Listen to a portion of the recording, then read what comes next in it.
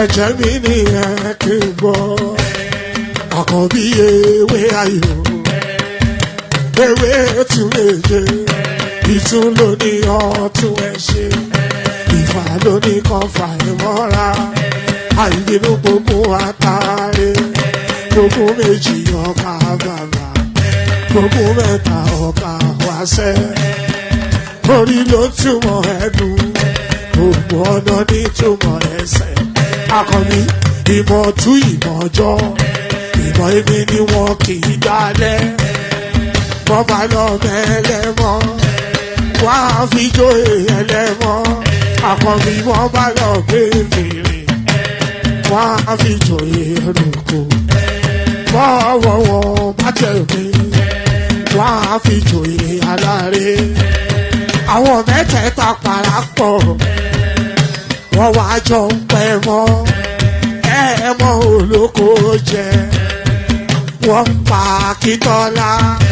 Akíntọ́lá ọmọ Ògún wọ́n ń pàdé Ìyọ̀dà ọmọ Àtàràbọ̀bà Àkànbí wọ́n ń pàdé Ṣàtàdàdẹ ọmọ ọba Ìjẹ̀bú Mèrè Aṣíwájú odò gbólùkẹrẹ ajagun lólòdì ọ̀run tó bá ṣe pé tìyẹ tó bá ṣe pé tìyẹ lọ bá ń darí jọ wí àpérò mi kún gbọ́wọ́ ọ̀bọ ti ṣìgìdì máa gbé àgétì ló máa ń gbé àyàn tí ìlàyàn ewúrẹ́ Ọlọ́run dákun má padà lẹ́yìn ẹ kó má gbàgbé ọ̀rọ̀ tẹ́ Aṣíwájú Ọlọ́run dákun má padà lẹ́yìn ẹ Àkànbí Ọlọ́run dákun má padà lẹ́yìn ẹ. Ayandaba, ayandaba, ayandaba, ayandaba.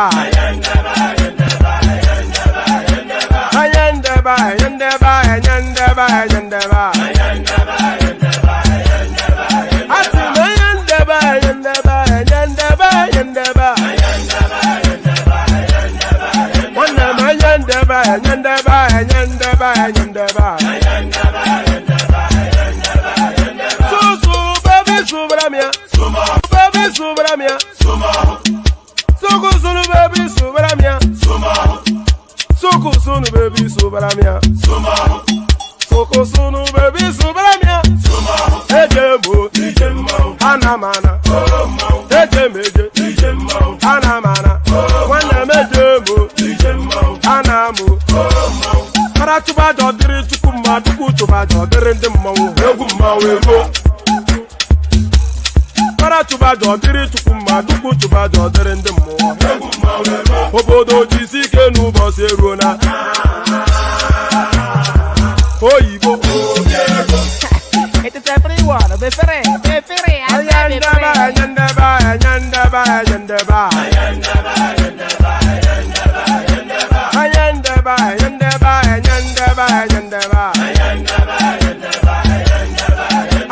ayandaba ayandaba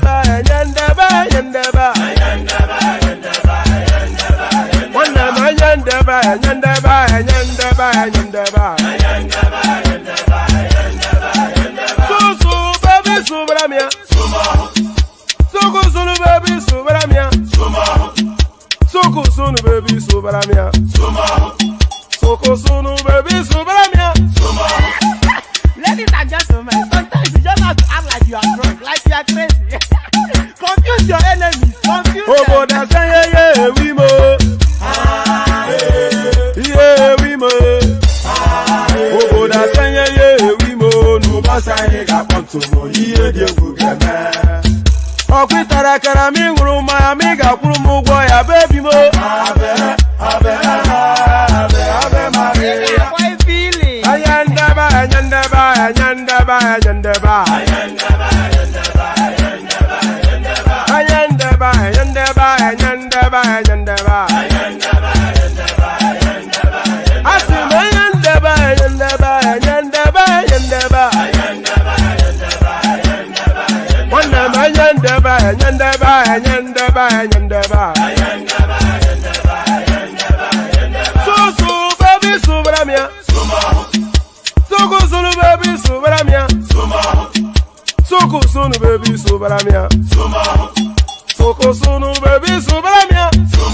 Ase kwa nefo jabani si akuna nyego bamkambasi ozo. Since I was born, but now I am getting youth. Akuna mota akuna koga. You can only see, but you can never get there. You can only see, but you can never get there. You can only see, but you can never get there. You can only see, but you can never get there. You can only see, but you can never get there. You can only see, but you can never get there. You can only see, but you can never get there. You can only see, but you can never get there. Listen, you can only see, but you will never walk there. You can only see, but you will never get there. You can only see, but you can never get there. You can only see, but you can never get there. I wish I go back to the old days when I used to be the kid in the 3rd grade, playing in the street with my homies all day. Cause we live so fast, now we can't relate. We come a long way, money can't wait. And no worry about a thing, happy all days. This is how we live, we cannot complain. And nobody leave, keep the old plans. Hey, when I'm better, I'm in Garti. Mingari Zuda Kari Party. Kodomin money, domin darty. Yo, go to phone it, bunny bucket as a party. And when I'm better, omin garty. Mingari Zuda Kari Party. Kodomin money, domin darty. Yo, go to phone it, bunny bucket as a party. Hey, chuagamne welly focus souvenir the film. Hanky wana hande, hanky jamon bale sim. Minyala fija nange jamon lengin bada tin. On sa kurang ala wura men ko jaro find. Sifty namo ala chifty ala ind. Idi now will the iwi. And there it is right there. Shifty Nama. I can never get enough. When you start to tire of that not American rap, when you start to tire of that Fulani rap, just let me know because I can never get tired of it. Just to the fluidity and the rhythmicness of it all, just the flow. I think that's what they call it in young people language, the flow, the flow of the whatever it is that is flowing. So there it is. A little bit of Fulani rap to kick things off. So good day to you, by the way. What is my manners? Good day to you. Good to be in your company. And how are you? So here we go again. Another day, another session. Another day to discuss the goings on within the Nigerian space. So here we go again. So big up to you, AB. Big up to you, everybody listening. So like I'm sure AB would have done. The rest of you follow that example. And click on the like button, just as I'm asking you to do it now. We are targeting 100 likes, and in the course of the show, we should be able to reach that and surpass it. So set us on our way so that others will feel encouraged to do the same thing when they see that you have done it. So if you haven't already, then click on the like button.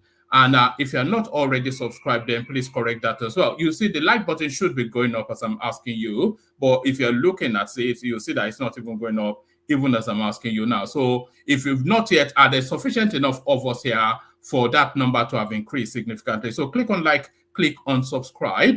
And then if you want to come and join me, this is the life soul of the platform.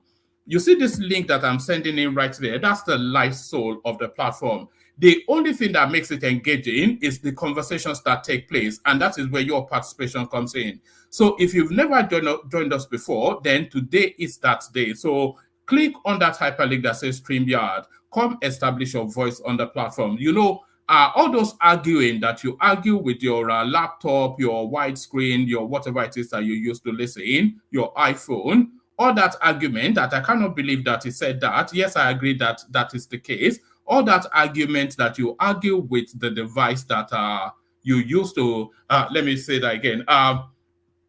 All that argument that you argue with the device that you use to interact with the session, come have those arguments on the screen. So click on the hyperlink that says StreamYard. You know the process. If you click on that link, it keeps you in a studio space. Soon as I finished fleshing out the body of the talking points, I'll let you onto the screen, invite your thoughts. So nothing, there's no complication to it. It's as simple as wiping your behind after you finish doing whatever it is you have done. So do that. Click on like, click on subscribe, click on that hyperlink that says StreamYard if you feel inclined to come and join us. And there's an invitation pinned on the comment section inviting you to buy your host cups of coffee. Click on that 3 easy steps and empty the contents of your wallet in there. So do all those.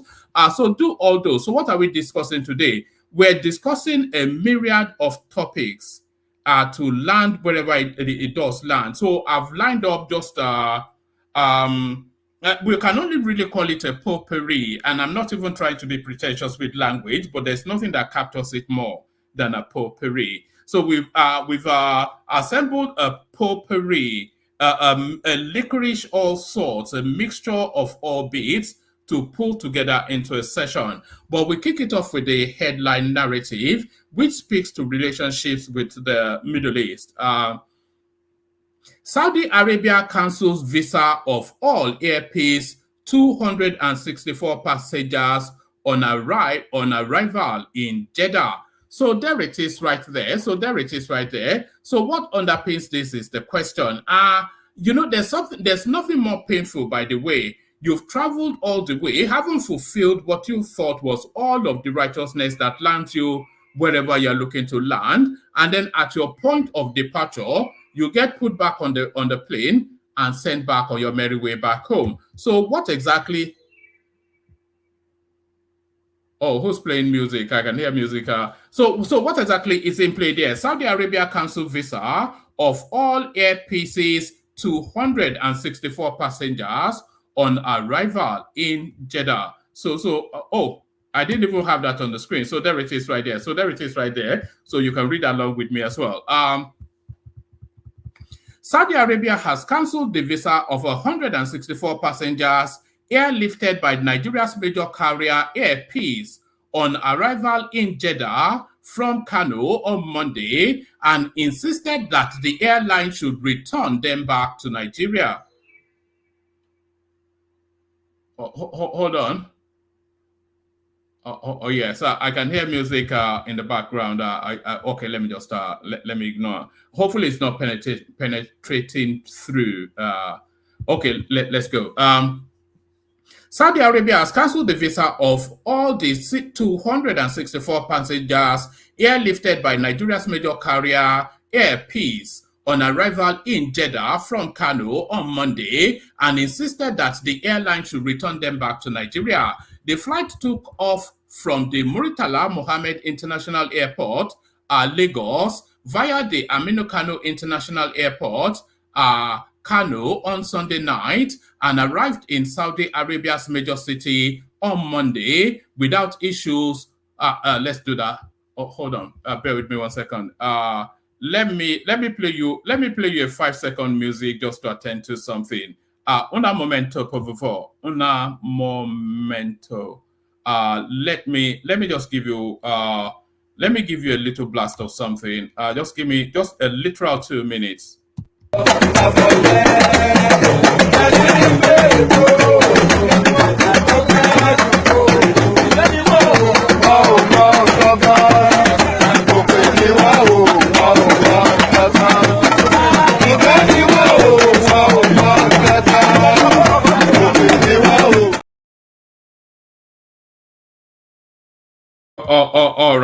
All right. So let's go again.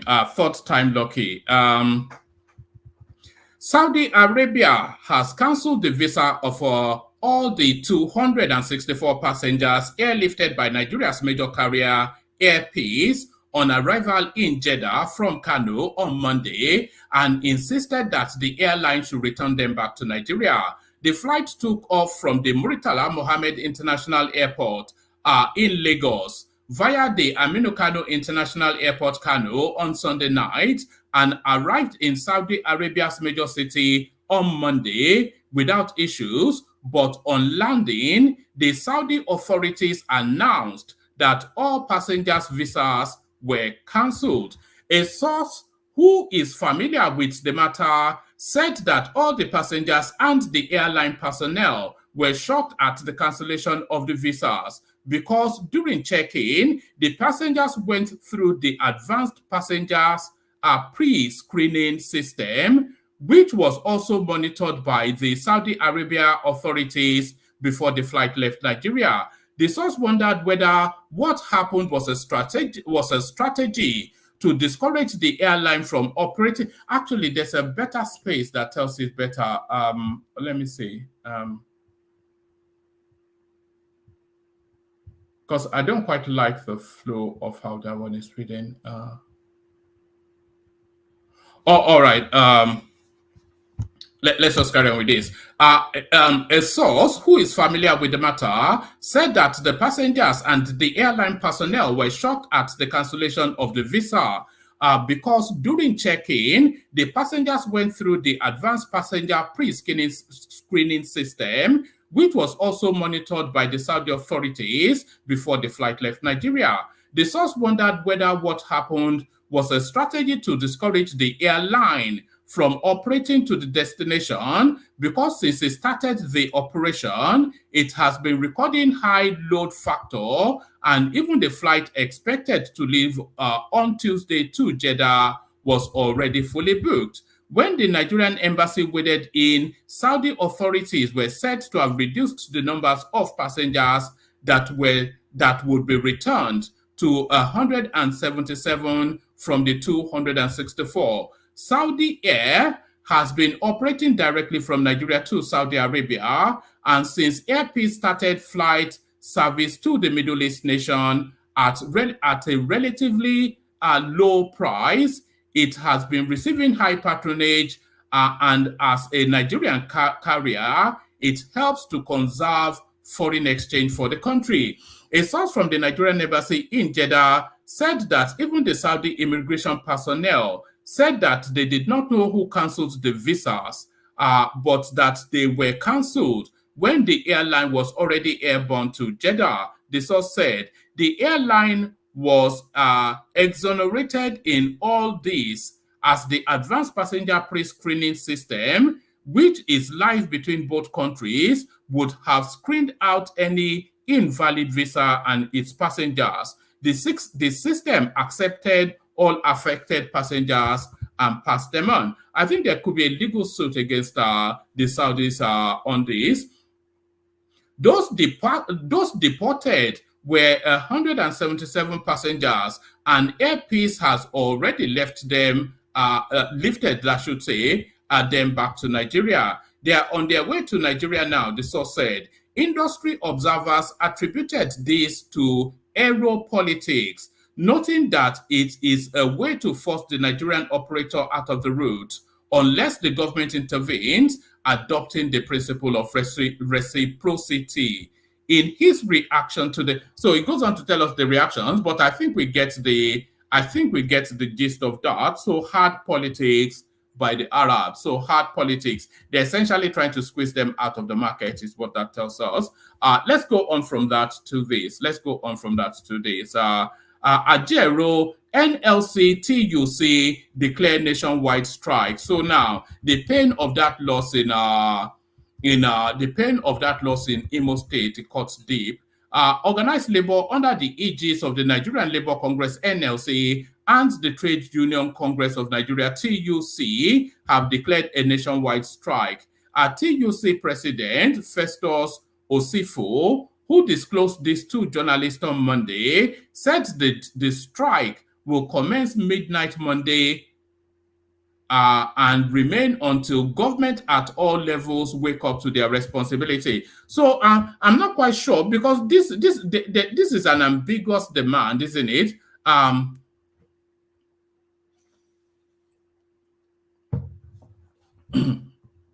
So it says TUC President Festus Osifo, who disclosed this to journalists on Monday, said the strike will commence at midnight Monday and would remain until government at all levels wake up to their responsibility. So that's not a specific demand, is it? But hopefully they specify in the course of. The unions directed its affiliates to implement the resolution of the NEC, National Executive Council. Correspondents report that the NLC and TUC on Monday, November the 7th, threatened to embark on a nationwide strike from Tuesday, November the 14th, to protest the brutality on Joe Ajaero, president of NLC. Ajaero was hospitalized at the Federal Medical Center, Owerri. So it goes on to, so that's exactly also the Bruce Tigo of that guy essentially still in play. Senate to consider diaspora voting bill this week. So how exactly that works, I don't quite know. The 10th Senate has assured that it will reconsider the diaspora voting bill this week. The Senate leader, Opeyemi Bamidele Ekiti, APC, made this known during a virtual dialogue organized by Engage Diaspora Foundation in collaboration with the Directorate of Diaspora and International Affairs of his office. The dialogue was themed a pivotal step towards achieving diaspora voting rights. Recall that the 9th Senate had, in March 2022, rejected the bill on diaspora voting. The bill has sought to amend the 1999 Constitution to allow Nigerians living outside the country to participate in the electoral process of voting and being voted for. So how do you vote first, and then how do you get voted for second? So you are in New Jersey, wanting to be the representative of Ekiti East. So how does that work then? That you campaign and you get voted for from New Jersey to come and represent Ekiti East. Nigerian citizens in diaspora have shown tremendous interest in participating in the electoral process. They make considerable contribution to the economy through huge financial remittances to the country. Diaspora voting is consistent with global best practices, said. In his presentation, Bamidele, who was the chief host / chief speaker at the event, assured Nigerians in diaspora that the 10th Assembly will put in more effort to pass the bill this time around. He said, "We will do our best to make sure that this time around we achieve your desire in this regard." When you talk about diaspora voting, it is right. If anybody is granting you that right, it is a right. If anybody is granting you that right, it is not as if they are granting you any favor. It is your right. The essence of this fight is just to make sure that the right is recognized in our constitution, because the constitution is the basis upon which every other thing rests. Oh, all right. So that's diaspora voting. I'm not going to read too much of any of them because my voice is a bit. I don't know. I feel dried up somewhat. I'm not quite sure if I'm on the cusp of a flu or. All right. Let's go on to the. Let's go on to the next one. Let's go on to the next one. I think everybody will applaud this one. Tinubu orders withdrawal of policemen from VIP. So this is something that Nigerians have been anchoring for quite a while now. The Minister of State for Police Affairs, something Suleiman Ibrahim, has revealed that the Police High Command will execute President Bola Tinubu's directive for the withdrawal of police personnel from VIP security duties and developing a community policing strategy, amongst others. The minister made the development known on Monday during a 2-day management retreat at the Ministry of Police Affairs, whilst noting that the Nigeria Police Force and the Ministry of Police Affairs were at a critical juncture and currently struggling with the consequences of decades of neglect. So it goes on to spill out more stuff, but that's the essence of that. So we leave that there and go on to this. Dangote Refinery secure license to refine 300,000 barrels of crude. So yes, there was a time that license was being withheld by NNPC for a moment. Africa's richest man, Aliko Dangote, has said that his refinery has secured a license to refine more than 300,000 barrels of Nigerian crude per day and will begin to process our gasoline soon. We don't want to start our refinery with foreign goods. We want to start with the Nigerian crude, Dangote said in an interview at Riyadh in the sideline of the Nigeria-Saudi Business Roundtable, according to Bloomberg. We are more than ready, and you will see our gasoline product soon, he added. The refinery was supposed to have started production in August, but missed the target in addition to several others over the years. But Dangote insists that his refinery will be starting production very, very soon. The refinery's first priority is to supply gasoline to Nigerians, to Nigeria before exporting elsewhere. So that's Dangote then claiming to have somewhat of a good news. All right, that should do for that. So that should do for that. All right. We go to the Kegite music. We have one panelist with us so far, so we kick it off with him, and then we see how it goes. Let's go to the Kegites first. Only water, where they see my water.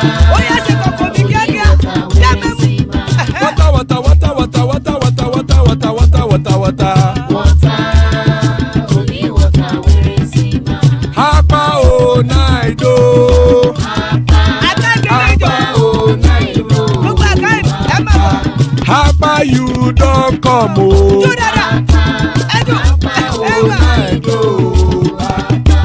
Hapa oh night oh.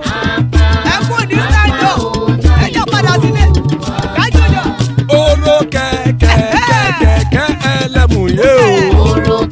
Ide shodi ya keke elemu re o. Bobby master keke elemu re o. Chief Wela ti keke elemu re o. Eruku lele elemu de. Eruku lele egbe elemu dode o jare o. Eruku lele Ghana ti de egbe body o. Ọmọ ẹlẹ́yẹ ẹ̀yẹ o ó dilé o. Odúyẹ̀lá ẹ̀yẹ o ó dilé o. Petrosonama ẹ̀yẹ o ó dilé o. Petrosodunke ẹ̀yẹ rẹ̀ ó dilé o. Ẹlẹ́kọ̀ ọ̀run mú ìní o.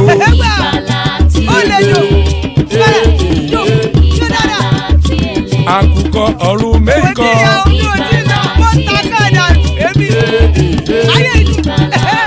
Ikú kò ní ríwà gbéṣe o.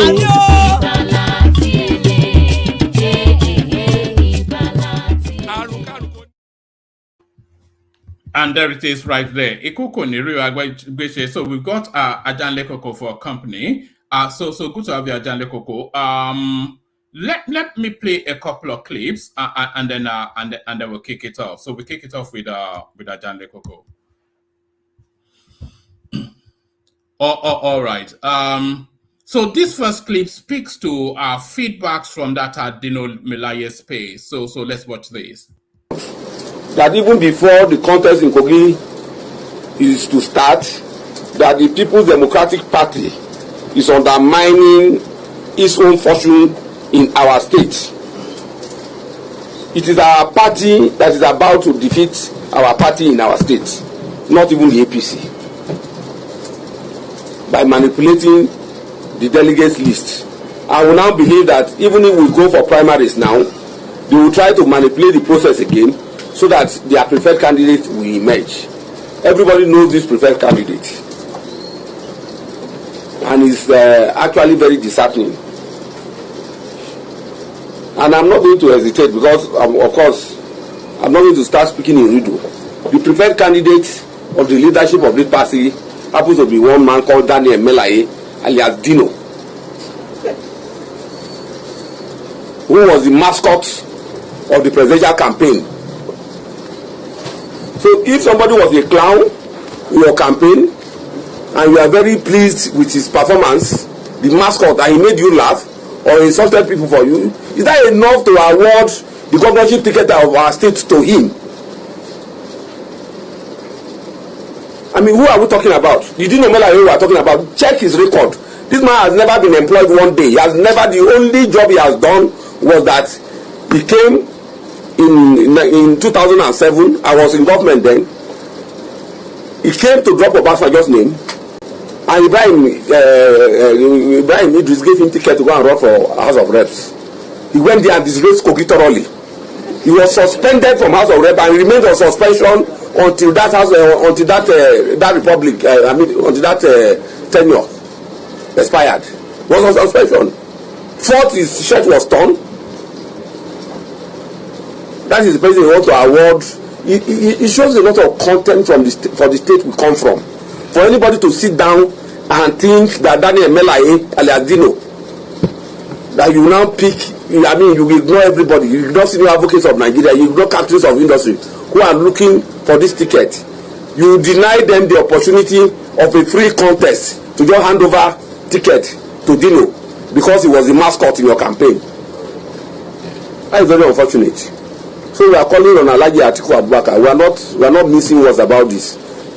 We believe I mean, we have heard his denial, but we do not believe him.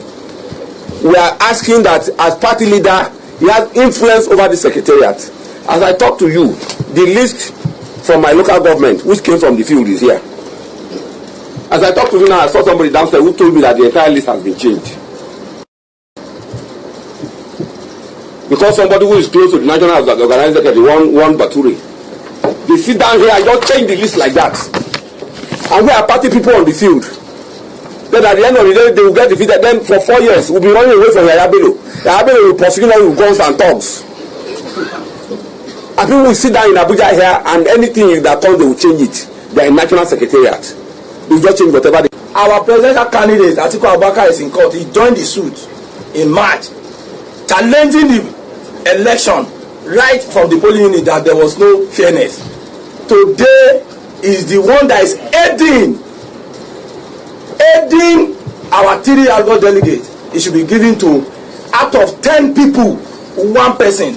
They've changed, as I'm talking to you, gentlemen of the press, they've changed 185 names to be given to 1 person. And they were begging, if 10 people is contesting, and all of them bought form, this is the list. This is the name of the people. You could see right here in legal replacement. This is the list of the people they have changed. We have their name. This is it. And this is the name of the people they elected, that they were properly elected from their ward. So if they give 185 delegates to 1 person out of 10, how you have already scored him 185. And they will go, you are asking for free, fair. Is that free and fair? No, there's manipulation. And they say the Atiku Abubakar is writing a agenda that he does not have an anointed candidate. How can it's unfortunate. If you go to Obasanjo's book, Under My Watch, you will see how Obasanjo described him. He's at the point in time supposed to tell Nigerians that no, what Obasanjo say about me is lying. But he's telling Nigerians now, he's telling Kogi people that what Obasanjo say against him is truth. We are not going to condone it any longer. Yes, my final submission. PDP can give their ticket to whosoever they like, but we'll give our vote to whosoever we like. We are sure, Kogi, we are telling Nigerians, when the time comes, nobody will say they win Kogi election. Kogi, we are not going to win. We are going to do free and fair. If this list is not corrected by the special grace of God, Kogi will not even take thought. PDP will not take thought. Yes, we promise it. We will ask. All right. So, hold on. So that was essentially the build up to that election, Kogi State. The party had no faith in the candidature of Dino Melaye. The party already lost the election the moment Dino was given that ticket. So that's the feedback. So that's the feedback from that party. So that's the feedback from that party. Let me play you a couple more clips. Let me play you this one. Let me play you. Oh no, let me skip this one. Let me play you this one. This is feedback to the Tinubu administration. ẹ gbà wá o ẹni ká dìbò àdìbò fún yín tẹ wọlé ẹ fìyà jẹ wá o ẹja tààrà ní 30,000 ó di 70,000 kó tẹ 15,000 ó di 40,000 ẹ ṣàánú ebi ń pawọ́ ẹ má ní wá lára a lè jáde a lè jẹun o a ti wà nulẹ̀ ẹjẹ ìdọ̀dà ń tàkà fi rànmọ́ ní skúlù a lè rànmọ́ skúlù bá a lè jó a lè wá sọ́jà mọ́ a lè jẹun ẹ ṣàánú ẹ má ní wá lára ara ní wá o ara ní aráàlú ẹ ṣàánú ẹ má fara ní wá o ẹ bá sọ gbogbo èdè rọ o ọ̀tẹ̀ yìí kò dáa fún wa o ọ̀tẹ̀ yìí ó ní gbogbo òlú lára ni ọ̀tẹ̀ yìí ó ní gbogbo òlú lára ẹ má ní wá lára ẹ má fara ní wá ẹ ṣàánú wa ilé làwọn àdèjáde àdèjẹun àròwó tajà àròwó jẹun gbogbo tẹ̀ ṣe fún wa ó ní gbogbo òlú lára ẹlẹ́jọ́ ìgbòdo sọ̀rọ̀ ẹ ṣàánú wa o Tinubu ẹ ṣàánú wa o ìjọba Èkó yìí náà ẹ ṣàánú wa ẹ ṣàánú wa á ti dìbò fún yín kò yẹ kó ẹ wá ṣe báyìí fún wa Sanwó-Olú ẹ ṣàánú wa ti dìbò fún yín gbogbo tẹ sọ kọ́dẹ padà wá ń ṣe yìí ẹni wá lára ni ẹni ẹ máa dùn aráàlú ẹ dùn wá nú ẹja ta fi ṣe gbàjọ ta fi rán wọn léwe ẹ jẹ́ ká rán wọn léwe mọ́ ẹ jẹ́ ká rán oúnjẹ jẹ ẹ ṣàánú wa ẹ ṣíjú àánú wa ẹ má ní wá lára ara ní aráàlú gbogbo ọtọ rẹ jẹ ara ni wọn àwọn tàtà ara ni wọn ẹ ṣàánú wa o ẹ ṣàánú wa Sanwó-Olú àbọ̀ ẹ̀ Tinubu ẹ ṣàánú wa o a ti dìbò fún ẹ wá wọlé tán ẹ̀yin ọmọ Yorùbá ẹ wá ní ọmọ Yorùbá ara yín lára jẹ́ ẹ ṣe jẹ́ kí ìbò wọlé tí ìbò bá wọlé kò ní rí báyìí ṣèbí ẹ̀dá ìdẹ̀bà ṣe kí lè ṣe kankan ẹ ní kankan ṣe fún ẹni wá lára ni èmi lọ́kàn ó ti kàn yín sí tẹjọ́ mi Èkó ẹ ṣe dáadáa fún wa ẹni wá lára ni ẹ ṣe dáadáa fún ara ni wá àrùn jẹjẹ tábàtàjà kan pọ́jọ́ gbèsè ti pọ̀ ju o gbèsè pọ̀ ju ẹ ṣàánú wa ẹ ṣàánú aráàlú o ebi ń pawọ́ ẹ ṣàánú wa o tábàtàjà kan pọ́jọ́ owó ẹ ṣàánú wa o láṣẹ kẹ́ bàbá yín kẹ́ ṣàánú ẹ mú tiwa rò ẹ̀sùn kẹ́ mú tiwa rò ẹ̀sùn kẹ́ mú tiwa ẹlẹ́jọ́ Ìgbòho sọ̀rọ̀ ẹ mú tiwa rò ẹ ṣàánú wa o ẹ ṣàánú wa fún gbogbo àgbáyé ẹ ṣàánú wa.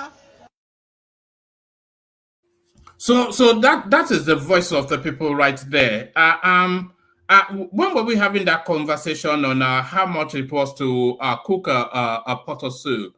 So that's the feedback right there. Right, organic from the streets. The people have had enough. They cannot carry the weight of what our Tinubu is vesting upon them. They cannot. And that wasn't even he said that maybe you should have let for the non-Yoruba speakers. Yeah, she was saying maybe you should have let the Igbo person come in because he certainly would have done a better job. You said Emilokon, now you are there and you are killing us slowly. Have mercy on us. So now that's the voice of Nigeria right there. The Tinubu administration not working for them. It's not me saying it, it's organic from the streets. Organic from the streets. So now, we said we'll be doing a throwback we'll be doing throwback clips to look at a historical moment within the Nigerian space. So we looked at the Muritala coup that removed Gowon from office yesterday. So today we'll be looking at that now, what has now become a lexicon within the Nigerian language, Ghana must go. So Ghana must go, but where did it start? It started from here. Well, if they don't leave, they should be arrested and tried and sent back to their homes.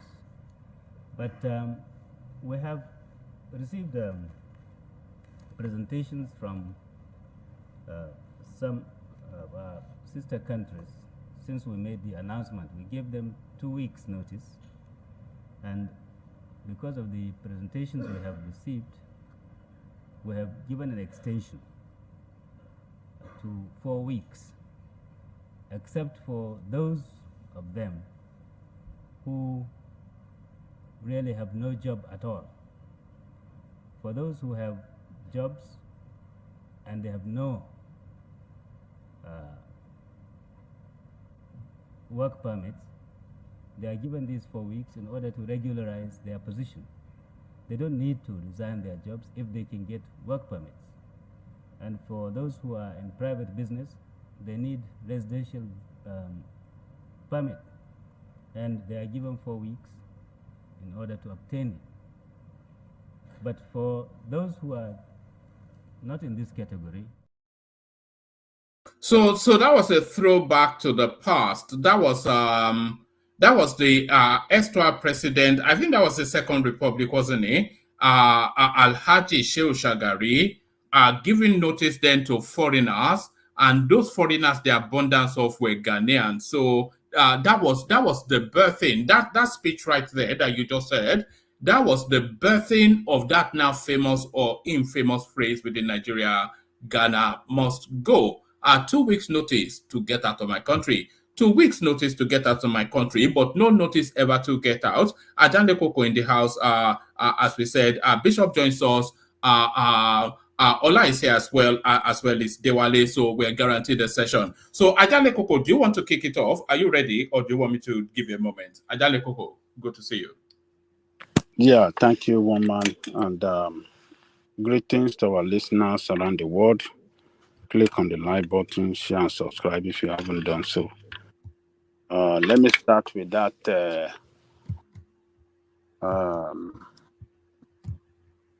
Mama Onyibo, or what did she call herself? Yes, Leja Onyibo. Yeah, Leja Onyibo. Yes. That's the voice of the people right there. For all of the grammar we come here to, and this is what Ekene has been telling us. So Ajande Koko, but carry on, yeah. Yeah, this is what Ekene has been telling us. So if you can hear Mama Leja Onyibo lamenting in this way, calling on the president, the governor, and those of them in power to do things right and make life better for the people. Everybody should feel concerned, because these are the real voters. More to it, those are the real Nigerians, because we are not the real Nigerians, because we have the options not to be Nigerians, but those are the real Nigerians right there. Yes, you. I think you describe it very well. These are the real voters that voted them in power. These are the people that in the rain, in the sun, they can stand for hours and vote and wait there to see their vote count before they go home. These are real patriotic Nigerians. They are not a lot of educated Nigerians that doesn't know their civil responsibility, that does not vote, only to go around and talking nonsense everywhere. And in a democracy where you see educated people that doesn't vote, that democracy will fail, because they are the one that can stand up, can speak out, and can, direct people like this Mama Lata, direct them, inform them how things is working in the country, or how the program of the government, the best people they can vote for, that will make positive impact in their life and their future, and the future of their children as well. But what do we see in our own space? Educated doesn't vote, and the few ones that vote alongside tribal and the nonsense religious line, not on issues, not on issues that matter for the interest of the country. So for this mama to be very courageous, to ask his children, put me on video, let me speak out to the whole world.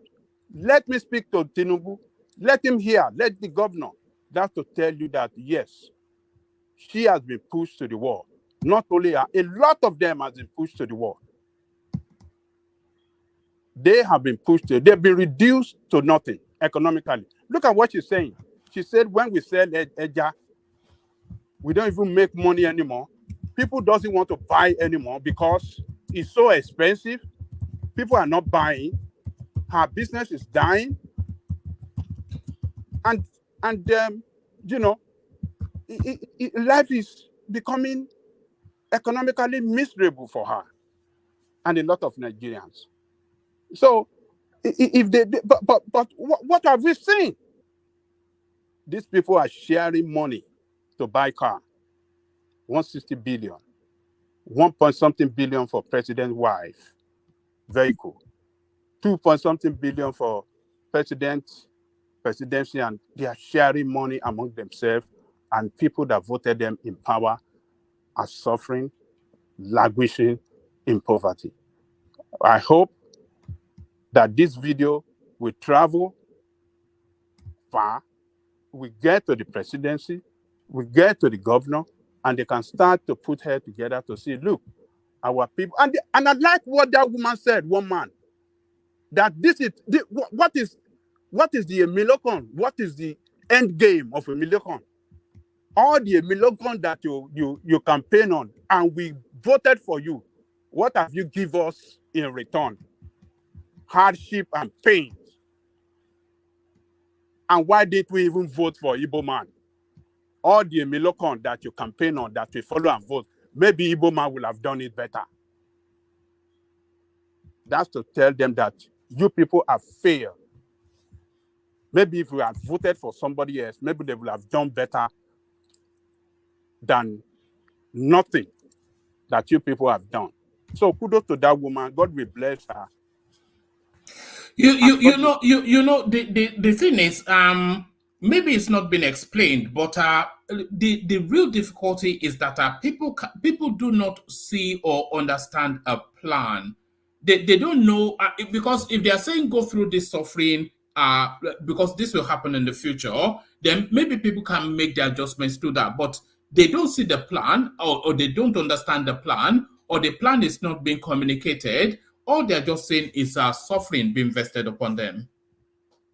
Let me tell you, one man, when people are contesting for power, and they're giving all sort of assurances and telling people that we will make life easy for you, we will make things better. That says a lot. If you can't make it better, when you know you're going to make a hard decision or hard policy that will inflict pain on the people, then tell the people. Tell them the truth. Don't lie to them. You lie to get their vote.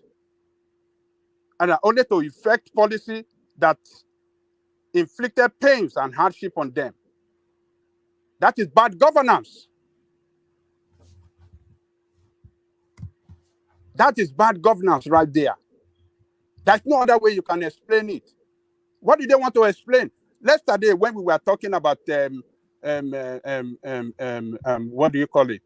Muritala yesterday, I was telling people, I said, look, all this grammatic and top people way of analyzing government action. Sorry, Ajanle Koko, just a notice. Baba T, if you're listening, pop into the studio for a moment. There's something I have to tell you. So, Baba T, if you're listening, pop into the studio for a moment. Sorry, carry Ajanle Koko. So, I was saying yesterday when Baba was telling us all, what Muritala did, the way he destabilized the civil service, and all the things he did that were not good. Later, when you left, I was telling them that is to the people upstairs. That is to the educated of you up there. That,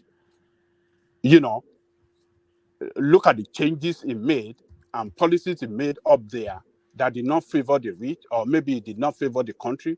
But what he did to the common people that we have never seen in the history of that country was that within 6 months that Muritala governed that country, food was so surplus and cheaper. There are some food that he allowed to come into Nigeria that we never seen before, like geisha, like carnation, and cosmic. This rice that we used to have, Uncle Ben's rice, but during this time he allowed some other rice to come in, like Caroline rice. I can remember because my mom said grocery, Caroline's rice. There's this other kind of rice, and everything came in. Plenty of food they imported. Meat was very expensive.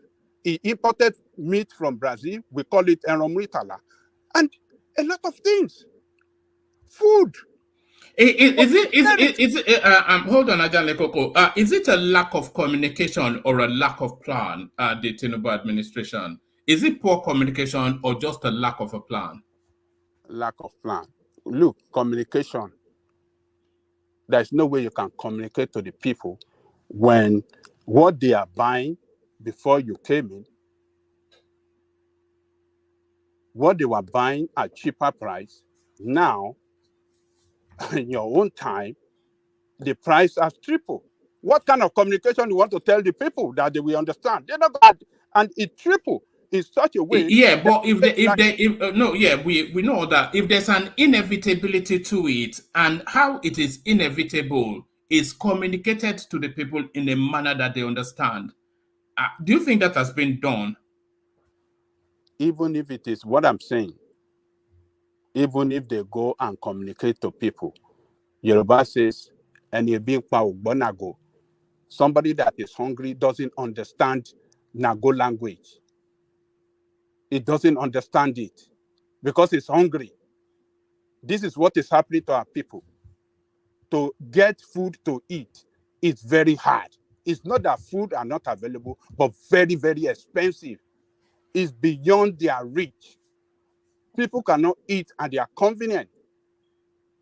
It's so hard to buy food and eat in Nigeria. Yes, but going with the Yoruba adages, wara osile ni, wara le walola. So if they could have used that, they could have used osile ni, wara le walola. Ìwàrà tó wà lọ́la kó tó dé ńkọ́ tẹ́gbẹ́ dẹ̀ pa mí kú lè ní ni one man.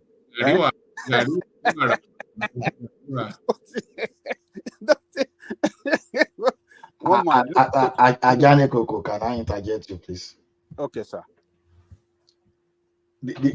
My own contribution to it is this: are we not really expecting too much too soon? While I understand the position of the one that need to be fed, at the same time, we need to really understand our situation.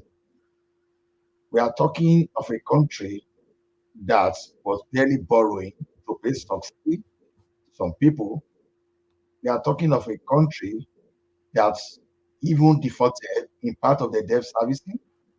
So we are talking of a country that is ravaged by insecurity, that even people that are into subsistence farming can no longer go to their farm. And we are talking of a country that our currency is so weak. So to me, I think it's due to mount pressure to let the government of the day know that people are hungry. But I think at the same time, we need to be fair. We need to be fair in our assessment, because if we are looking for kia resolution, I think we are not being realistic. And going back to that of praises for Murtala Muhammad, let's be realistic. Is that not kind of the attitude that brought us down to our nail when we became a consuming nation, where we've not really strategically positioned ourselves to produce? Because when we produce, we need to earn money before we even buy food. So no. What I suspect Ajahn Lekoko is arguing, or certainly what I will argue, is that it could have opened up a short import portal to flood the country with our food. So at least it will remove hunger there. All that money that he said that he saved from and our 40% of our economy was going to fuel subsidy, by the way. So all that money could have been a short, sharp food importation buffer space to allow agriculture to catch up with needs and the country to rebalance. So you can't tell the people to starve through your economic reforms. I think that's what Ajale Koko is saying. I agree, but what I'm saying is, except for the display of irresponsibility by our lawmakers, the way they are sharing some kind of benefit, big bonuses, big cars, and big assets among themselves. See, the question is, do we really have that money? Except we are saying the government should not be importers. No, we do have the money. The federal allocation distribution has quadrupled. We covered this a few sessions a few months ago. The federal allocation to the states, it has quadrupled just off the back of the removal of that fuel subsidy. So there's a real gush of money that came through, and that money should have been repointed towards the people directly, in especially that food space. Okay, I agree with you that it has quadrupled, but the question is for those money too, there are obligations for those money. It's not because instead we are talking about some of them, they have balance, they have arrears of worker payments, and they have some kind of debt obligations. So many things. See, I'm for people to be well fed. Don't get me wrong, and I'm for people to mount pressure on the government. But I'm talking from our own point there that we understand what is happening. I think we should not just play into the hands of the politicians or those people that we're not actually playing to the what we're responding to is the outcry of the people. So we can understand the economics of it, the rebalancing, and all of this sort of highfalutin language that we come here to speak every single day. So we can rationalize it away and use English to finesse it and whatever. But where it really matters was that voice that came through from that woman. That's not an obedience, but not by any stretch. That is a proud, steeped in the wool, very proud of our culture, Yoruba. You heard her voice, and what she's saying is that, look, we cannot bear it anymore, and the government has to do something. No, I agree. The government, we have to do something, because I think that's one of the reasons they now grant access to those people that are importers of food. So that's why I said, except if we say government should be the one to start importing. But if we give license for people to import food now, if you are paying palliative to some people, I would say the government is doing what's supposed to do, but they can do better. That's just the way I see. I will never use Murtala Muhammad model. No, forget Murtala Muhammad, so that we can get back to Ajale Koko. Yeah. So if there's anything we can push, the like of Buhari are those people that brought the economy down. If people can actually stand by the government, maybe they should be the first set of a government official in the democratic dispensation to go to jail. If we can achieve that, I'll be happy. But the government can do whatever they can do to make people live, but I think we have to be realistic at the same time. Thank you. Oh, all right, thank you, Ola. So back to Ajale Koko. Ola says to be realistic, but the optics also, like you rightly said, you cannot in one breath be sharing 160 million naira cars a pop amongst yourself, throwing agbada all over the screens, and in the other breath ask the people to starve through economic reforms. That essentially was what that lady was speaking to, Ajale Koko. You're right, one man. Look, all these women you are saying, you can say maybe they don't understand or they don't know what is going on. They know. They listen to Yoruba news. They listen to Iweroyin. This is the news point in Yoruba. They listen to it because they want to know what is going on. So they listen to everything. They know that the way they are sharing money, they are very bitter. They are hungry with them. You can you can feel it from that woman, that anger, that disappointment is from her heart. It's from my heart. Listen to and listen to that voice very well. You can know that it's a genuine disappointment in Tinubu and the way he's running the country. The pains they never experienced before is what they are going through now. Even when Buhari was there, they didn't go through that kind of pains and suffering. They can't travel from one place to the other anymore because of cost of transportation. Now they cannot eat the way they used to eat, and the cost of living is so high. The rent is so high now. Everything is just expensive. How during his short time in government, and it just happened fast since he came in. And you said they want them to listen. They're not going to listen. You want them to listen to what? When during the campaign you promised a lot. I will make life better than the way it is for you now. And what happened is the other way around. So I wish a lot of Nigerians can start to speak up. Look, one thing in democracy is that people in government can be very sensitive when they see that people are pushing. Do you think direct action is needed to force the point? There's been this call for people to roll on the streets, like a day of rage, sort of not necessarily a riot, but somewhat of an organized protest to say that and a civilized sort of end SARS, end hunger. Do you think the people need to roll on the streets to hammer the point? Look, one man.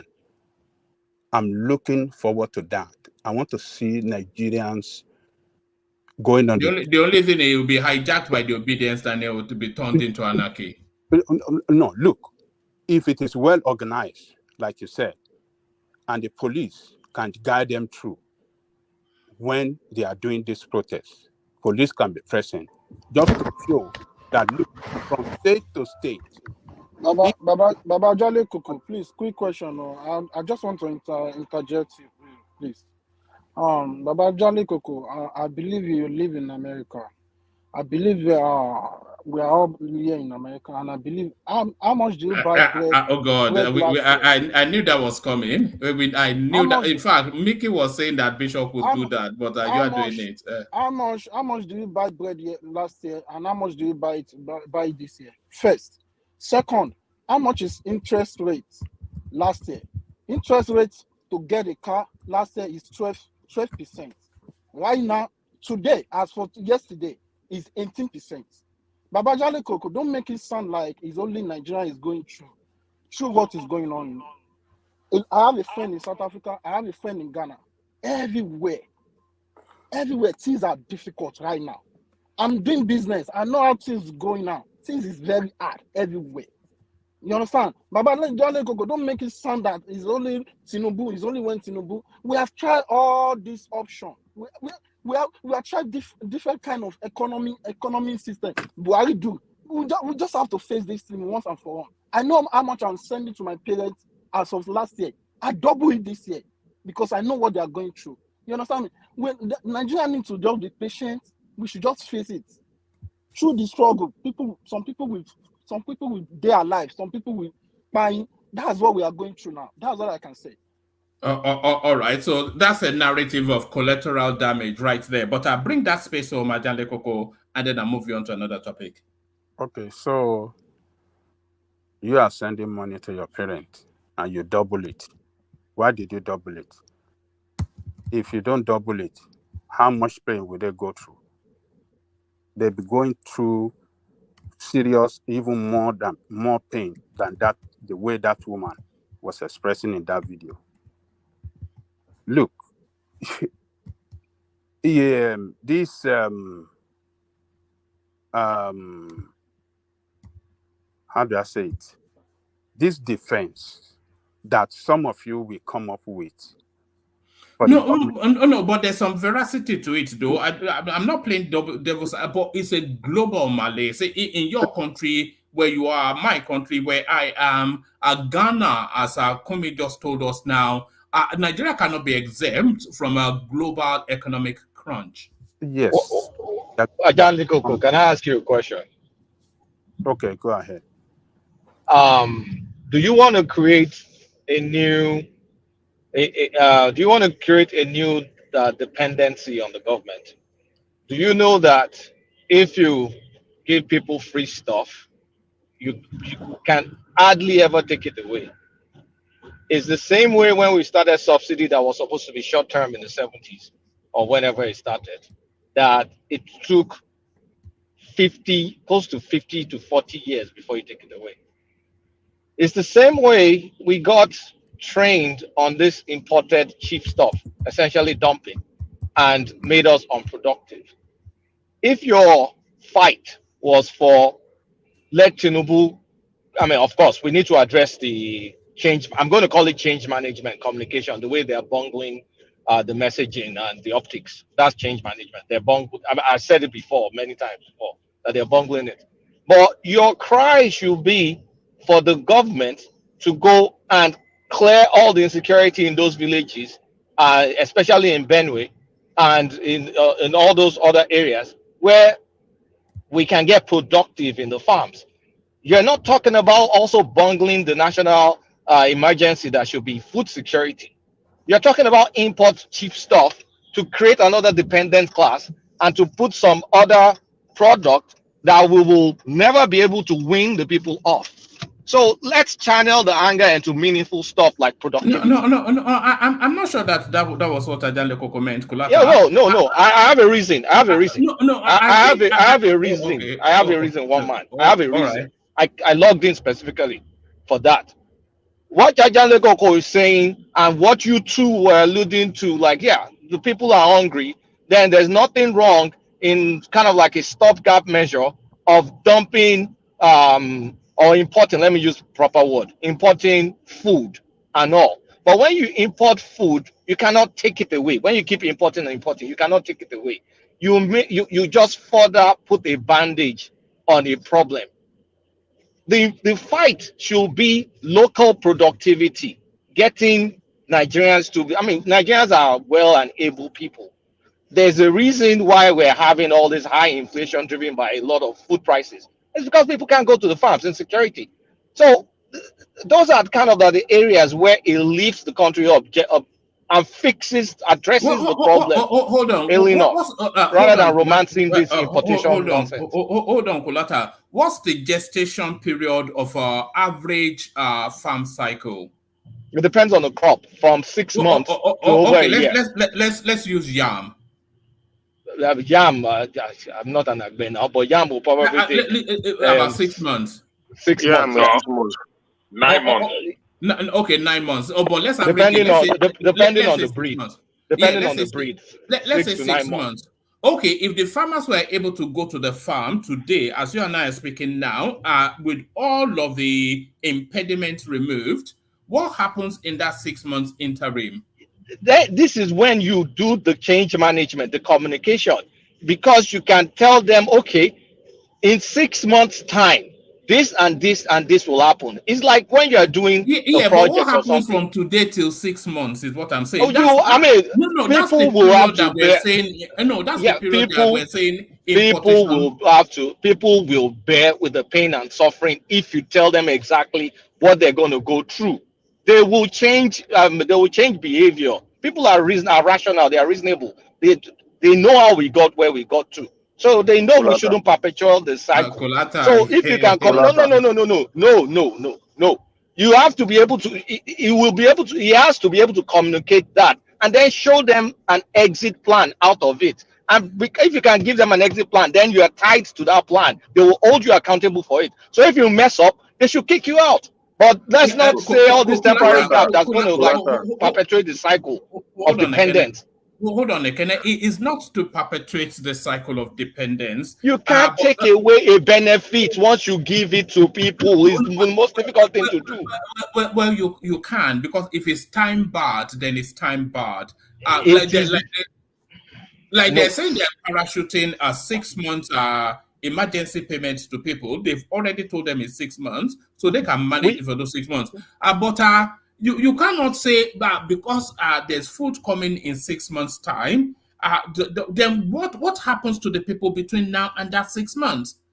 You cannot ask them to endure. It's not their responsibility that the country got into that situation, and they don't want to know that you were not in government. It's the government that got them there, and it's the government that has to take care of it. They don't want to understand that. That's where the government. Okay. The Yeah, government. Waman, good morning. Good morning, Waman. What please? Hold on. Yeah. Let That's that point, Kulata. Yeah. One man, I want to ask Kulata a question though, before you conclude. Oh, let I think Kulata it's land breaking that. up. Yes, I think it's on a mobile device.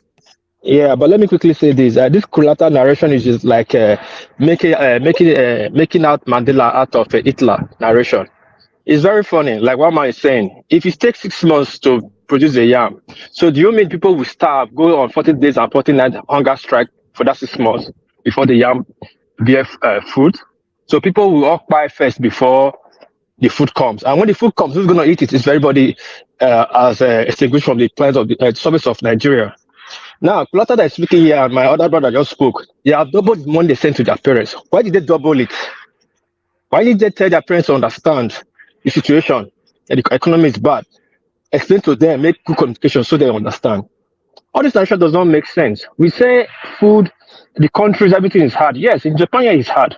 But there's provision for it. You can still get a job in Nigeria, in Japan.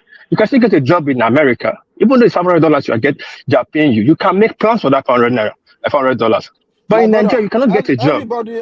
No, hold on, comment. Hold on. We don't want it to turn into Yeah. But in Japan or in America, you can get a job, you are paying $500, which you can make a plan for, adjust your pocket to. But in Nigeria, it's not like that. There's no job, there's no money, there's no food, and you tell people to still wait. Wait for what? It's not to do. Sorry, Mom, let me say this. It's not to do the most simplest thing. Try and create a window to ease out the pain, letting people to adjust. But the government is not adjusting. You are releasing billions upon billions on government officials, ministers, but nothing's getting to the citizen. Tanzania did it for 5 years. Ask Tanzania how. That costs expenses. Let start from the top, not from the bottom. All right. Can I put that question? Kulata has dropped, by the way. I think connection problems are, but put that question. Okay. I'm sure he's still listening. Okay, one man.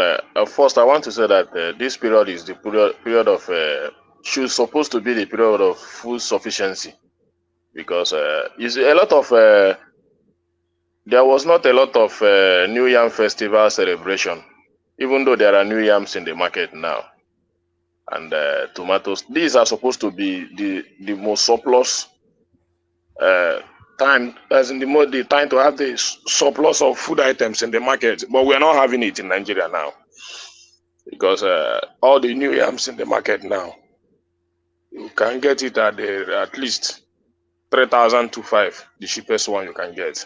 So it's not everybody that can afford it in the country. So when now we are not getting it cheap, when are we going to get it? This is supposed to be the time we are supposed to get it cheap. Those food stuff we are talking about. But and another thing is Kulata talking about communication and all that. Communication is not only when you come to the national TV to announce palliative for 6 months and all that. Communication also depends on the way you carry yourself as a government. When people see you living a lavish lifestyle, it's not a good communication to the public. People are seeing what is happening up there compared to the common man on the street. People knows it. So I wanted to ask Kulata, the communication he's talking about, is it only when they come to national TV to speak? Or does it include the way they act, the way they carry themselves, the way they even sign their own expenditure? Is that not also communication? And that is the question I want to put to Kulata. And is the government doing it? All right, we'll leave that question rhetorical. Ajanle Koko, back to you. Bring that space home, and then we'll move on. Thank you, woman. You see, food, even this America, the cost of living, cost of food, inflation is high. People are showing resentment against the administration. People don't listen. People don't care. You have taken the job. You have promised us you're going to make life better. Make it life better for us when you are there. Whatever you are going to do, roll up your sleeve, get down to job, do the job right. Let us see that you are making progress. That is what people care about. People don't want to hear complaint. When Obama got the government, economy was almost collapsed. He rolled up the sleeve. It took some action, and it brought the economy back on track. That is the way people in government must work. That is not what we are seeing, but what they are seeing. You think these people, you think they don't know the way they are sharing money? How do you want to convince them? They hear the news, they listen to news, they listen to Yoruba news, and they have heard it the way they are sharing money, and they are very hungry. You can't be telling me to be sacrificed. You are telling people, keep on sacrificing, but you are sharing billions to buy car. No, it doesn't work like that. Even the United States, even our council, this thing, our senator, what do you call it, our councilor, our this thing. Sometimes we see some of them, we buy at the same market. Our assemblymen, the only thing you can know that is his assembly, you don't see police with him. The only thing you can see, maybe you see his tag, his car registration. They can write there, assemblyman. They will write the district. That is the only thing you won't see police with him. He will drive himself, come to the grocery store, to Walmart or some of this store. We buy something together. Many people, some people that know them, they will shake hands. Some that don't know them, they walk away. So, because you see these people, they don't buy in the same market. They live too large. The state have provided too much support for them against ours, and that's why they don't feel our pain. We are not in the same country. They are in different country. We are in that country to serve them, whereas they're supposed to be serving us, but it's we the people serving them. That's why they don't feel our pain. They have security running around with them. We don't have security. They have bulletproof car. We don't have bulletproof car. They have security. Their children, their wife, everything. They have security around them all the while. They buy expensive food, expensive clothes, but we are suffering. So they don't feel the pain. That is why they cannot take action. So what Kulata was saying, they should be. We should be. They should fight security. Yes, if those money they've used to they have allocated for themselves for cars or for vehicle. If those money, if they are making that, they have started hiring maybe police officer, or let me say, security officer, maybe 1,000 or over 100,000 or over 500,000. They are saying, okay, they want to commit it into the security ravaged area, so that we can fight this security, so that farmers people will show sense of belonging that, the government is standing up to do something for them. But we are not seeing such action. What we are seeing is for them sharing money, and you say for them to keep sacrifice. They're not going to sacrifice. They won't understand. It's so unfortunate. So more of this video, people should be posting video, and people should schedule date to go on the street and demonstrate. Look, in democracy, when people don't come out, all right, bring that space on, okay. Yeah. When people don't come out to protest against bad governance, people in government doesn't know what is really, particularly like ours, that are so insensitive. They won't know that, yes, they must start to do things right for the people. So that's on that one man. Let me thank you, and I agree with a good 80% of everything that you said on that space. Let me take you to the space, Ajande Koko. Saudi Arabia cancel visa of all air pieces 264 passengers on arrival in Jeddah. So this is a narrative now of our sharp business practices.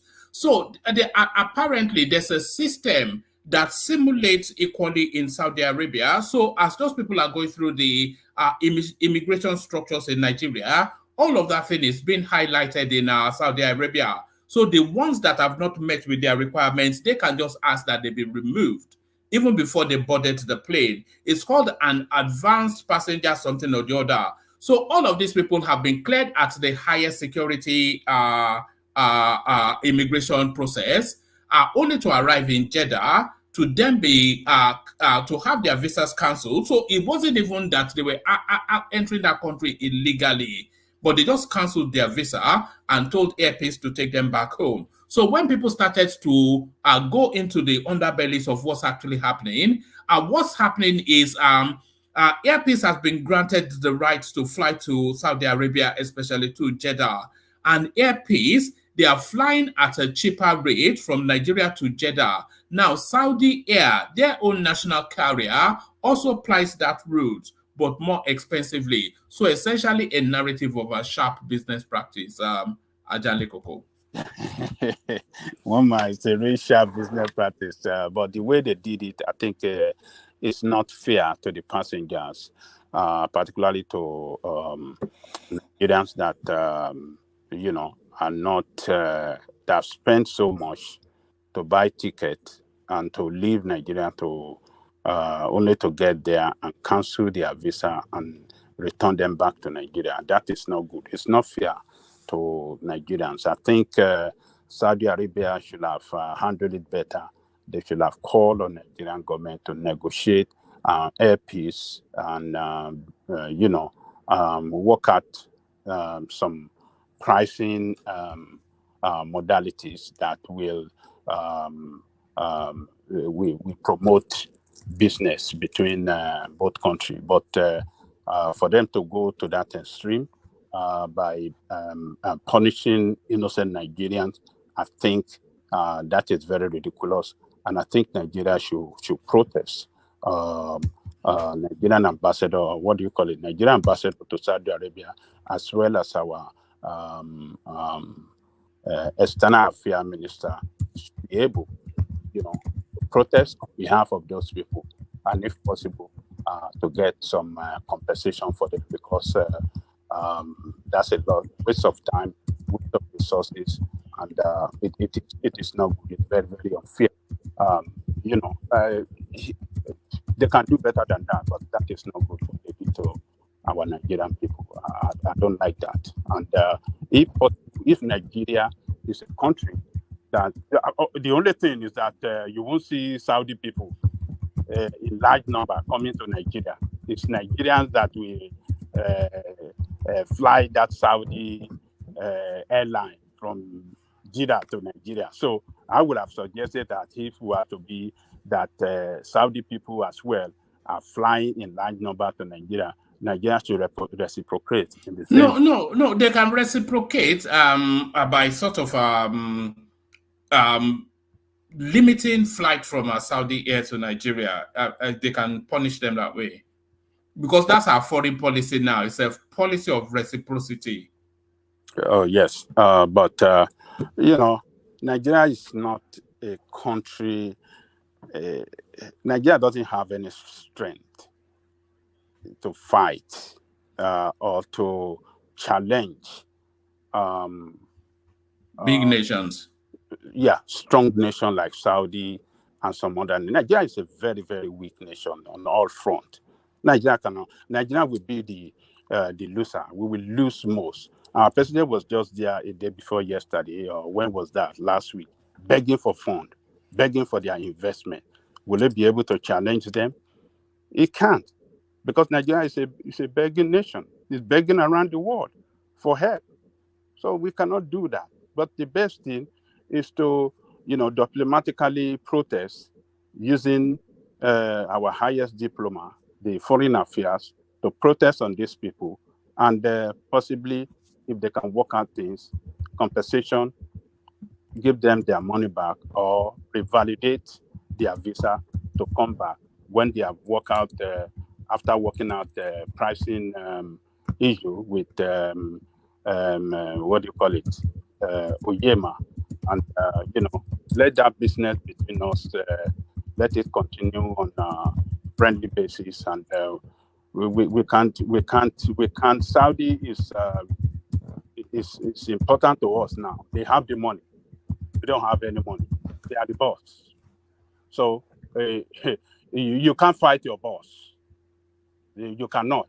It's unfortunate that we are where we are today, begging country that doesn't have to be our master. They are our master today. Saudi is our master because they have the money, they have everything, and they have the influence at the international stage better than us. So it's unfortunate. So they can work it out at diplomatic level so that Nigerian people will not suffer this this kind of treatment again. So one man, let me talk on the Kogi matter. Oh yes. There's actually so much clip of Dino Melaye. I was trying to go there. I thought I would skip him because it's somewhat repetitive. Actually, it's almost like a template. So they lose an election, and then they tell you that Inec has been bribed. They will tell you, it was. I've got a clip of him here. It was on the telly, all over the news, talking about how elections were doctored. You know, those sort of sheets that the obedience space was parading all over the news. Yes. Documents don't lie. Can you see? Documents don't lie. And that's look at the kind of So results. it's been all over the news doing all this sort of nonsense.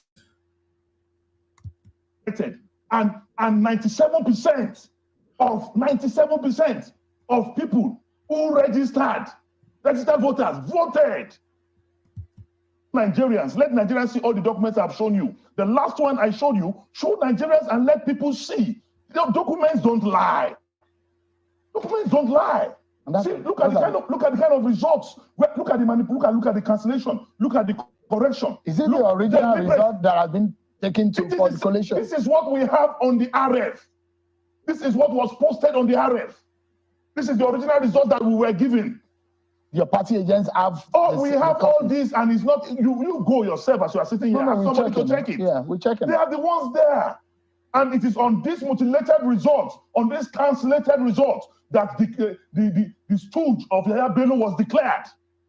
It is based on this fraud that it was declared, and INEC is aware. INEC knew that 5 local government results were written before the election. Have you? All right, cancelated results. Dino Melaye reinvents the English language. So Ajanle Koko, there's a sense of deja vu to all of it. Ajanle Koko, we've been here before. Look, one man, you see the video you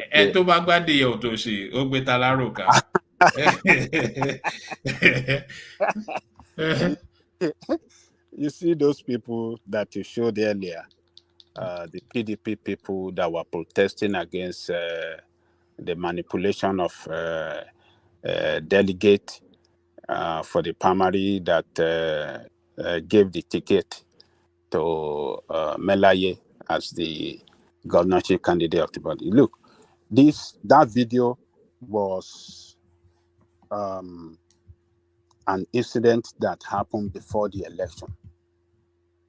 That was immediately after they conducted their party primary that gave the ticket to Melaye. So these people were protesting that the party from the national level fraudulently manipulated that primary exercise within the party in favor of Melaye.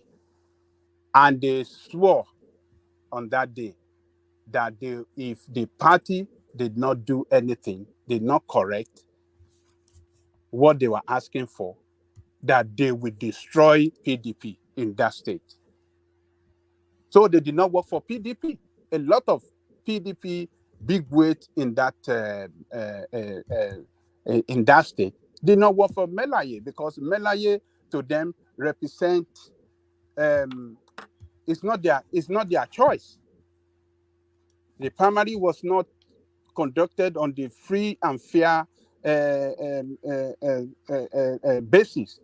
The conduct, the exercise was not free and fair, and they protested and they promised that they will work, they will do everything to bring Melaye down. And those people are weakest people.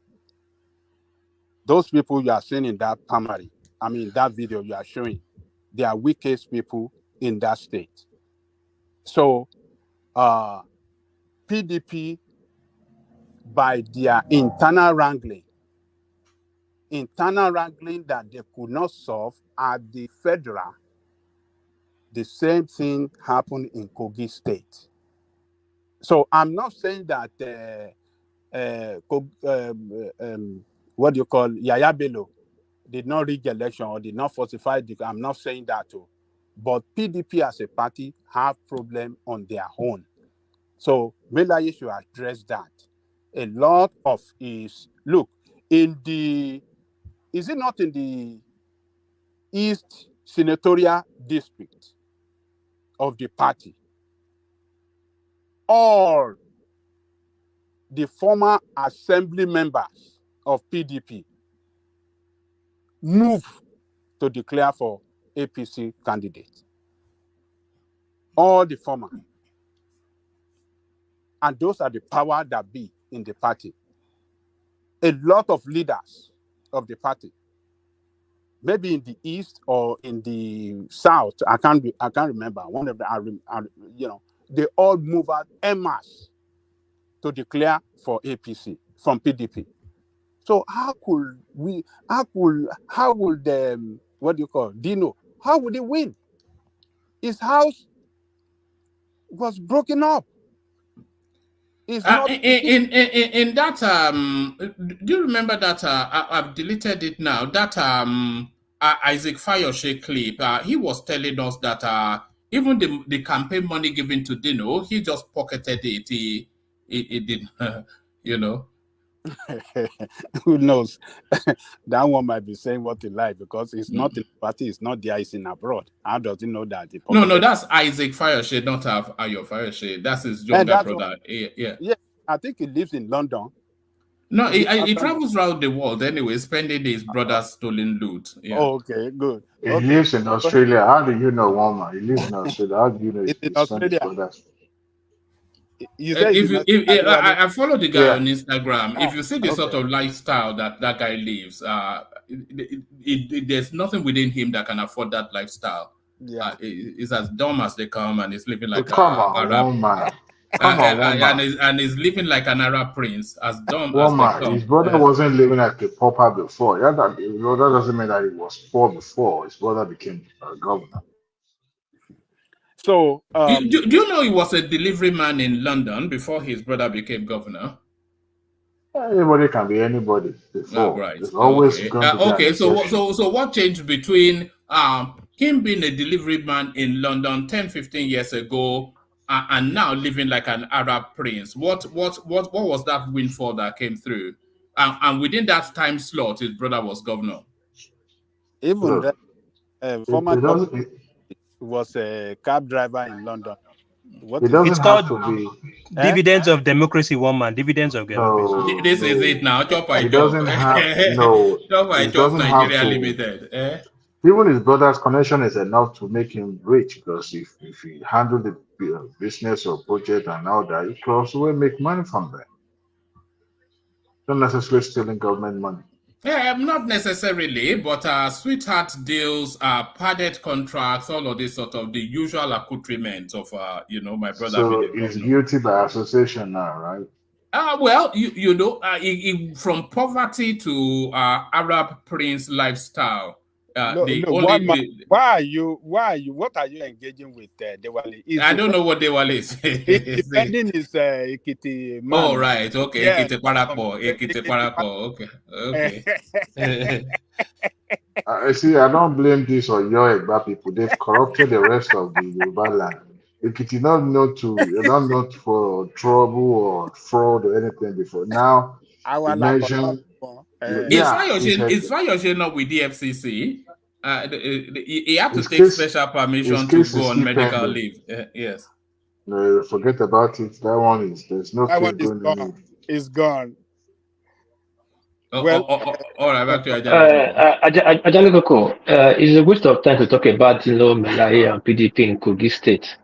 The true double card we should talk about is that SDP guy. And if our politicians should emulate that guy's stand, I think INEC will sit their ass together. If you listen to that guy interview with this guy from Channel, the guy made a lot of sense and said he's not going to go to court if it's this kind of election we're expecting. It's so funny. The election is so embarrassing. I thought people be saying Nigeria is in a work in progress. But one thing I could say, I understand about Nigeria, everything starts nice, but take a nosedive and keep going down and down. One thing they all agreed, it was not the INEC as the chairman was the problem. It was the people they sent, their rank and their officials. And these things will be keep saying. You need everybody to work as a unit to make the country move forward. If people under you begin to do what they like, then you're in trouble. Look at the complaint from Bayelsa to Kogi to Imo. For once, the gubernatorial candidate came out and said the truth. Not that the INEC boss did do the right thing, but the staff at the reg they send they do whatever they like, plus the police. And we should look into that, and it should be a thing of a concern to look into. Thank you, Aladego. I use the floor to you. Rational man, you remember when President Wole mentioned the INEC staff that the party have hijacked and they seconded names of the INEC staff to be hired. You remember when he mentioned that on this show? It's me, what is not rational man. No, oh, sorry. What please, sorry. You remember when President Wole mentioned, he said it on this show, that some of these, even up to the copper that are being deployed, that some of these party members have paid them off, right? Even up to the electoral officer and all that, that you are all, party members or connected to some of these parties. So it's like more or less only Ligba is whoever is able to pay better that eventually wins. Of everyone in Nigeria, Dino Melaye should be the last person complaining about electoral malpractices. He himself got electoral malpractice. But back to Ajane Koko. Even if we didn't win, people will still assume that he rigged. Yes. Because it's man, hold on. One man. Oh, yeah. And I just want to remind you, Ajane Koko is about 5 minutes short of 1 hour. Yeah, that's why I'm trying to push him along so that I can come to you. All right. Back to Ajane Koko. It's not Ajane Koko that spent 1 hour. And by the way, Ajane Koko rescued the thing. For a moment, it was only going to be if Ajane Koko had not turned up and I just read it out and I beg your pardon, woman. I beg your pardon, woman. When you started this show, only 4 people were ahead of me. So you don't say Ajane Koko rescued the show. People were already queuing up just to get into the studio. Good job. Bishop the timekeeper. Good job. All right, back to Ajane Koko.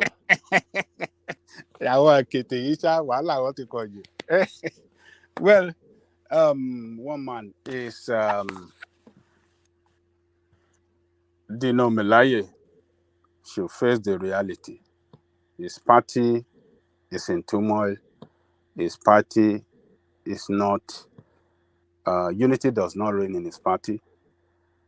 I think that is what is responsible. That contributed immensely to his loss. So, but if he have enough evidence to prove that he win, yes, he can go to tribunal. Governor of PDP in Nasarawa State, governorship candidate of PDP, went to tribunal. He defeated the incumbent governor at the tribunal. He presented the form EC8A, what did they call that form? He presented it from all the polling booths. They juggled all the figures and they revealed that he won the election. and they declare him the winner. So Dino Melaye should go and do that. But the Ajaka guy that World Peace was saying that he said he's not going to challenge the results. Look, Ajaka was a former APC guy, and particularly was a NEC member. He was member of the National Executive Committee member, if I got it right. Stand to be corrected.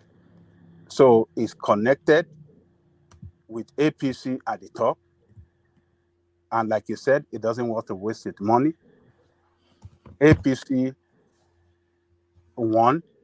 He just went to pick up ticket in SDP because Yaya Bello denied him the ticket. Yaya Bello did not organize free and fair primary election for governorship in that state. Even the one in ADC is an APC man as well. It's an anger that, look, Yaya Bello denied us free and fair process to get the ticket, and that's why they all went to get ticket from another party. So they are not going to sue because they are still member of the party of APC. So that is what is responsible. But for Dino, his party, I believe, a lot of power that be, left him for APC. They are angry with him, and they left to work with Yaya Bello. Maybe or what you call or want to borrow Sirawalenu. So he should go and prove his case at the court. But it's unfortunate, one man, that the 3 elections, whether we like it or not, it was not free and fair election. It wasn't free and fair. We cannot continue our electionary process, like this. We must encourage this to be free and fair, openly, let everybody see it, so that whoever that, those that loses out, they can see it clearly. Even people will not support them if they want to challenge it, because it's clear to everybody. But in this case, there's too much, police particularly were bribed to favor the, what do you call it, incumbent, and all sort of that. It happened. We saw it. So, but let me leave it there, one man. I hope it will get better. But the way we are running democracy in Nigeria, I don't see future. I don't see democracy yielding something good for the people of that country. It will continue to destroy the country, destroy the people, push people down into poverty, and democracy is not meant not to serve the people's interests. But what we have now is serving the interests of the politician at the detriment of the people. That is not democracy. Let me leave it there, one more. Thank you. All right, brilliant, excellent, and thank you for kicking it off, Ajanle Koko. It was you and I for a moment, but the room populates. But let Wike have the final word on that Dino Melaye space as we bring Bishop in. But let's hear from Wike. We are talking about governance of a state, and we are not talking about drama. You know what we're talking about? We're talking about governance of a state. For Christ's sake, PDP presents such a candidate, and you mean that Kogi people want development? You see, let us stop this idea that it's from Kogi. It's okay. Take, for example, anybody from Lagos State, because election, then Lagos people just go and vote for you because you're from Lagos. I mean, that can be serious. Are you saying Dino doesn't have? Dino does not have what it takes. For Christ's sake, for crying out loud, what is he going to do? He knows me very well. He knows. What disqualifies him? He does not have what it takes to be a governor at all. It's not by coming to add drama on television. No, it's not that. It's not by coming to arise to abuse the wicked. It's not that. Ask Dino when he's saying we're running for governorship. Saraki brought it to me. He knows what I'm talking about. He knows. How can you tell me such persons will be governor of the Tell us state? what happened. I've just ended that. I've said, he's watching. He knows. I don't know the word to use now. And so that was too harsh. He's been a long-standing politician, Your Excellency. What do you call He has also worked what do you for call, the PDP, and groups are also waiting for him in Kogi What did State. he work? He was close to you. He wasn't close to Very me. close to you as we He was not see. close to me. No, he was not close to me. Listen, you know, when Saraki bought him, and so it was. Go ahead, Your Excellency. So it was I look at characters I cannot. I mean, Dino should do what to the governor of the Kogi, and people of Kogi will go and vote. Senator Saraki brought him to if you. Saraki is watching this, that he will laugh very, very. Yeah, he brought him to you. Don't worry, I will not go to. Do you know what happened? So That's at that time, you're creating suspense. of what? At that time, he was following Saraki. So one day, when I took a I came back from Dubai after the 2019 election. So it was in my house here. So they came in the night. Who did I see? I called my son. I said, what's going on? Have you abandoned the Saraki? I think there are no characters I should talk about at all. He asked Senator Mao Ohabuwa when I was running for this presidential medicine. What did Dino tell me? Ask Senator Mao Ohabuwa. What was that? And you are telling me now that PDP wants to win the election, and what you will do is to give ticket to Dino Melaye, and you say that tomorrow that you were rigged when you have already started rigging yourself. I mean, if a party, and that's what I said, is this party serious at all? Do they really want to win the election, or they just want to present a candidate? Are we saying that we want to win election, or we want to have a candidate? There are two things there. There are two things. As a party, you watch the ruling party. What did they do? Where have they picked their candidate? What's the strategy? What are we going to do? You don't just come because, Dino was the one abusing people on behalf of your party. Therefore, that entitles him to fly the flag of the party in Kogi State. Are you alleging, Your Excellency, that plans are afoot to ensure that Senator Dino Melaye becomes the governorship candidate? That's very obvious. It's very obvious. And that's why I don't talk, that's why when you talk about are you have about the leadership of the party should know. Do you love this party? If you love this party, will you sit down and allow this? Because he was your what do you call it? He was your attack dog, who can abuse anybody. So that's a compensation. You are going for an election, opposition party, where you can sit down and say, look, how do we challenge this party? Have they done well? Yes or no? Now, how do we take away power from them? For Christ's sake. And don't just come and tell me because do you know what attack or anybody who challenge you, do you know we are abusing, dramatize it, and then now let us compensate you. Your Excellency, you are not from Kogi State, so I don't need to come from something you are not. Excuse me. But then, because it's an off-cycle election, it's supposed to be a national project. Are you saying you will not be involved in that process if Senator Dino Melaye becomes? Do you need to ask me that kind of question? Do you need to ask me? I don't think. Are you not aware that? All right, so that was Wike telling us essentially that PDP lost that, and everything that he said was right, by the way. They gave him that ticket to compensate for the attack dog role that he played during the presidential election. An amateur move that got amateur results. Bishop, you're up next. Okay, thank you. Once again, everyone. Good evening, Nigerians, compatriots, wherever you may be listening from. Please help us to do the needful click on the like button. We've never been able to reach that 100. I don't know where we will get there. Maybe we will do before Jesus comes back.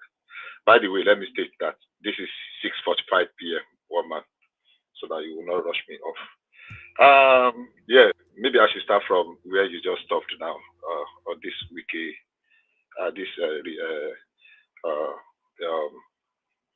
Kogi election. One thing is that 90% of the people, even Dino Melaye, know that he stood no chance in that election. It is not perfect.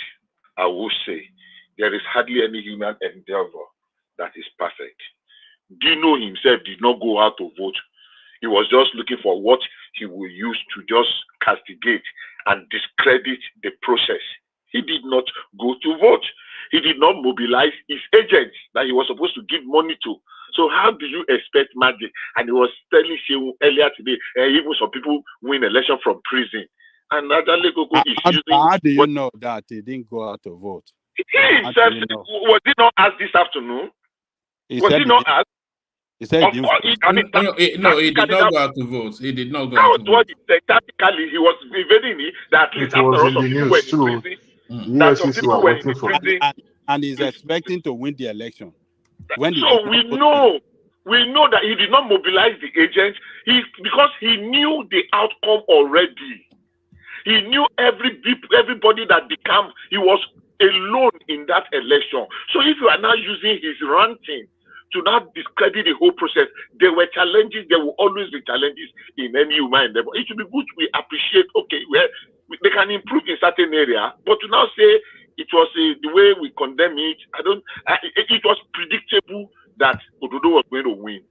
Ajaka was going to try. Abejide and Ajaka and Dino Melaye were going to share the vote of Kogi Kogi West, especially the Yagba East and Yagba West.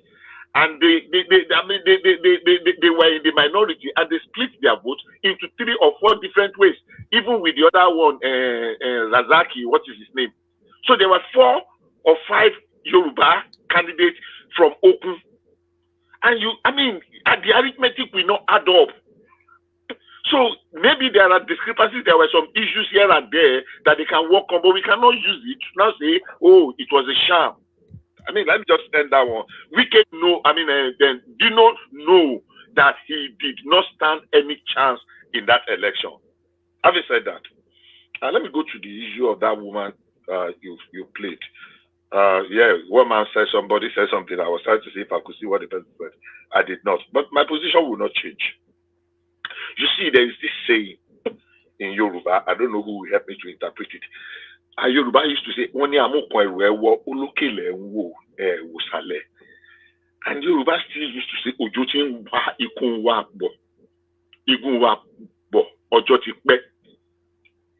in this man I have quoted here, Sophocles, Oedipus Rex, in the one we used to call the gods are not to blame. He said, we have left our pot unwashed, our soup now burns. Look, part of the mistake of what Murita we made was what Adale Koko was refining this night. But you were praising him.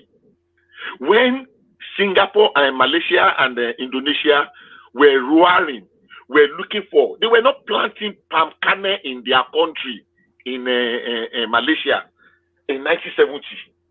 They came and took palm kernel, they took the research from here. Now they are exporting palm kernel in the excess of $20, $30, $40 billion every year. When we had all those things, we're supposed to develop them and invest in massive agriculture. Sorry, I'm not interrupting your flow, but do you think the hungry population are paying attention to that? That wasn't Tinubu's fault. Let's educate ourselves. It is for people to make whatever they want to make out of it. And I'm going somewhere. When I'm there, probably maybe 10% of the people, listeners can make some sense out of it. Not necessarily everybody. So you almost interrupted my flow. All I'm saying is that what I'm saying is that I lost the train of thought. The backdrop to how we got here is widely known, but I'm not sure because whatever the backdrop was and whatever the backdrop was and whoever was responsible, as far as the people are concerned, the government was responsible. So the driver can change, but the government is the government. And that was what that woman was saying. So it's not necessarily we should have done this in 1802 and XYZ. Is where we are now, and people want something done. So what do you want me to say? No. So I'm saying that the historical antecedent is widely known. So I'm not quite sure that people will give consideration to that as they are starving in their beds. One man. But we all listen to Ajale Koko. Now he made reference to that same and making reference to. You did not cut him. You did not say. No, I'm not cutting you now. It's conversational now. It's conversational. So okay. Let me make my case. When I'm done, when I'm making reference to what Ajale Koko said that Muritala did. I am saying that was part of the thing that landed us to where we are, and that was why I said Ojotin Pai Kunwabo Ojotikpe. That when Muritala opened our door, let me do a direct comparison. India shut their doors. They are not importing anything that they can produce, and they went and started producing everything that they needed. We had the land, we had everything then that we could have gone mechanized in our agriculture. The likes of Muritala started importing luxury food. Importing chicken, importing cow meat, importing this, importing that, when we had what it takes to produce. I'm saying that is how we got to where we are now. Is there ever going to be an easy way out of this quagmire? No. Look, a few weeks ago, they amputated Ibu's leg, Mr. Ibu's leg. It was a painful, very painful decision, but it was necessary to save his life. A leader. You mean Ibru that own the newspaper? No, the comedian is a comedian. Oh, yeah, sorry. Mr. Ibu, not Ibu. Mr. Ibu. Yeah. Oh, okay, yeah. Damn. Okay. Mr. Ibu. It was a painful decision, very painful. I don't see anybody that thing did not shock. My body, when I was reading his transaction and his conversation with the other guy today that was it's painful, but it was necessary to save his life. Look, we are not saying that. I don't think there was an easy way out for Nigeria at this time. If we there are creative options which we've already discussed here. The government saved money from removing the fuel subsidy, and they want to do an agricultural push, which Buhari had already started for food sufficiency. But all of those changes, the removal of the subsidy and the removal of the arbitrage, it has left the government awash with money, but the people, the people severely impoverished. So the government, Tinubu himself told us so that they made X trillion this month, they made XYZ trillion the following month. So the government is awash with money and the people are starving. So one space fixes the other, even as a temporary measure. And that is what people are saying. Mama, can I appeal to you to just let me quickly run through my thoughts? It's conversational. You disrupt my flow of thought. Let me land my thought before you come in. Don't tell me to hold on now. Let me land my thought before you come in. Hold on, I have the mute button. But it's not automatic now. I'm a human being now. I hate having this argument. Hold on. It's a conversation. Let me just say this, Bishop. It's not a TED talk. It's a conversation. And if you are saying something, you saw how often Ajaneko was interjected by so many people. If you are saying something that people have an alternative thought to, they can pause you for a moment and interrogate that thing that you said. So it's not a sermon. It's a conversation. It's a dialogue, not a monologue. So that's how we that's how we run it now, Bishop. So if I don't know because I don't know because you listen to other people. When you allow me to land my thoughts, how many times was Ajale Koko interjected? Kulata even ran into the studio to interject Ajale Koko. Ajale Koko gave him the permission. I listened. I was here. I don't know why we keep having this. All right, carry on. If you don't, No, but that's how it runs, though. So just for the benefit of, and that's how I it said, has. let me land my thought. No. When you want to interject, let me you land my thought. I can use you my train of listen? thought. Can you listen? Are you asking us to change the format of the program? Because for the 2 and a bit years that this session has been running, that is how it has always run. That's how it has always run. People will stop you in the middle of a speech to interrogate something that you've just said. That's how we are. Ajale Koko, how have you always done it? So that's how we do it. So I don't expect that's the format. Adaleko to say a different thing. I've not No. I mean, you have interrupted me 4 times. I did not interrupt you. I interjected you to we're interrogate something that you were saying. And I said, let me land my thought, and we begin having this harmonization. All right, carry on. Let's carry on. Yeah, carry on.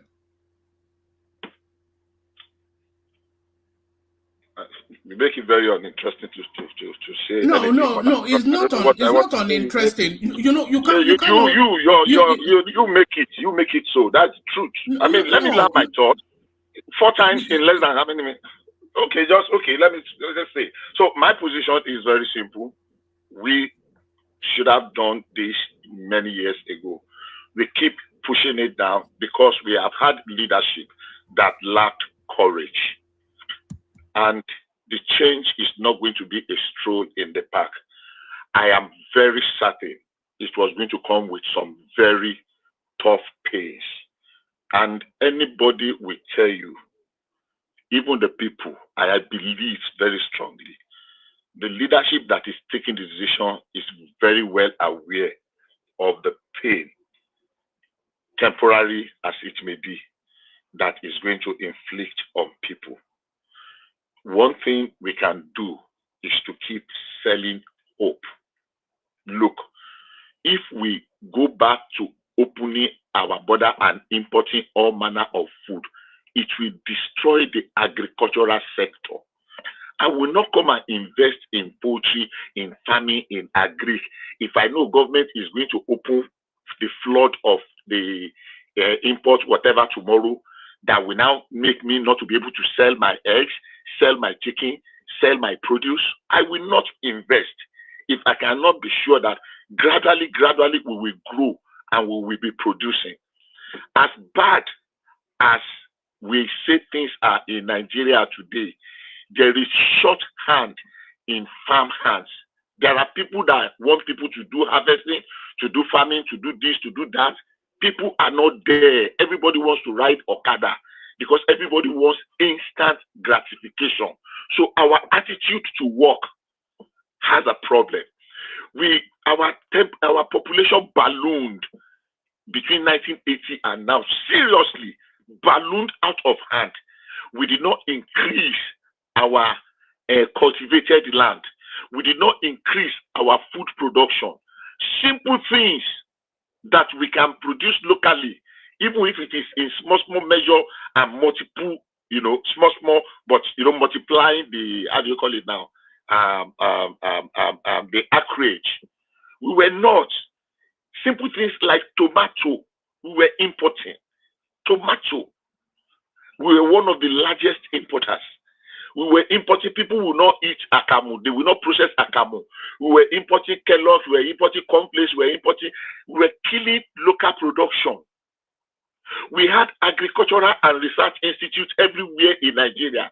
Without, like Shiwewo, I can mention 20 research and agricultural institute, and but the hunger is now. So we know all that. So you said not to interject you or interrupt, as you said, but we know all that now. We're saying people are hungry now and they want solutions now. So we know the build up to what got us here, but the problem is here and now. How is it fixed? So are we saying that people should endure period of harrowing hardship? Are we even saying that we're willing to take some lives as collateral damage towards a situation that the government in a large way facilitated? Or are there creative solutions that the government can inject as a short-term measure whilst the medium to long-term measures come to fruition? So that's where we are. We all know the backdrop to it. So it was nice to hear, but we knew that. Bishop. Hello. Yes. Yeah, can you hear me? We can hear you. Okay. I know that's where we are. I'm making my own case. I will get to where you want me to be. I'm making my own case. It will be, some people might not know. I'm lining up my own information. I will. What I'm saying is, they are supposed.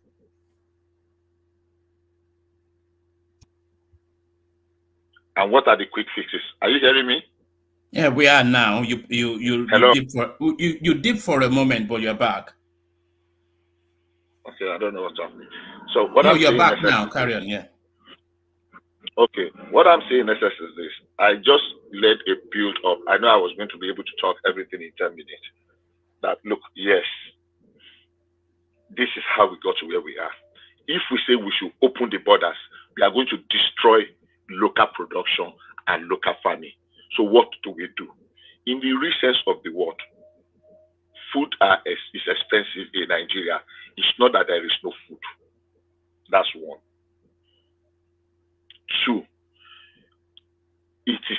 some people cannot afford what they want to eat. There's a difference. Now, there's one musician that sang many years ago. He said, "It is what we see that we eat now. It is not what we want to eat." And I will give a very classical example to it. Many years ago in Ibadan, there was a train accident that occurred somewhere around Mokola. And there was something that people got inside of it. I think it happened in 1981. I remember that about. We were calling it train food. We don't know what it was. But because of the kind of agonizing something people were going through there in 1980, that food was so expensive that they started this era of essential commodity. People started devising all means. That was when people ingenuinely, that was the first time people started boiling cassava. And they now discovered that cassava is actually sweet if you boil it and eat like yam. Nobody was eating cassava before. I know in my house we don't eat cassava. My father will always say, his saying is that cassava, that we are competing with goat. So he doesn't eat gari, he doesn't eat lafun. But that time, people started devising means. In Nigeria today, food are expensive because of the effect. And by the way, we are not superly richer because of the removal of the subsidy. Because everybody know that we were borrowing money to pay that subsidy. We were borrowing money to pay that subsidy. So it was not like money is flowing. Yeah, there has been an increment. And there has been an increment.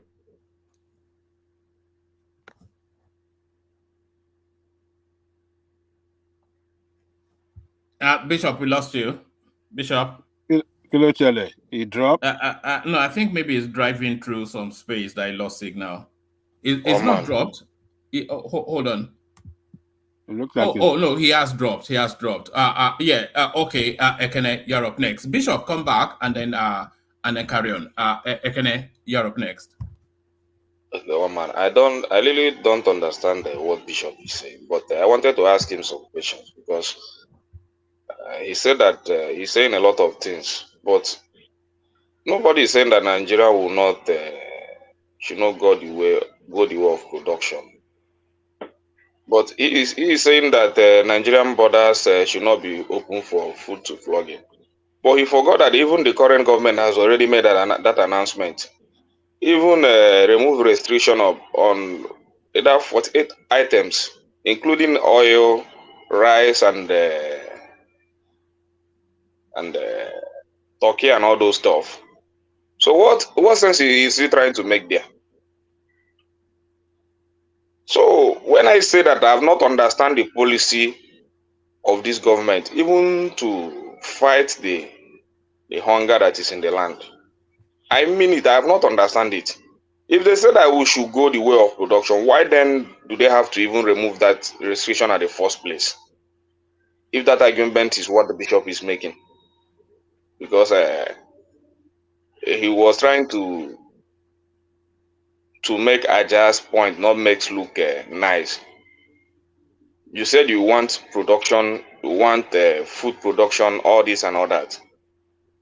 But we know that even the current government has already removed restriction on 48 items, including even rice, that we are even boasting that very soon will be rice sufficiency in our own country.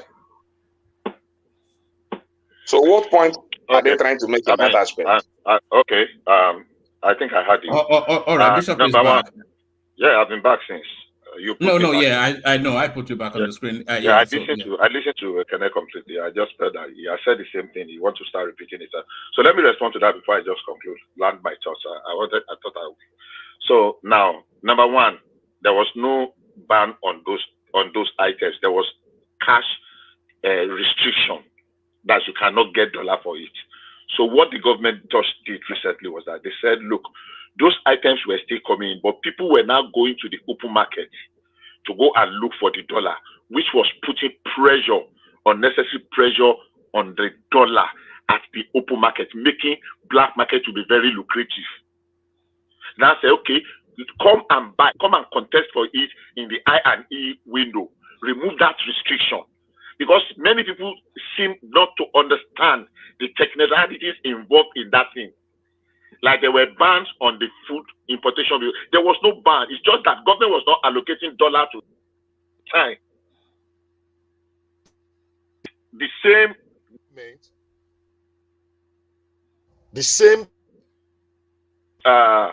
people were getting the dollar from the open market, which was putting a lot of pressure. So let's remove that from the equation of what we are saying. It does not, the people can now go and buy it. If you want to buy the imported one, yeah, it is your choice.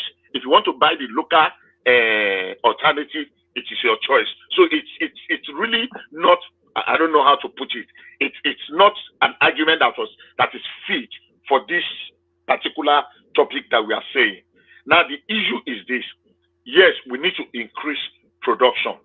If we allow indiscriminate dumping, which is different from what you are saying, it is going to kill local production.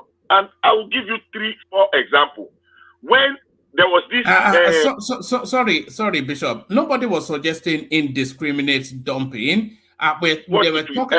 Hold on. What people are suggesting is targeted staples, like maybe about 4 or 5 items that are staples within the country, rice being the obvious one, to open a portal for that thing to flood within a short period of time to insulate our farming to come in. So not indiscriminate, not unfettered importing of any and everything. So let's interrogate that. So is government supposed to now subsidize it or give them more money to import it or what?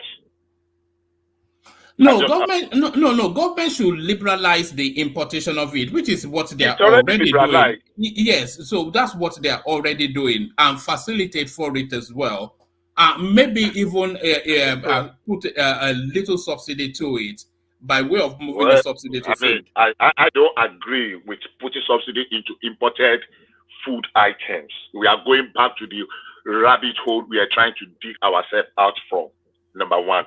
Number two, it is already open. If you can import it and sell it. The only thing is that go to the I&E.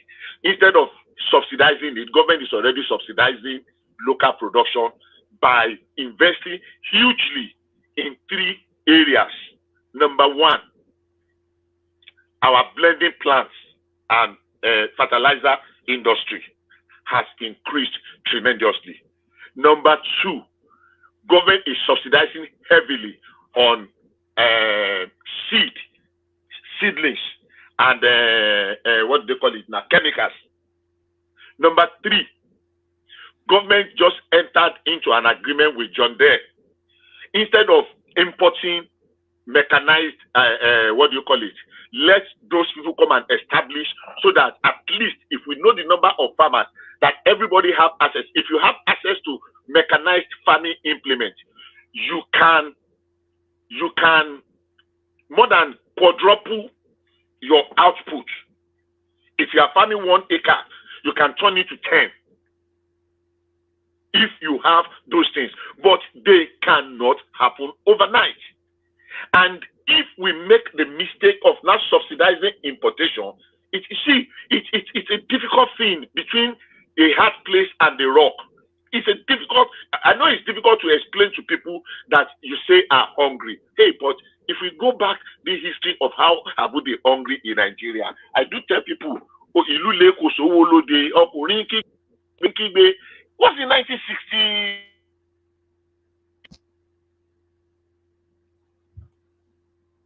So basically,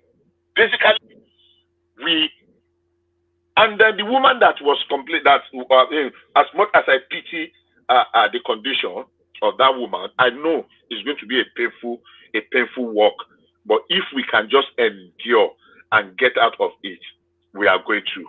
Honestly, it will be better for everyone. Bishop, you are dipping. The world today is going through a lot.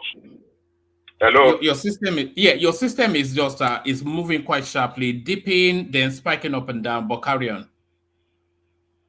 Sorry, I don't know. Maybe it dropped the other time, and I have full service, and I'm parked. I'm not driving. You sound clear. You sound clearer now. Yeah, carry on. Okay, so as I was saying, it's going to be painful. It's going to be painful for a while, but we cannot go back. This man, Barrister, sang a song many years ago. He said we wanted to go to Ibadan from Lagos. We took a vehicle from Oshodi. We were complaining, oh, this driver, oh, this driver. We were complaining. After we got to Ogere, people disagree. Say, let's go back and look for another driver. We have to go back again to Square Zero and start another one. And there will always be disagreement. I know that pain. I was discussing with people back home. I know somebody used to say one adage here, be inonjobuli nja eni pao nisha iso. As bad. All right. Round off that space, Bishop. You're not hearing me. You know, we can hear you, but I'm saying round off that space and then go on to the next topic. Yeah. Okay. So the woman's cry, yes, it's understandable. That is from the human angle. I would say, what will demonstration do? It will make some people to lose their means of livelihood because people are most likely to hijack it. And that's one woman. If somebody sits her down and explains to her and the series, and the government is doing something. I mean, the wage, something they have given to federal worker. I'm not in support because I keep saying, even the federal worker only represents a very minute percentage of the workers in Nigeria. If the state cannot do the same thing, it is as good as nothing. So for me, I won't say I would deny the fact that there's no, but I will just encourage that there are better days ahead if we can just pay the price once and for all now, rather than all these patch that we have been doing since 1970. It was patch that we do that Eromurita that Adale Koko was talking about. The place we used to go and buy our own in Ibadan is behind UCH along they call the place Dandaru, very close to Premier Hotel. I know that place.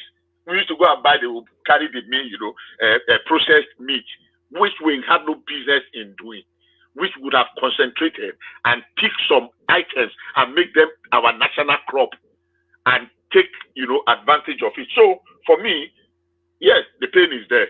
But after the darkest night, I am very sure if you can endure and pay the price, there's going to be a glorious dawn. And nobody will die of hunger. In 1983, somebody said, I won't mention his name. After all, people were not eating from dustbin. If we did not eat from dustbin then, and we did not die till now, honestly, I'm sure God will see us through. Yes, you said you want to speak to another topic. Maybe I should just talk briefly before I let. Okay, go ahead. Or if there's anything else you want to say, or you can speak on the airpeace situation in Saudi. No, the airpeace situation, I think I want to hear the entire story. Why did they return those people? 264 people, they returned 177. Did they discover discrepancies in the things they supply? And that's why I want to stay until those people tell us the reason why. Yeah, maybe because of if it is according to what we were saying, then I think we can take it up diplomatically. That they are bigger and richer than us does not mean we are subservient or that we are what to them. I don't agree with that position. We should be able to make a presentation to them, but I still believe that maybe there is something. It's people that are going for lesser Hajj, Umrah, majority of the ones that were returned. So why did they do that to them? If they discover that maybe among the things they supplied and the rest, and they can bring it out, then it could be justified. Or there is a breach, maybe they skip any of the search procedure. So until I get a full picture or the response of the Saudis, I will be able to talk effectively on that. So on the issue of the strike that is about to take off now, I'll just say 2 sentences or 3 sentences on that, and I'll yield. I think it's unnecessary. I said that here a few days ago when they first muted it. And I want them to go, and I want them to go on that strike. I don't want the government to appeal to them or anything, because that strike is most likely to fail. But I want government to make it clear. Apart from that, the courts have said that no, they cannot go on that strike. Let them know that no work, no pay rules apply. I spoke with 2 civil servants, both of them federal civil servants. And they were saying, I mean, the way they even spoke about it, one person in Port Harcourt and one person in Lagos, even the way they spoke about it, that what's wrong with that guy said, you see that they were not in for it. But I said, you guys are going on strike. I said, I should leave them. So for me, it is not now. Honestly, if it were to be some other things, but because of the ego of an individual, and the government actually, which was not supposed to be, apologized on national television. If he had said, oh, no, he apologized. So, well, everybody in the state is his responsibility. And then the election has come and gone. Maybe it's the pain of the election laws that is making them to. For me, it is not good. It is not healthy. This time, all hands should necessarily be on deck so that we can move the country forward. Part of the mistake we have made before was that we ate our tomorrow yesterday, and we've been eating our tomorrow yesterday for a very long time. Until we desist from that, I don't know how we're going to get out. Thank you very much, Omar.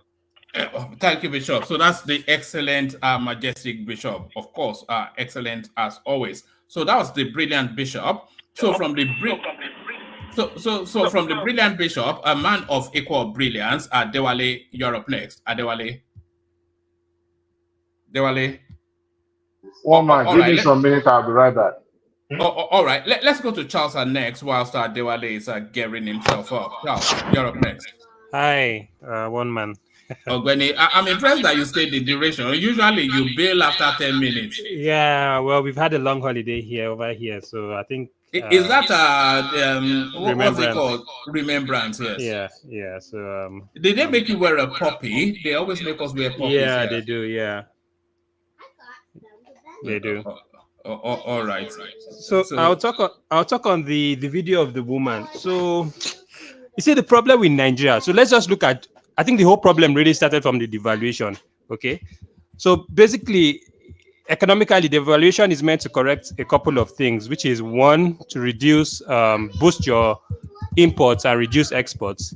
The second one is to reduce trade deficits, and the third one is basically to reduce your loan payments, because when you devalue your currency, I think there's the interest of your loan payments are reduced. However, I think the government has failed to put appropriate measures to Amanda Dabra to put appropriate measures to curtail the effect on the ordinary people, and that's the mistake they made. I think it's not really Tinubu's fault, but I think he met a system that the whole economy had crumbled. They've mismanaged money and things like that. But I think they didn't put into consideration trying to boost, especially the local productions. I don't think they put too much effort in that. I think they were very hasty at just trying to work on that, boosting importations, reducing importation, basically reducing expenditure and reducing interest payments. That's the whole concern. But in terms of actually cushioning the effects of those policies on the masses, they failed at that. And that's the snowball effect of this particular issue that we have in the country. I'll be honest with you. I think Nigeria, there are two things that need to change. One is the leadership. Two, our infrastructure in terms of our production, manufacturing, and power generation. Everything is all dormant. We've not even done anything to it. And I think this idea of us reducing debts, not borrowing too much money and things, I think we have to leave that behind. We really need to be aggressive in borrowing. I don't even care if we borrow 3 trillion, 5 trillion. I don't care about that. But the problem is the leadership to manage those funds that would actually boost our production and boost our sustainability in the country. That's where the problem is. And we have a leadership problem in that country. And I think, honestly speaking, I do not see a way forward for Nigeria, especially in terms of curtailing the sufferings of the masses, because we've been going through this whole process wrong. Like things like we just create short-term solutions to these problems, like trade money and all these stipends and stuff. Those things will not help anything. They should rather channel those resources or those savings to boosting local production. And I don't think we've really dealt with that issue. And to be honest, our suffering will still continue. That's my own take on that. What's the other topic, one man? Air peace and their tales of wars from the Arabian coast. Well, to be honest, I think we've shot ourselves in the foot. I don't think. See, let's put it into perspective. You see, this thing that is happening to Nigeria, that people are disrespecting us, we have weak foreign policies and things like that. It's because we've not really, as a nation, we failed. We failed to actually move up the echelon of power dynamics in terms of international politics. We are just, and the whole world knows that. You understand? See what happened between Canada and India when there was some disputes about India accusing Canada accusing India of killing a Canadian citizen who was more or less like a terrorist in India or something like that. And India put their foot down, sent diplomats out of their country, Canadian diplomats. They sent them out of their country because Canada was trying to form, okay, we are bigger than you, we can bully you around. And India reciprocated. And that's the problem we have in Nigeria. India has moved up economically. That now, if you look at in terms of leadership, G7 and everything, you see India has moved up the hierarchy of power dynamics in international politics. And that is why they have the power to challenge any of these G7 leaders in terms of their foreign policies if it affects them negatively. Unfortunately, Nigeria has not reached that level. And as far as I'm concerned, we'll only have to continue tolerating this kind of insults from Saudi Arabia. But we can put some restrictions on their because they ply our route too, you know. And the biggest carrier, curiously, actually, in that Saudi route is Saudi Air. So we can put some restrictions on them as well, you know, in the spirit of reciprocity. But who is going to lose? To be honest, I don't think Saudi Arabia will lose. they have more international travel, hubs and countries than we do. And in all honesty, they need those the revenue they generate. It helps us more than it helps them, as far as I'm concerned. Though I don't see them losing in this situation. If we decide to shut off their travel routes to Nigeria and everything, to be honest, I don't think they'll be bothered. I think we will even sustain more in terms of there'll be more financial implications for us as a country than they. So honestly, we don't have any capacity to even try to play that power dynamics with them. And I think, see, Nigeria, honestly speaking, like I've said, Nigeria has really dropped the ball in terms of infrastructural development. in terms of infrastructural development, Nigerian Airways, all our industries are all dormant. We are highly dependent on everything, food, infrastructure, even to building our bridges and roads. So where does that leave us? That leaves us at the beck and call of these people. And the whole world knows we are very desperate. As a matter of fact, one of the reasons why they devalued the currency is for us to reduce importations and reduce importations and boost exports. So the truth about it, everybody knows that we're highly dependent. We don't have any source of funds.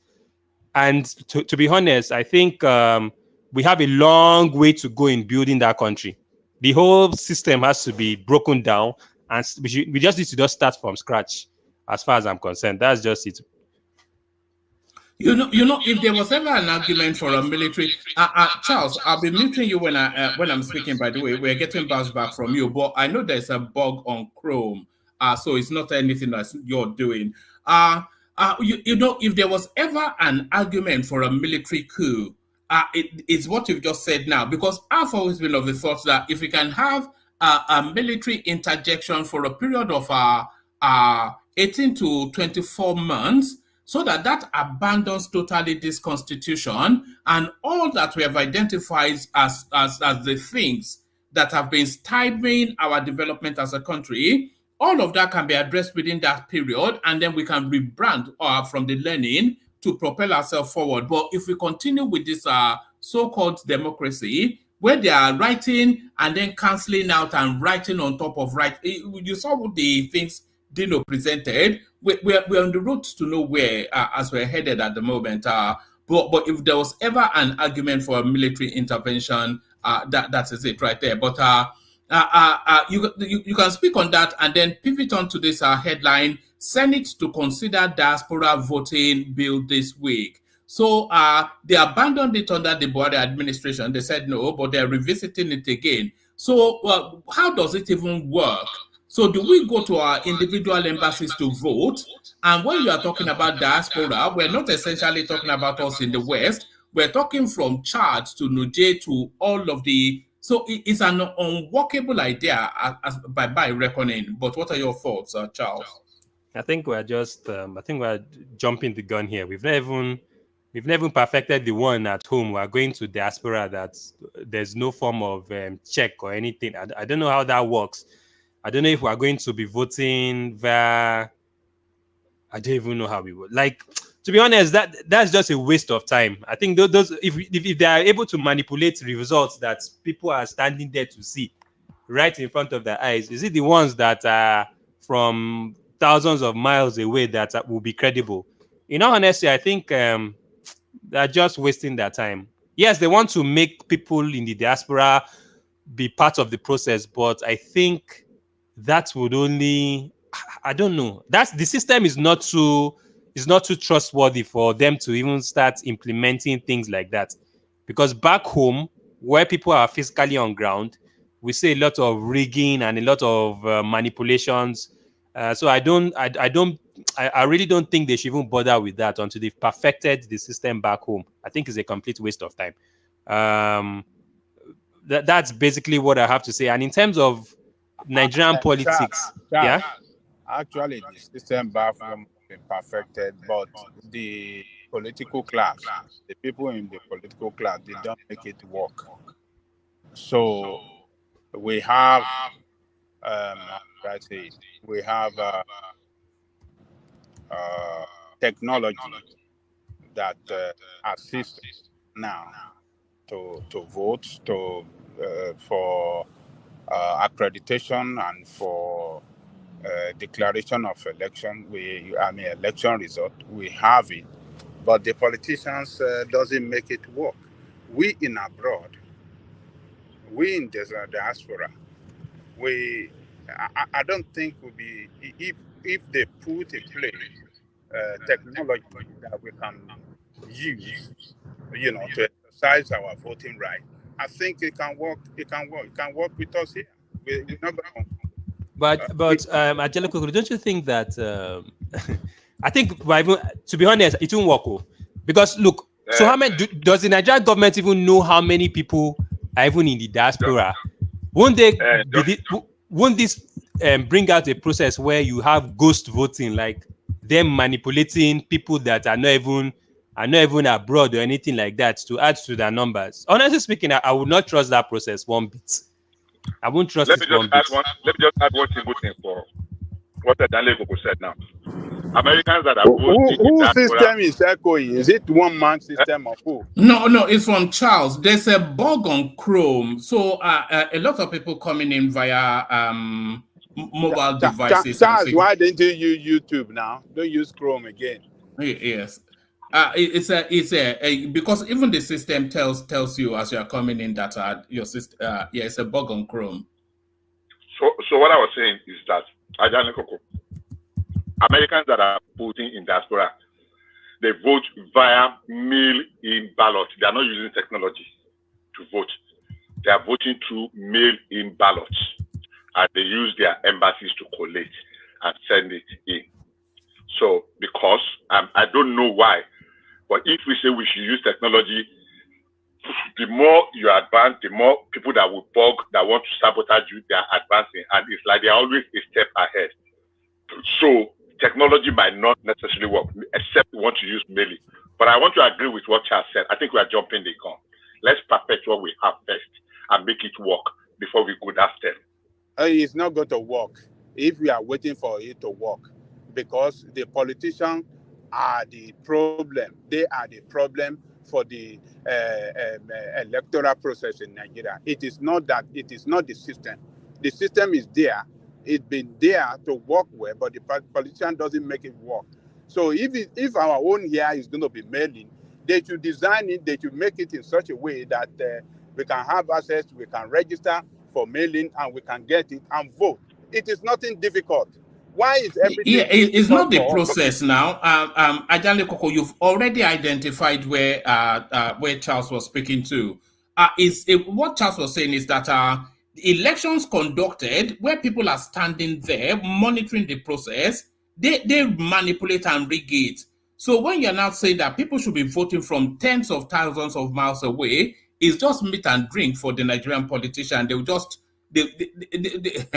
they'll just copy and paste. It's unworkable with this sort of the Nigerian way. You even said the most important thing. The most important is that if the person in America and London has the right to vote, mail-in vote, then people in Chad, in Niger, in Cameroon, in Togo, they too have the same right to mail in their ballot for them. They are in diaspora too. They are diaspora too. So, and it's good and we have embassy now. Why do we have embassy? We go to our Nigerian embassy and go and register if you want to vote. And they will register you, and they will mail you your ballot paper when it's time for election. So what is the big deal about it? It's just to make provision for this. Well, it's not a big deal to do. So it's a big deal. It's a big deal. After the votes are casted. Hold on, Charles. Okay. Hold on, Charles. It's a very big judge, Aligoko. How many Nigerians do you know as in Chad, as registered as a Nigerian in Chad? So what is the technology you have to put on ground? What do you mean by every Nigerian where? So how do you know Nigeria in Chad? What do you mean? How do you know Nigeria in Chad? In Niger Republic. In Niger. How do you know that differentiate that this is a Nigerian, this is not a Nigerian? One day they will just bring in 12 million votes from there. And what would you say? No, Chad is even too far. How can you differentiate the Nigeria in Benin Republic, Ghana, and Togo from Ghanaians? If they don't, anybody that don't have MIM cannot vote now. You must have. But they can acquire that now. How long does it take to acquire that? Hold on. If you are outside Nigeria, you should be able to carry your NIM number. Let me tell you about that. Let me tell you. Hold on now. You should be able to show that you have NIM. You should be able to show your passport that we show that okay, you travel out of Nigeria legitimately to that outside country. So what are you talking about? Hold on. No, just let him land. So let him land and then So there's a way we can make it work. We can make it work. It's just a way of putting a system in place that and a policy on how it will work, and it will work. I don't know Okay, why we are please saying, let oh, me it's let me not let me possible. let, Why let, let me it's not come in. possible when it comes to Nigerian thing? Let me And not let me It let me is come. unworkable, Ajanle Koko. That's just a long Let and me come. short of it. Let me okay, come in. but it's not. Sorry, Aja, for you to get an NIN number in Nigeria is the most easiest, most corrupt process. Because you don't need anything to identify. You just walk in, they give them your name, your where you were born, that's all. Turn into the computer, they give you a number. So if you put that same system in Chad, 1 million Chad can walk there and collect NIN number. Say they are from one person to other, this is their name, this is their last name, card number. You get the NIN number. Finish. That they will come with 1 million votes. Same in Ghana, same in No. hold on now. All right. Hold on, let me I learn. don't want us to labor that space For, too much. Yeah, but I for don't you label to it. get Let me learn. an NIN number, you must show your passport that you are a Nigerian. They will look at it. Who And knows? they Stop will. that, Ajalikoko. I did mine 2001. Now, I did I holding have passport. it. I just walk it. What are you talking about? I have it too. I have it too. I just walk I into have a NIN globe number. shop.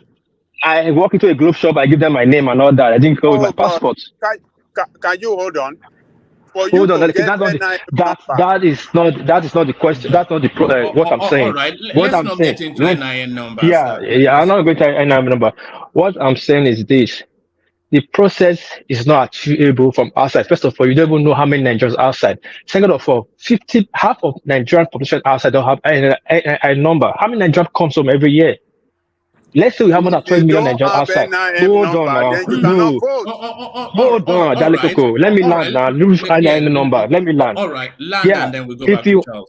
want it in Nigerian overseas or abroad to vote, that you don't limit it to people that have passport. Everybody has the right to vote. It's their right. You can't say because it doesn't have a passport, you cannot vote. So what are you not saying? This process now is not for now. This process now is for the next 20 years. If we can advance to that place, we don't have a struggle to put a checkmate to it.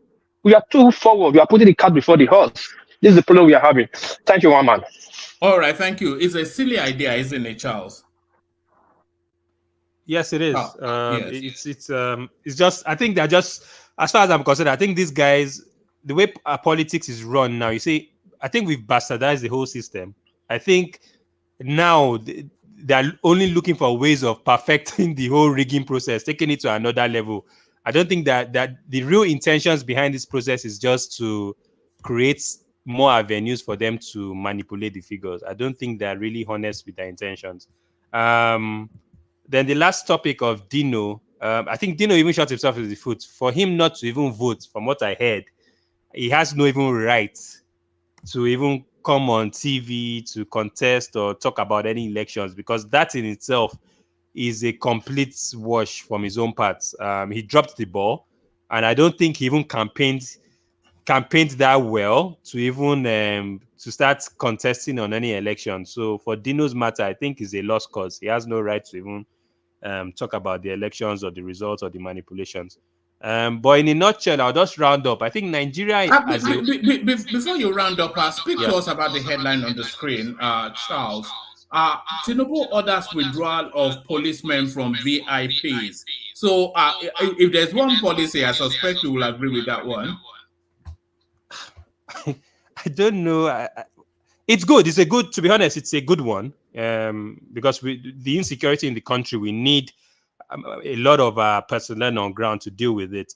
But I'm highly surprised. See, these people, I think he's just trying, like I've said, I think it's all power politics. Maybe he's trying to get VIPs to come, and maybe for them to even come and get police, they will have to go through him and things like that and make some deals or things like that. But I think even these particular policies, I don't trust the system, because most of the times, most people just walk into police stations, talk to the DPO. The DPO will give them whatever they want. So yes, there's one thing about making a policy, but when it comes to the grassroots level of making that policy being enacted or carried out, especially by the DPO and junior officers, I think it will fail. I think VIPs, if you have at the right price, you can walk into the police station and pay for police escorts. That one is a normal thing. So I think Tinubu his intentions are right, but when it comes to Nigeria is so bad and broken that enacting a policy is different from it being implemented. It will never be carried out by the junior officers. That's my take on that. Hello, woman. Yeah, no, I was speaking. Didn't know I was muted. So brilliant, excellent. You don't join us often enough, but when you join us, it's always this sort of elegant delivery. You must join us more often, Charles. You really must. So that's Charles, of course. No other. Yeah, woman, please let me go next. My battery's gonna die soon, and I'm all right, go for it. All right, go for it. You're up next. War Peace. Kanachawa, our man from our businessman from Japan, who doesn't speak a word of Japanese. After 70 years in Japan, he still doesn't know how to say hello. Yes, no, I do. Anyway, quick one. That of people withdrawing the VIP, police from VIP, the welcoming idea. If only can withdraw even more from some of the Senates, because I think House of Rep and Senate, some of them have like two police officers. If you withdraw them, we are understaffed. No, you can't withdraw them from. No, you can't withdraw them from the senators now because they are. No, I think I remove one. I think they have like two. No, you know who we should remove it from? All these X this and X that who can make up or Mr. Big Man, the Dangotes, the dollars. They can make their own private arrangements for their security and let that industry blossom. Yeah, but government functionaries have to have security now. Yeah, true. But if you remove from government functionary, you see the insecurity. There will be social insecurity very fast because this is our house members, also our chief of staff. They are voting bulletproof car for our chief of staff, army staff, and the rest. It's just army staff. So if it's so safe, then why would insecurity stop? You know. So this is my opinion. Because if they reduce the positions from all these top VIPs and people in power, and they see the threat that there's insecurity threat, they will come up with a device to stop this insecurity. That's for that. It's a welcoming idea. I hope they can. What is very quickly? Chief of Army Staff does not have a police escort. I'm not saying police escort. I said bulletproof car. Didn't you hear it? They allocate bulletproof cars to them. So if they have bulletproof cars, other people are having police escort, how would the insecurity stop? You know. So at least we all supposed to be in one shoe, see the pain from the same angles. Then we can know how to fix it. But it's a welcoming idea. I hope they sustain it because so many times we have had so many government come here. Why did it? And we join police from every VIP. We only hear it after a while. It's the same VIP, you'll all be blowing siren after like 6 months or 1 year. So let's hope they can sustain it. The Imo Kogi election is a sad one. Not like we were expecting different results, but it's a very sad one. At least our Bishop was he only say Nigeria is in a working process. But we can see that Nigeria is a working progress for politicians who wants to keep on progressing in their way of staying in power. At least, for crying out loud, let's dare be a hope. Let the poor man breathe. Let's have a little hope. What only the poor man can hold on to? It's just that little hope. You know, for the optics, let's see there's a change. We vote billions to Inec. We even allocate great brains to them like professors and the rest. Can't this politician just ring more intellectual way? Can't they just ring more scientific way or more legal with that? Even though you see, they say, it was smart, it's okay, no need to fight. Next time I'll do better. But yeah, they ring in Agbero way. Like the old way, if you like to say, catch 'em, thief. They'll come and steal bylaw boss as 21st century. People are still running with the bylaws bosses. People are still writing results in primary school, just as far back in the 60s. How are we not progressing? We will bring a system to the country. The same politician will sabotage it before it's approved or before it passed through the law is being constituted our law. Correct me if I'm wrong. I think the Election Act was sent back 4 times to be adjusted before it signed it. Agbokoko said it on his last interview. Do we really know what Buhari signed? The things they took out from it and put in it? But we're still looking at using the first bill that the honest people presented then to checkmate corruption in our election district. But the president did not allow it. You keep saying it back to suit their favor before Buhari signed it. And today we are happy. And look at it today. It brings much problem for us. This election act, I don't know how is it better than the previous one we have. And again, when people are in power, they forget power is transit. When PDP were doing all these things in early 2000, they never thought they're going to leave power. PDP passed the law that removes the power from Inec to screen politicians to even cancel election.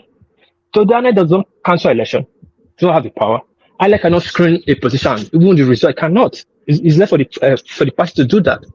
How can you be a judge on your own case? But when PDP was doing all that, they never thought the power would change. That law was passed 2011. But look at today. There's problem. We should at least agree on something. If we don't agree on something, something is broken, there's no way we can fix it. We should agree. This process Inec is taking is not good. People are ringing election back, left side. This remove the belief, the trust system the citizens have for you. When you lose the will of the people, there's no way you can steer that country in the right direction. People will sabotage it for you. People will show no interest, and which is not good. That's why some of us are crying, shouting. At least do the right thing, just for the optics, to bring the people together. I hope they look into it. Professor Mahmoud look into it, and search some INEC officials. And let's see a better result, election come next. Edo State is the next election coming, a bypass election 2024. I hope they will do better. That's for that. That of the airpiece being banned is very funny, and it's sad. We don't have international face at all because we have borrowed ourselves out of respect. We have shamble leaders that don't have respect for themselves. How would foreign nation respect you? We were in Saudi the other day looking for money. Then how do you expect them to be scared of you? They can do whatever they want if it's to protect their own interest. But can we fight back? That is the question. We cannot. We need leaders to put good policy on ground. At least give our citizens outside there respect. Our investors, our own business that is going outside there can compete with international standard, but we don't. Almost every president in Nigeria have somebody that is funding them. Our governors' forums, governors' forums, being funded by Bill Gates and Melinda Gates. So you imagine those kind of things. When we will stand on our own foot to do our own thing. And comes to that woman's video. There's hunger on the land. It's standing out at the face like a wild lion. Yet we are treating the wild lion like a puppy, like a poodle. No, there's no hunger. There's been hunger since 1960. Yes, there was hunger since 1960. But people were able to build houses in 1960. People were having jobs in 1960. But the difference is that there's no job, there's no money, and there's no food. And you're saying people to sacrifice. But yet the government are not doing the same. Change starts from the top.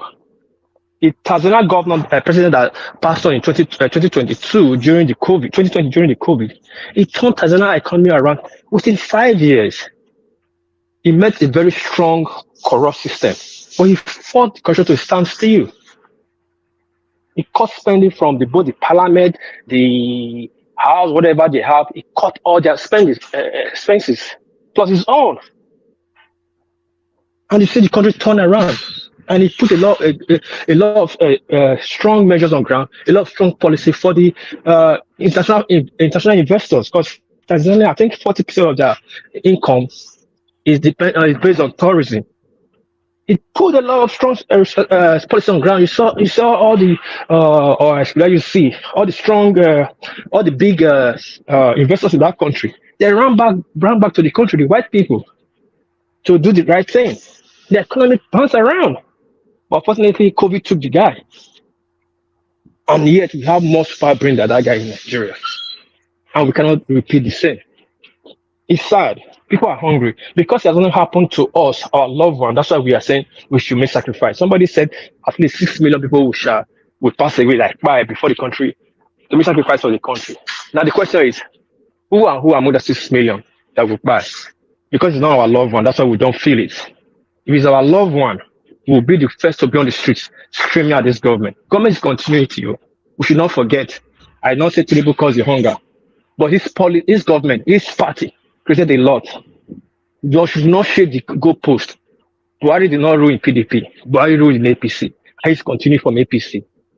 We are blaming the government. We are not blaming Tinubu himself. So they should look for a short-time measure to tackle the food insecurity. And quickly, one man. When people are saying people don't farm anymore, sometimes, yes, I join them, sometimes I say yes. But truth of the matter is, you just expect people in the city, in anywhere you are, even in London, you just expect people in the city to be farming in the rural side now. It's the people in the rural side that will farm. And the government should give them, make pressure for those people to farm. Give them good road, and give them security to move the food as logistics from the rural area to the city. But government is not doing that. They're telling people in the city to go and farm. If people in the city start farming, the food will be more expensive than what we are talking today. We should try and look at our problem and check it the right way. Thank you, one man. I use the floor. I'll be on the back of the show listening to you people. All right, brilliant. Excellent delivery. I thought I saw Enigmatic a moment ago. I was coming to him. But let's go to Ekene, who I do see. Ekene, you're up next. Ekene, the Megiddo of Alaba Market. Sonne de Zoa, Ekene. All right. So no Sonne de Zoa to Ekene, but hopefully the Ikemba one of Nicosia, he's with us. Fatai, good to see you. All right. Okay. Well, Enigmatic is with us, so we go to Enigmatic. Then. Hello, Woman. All right. Okay, there you are. Right. So there you are. Yeah. Let's hear from you. We're getting an echo back from you. It's nothing that you have done. Sorry. Enigmatic. Fatai has the floor. Then I'll come to you after him. We're getting an echo back from you, Fatai. If you don't get to see me again, just know my as you can see, my stuff is tripping out, and I don't know what's happening. Yes, give it a moment. Unless Fatai will happily let you go first. Fatai, shall we hear from Enigmatic, then come to you? Okay, sure. Let me go and try another browser to come back in. Make sure you do come back. Make sure you do come back. You know the space misses your voice. All right. Enigmatic. Honde. Okay, I won't really take much time. Well, I don't really have much to say any longer about the elections. Dino still has a lot to say, though. All over the media, brimming and breathing fire through the nose and jumping up, doing Dino. Yeah, he's just acting up. He needs to put up a performance to justify, the funds that have been allocated. That he has scammed, Abby. Yeah, so that it's just a performative. He learned from. He learned from the Agulu Badre now, the guy who said, Peter Obi, that said he won the election and he was going to prove it in the court. And then at the point when he saw the handwriting on the wall, he changed his goalpost again and said he was just challenging the process. Challenging the process and proving the numbers. At the end of the day, he couldn't do nothing of those. And then that is the guy who came third after behind Atiku Abubakar. And then Dino too, they have the similar thing. He came third behind SDP. SDP came from nowhere and flogged and whooped PDP. Man, it's quite embarrassing for PDP. They need to it's either they go pack it up or they just find a way to recalibrate that. There has to be a lot of bloodletting in that party, and then there has to be one direction. Because you have Atiku at the moment, you have Saraki in there, then you have Wike. So which direction are they going to? It's a rudderless space, so they have to, and then you have Tambuwal as well. So it's a ship without a captain. It's just there has to be a lot of bloodletting in a PDP before. Yeah, it's an easy fix, and the easy fix, we should start from finding a way to do away with Atiku. When you look at the video that you played earlier. Those guys, they mentioned Atiku's name. The same thing happened in Imo State. Because in Imo State, Emeka Ihedioha was primed to be he was supposed to be the candidate that will have the right of first refusal, not to contest under PDP. But it was very glaring and very clear that Atiku and his goons, were going to do that against him. The same thing they did in Kogi State. And Ihedioha can't believe that he was robbed. And then they basically, withdrew completely their support for PDP. They stand aloof, and it was okay for them to support Hope Uzodinma, because Hope Uzodinma would have gone in 4 years, and then Ihedioha could try his luck again after 4 years, instead of having to support a PDP candidate that probably, if he had won, will have to stay there for 8 years, and Ihedioha will have to fulfill his gubernatorial ambition or dream after 8 years, considering his age. So it was a pure mismanagement of a political function of PDP and the leadership situation that actually engulfed the party since forever. But it actually it got to its peak this last year from the moment Atiku became the leader of the party, and he basically has shown no leadership capacity to put everybody together, to put the house in order. He was always taking sides, and the two opposition parties that we consider that we have in Nigeria now, the Labour Party and PDP, unfortunately they have a rickety leader, right? They have leaders who are not actually leaders in the real sense of speaking about leadership, because you cannot be a father in a house when your kids are having issues. Instead of you to be the all-encompassing father and the leader, you are taking side by the kids. That is exactly what Atiku is doing. Probably that was exactly what Atiku did. He took sides in Imo State. He took side in Kogi State. He took side during his own presidential campaign, right? And then the same thing that the Agulu Badwe, the pathological line P2B did, taking side when he was supposed to be the father or probably the leader of a Labour Party, trying to find a way to synchronize ideas and then put Arabambi's team and the Abure's team together. He took side. That means you are a very bad father. You are not a father in the real name of it, and you are not supposed to even to be a father of a house. If your kids are having issues, you do not take side. You find a way to have all of them come to the table and provide solution to their issues. So in fact, there's going to be a real recalibration of the political space, because it's either PDP dies a natural death or it completely re-engineers and rebrands. So that has to happen. And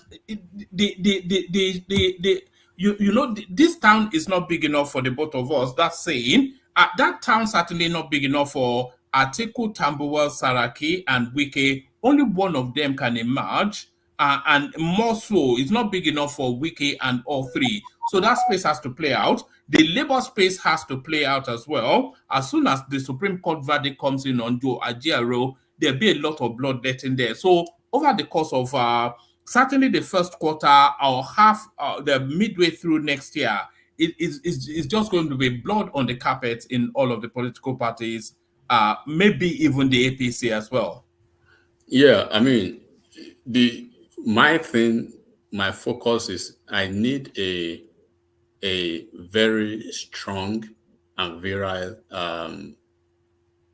opposition to the ruling party and the incumbent party. So they will, as it is now, I'm not seeing that. I mean, the situation in Labour Party is quite understandable and it's quite different, right? Because we know that take away the headless mob, right? And the Agulu Badre now. Labour Party remains Labour Party forever, and they've been together for over 30 years or at least 20 years. The Arabambis, the Apapas, all of them, they've been instrumental to where Labour Party has been today. They've been the captain that has been steering the ship of Labour Party. Either they have numbers or not, but it's never really been this polarized. So they will find a way to eject, the interlopers, the usurpers, and the headless mob with their leader, their ringleader now, the Agulu Bajue, so they can go their way, and then they can have the legacy members of Labour Party to reconstruct, the fabrics and the heart of that party now, and then they can move on. Then on the PDP side, they have a multifaceted and fragmented issues that they will have to unpick one at a time, and it will have to start with the taking a position to say they need a national leader in the mood of a real unifier, and a person who has the Enigmatic. yeah. Sorry, enigmatic. When you say Labour Party will reject the usurper, you are simply saying they will self-destroy. That's to me. That's those guys. Those guys will politically amount to nothing. Amounted to nothing before being got in there. Who What you are is this, simply please? saying is that That's this Patrick. party, what you are simply saying is that they will take poison and die. No, They will no, self-destroy. you are not getting my point. If you look at Labour Party quiet or right, they will not they are not self-destructing, and they will not die a political death because they've never died. They never died, and there was never a self-destruction or a self-destructive tendency, right? In Labour Party for over 20 years, they've been managing their political parties. They know when they go for a presidential election, they pick a candidate, 5,000, 4,000, 6,000. That's okay for them, and they've been managing the situation, from top to the subterranean level. They never had the situation where they have to bring a candidate who ran on a bigoted, on a bigoted and ethnic and divisive, sorry, and then gave them Enigmatic. the number. Yeah, okay. Apologies, but Patrick's point is valid. If they get rid of the usurper, which they will do, almost because they have a visceral dislike of him, but they will fade back into oblivion and just they just fade away, won't they? Really, because But you're not getting my point. they're a tiny little pecuniary sort of a party, more of a statement than anything political, and then they'll just fade away into oblivion. Yeah, the two of you are not getting my point. Labour Party is not an ambitious party. They are not the party who wants the fame or who wants to be in the political face of Nigerians, right? For the numbers, they are just conservative in their ideas, and they want to grow, within the confines of their threshold. They don't need the national, they don't need the natural political fame that the usurpers and the headless mob has brought to them. Because when you actually unpick, what actually necessitated to those numbers, you will see that if, as of today, if you go back to an election now, the numbers will not come back to, they will not record the same numbers, because the North Central folks that they tricked and by propaganda, right? A chunk of them know better now. The ones from the Southwest that they tricked by propaganda, and then they know better now, because immediately after the election, they now let them understand where they belong, that they are Yoruba Ronus, that they are Omalis, that they've been denigrating them now. So the people know who is who now. And the churches now, the can and all of them, they know what actually was the game during the election. So what I'm saying in essence is Labour Party, they are not like maybe like PDP that needs the name or the fame or the the national political strata to actually galvanize numbers or candidates. They are very contented with where they were and where they want to be. This is more or less like an unusual fame, unusual thing for them now. And they are the legacy members. When you look at Labour Party, quite all right. Apapa, he has been a gubernatorial candidate. He has been a man. He has managed the party at a certain level from the regional level, state level to the national level, same as Apapa, Arabambi, and all of them. So they are very cool going to a presidential election to have their number, to have their 5,000 number, 10,000 numbers. Because at the end of the day, if they are even looking at, okay, what is their benefit for the legacy members? One man, if money or the financial gratification should be the watchword or probably their target, they can't hold on to that, because it is the same usurpers and the headless mobs, right, that had the financial gratification and the benefit, not the legacy members. So it is good for them, for those usurpers and headless mobs, to just carry their kaya and go and let them manage their 2 naira, 30 naira, or 100 naira in their account and manage it like that. Not having $6 billion naira or 10 billion naira that belongs to the headless mobs and the usurpers that never benefit all of them. Because when you look at this Abure, P2B, and his crew, generally, that's why you see in the north, in the thick of the north, right, in the core north, that's why you have people from southeast being party leaders. That's why you saw what they did to the gubernatorial candidate in Oyo State. You saw what they did to most of their gubernatorial candidates that did not align with that part of the usurpers and the headless mobs. So if it is about money now, right, it means the money does not make any sense to them, because they did not benefit a dime from that money. So all the money that was probably were donated by obedience from the Diaspora group, and generally, right, went to the obedience, the headless mobs, and the usurpers' account, not Labour Party's account. So Labour Party has not benefited anything. So that is why you see an average obedient will come to any platform and say, I am not a Labour Party registered person. I am an obedient, and I am subservient to P2B. Wherever he goes, I go, even if I pretend to have registered as a Labour Party card-carrying member. If Peter Obi leaves today, I leave. That is not a loyal party member. That is not a party member. If you are subservient to just a candidate or an individual, and everything, right, about your loyalty to that party is traceable, associated, and subservient to just only an individual, then it means you are not a party. You are not a party member. It means you are.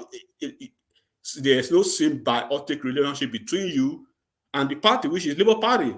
So it is good for Labour Party not to even have them at all, because they are distractions. They are a bunch of distractions. They are a bunch of hateful, loathsome, groups that have come to, malign Labour Party with the nationalistic vigor and nationalistic perspective and the optics that they have in Nigeria. Labour Party now is being associated to be a political party of haters, of apparitionists, of mutineers, right? Of badgers, of propagandas.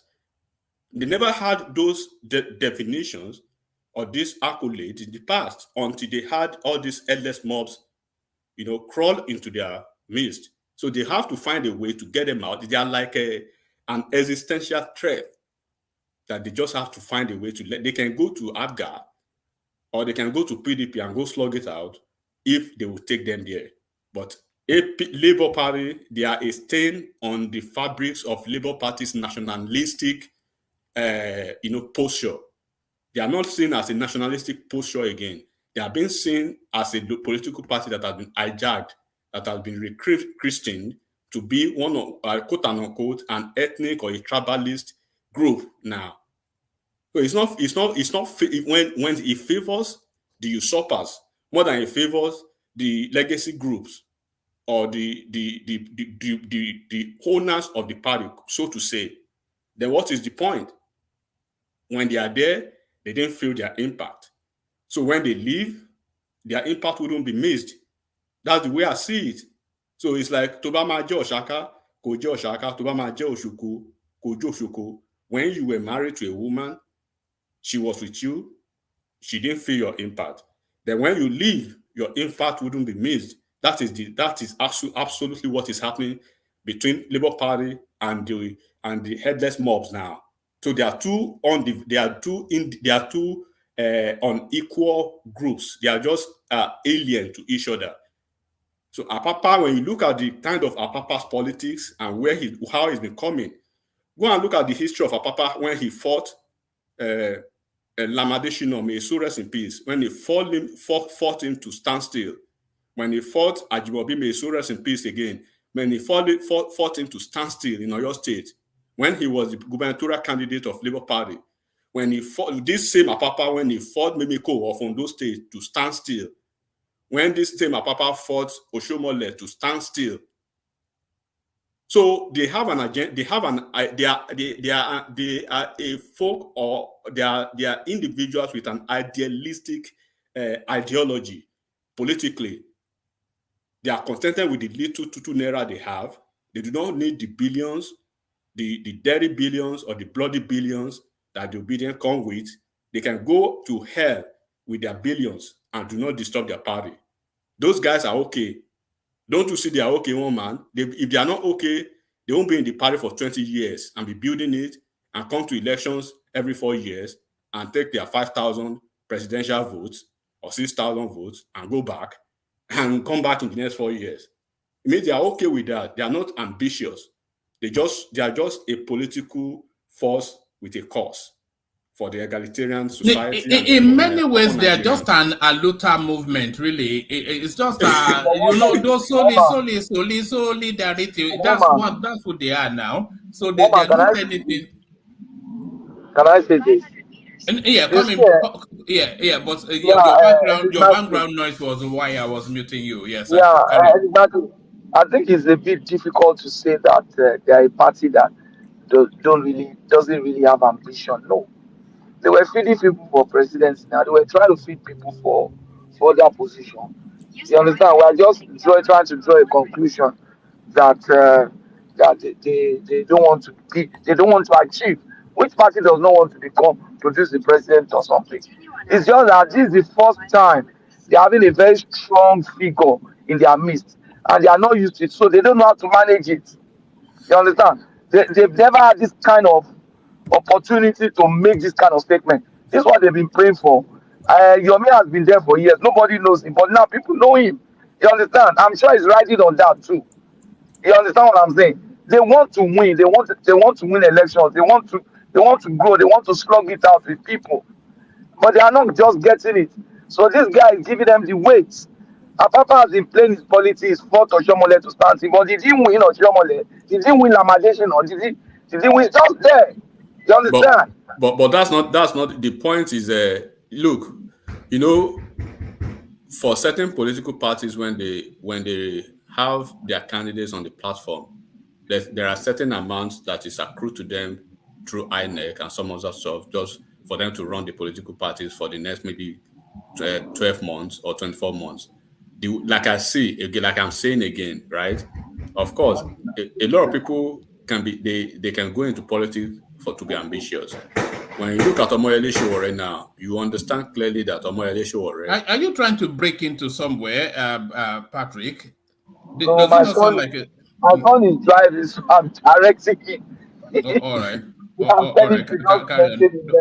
Yeah, when you look at the likes of Omoyele Sowore now, or somebody like Seun Kuti, or the blessed memory of Chief Gani Fawemi, you understand that those guys, for instance, Gani Fawemi, he had the privilege and the utmost opportunity to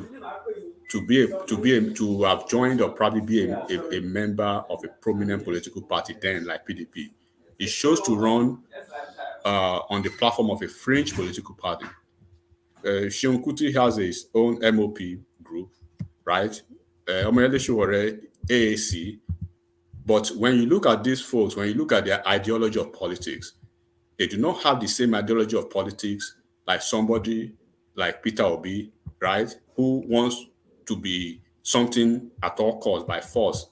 He doesn't care if the country goes to its knees. But these folks, they are just doing their own thing, for the egalitarian, sacrifices for Nigerians, basically. It's not about the money. It's not about the power to them. It's about service. If they go into an election and they come back with 2,000 votes, they are contented with that. They're okay with that, provided they have their secretariat and they're able to run maybe their staffs and then do what they have to do at the subnational levels. It's okay for them. But like I'm saying, it's like if you have a money ritual that has an expiry date, what is the use of that for you? Right? So the badgers, the obedient, the headless mob, they are like a money ritual that has an expiry date to the Labour Party folks who have been there for 20 years, managing their little gari and akara and akamo. No complaint. They don't complain to you that they are suffering. They do not complain to you that they are rich. They are just doing their own thing. Nobody is hearing their noise.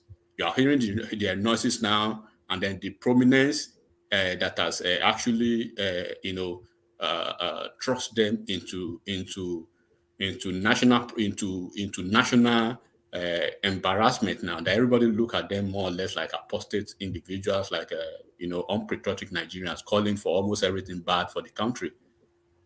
You cannot associate that with the legacy members of the Labour Party, because there is always a clear demarcation between the legacy members, right, and these usurpers. They are usurpers. You can't deny that. They came all of a sudden and they took over the architecture of the party.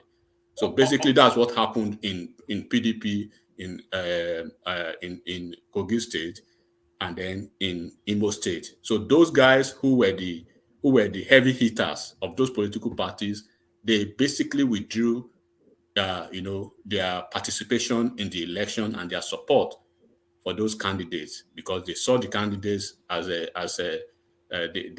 were forced on them and they were not ready to work for them. They chose to work with the establishment political parties on ground, basically. All right. Let me move you on, enigmatic, to this next headline on the screen. Senate to consider diaspora voting bill this week. So this is Senator Bamidele informing the public. But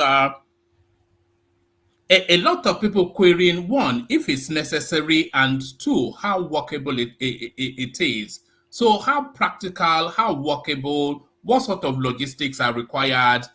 Is it just what are you making of that, the idea of diaspora voting? And considering that diaspora is not just US, UK, it's Mongolia, India, there are Nigerians in India, Chad, Niger Republic, Benin Republic, and everywhere else in between. How does it work, the concept of diaspora voting? Well, the concept of diaspora voting is just a democratic process, and so to say, a democratic process that we guarantee and can be deemed to be to usher in free and free election. But the sanctity of a free and free election should be distinguished by the commitment to transparency, to impartiality, and of course, the equitable opportunities for all voters and all candidates, basically political candidates generally.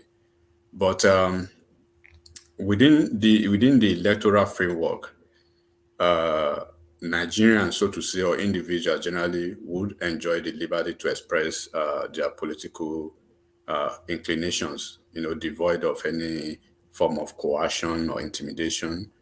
And of course, the entire political or electoral process should, as much as possible, ensure to unfold the practices that will be devoid of any form of prejudice or favoritism. But when we talk about the fundamental tenets of electionary process, it is an all-encompassing processes that has an unfettered access to, should have an unfettered access to information and the entitlement to both votes to be cast in an equitable manner, and that should stand for election safeguarding individuals' liberty and freedom, and of course the unwavering adherence, strict adherence to electoral status. So I'm laying this foundation to let people understand that the overarching objective of this certain process or exercise or bill is basically to ascertain that the electoral outcome, faithfully and then unequivocally, mirrors the authentic will of a Nigerian populace, thereby cultivating, a democratic milieu, founded upon trust and legitimacy, which is trying to capture the egalitarian and the elegant and the sophisticated populace of Nigerians in the diaspora. But coincidentally, I was a member of the group yesterday. They invited me and they wanted me to speak about certain things. But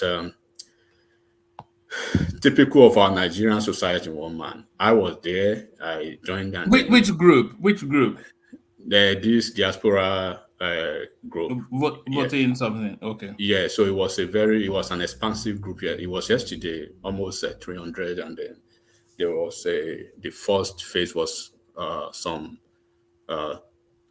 speakers who would give maybe 2 to 3 minutes, monologue to speak about the importance of having the diaspora community participate in election generally in Nigerian politics and then political processes.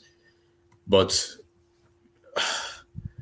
just like in any typical Nigeria organization or arrangement, there will always be this, how would I say, there will always be this familiarity, there will always be this little politics within the little politics. You know what I'm talking about. So at the end of the day, nobody was able to, they gave preference for a lot of people, a couple of people, and when you throw some questions, even through the chat, it becomes so defensive and then adversarial most so often than not. And I just concluded that it's just a jamboree. So because what I see that this is just to me, I consider it. I try not to give in to cynicism and then not to make a cavalierly approach to national discourse like that. But I see that whatever you see, whenever I see Nigerian politicians championing the cause of a certain process like that or an agenda, I see an agenda within an agenda behind, the scene. So the leadership of the Senate, the Senate leader, Senator Akwemi Bamdele from Ekiti State, he was the one that actually spoke. But beyond the facade of that, I want to conclude, and I concluded in my mind that it was just going to be an effort in futility. Nothing's going to come out of it. And I see that they had an agenda for that. Because, for you to get these things work, it's a process that will involve certain stakeholders, and then will involve a multiplicity of action, which I believe Nigerians are not ready to go through. If you've listened to maybe 1 or 2 people who have been able to speak about this, you could see from the depth of their thought, they've basically given it a 0 pass. But the advocacy for diaspora voting and engaging Nigerians in diaspora, it involves strategic planning and, of course, a lot of high-level communication and collaboration. So, which will involve, basic awareness campaign, raising awareness among the Nigerians in the diaspora. Like this channel that we are speaking through now is a form of an awareness channel that we can discuss about the importance of diaspora voting and then utilizing certain fragment of the social media community forums, and then diaspora organizations in each of the diaspora locations in UK and Canada to disseminate the information and the importance of that. But when the previous one that they actually pushed to a certain level that failed, why did it fail? What was the reason? So you know what I'm saying, Roma? It's not that it's new. They've done it once, but it failed, right? But when you create coalition to establish individuals and leaders to discuss this issue, or probably the having to engage even the governmental officials like we did yesterday, having to have interface with the senators, the policy makers, and all of them. What is the level of sensitivity or sensitization between Nigerians and among Nigerians? Because when all this conversation is actually reduced to the level of every individual, then the misunderstanding, the misinformation, and the level of the lackadaisical attitude of normal Nigerian will kick in. They don't want to believe, there's an empathy, right? There's an apathy of trust, and then belief system in the political class. So when you look at the advantages of it and the disadvantages of it, I think they stand at par. But my own thing is there's an agenda that is not that is unclear yet, because at the end of the day, we have the southern group of the legislators, the senators, and the House of Rep members. But all these bills, especially the one that will touch on the sensibility of those political leaders, at a point, they will have to have a quorum, right, to make it a bill or to codify it and then to actually pass it. There could be a quorum from the southern group, the whole from the southwest, south, and southeast. Then what happens when it gets to the north?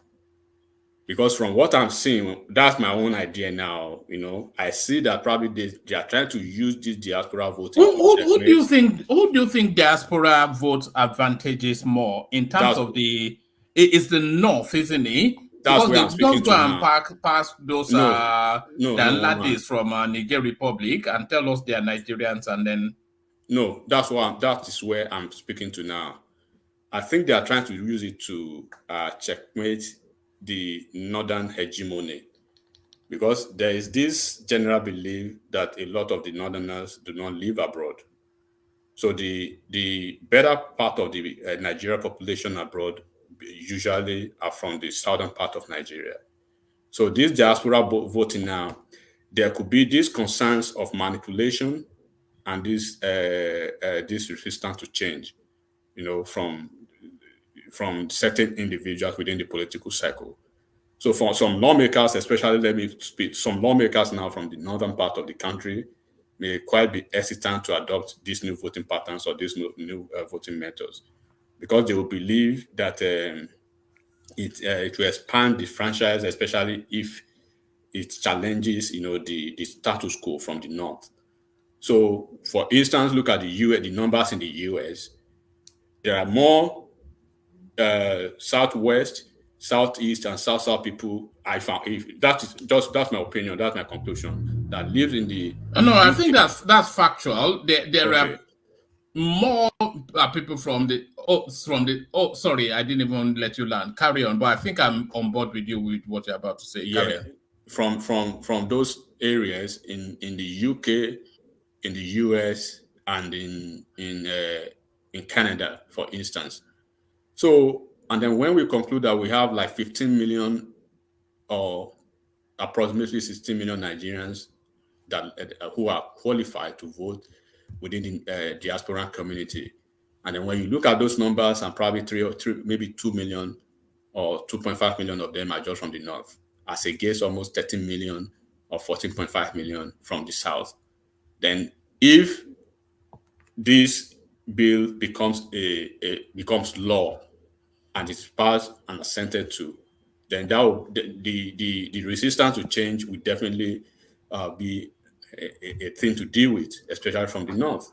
So that will bring these concerns for the manipulation of it, because most of them will have this, we express this concern for a potential manipulation of the electoral process through this, diaspora voting too. So I see that in order to overcome these few challenges or the proponents for those proponents of this diaspora voting rights, they really need to engage in strategic advocacy and then addressing these concerns and then providing evidence for the successful diaspora voting in other countries like in Sudan. I don't know if all those African countries will be considered diaspora. Am I wrong or right, woman? Is Sudan, Morocco, They are all Tunisia? diaspora now. Okay. If you live outside, yes, if you live outside of your home country, then yeah. They favor them more. Niger, Chad, Burkina, Mali. They are more Fulani in Mali, Mauritania than in Nigeria now. So, all those belts, Mali, Guinea. So it favors them more. And even Middle East. So those are the few things that I see, one man, that will not make this, even if a very big if the Senate, because I saw the genuineness in the Senate leader yesterday, right? And I've seen the conversation here and there from some of the legislators from Southwest and some other part of Southeast and South.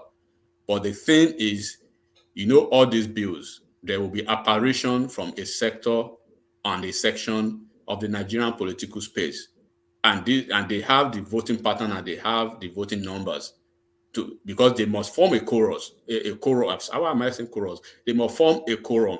So it will eventually become an effort in futility. But on the flip side of it,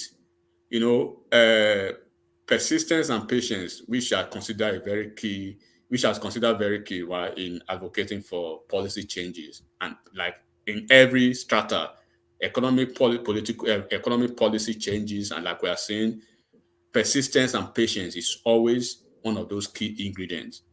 But if they have to build a broad-based coalition and then gathering some support, they have to go to the north, not from the south, because a preponderance of those people in that in the meeting that happened yesterday, 99% were from the people from the south. So I don't even think there was anyone from the north, if I'm not wrong. So the advocacy should go to the north, because this thing will not fly if the northern people are not buying into it. That's just the way I see it, one man.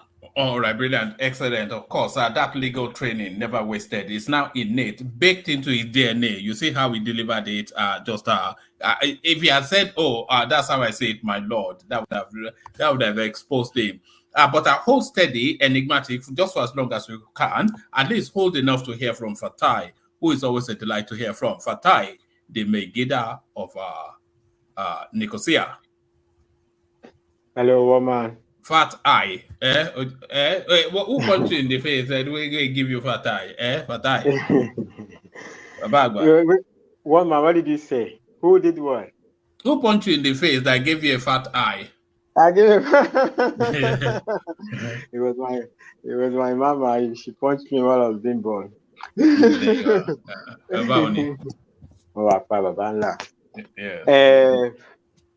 woman. It's usually a topic that brings you in, because I know you don't stroll in casually. So what triggered you to come in today? I think it's you and Baba Janle Koko that triggered me to come in. I kind of wanted to come in yesterday, because you had Buwala here. Well, that was the day before, wasn't it? Yeah, I know. Yeah. I don't know. I think only God could make out what he was saying. He was saying, so I don't know who to hold accountable, because I think he said something that is like, I don't know whether he understood the gravity of it, because it would mean that the government is operating illegally, right? And if I had the authority, I would impeach Tinubu for it. So he just said casually, they removed subsidy and now they brought subsidy back. Tinubu in Saudi Arabia said the subsidy is gone and it continues to go. He brought no evidence. It's supposed to be like a top level close to the power that be. And he didn't. He just said they have brought back subsidy. So they have a supplementary budget. I didn't hear for all the noise, justifiably, by the way, about some people buying SUVs, why they gave Nigerians 35,000 naira, but they got SUVs, right? If we already have too much money, let them cuckoo give all of us money. No, not all of us. I mean me, but like let them cuckoo give people money rather than only some few people buying SUVs. It's okay to buy SUVs, but at least let it be balanced. Give some more, give other people a lot more money if you're going to buy SUV, and even those ones have a chance to spend the money in the economy than the SUV money that you are going to give to maybe Toyota or whoever you're going to give them to. But anyway, I mean, those are another space. You know, I didn't get in the conversation when it was happening. I didn't want to. So he was saying, okay, my point with that Boala is that why is he talking about subsidies back? He just say it. Why is it? Does he want to turn your show into fake news show? If he has, he's in a position to be able to have. He knows more than you and I. Well, he doesn't know more than Tinubu. So if Tinubu is lying, if I had the authority, I would impeach Tinubu, because everybody is suffering over some subsidy, whatever removal or whatever, and then somehow the subsidy is back. What are we doing? If we are going to endure pain because we are praying. Yeah, that but we have legislated that space and concluded that the subsidy is back. You were part of that conversation when we had it here. No. One man, please don't include me what I'm not. I was opposing to that. Maybe you concluded, but please, not we. Okay, anybody that wants to claim subsidy is back should provide proof of from what account is the subsidy being paid. It's not in the budget, the original budget up to now. From the slush fund.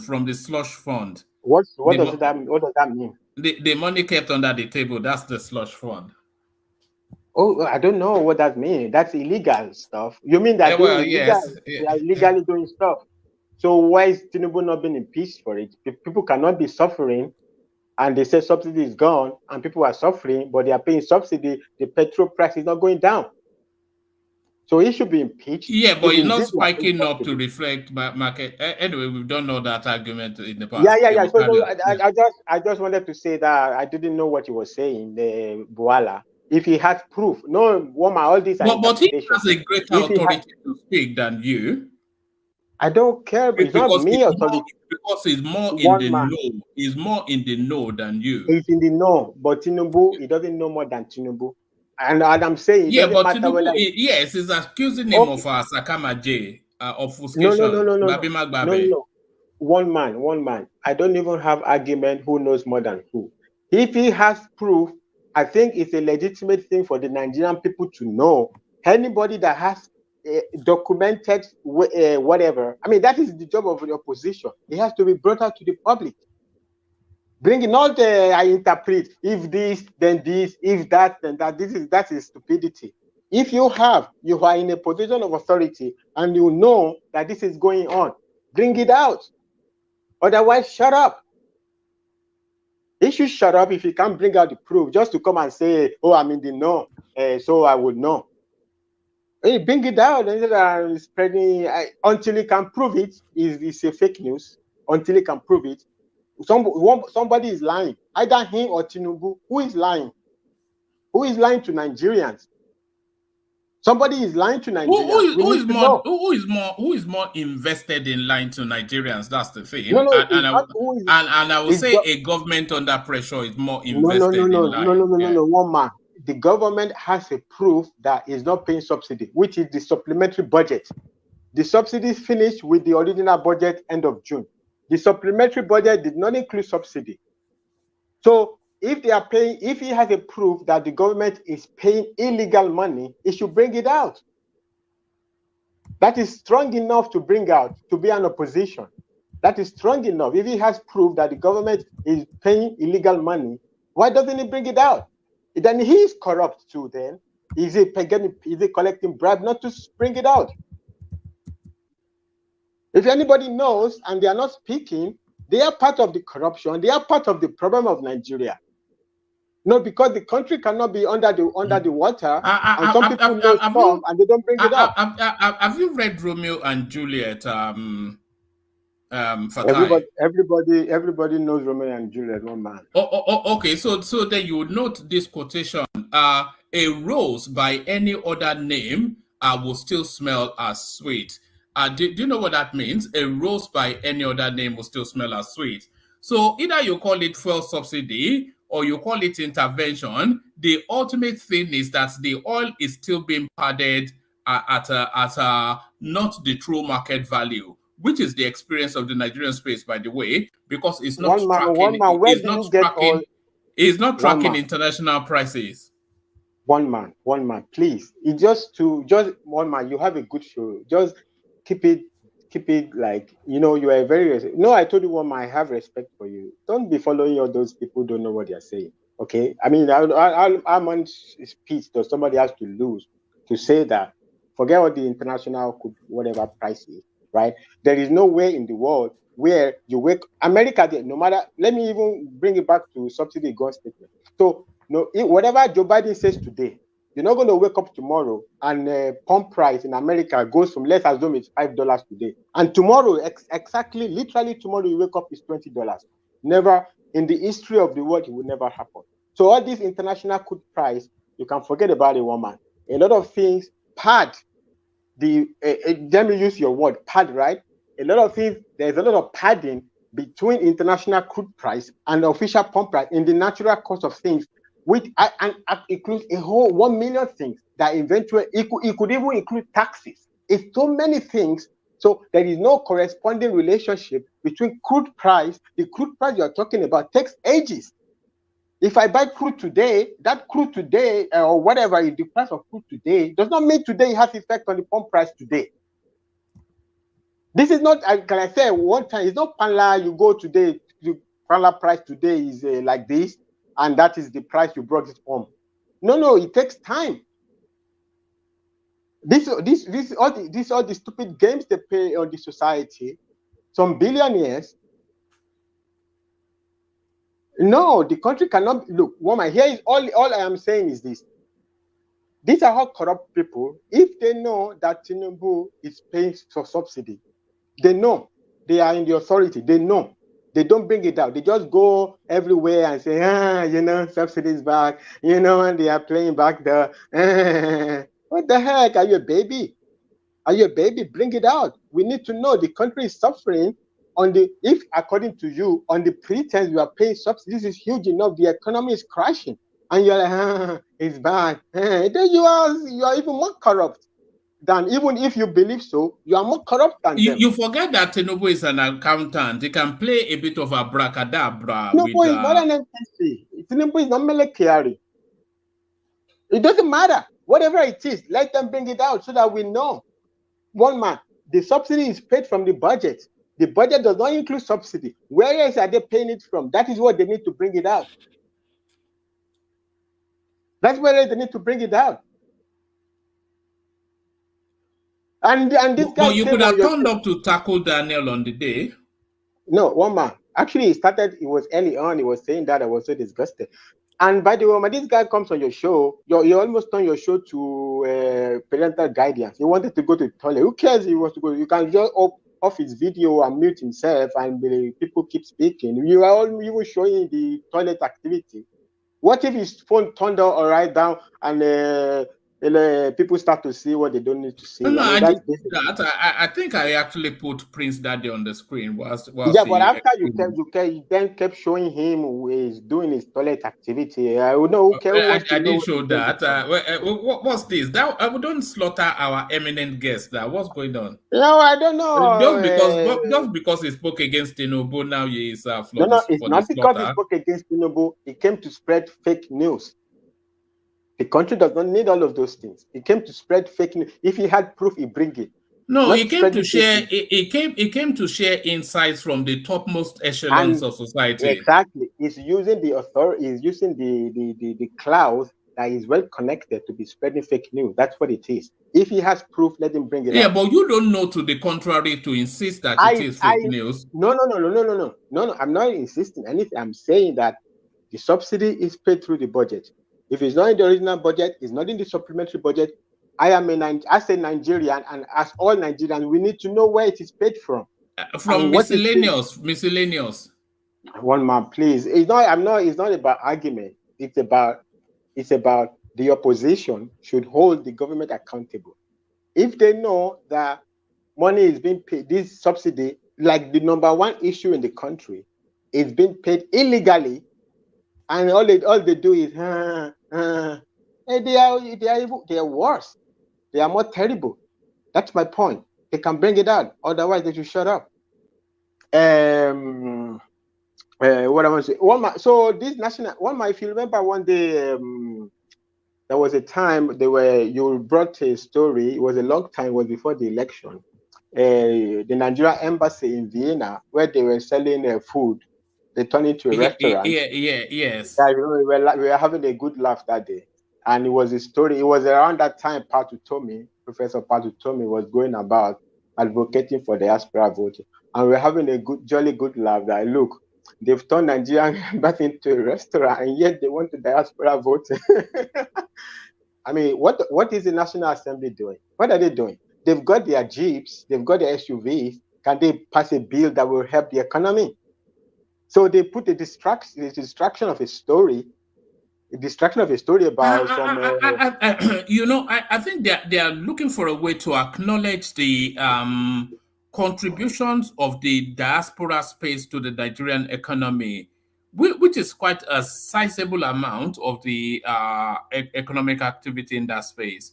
So, I mean, you can't be remitting all of this money and not even have a say on how the space runs. No, one man. Look, if I speak tonight, I may never be allowed on your platform again. Okay, I'm very targeted on your platform at any rate. No, you know you are one of our most revered voices.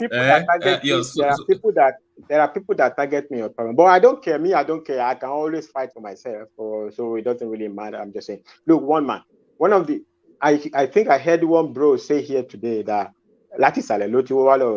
but that is Saleh, like from beginning. That is Saleh. It's not the history of Nigeria. That is what we are hoping to correct with removal of subsidy and stuff like that. Adi Saleh Totiwowa is Tinubu coming in and people writing a name on paper for National Assembly leadership. People that have no clue about business. The country is in a terrible economic problem. They are writing names on paper for people who have no clue about business. In the America there, Mick McCarthy, before he became a Speaker of the House, 15 rounds of voting to become a Speaker. This their new, and they kicked him out in like some months. This their new Speaker. It went maybe 4 or 5 rounds of voting. It's National Assembly is not children that they can make deals, because when this thing goes through a cycle, they make deals, they whatever, and in the end of the day, the best person wins. And then because you see, the government is a tripod. What do they call it? 3 arms of government. The judiciary, we know, it doesn't actively participate in the running of the economy, except if he has to interpret certain things. The legislature and the executive, they are both responsible for running the government. It's not only the executive that runs the government. Baba Tinubu, he doesn't know. Maybe Baba Tinubu has never been a single parent to know what is called Adagbe Adafa, because it's not easy. That's a Madan Kofa.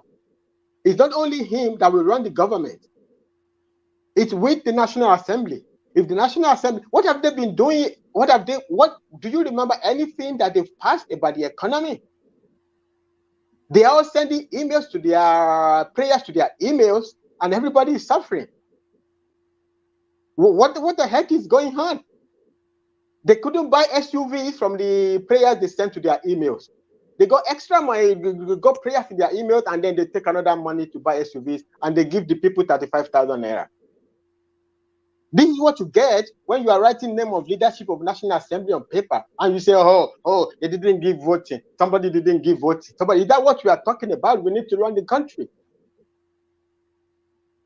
Let them fight it out and get strong leadership for the country so that the country moves forward. Not people who have no clue about nothing. But the leadership of the assembly was handpicked by Tinubu now. I don't know. I hope I hope that it was they put him a fait accompli. The way I saw it, it was like let Southwest and Southeast compete for it.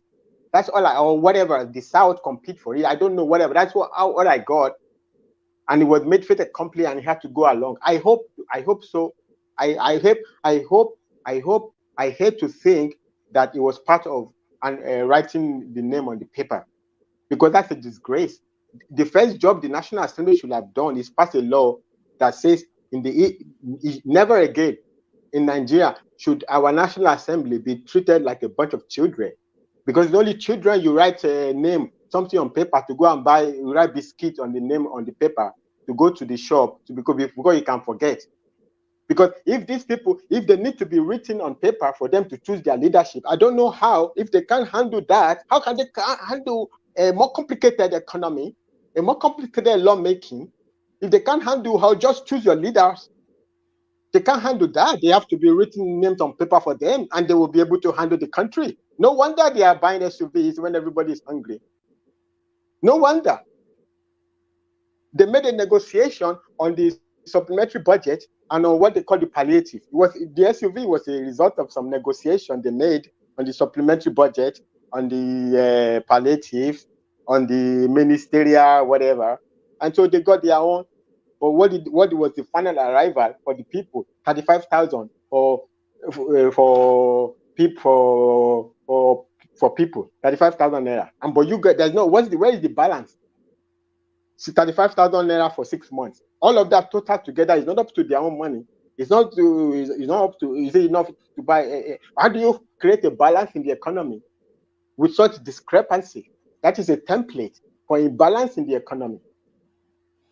If you want to, if we already have so much money that we can afford to buy them SUVs, that means we could afford to give everybody 100K and expand the pool from, I don't know, maybe it's 1 million people or 2 million. Give it 10 million people 100K. It means we have a lot of money. That money they will spend it in the economy. This one they will give it to Toyota. The SUV money they will give it to Toyota. It's not in the economy. How much of it gets into the economy? They give people money so that they boost the economy. Baba Tinubu, on top of saying the nigga in my people, the baba jeton to need the Linda. When the yarn spoil finish, now the owner of the yarns get on. There's no genius that does anything alone. I'm not saying because not the way this was saying it or is appointing these people. It's not even the appointment. There are 3 arms of government. The National Assembly needs to help the executive. They need to, what law have they passed to send to the presidency to sign to help the economy? To help the economy. What is this guy doing, by the way? Oyedele Taiwo. What is he doing? Who is that guy? All he does is collecting buzzwords from YouTube and social media and going on television speaking. He had how many months now he's been trying to work out some tax. I mean, tax issues is a very important something for an economy. I mean, if nobody knows, you can learn from Trump. Trump did a tax reform and boost the economy when haywire. It brings relief to the business people if they know what tax is. It was on Chinese television the last time. I was so disgusted. What is this? What is the resolution about tax? Oh, the people are going to have some relief. This guy is just going about waste. There are many people in the Tinubu's government that are just wasting his time. Before you know it, his political capital will be spent before he realizes it. His political capital will be spent. It's very good that he's trying to fix investment and subsidy and bank and whatever, but those one will come in a long time. What about right now? You framed the question very appropriately. Babajale Koko framed it very appropriately. Until Saudi Arabia bring investment, okay, when the people are already dead, who is going to enjoy the investment? Do you think they've written off X amount of people as collateral damage? No, I don't think they've written an amount of people. I think that there are many people that are just deceiving Tinubu. They're just deceiving him. Fatai, can you hear me? Yeah. Yeah, you see, one thing I noticed is this. I think in making appointments, when we want to say, okay, we want politician or want technocrats, but from this Tinubu's appointment, when I see them appoint technocrat, they appoint people that are not likely to produce problem and solution, but they appoint them because they feel they are in certain position, not minding whether that experience is going to help improve the system. Let me give you a good example. This guy that they brought in now, or whatever, he was a partner in PwC. That experience can never, you could get experience from other brother, that Patoski, brother. See that PwC, was a graduate. Forget about that. PwC is a partner. It's an appointment. It's not that he went through the ranks at PwC. Exactly. It's not that he did anything at PwC. It's an appointment. One man can be appointed at so PwC. He was not even. He didn't go through the rank to eventually become a partner in PwC. No. It's an appointment. Patoski, you can be appointed today, partner of PwC. PwC Part-time. I work in PwC. So sorry. Hold on, Patrick. What do you mean an appointment? Are you saying somewhat like a honorary degree sort of a thing? No. One man. And by the way, Patrick, your audio is quite distant and faint. Okay, I'm using earpiece. Sorry. Well, can you hear me now? Yeah, a bit better. Yeah, I'm sure a number of people listening to me have probably been in Big Four. Yeah, PwC in Big Four. You can get promoted to become a partner. You understand? For example, I can see that. You come as an associate, and then you become a senior. You become manager, senior manager, then director, and eventually a partner. That's how you become a partner in Big Four. But what I'm trying to say is this: that none of those things equip you to be able to dole out tax policies for a country. No. People just think, oh, yes, these are accountancies. Yeah. I'm trying to be an accountant. Patoski, you are even going too far. We are going too far. See, his appointment is not different from, I will always bash him. What is the difference between Oyedele and Peter Obi as the chairman of the board of Fidelity Bank? It's the same thing. It doesn't mean that Peter Obi was the banker. It's not necessarily the same thing. All right. Let's not get bogged down on that because I know. But what I'm saying is not like that. Not like that. All right. Sorry, Patrick. Let's move on from that Oyedele space. I'm talking about appointment. I'm saying that when we want to appoint people, we call technocrats. We should look at the relevance of their experience to their role. For example, someone who is a partner at PwC, maybe a tax partner, like this guy now, is not nothing in that role has prepared him for that. Nothing in the experience in that place has prepared him to me for that role. The job he's probably been doing, or his experience as a partner is, he will look for clients. It's not that. All right, Patrick. Let Fatai carry on. We're getting bogged down in some. Yeah. It's not that the job. It's not that the job did not prepare him. That's not the argument. And when I say like Peter Obi, I don't mean of course Peter Obi was a shareholder and all of that. That's the deal. My point is that he was appointed maybe 2 years before now or 3 years before now. Not like he was an employee of PwC. That's what I'm making. He was appointed like anybody. His substantial experience, right, comes from he's a Yabatech guy, and he went to do the same degree that this guy went to do. Emil Fuele did at Stanford and Harvard. He said went to do. It's not like he got a master's degree at Harvard or London Business of Economics or whatever, all of those things. So people don't need to deceive Tinubu too much. He doesn't have time. He can have experience being in the board to be able to do tax policy. But where is the tax policy? I read the summary of whatever is submitted, quick wins, whatever that means.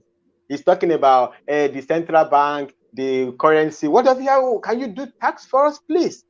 He's talking about things that are irrelevant. But he has already expanded the tax net, though. They did not come up with some sort of comprehensive tax narrative. No, I'm pretty sure it nothing. did, Fatai. Well, I read it now. I read it. It's posted. The summary of it. No, the report itself is probably with Tinubu, but the summary of it is on PwC website. I read it.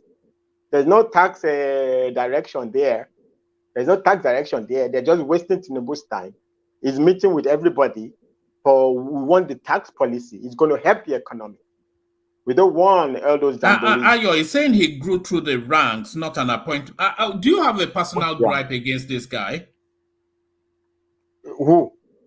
This Oyedele guy that you are trying to slaughter.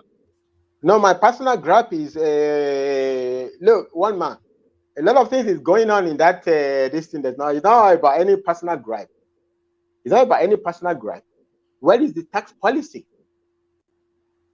Yeah, it's fleshing it out. It doesn't have it. It's not an off-the-shelf thing. He has to look at the landscape in order then to, to structure something. Yeah. He wrote a book. He wrote a book, 50 Tax Issues of Africa or whatever. So supposedly he already knows what are the tax problems. We don't need 1 million years to come up with at least some basic. What he did identify was that the gray economy, the black economy, the undocumented economy, which is the vast swathe of the Nigerian economic space, is outside of the tax loop. And he's trying. So he has identified that. Then he's trying to structure to bring them into the mainstream.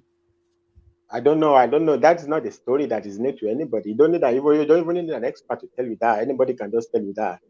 What is the direction to solve the problem?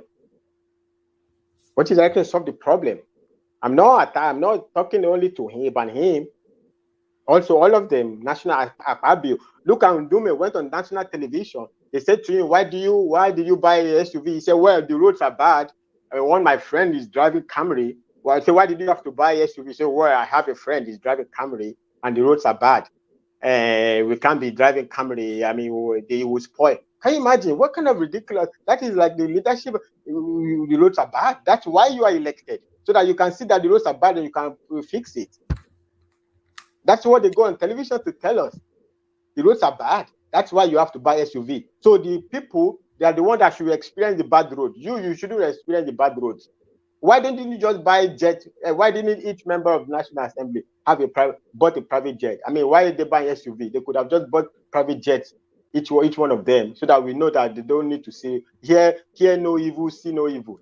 If that's the way they think the excuse. I mean, okay, if people find they could buy themselves SUVs, right? Sometimes you employ a CEO, you give him everything. Sorry, what's the objection against this? Because I still, I object to it, but I really don't.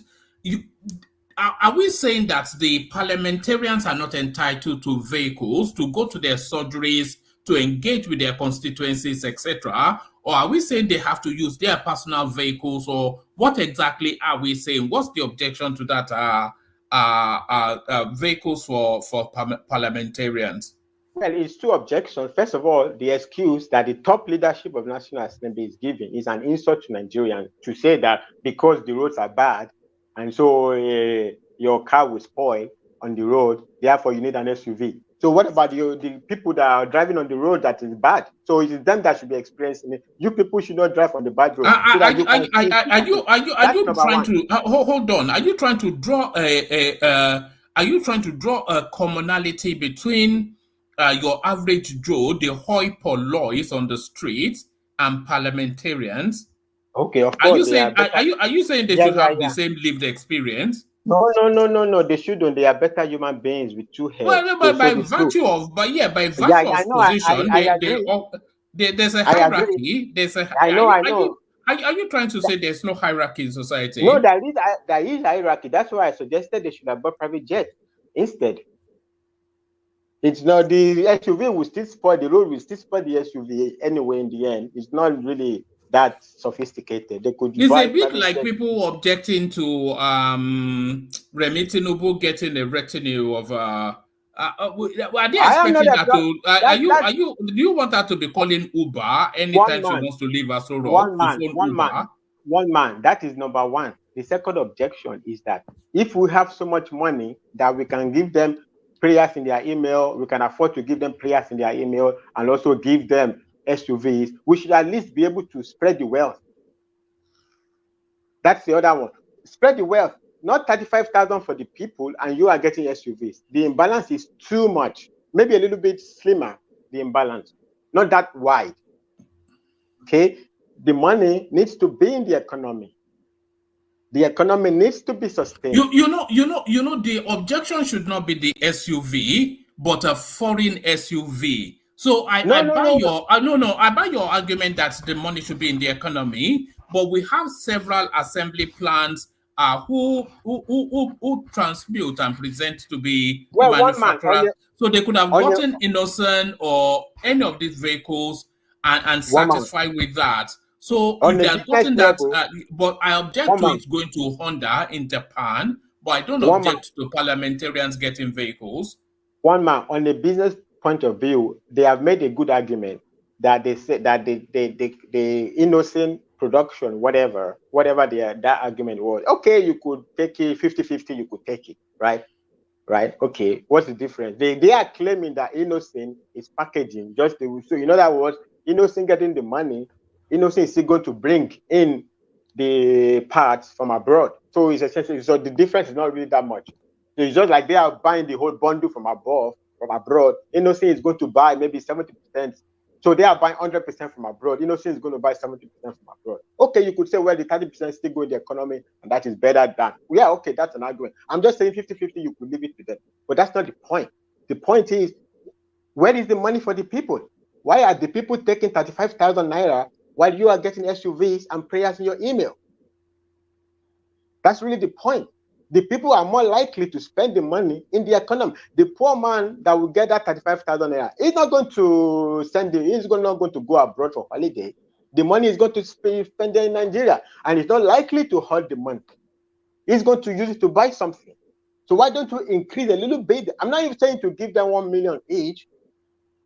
Just increase a little bit more. Are you some sort of socialist? Is this what we're discovering? Are you like an Ajan Lekoko sort of a worldview? No, it's not about socialism, right? It's about balancing the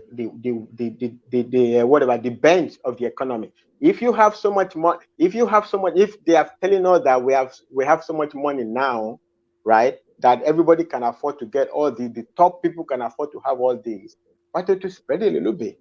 That's all I'm saying. We don't have money is all we know. But the picture they are painting is that we have money. But then the people, look, this is my argument. My argument is not about where the bank. Are you arguing the optics or the economics? No, it's not the exact. Thank you, one man. I'm arguing the economics. The money is better spent. So a good part of the money is better spent where the money will circulate within the economy. I'm not arguing for any manufacturer, Innocent or whatever. I'm not who's their spokesperson arguing for them. They have to defend themselves that 70% of the money, approximately, is not going to be spent on importing also those same things, right? My point is this: if you're going to spend do you know how much billion it was assigned to them to buy those SUVs? Compare it to what is assigned to millions of people that they are going to, maybe 1 million people. If you dollarize that 160 million, then it's not really a spend. It's not as outlandish as if you dollarize it, then it's not really that much of a spend. One man, do you know how much is the supplementary budget? 2 trillion. It's a lot of money in the supplementary budget. A lot of those money. Yeah, if you dollarize that, is not that much as well. Woman, we are talking about the economy is crumbling. We need to help the economy. That's all I'm speaking to. We need to help the economy. This doesn't help. There's no way it helps the economy, whether it is 2 naira.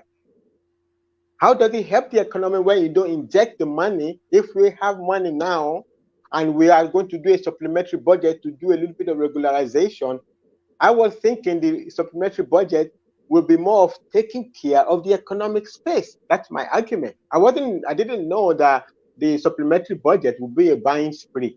No, no. I didn't. Hold on. How much of that supply? Don't make us have to go and dig out this up because I'm quite willing, happy to do that. How much of that supplementary budget actually leaves the Nigerian shores? Outside of the SUV, outside of the SUV. Woma, maybe up to 25% of your budget or whatever is going to the military. They are everything in the supplementary budget is buying. Even the thing Yeah, but a lot of that military spend is recurrent expenditure, not capital. No, I know. I'm not arguing about so because that I'm still not stays within the economy. Wait, Woma, I'm not arguing. I'm not a security expert to know what the security people need. A lot of money, even in the all I'm saying is that a lot of that is a lot of buying. A lot of money. No, that's what I just said to you. A lot of that supplementary budget to the military is for recurrent expenditure, not capital spend.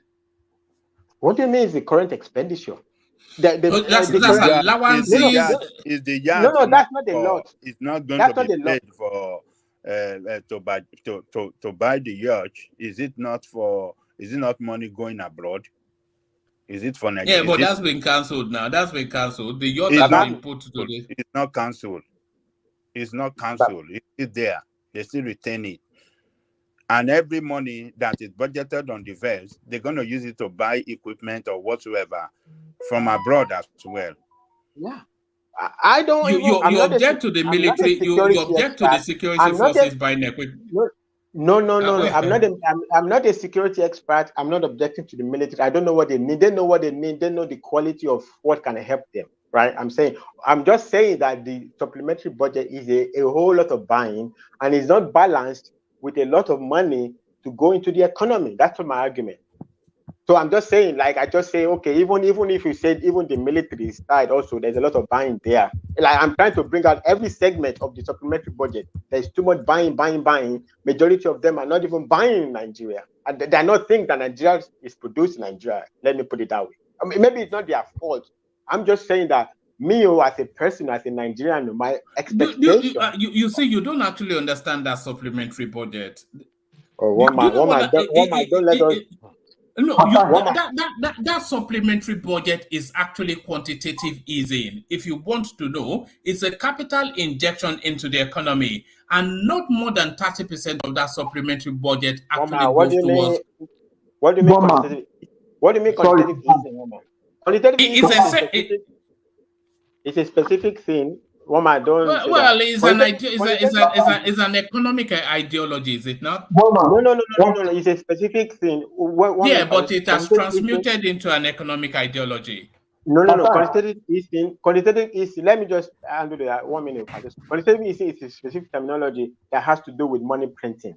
Okay, essentially central bank tools. Yes, it's ways and how do you think they are raising the 2 trillion? It's ways and means, isn't it? Which is essentially money printing. No, they haven't told us that this will be from where is even the supplementary budget money coming from? Ways and means. Did they say that? Well, it stands to reason, does it not? How else are they going to get it other than ways and means? Here is my argument about the supplementary budget. My expectation that the biggest hole that needed to be filled in this, because supplementary budget is like even by the name, you are supplementing an original budget. There is some hole in the original budget. The biggest hole in the Nigerian economy today is that the country is suffering. So that's why they are pumping 2 trillion. That's why they are already pumping 2 trillion into the economy. They already borrowed 4 trillion from buying things from abroad. Everything to be buying from even if they are printing it. That 2 trillion is steroids for the economy. Steroids. It's a steroid injection. No, it's not. But that's what I'm saying. It's not injection into the economy. Majority of it is to be buying stuff. And most of this stuff are not even made in Nigeria. You make me bring up that supplementary list in a moment. But while you bring the budget, let me say something. But I said something very clear, and we are not looking at it. You see, I believe that who you are is more important than what you do. If you fix who you are, if you fix the kind of person that you are, what you eventually do will automatically fall in place. The question I'll ask the National Assembly is, who is the kind of person that will ask, why are you buying SUV? And you say, it's because the roads are bad. That tell you the nature of these people, no good thing can come from such the people. Thank you, Patoski. Very insensitive. What And kind of a they have existing ones, though. They want to discard those ones. One man, let me just say, corroborate Patoski's comment. One thing that I believe Nigerians are missing, I don't think they pay attention intentionally, or probably they pay this pseudo malevolent attention because of the political leanings. And that's why I'm trying to direct people's ideas now to look at the wondrous advantage of the legislative process and the legislators in Nigeria. Babaja is in the US, and then a couple of people they live in the US.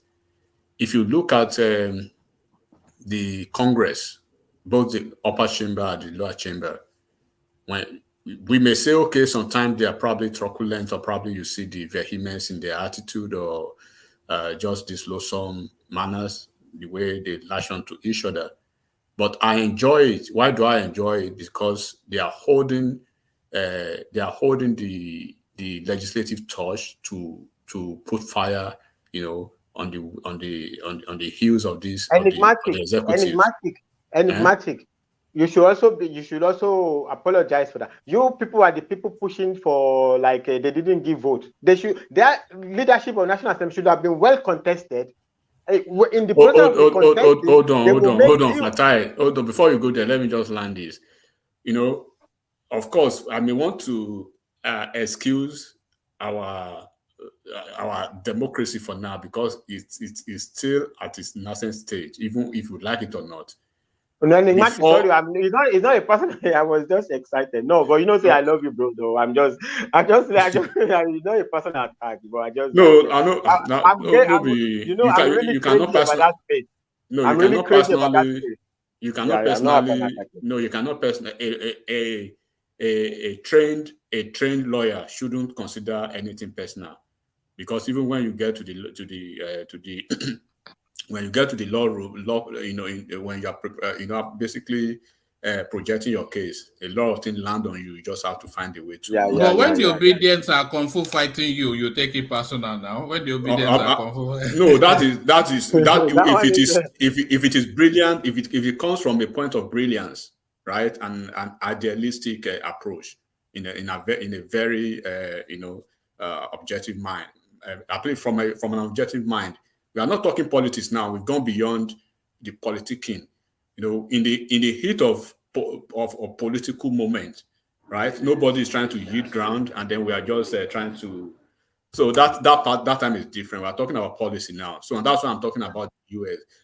When you look at the US now, the Congress, right? I think they will start their war again maybe in the next 2 weeks or the next 3 weeks about the budget balancing, trying to hold Biden and the executive. Until we have that they will go at each other, not a place. Look, the problem we have, I want Nigerians to look at this. I know that the executive, being spearheaded by Tinubu now, they have their own shares of, they have their share of issues. But look at the National Assembly. National Assembly, bro. This is, I think we are very lucky. For the first time in so many years, I think since 1999, if I'm not wrong, we have an equally, let me say, majority cloud of opposition that are docile as we speak. And those ones are disgusting as well. So if PDP and Labour Party alone can come together and keep on a daily basis putting fire on Akpabio, right? You are not going to pass this budget until all of us agree. You are not going to do this until we agree. Why are they there? None of them, even when Aburi, their National Party chairman, right, told them, guys, reject these vehicles. They told Aburi, Ogbeni, hush your mouth. Peter Obi said he spoke with them, even though within within milliseconds of his statement, he was all over the place condemning the idea. But as soon as they put him in the defense, as soon as they put the question to him, follow up, he went on the defensive, defending them that it was an official vehicle, official purpose. So what I'm saying now, the executive will continue to ride roughshod, right, until we have a very a vibrant National Assembly. All we have now, they are just bunch of yays and hallelujah boys, right? Propagandists. What do they call them again? Stamp. They call them. There's this this common name: rubber stamp Senate and rubber stamp House of Rep. So we do not have that, and that was the reason I was speaking about this electoral, this voting, diaspora voting rights the other time. So look at an Akpabio, he's a Senate president. Look at the principal, because you want to, everybody want to blame Akpabio, but look at the principal, look at the principal hierarchy of National Assembly, right? It's a combination of all the political parties, both PDP, Labour Party, YPP, all of them, right? And then in the National Assembly, we have almost 40, how many? Maybe 40 or 36 PDP with 7 Labour Party and probably one more political party, I'm not sure. So they have almost 2/3 of the National Assembly in the opposition. And when you go to the House of Reps, you have almost 1/3, I mean, almost the similar number, right? But look at what happened. Even Ikenga Ugoshinyere, who people believe that will go to the House of Rep and give them fire. Have you heard his voice? They've sealed his lips because he was given one of the he was compensated with one of the most juicy committee chairmanship. So look, we can blame one part of the political aisle. Why not doing the same with until we have a very good Senate and House of Rep? Nothing will happen.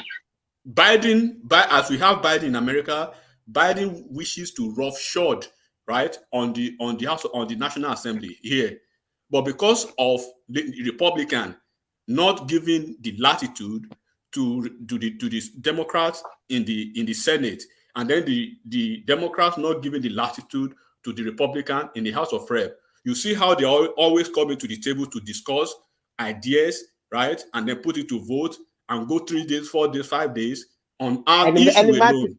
But we don't have that in Nigeria. Brother, let me even, before you move away from that, let me even, you see, if you observe very well in the US, right, the most lobbied segment of the government is the legislature, the lobbyists. How many Those lobbyists people are very powerful, Fatai. They almost brought. You saw what they did to Obama now.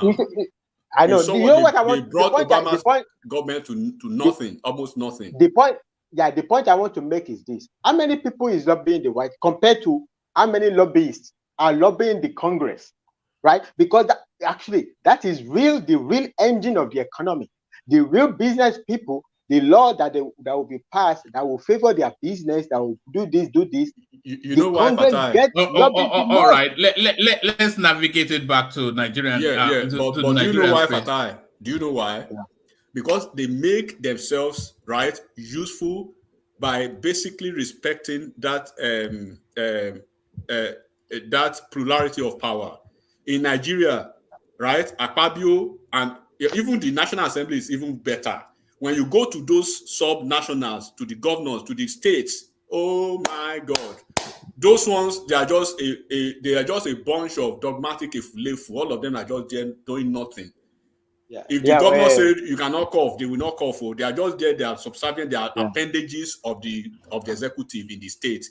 So until we have this National Assembly believing in themselves and telling Tinubu, look, Tinubu, do your own thing. We'll do our own thing. Until you do this, nothing is moving. They passed a supplementary budget within 2 hours.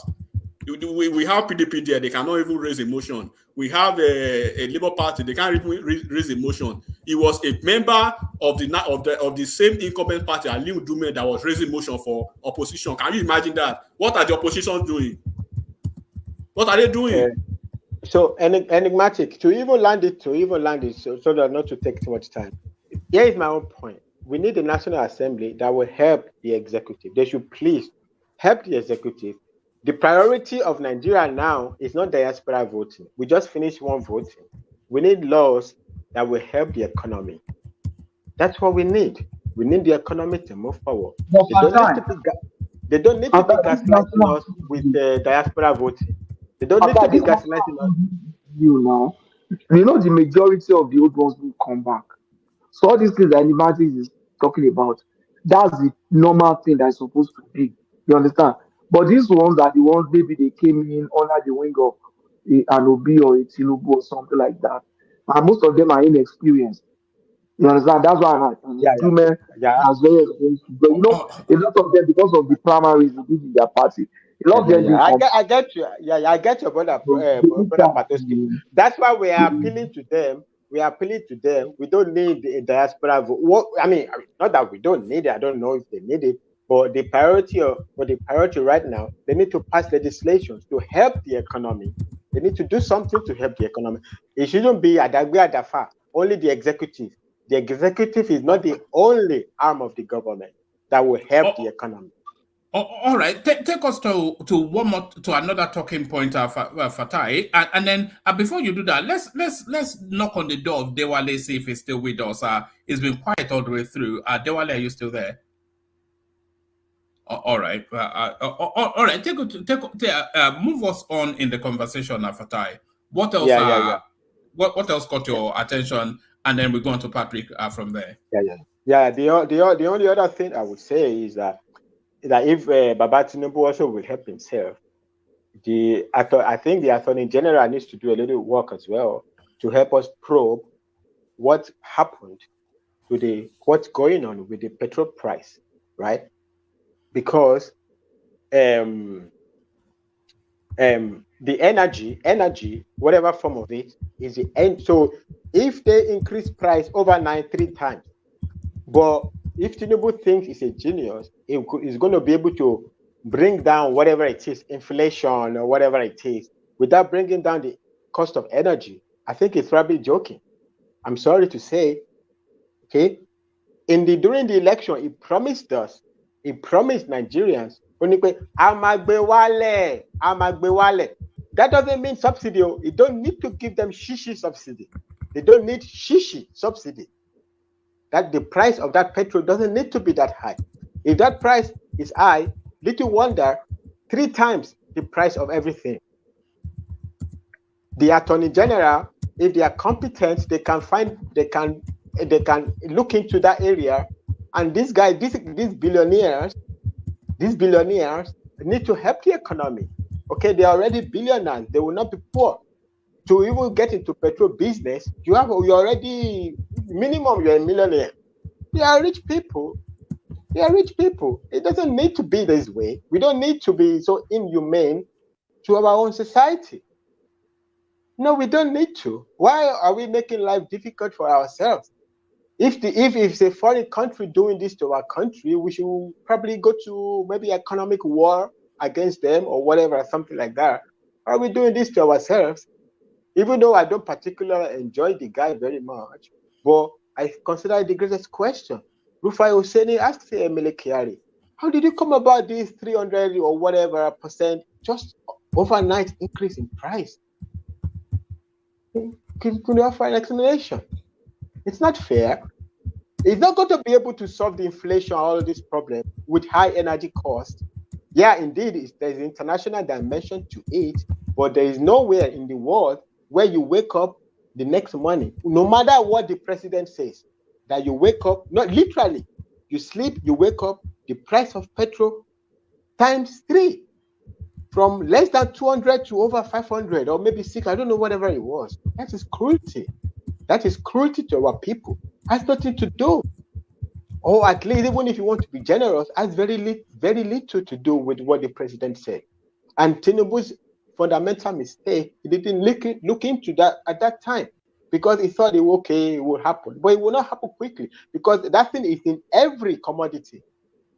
There's nothing you want to sell, buy, that you're not going to encounter petrol, either in your course of taking a bus or this or that. Everything you do is there. So if that fundamental thing, the price is gone up that much, I mean, I don't understand why Nigerians were supporting these billionaires, making excuses for them. The NLC should go and protest the NNPC. They need to go and protect the NNPC. The NNPC needs to help Nigeria. They need to help Nigeria. What Tinubu is doing is trying to find investment out of this. This will materialize over time. But we need quick stuff, like bring down the cost of gas, the cost of petrol. Not subsidy. I know subsidy. They don't need subsidy. They don't need subsidy. They don't need subsidy to bring down the price. They don't need it. Even the one they are still selling till today is still subsidy. They bought them on subsidy. That is the reality. Even the one they are still selling till today. It's no need to deceive our society up to this level. You know, and that's and Tinubu needs to be. These Saudi Arabia people, they are sovereign fund. Baba Jalekoko, ó yẹ kí àwọn discourse pè yín. This gbàtẹ́ ìsọ suggestion pé what suggestion you made? I don't remember the suggestion again. What they are doing now with this sovereign fund bringing is another form of that one, right? It's a discount. What is even in a special whatever window to bring money. The only problem here is that Saudi foreign sovereign fund is an investment, whatever. It's what we profit them. They can give you money, but what are they getting in return? Right? I don't know. We need to know a little more. But I think they are targeting the Nigerian refinery space. Because because I also I listened to the interaction as well between Tinubu and the Saudi royalty, and they were saying, "Oh, we're interested. We'll invest in agriculture. We'll help you rebuild your refinery." They even gave a time span of about 3 years and all of that. So I think they're after oil, the Saudis. Yeah, I know it's not as straightforward as it is. I hope we have a strong team that can make a good negotiation, because the only thing that is clear, the Saudi sovereign fund is an investment fund. They invest in a lot of things. They are buying clubs in Premier League. They are buying this. They are for they bought my club. They are for investment. They are for their profit, right? Yeah, maybe there is a meeting point with the Nigerian situation. Maybe the government says that, you have to be in the government, have the access to what they are discussing, to data, to know if it's fair, if it's at least win-win for everybody. Okay, maybe that's what they are targeting, the government, win-win for everybody. But the fact still remains, the Saudi sovereign fund is a huge investment machine. It's not a small investment machine, it's a huge investment machine. They are only after their own profit. That they are canceling your people's visa because you're disturbing their airline, right? I don't know. I think it might be in good. I can't be brash to say to criticize it. I don't know what's going on there, But I think Babajani Koko's point would have been a better relief, because Nigerians sending money to Nigerians, it's probably however it is, it's like between Nigerians to Nigeria. Even if they cheat each other, it's still inside Nigeria. But I don't know. Well, maybe that one is a more complicated formula to work out. So I don't know. Whatever it is, I don't know. But I wish Tinubu good luck. I'm I'm a tremendous fan of Tinubu, but I think he's doing too much Adagbe Adafa. It's too much Adagbe. If you have ever been okay, let me know. I don't have authority there. If you have ever been a single parent, it's not easy Adagbe Adafa. You can't be the only one doing it. Only you. Where is the National Assembly? Where is everybody? Where is the Attorney General? Where is all of these people? It is not only Tinubu. What he's doing will probably bear fruit in a little time. But I think one man, and you, Babajane Koko, I felt strongly that you framed the question very correctly. Yeah, hopefully we are praying for better days, but at the same time, we don't need to die now. If we die now, who's going to eat the better day? Anyway, one man, I hope I remember 50% of what I wanted to say. Thank you very much. All right, stay steady. Hold enough to hear from Patoski, who's up next. Patrick, the floor is yours. One man, can you pass me? All right, let's see if Kumi is there. Kumi, are you there? All right. Kumi has either disappeared to the land of sleep. Dewale, I think he has disappeared to the land of sleep. hopefully Bishop has not disappeared to the land of sleep, because I think we've got 6 of us here. So otherwise we must start to wrap it up. So who's got who wants to say anything? Just unpop yourself and speak to us. And there it is. Okay. I think we have exhausted everyone. So let me. Oh man. Yeah. Dewale, I've been busy. That's why. Daddy duties, Abby. Yes. Okay, well done, Kushe. I've been listening to everybody. Even when you call my name, I was a little bit far from my phone. Yeah, no. Let me play this Shagari clip. Just to build, just to pivot the conversation, and let me send the link into the comment section as well. For I think I've just done that. So let me play this Shagari clip just to pivot the conversation somewhat. So a lot of you would have heard Ghana must. I think I played it at the start, but people knew just joining. A lot of you would have heard the phrase "Ghana must go."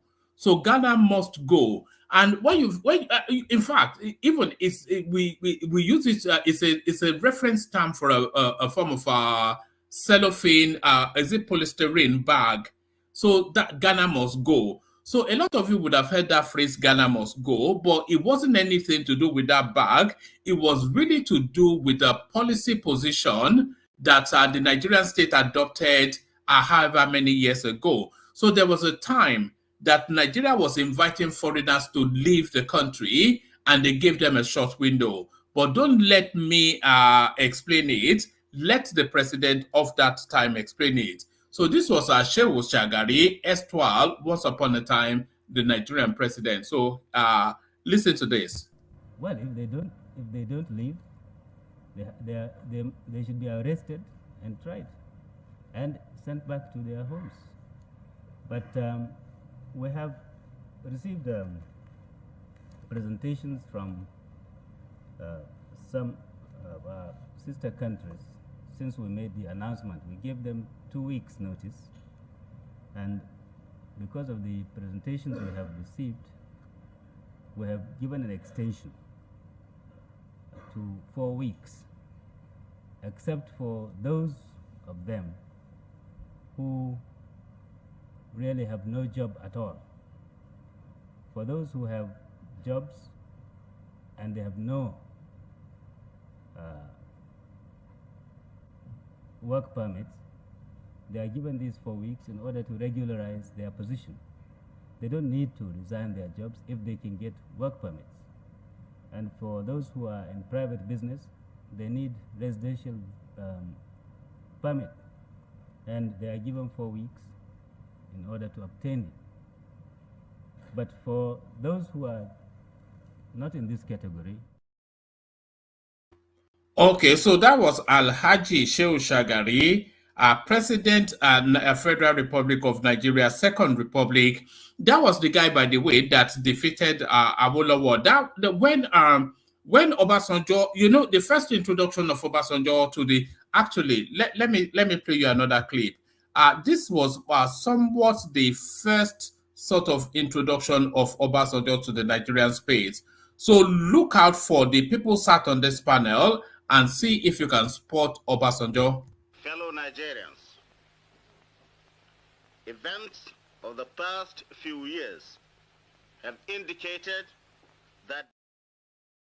Okay, so sat to the right of the person making that speech, sat to the right of Muritala Mohammed. That was Obasanjo right there. So let me just play it for a second again so you can spot him. Fellow Nigerians, events of the past. The person speaking was Danjuman is the one sitting on the far left. No, that was Obasanjo. No, on the far left. On the far,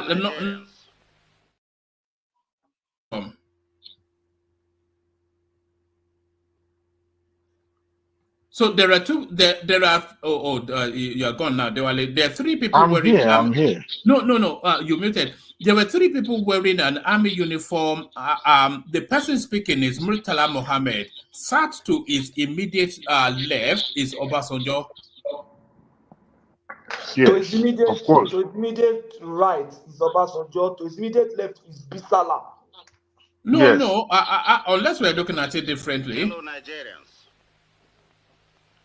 events of the past few years have indicated that despite our great human and material resources, the government has not been able. Unless we're looking at it differently, you just can't see my cursor, but to his left, of our people. that's Obasanjo right there. As the camera zooms in, that's Obasanjo right there. That is right of Murtala is Obasanjo. Left is Bisala. Next to Bisala is Danjuma. No. Looking at it on your screen, it's to the I left. know how Obasanjo look now. I know that is Obasanjo. All right. Okay. All right. But much blood. all right. So that wasn't really my point. So the person that Obasanjo handed power over to is Murtala Mohammed. That was really where I was leading to.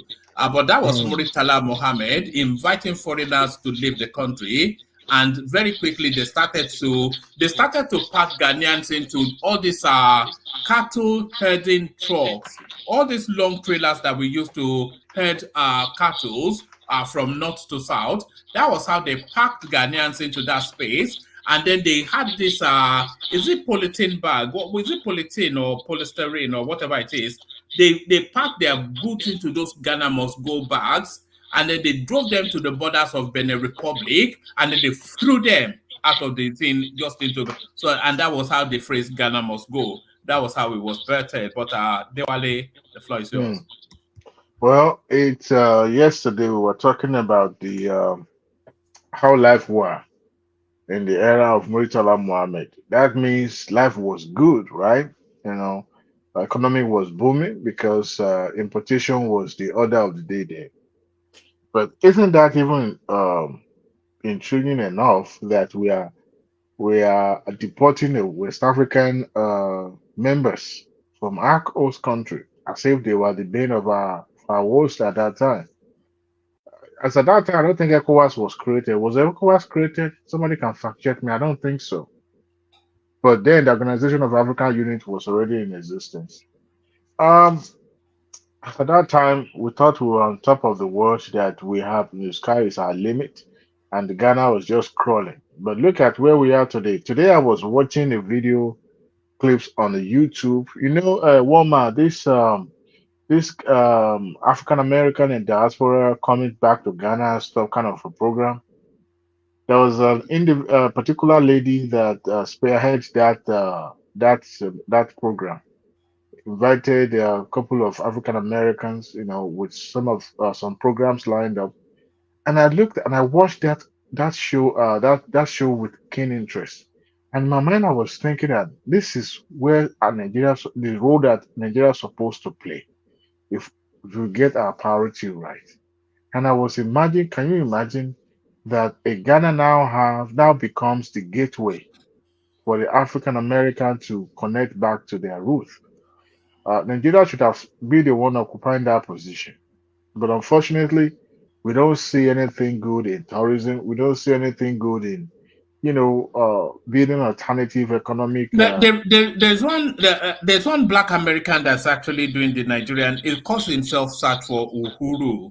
He is doing the Nigerian route, but like you said, the Ghanaians actually have it as a government position, as a policy position. I remember they had the year of return not that long ago. Yeah. Oh yeah. And I think they're still doing it, but COVID kind of messed things up.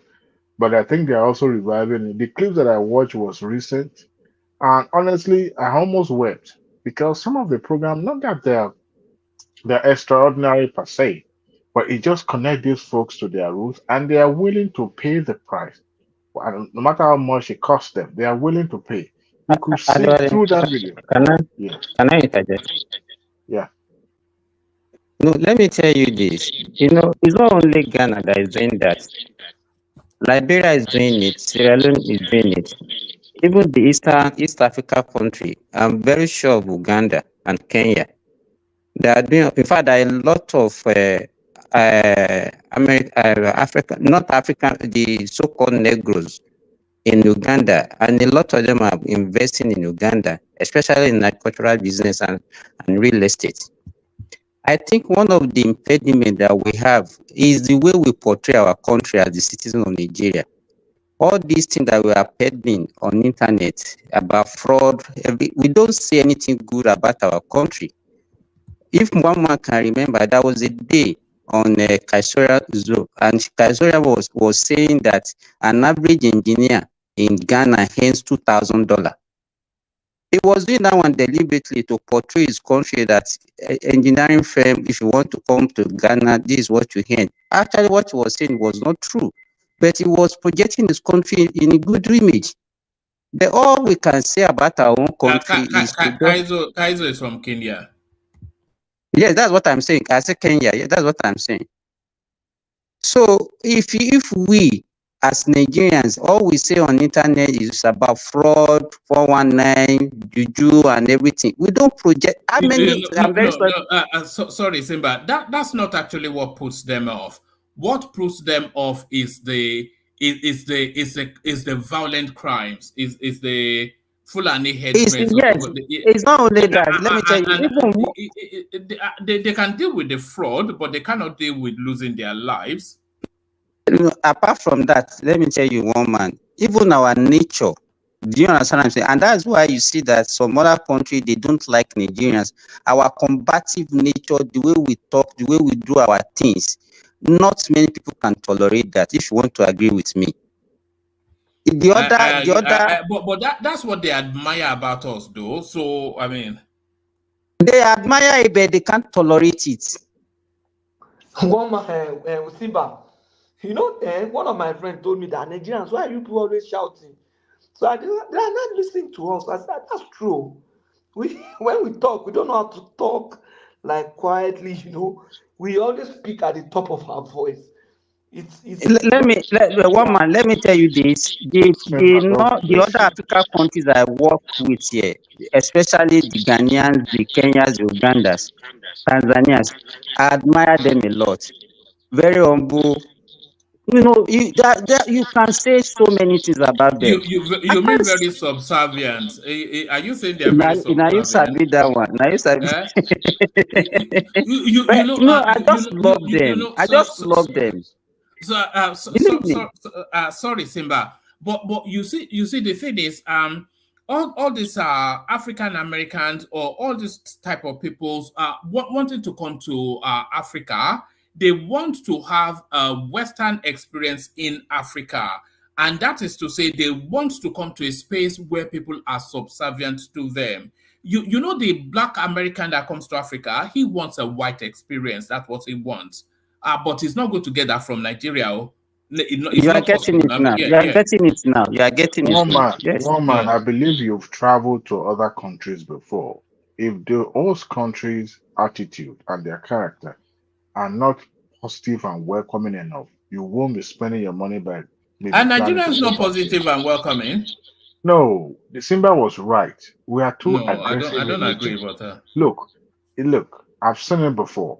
Okay, if you're inviting a foreigner to the country, you just have to be guiding that foreigner 24/7. If not, people will want to take advantage of that person.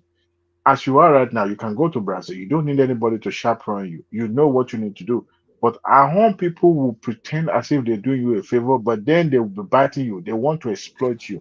Our nature generally, we are too combative. Simba is right.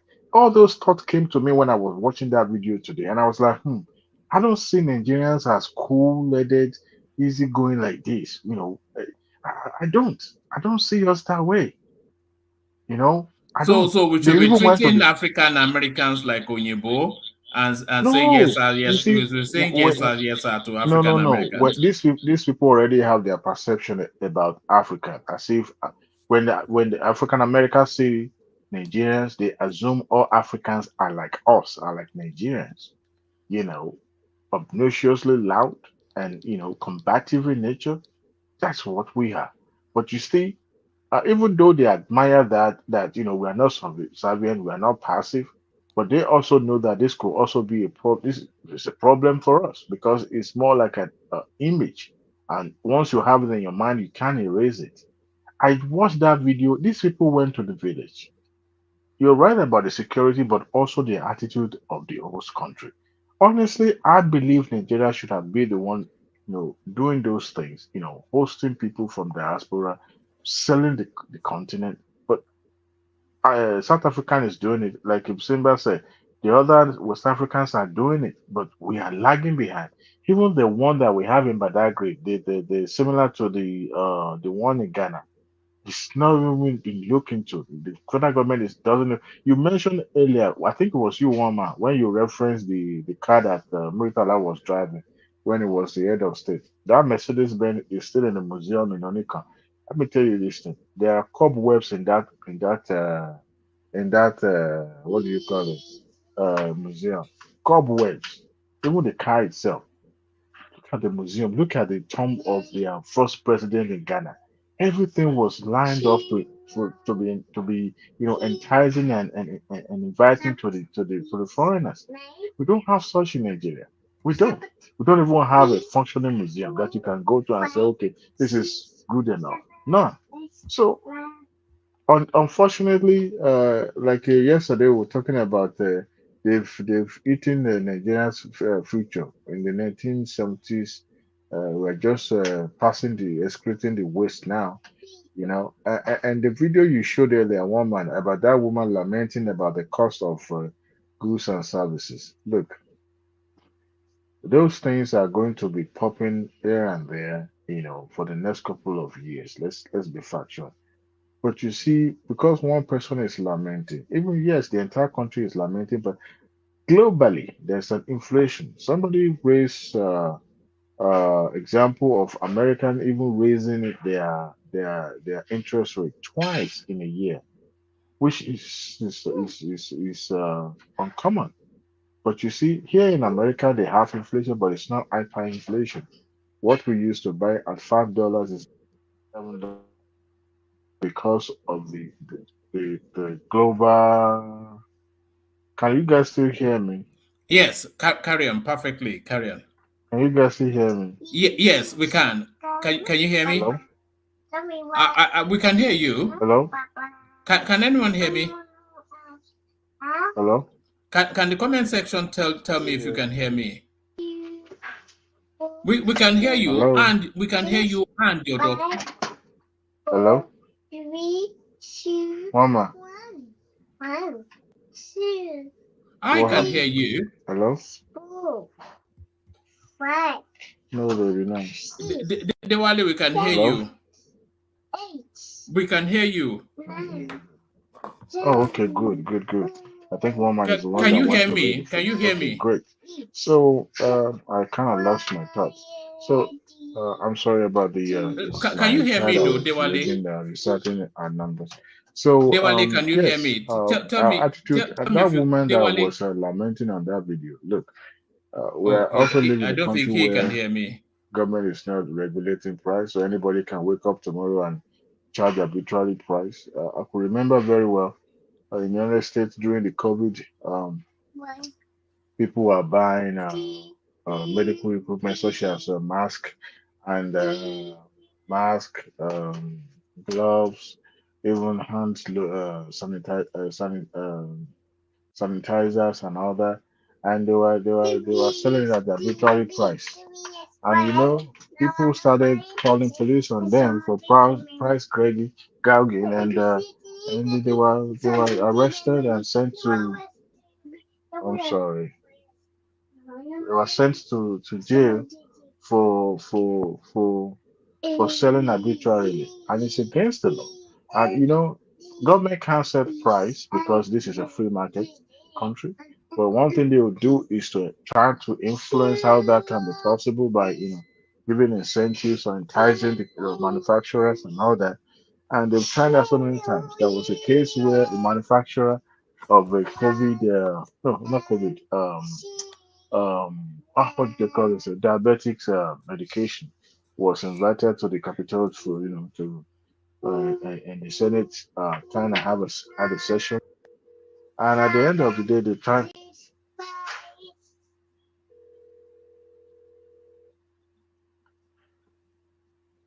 Oh, Dewale, can you hear me? Dewale, can you hear me?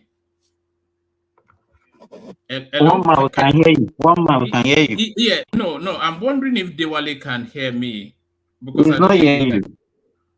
all right. Okay. Okay. Dewale, carry on. Well, but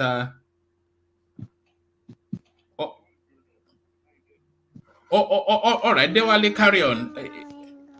Oh boy, this is weird.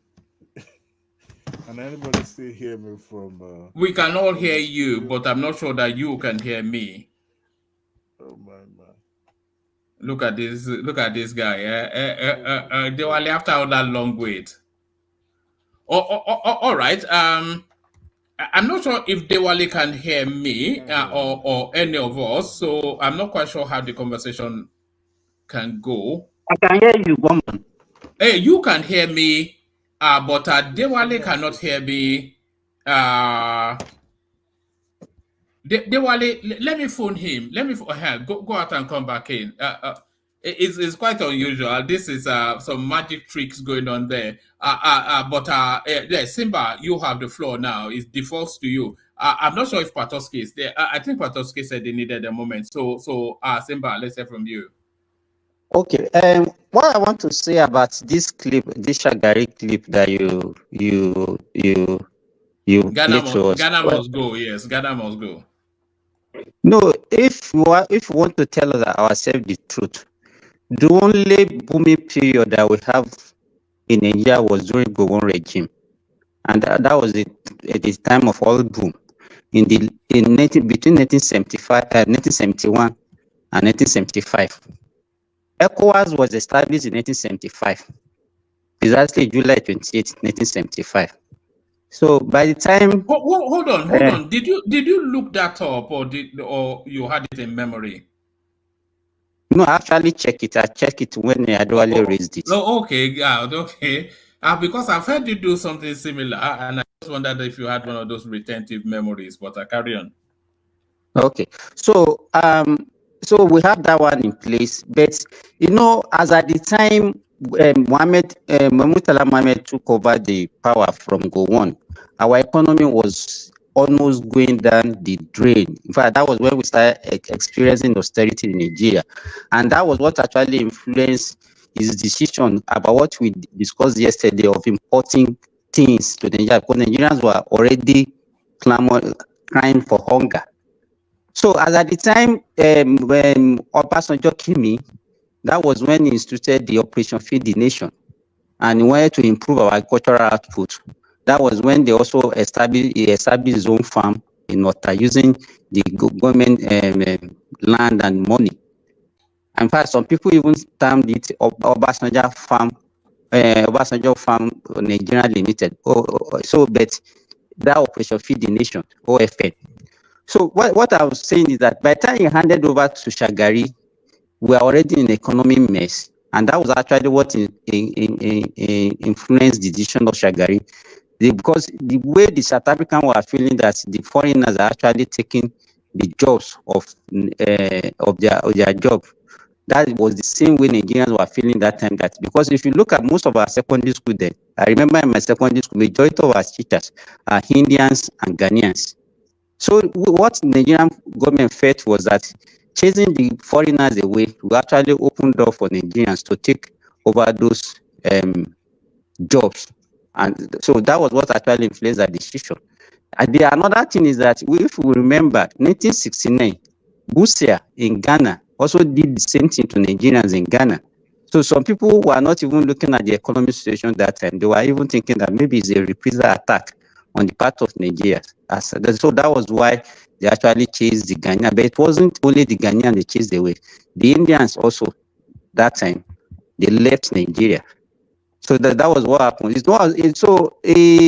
Our economy, they came before that time. It was in the early 70s that all these people came to Nigeria. But by the time they were living, our economy was also not in good state. So it wasn't as if it was that time that they came that they immediately left. No, they spent some years in Nigeria. Because I could remember even my father adopted one of them who actually continued his work in Nigeria, and he got a Nigerian citizenship that time. You know, Simba, that idea of chasing foreigners out of your country, to me, that's always, for so-called economic reasons, it's always a bad idea, to be honest. It's always a bad idea because it doesn't even solve any economic problem that people always cry about, because it's not like those few number of foreigners you have in your country taking their job will solve all your millions of unemployment problems. I don't know why you don't get it.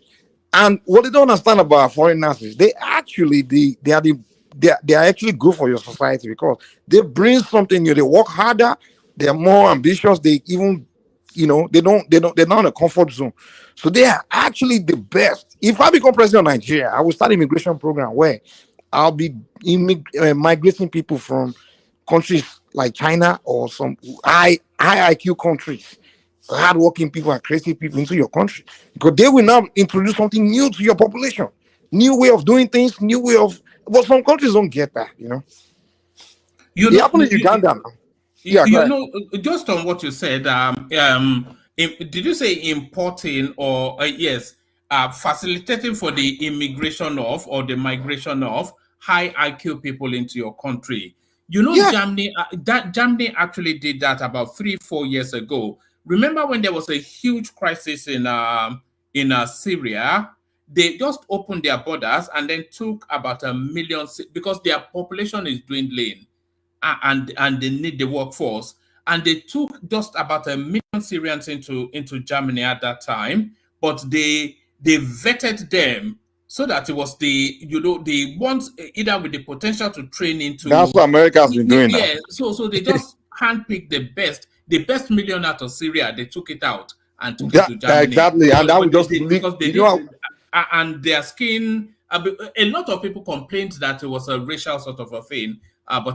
Because they didn't let black people in, but yes, yeah. That's what America has been doing now. That's what's been keeping America up. Like they just migrate people in. People think they take everyone, but it's a lie. America watch you. They have a system. If you're not good enough, they find a way to deport you.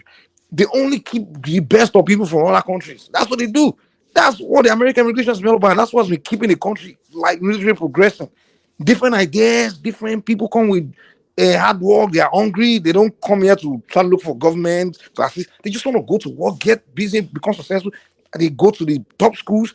I mean, they come in your country, they're not coming to sit down for government to do anything. That's just the nature of foreigners. Even we Nigerians, the way we relax in Nigeria looking for government, we don't do that in other countries. Once we leave Nigeria, we don't come and start like the way Nigerians complain about government and not doing things. It's the same way the black Americans do it here. But we Nigerians, when we come here, we don't join them in doing that because it's not our country. We just go straight to work and trying to figure our way. We don't look to American government to come and who's the next president? We'll solve the problem. We don't have, well, in Nigeria, that's what we do. We just sit around waiting for one super president that will come in and change our lives. So that's why immigration is always a fantastic idea. If I become president of Nigeria, I will start an immigration program. I will create just it's the cold weather, isn't it, that makes us work harder. When you come into this cold, woman, there's no way you come to another country and start sitting around waiting for who is the next president to change your life. Who will be the next president of that country? Now, because the journey that got you there. Exactly, you didn't come there for that. And the expectations that you left behind at home as well. You didn't come there because you land there, it's not your country, so you're not in the comfort zone to start sitting around with the locals there. I mean, talking politics with them. Like the black Americans, they talk about Democrats and Republicans. What did Trump do? What did the Democrats do for black people? But we, the blacks in America from Nigeria, we don't sit around asking what Democrat has done for us, for black people. We just come here. We go straight to work. But back in Nigeria, that's the same way we're talking, just like them. oh, what's the APC has done, PDP has done, you know, those because that's our comfort zone. But if the black Americans come to Nigeria, they're not going to sit down with Nigeria and be talking about what is the APC doing or PDP. They will go straight to looking for things. They'll be seeing things we don't see. You understand? Once if they migrate to Nigeria, they will be seeing things that we don't see. They're not going to join us in talking about APC, PDP, who's the next president. No, they will be looking for opportunity and looking for ways to, because it's not their comfort zone. Before you know, they'll start seeing those farms, those green land. I'm like, oh, more, there's agricultural potential here. They'll be seeing things we don't see, and they will start engaging. The next thing you know, they'll start progressing. So to me, immigration is a good idea. I'm not sure that I will take that whole leap with you that immigration is a good idea, but I will leap to you. If you control it. Well, yeah. How do you control it, really? No. You open that door, and you just like the way Americans and you said the Germans do. You look those that you want, you bring them in. They are keep those you don't need, you reject them. Or those you don't need, you can always deport them now. You can deport useless foreigners now, but you can't deport your own people now. You can't deport useless Nigerians. You can only put them in prison. But a foreigner in your country, you just watch them. You watch the ones that you need. The one you don't need, you just deport them. All right, brilliant. So the Mighty Mike is here, as you can hear. So as Mighty Mike joins us, your man, one man leaves. Simba still has the floor. Let me acknowledge the super chatters. Tima Jack. So thank you, Tima Jack. It was really nodding in the direction of Kulata, who you know, a lot of people, a lot of these guys, they just surrender too meekly to Kulata, and they let him get away with any and everything he says. But there he is, Kulata, a man of many talents. So this is Ike Ogiame. So look out for what Ike Ogiame is super chatting here. Ike has kindly volunteered to do an intro track for the platform. So he's telling us now that he's perfecting it already. The soundtracks are ready, and then I think he's perfecting the lyrics as well. So look out for that, the debuting then of the new theme song for the platform being put together by the majestic Ike Ogiame. So thank you, Ike. Well, we wait in anticipation before we say thank you. So that's Kulata super chatting to the space. That's Ayo coming in his traditional fashion. He was asking if we were going to have a nostalgic look to the past, which we are doing with the Shagari clip. And that's Ayo again. You know Ayo never does it once, and that's Ayo again still. So here is Prince, not Prince Daddy this time around, but Prince nevertheless, who has been away with us, away from us for a short period, just entering in a grand manner, and there he is again, and there he is again. So thank you for all those. Keep them coming. So under the elegance now, that is the Mighty Mike. So Mike is so Mike, over to you. Okay, you're leaving. Okay, so no problem. I don't know any of the topic because I didn't even watch. I didn't follow the show. Just free flow with it. It was free flowing. We were essentially talking about we were talking about Tinubu ordering that policemen be withdrawn from VIPs. So that's the one thing. So all this did you see that clip, Mike? When maybe I should go look for it. When a policeman was carrying plates behind some woman at some Owambe party, and she was picking chicken, put it in the plate, and then put, so that's what they're using the Nigerian police for now, as essentially. Was it during government hours or during his own time? Because in America they do it too. We employ police for some private duties too, but it won't be on their state. Well, it was in full uniform, and it can be in full uniform. Like the thing is, a lot of people felt it was a disrespect to that uniform. If anybody can find that clip, send it to me via Instagram so I can show Mike. It was very unedifying. A fully geared up in full regalia police officer carrying a plate, and then the woman. So those thick madams with bleached skin. Owambe and gold and everything, and then she didn't even dignify. She might even slap himself. Yeah, she didn't even dignify him with a look, and he was carrying the plate like a house boy. It's just very unedifying. The way they do it here in the US, you can employ them, but they're only going to do their constitutional duty. You understand? You can't engage them or order them to do anything. They can only be there to do their constitutional duty, police duty. They can't do anything outside of the police, what their job required them, job requirement. So they'll be in the police uniform to be a police, not to be anything else. So that's the only way that's what they do in the US. But you can always employ police for your on their time, on their own time. You understand? But not on the government time, on the state time or whatever city time. That's what they do. Mike, in Nigeria, they do all those things to get extra coins from their masters. That's what they do. In fact, they can even help you to wash your car. In the police uniform? They do all sorts for their masters. They do also. I've seen it before. Even I've seen military. Let me tell you, I have a friend who is a retired military officer. That they attached 2 military men to him. He retired as a brigadier. The 2 guys, they are just like an errand boys. He sent them to anywhere. They wash his car. They do every house choirs for him. The soldiers or the police? Soldiers. Talk less of police. Soldier. That one is different. I mean, but I think it depends on the Nigeria don't do things according to law. There's no. It's not about law. These people, they know they are doing it for gratifications. They are doing it for gratification. It's not as if they ask them to do all those things, but they do all those things to get they just want to impress their master for the master to say, okay, take this for your transport, take this for this. Okay, Oga, please, I have my wife is pregnant and I have this so can you help me? Okay, take this. That's what they are doing it for gratification. They are not just doing it as part of their routine work. All right.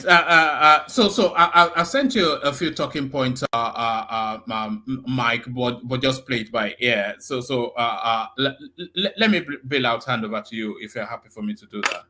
Oh, that's fine. Yeah.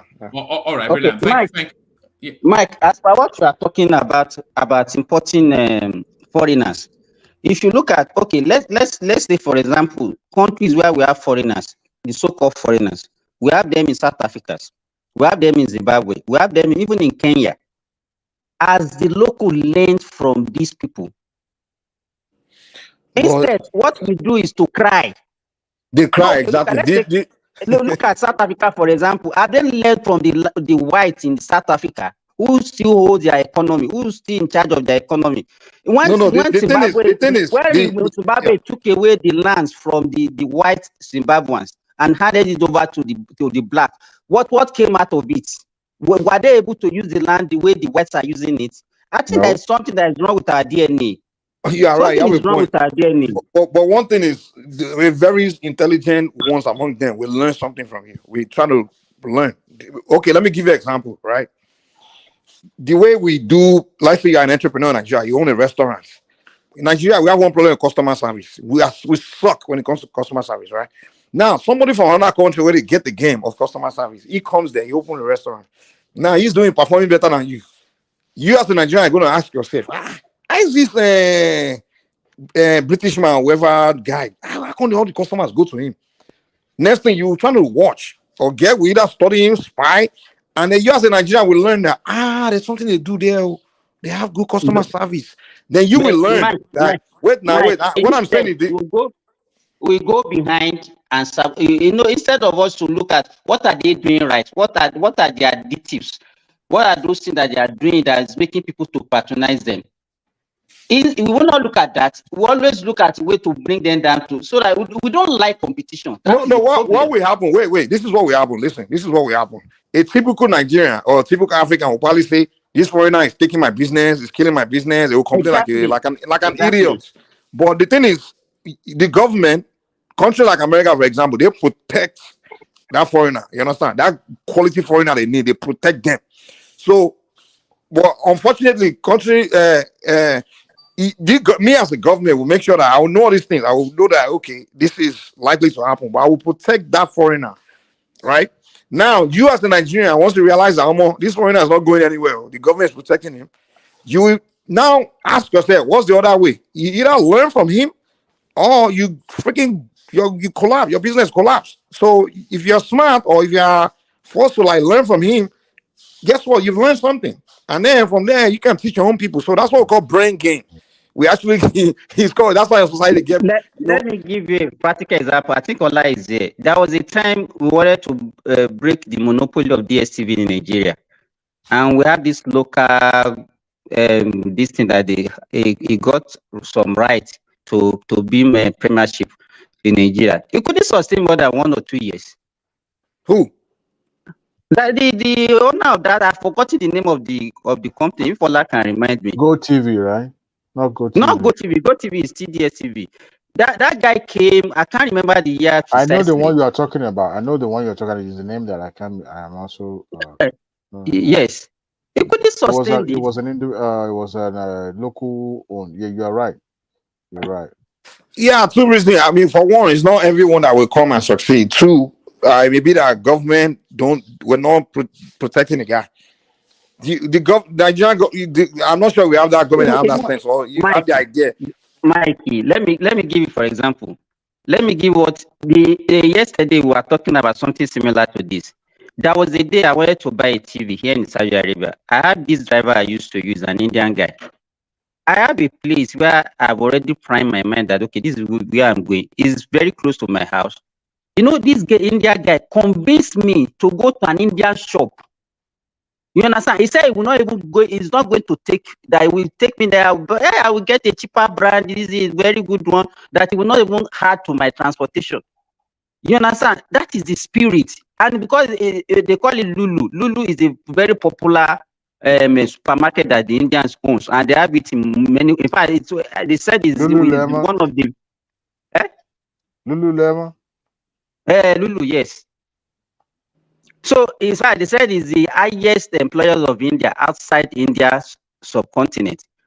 You understand? If you see the way they will, anytime you say you want to buy something, they always pull you towards India, so-called India shop. Well, a lot of it, they have this commission system that they do now. I mean, smart business people, they'll tell you, hey, they can refer somebody to me. Nigerians will not do that. That's what I'm saying. We will not do that for ourselves.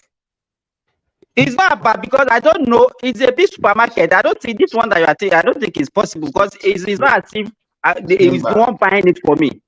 Yes.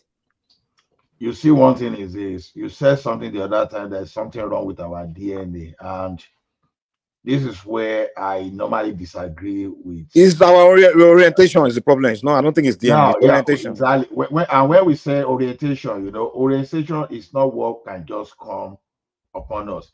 It's just like parents, for example. Now, if parents will not lead the children right, there's no way the children will know how to fit into the society. So the same way you look at our government, the reason we have government is for us to be organized, to protect us, to guide us, and to do a lot of things. See, if you have a talent and nobody is helping you to put you on your toe, to arrange you, to organize you, you may be disorganized. Now, look at the Chinese we are talking about now. The Chinese you are seeing here, it's not only happening in Nigeria. Chinese, you see, they are taking business even from the people in the Western world, just like the Indians. They are taking business away from the Canadians. They are taking business away from Americans. They are taking business away from even from the English people. And why is it so? If you look at the China, they have some kind of sovereign fund that these people can tap into, and they go into all those foreign countries and even dominate there. Now, they don't just get to that position, or they've managed to organize themselves in-house before they start looking outside. So, to me, that's where we got it wrong. Things were working for us fine, that they were even looking at Nigeria as one of the emerging economy as far back as 60s until some, should I use that word? Some bastards, some criminals that they thought they love Nigeria more than Nigerians. They disrupted our democracy. Because why am I saying it? People could celebrate it that time, but now you can no longer celebrate it. See, even as corrupt as Shagari was, was even offering us better than what Idiagbon and Buhari offered us eventually, because between those people, they created a lot of abandoned projects that escalated to loss of job over time. So to me, there's not, see, the only thing we need is we need decades of reorientation, because as even Yoruba will say, I know that there will be version of that proverb in other languages too. When you destroy things, to build it is not that easy, because even to build this, you go through a lot of confusion that even what you know sometimes will now appear. Ola, let me ask you one question. Yes, sir. Prior to Nigerian creation, right? We have all these ethnic nations, right? Yes. But it looks like within them they had a orientation, right, system in place. Like, okay, you normally Yoruba you know, those kind of things. We had the correct. Like, you understand what I mean? Like in every ethnic group, they have the form of way of doing things where they, you know, they have their naturally they've evolved over time, over decades of, you know, being in that nation, within that nation. So don't you think the creation of Nigeria is like a whole new kind of identity, new way of doing things, new way of reasoning? It's like there's no defined Nigerian way. So it's kind of like, don't you think that kind of create a lot of confusion where people have become these confused people? And it's not in Nigeria, I think it's all Africa. It's like it's just something new, this new way. It's like if you think about it, when 1960, when the Europeans finally left, just give us a country, and most people were just living their villages, coming into the society, and just most of them don't even know the colonial language, and they have to start learning new ways of doing things. And do you think that situation kind of created this disorientation that we have? You know. No. You are correct, because normally, I heard Kulata talking about change management the other time. You know, one thing is when you want to change people, you first of all defreeze. You know, you defreeze them. You know, I all heard their culture, that theory everything. before. Eh? One of my professors shared that that school of thought of the freezing and freezing theory. Yeah, that's change management. I think Yeah. it was change Oh, you didn't management. attend You're my right. school. You're right. And it was actually a Nigerian professor, a very nice man. Yeah, I heard that, and it was you know, you have to carry people along for them to embrace the change. Because you don't make them part of that change, they will revolt, they will resist it. So that's a good one. Exactly. So when you defreeze them, then you after you defreeze them, you now put some kind of impurities by introducing yours. You know, you let them see this thing. You know, they not only encourage you to do things different way. The thing go with incentives. So that incentives is what people will follow. So before you say A, already at Z, they already at Z, and they've already embraced all those incentives. So incentive is what will make people look away from their culture. So and by the time you finish that, you now freeze them back to the point that okay, they've embraced a new culture now, and that's the way they live, and that is what they will transfer over to the generations coming. So see, as we speak now, even many of us we are talking here now, we've even lost our languages. We can't even talk the way our people will talk. To the extent that I was even making proverb for someone that was supposed to be an elderly person. At least I would say this person will be like at least 5 years older than me. You know, I was talking to him on phone, and he just switched off his phone. He said I was making incantation just for making Yoruba proverb. So the thing is, if you don't know your value, if you don't even know the value of what you're embracing fully, then you become confused. You become like a bat. You are never never an animal. You are never a bird. So you are just in the middle, a confused being. So that is where we find ourselves.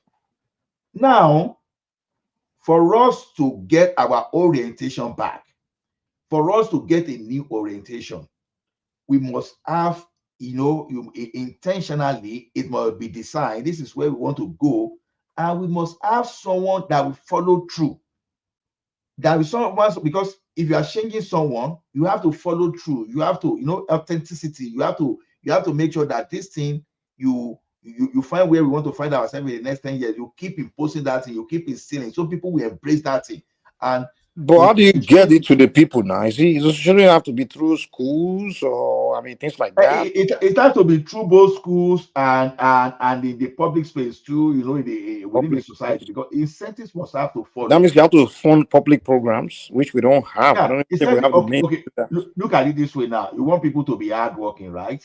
You want people to know that hard work comes with reward. You don't just put them in the university and they start roaming around when they finish without getting a job. You create some kind of, so the job you be like incentives now that will change people's orientation, whether you want to work with both the private and the public. So when you are doing all those things, when you are changing people orientation, oh, you want us to be But the process entrepreneur. of changing is the issue here now. I mean, the process of changing people, millions of people. I mean, how do you do that? No, the government program can change you. Like, okay, let me tell you something. When people are criticizing, because like I keep saying, Tinubu might end up to be the best with God since 1999, if at least since 1999, if not from 1979. How do I mean? You see what this guy is bringing to us over time is going to create some kind of economic liberation, but people wants, I understand that people are hungry, so I don't want to be insensitive, but then people should understand that you can only work with what you have. Like I said the other time, my only concern is that our poverty-stricken our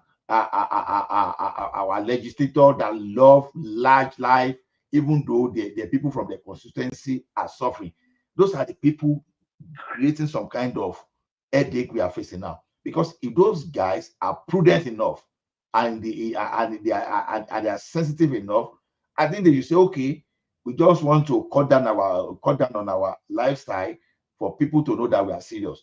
Other than that, you see many things that this guy is bringing. Oh, I'm going to give you a credit system. That a credit system, you know, you don't need to start thinking of when you are going to save 20 million before you build the house. No, you build your house and you start paying. Okay, if you are paying rent where you are now, what difference does it make when you get mortgage and you start paying your mortgage just like you are paying house rent? That's some kind of incentives that over time you have no reason to go and steal. Even we know that some people will see the jaguda, irrespective of what you do, but that one we still diffuse on people's mind. We know we defreeze their mind, we change the orientation, and that is kind of orientation you are going to pass across to the people. Now, people that cannot go to school, I see people where they should not give what do we call it, a student loan. Abba, all those things look beyond that. Oh, they will not pay back.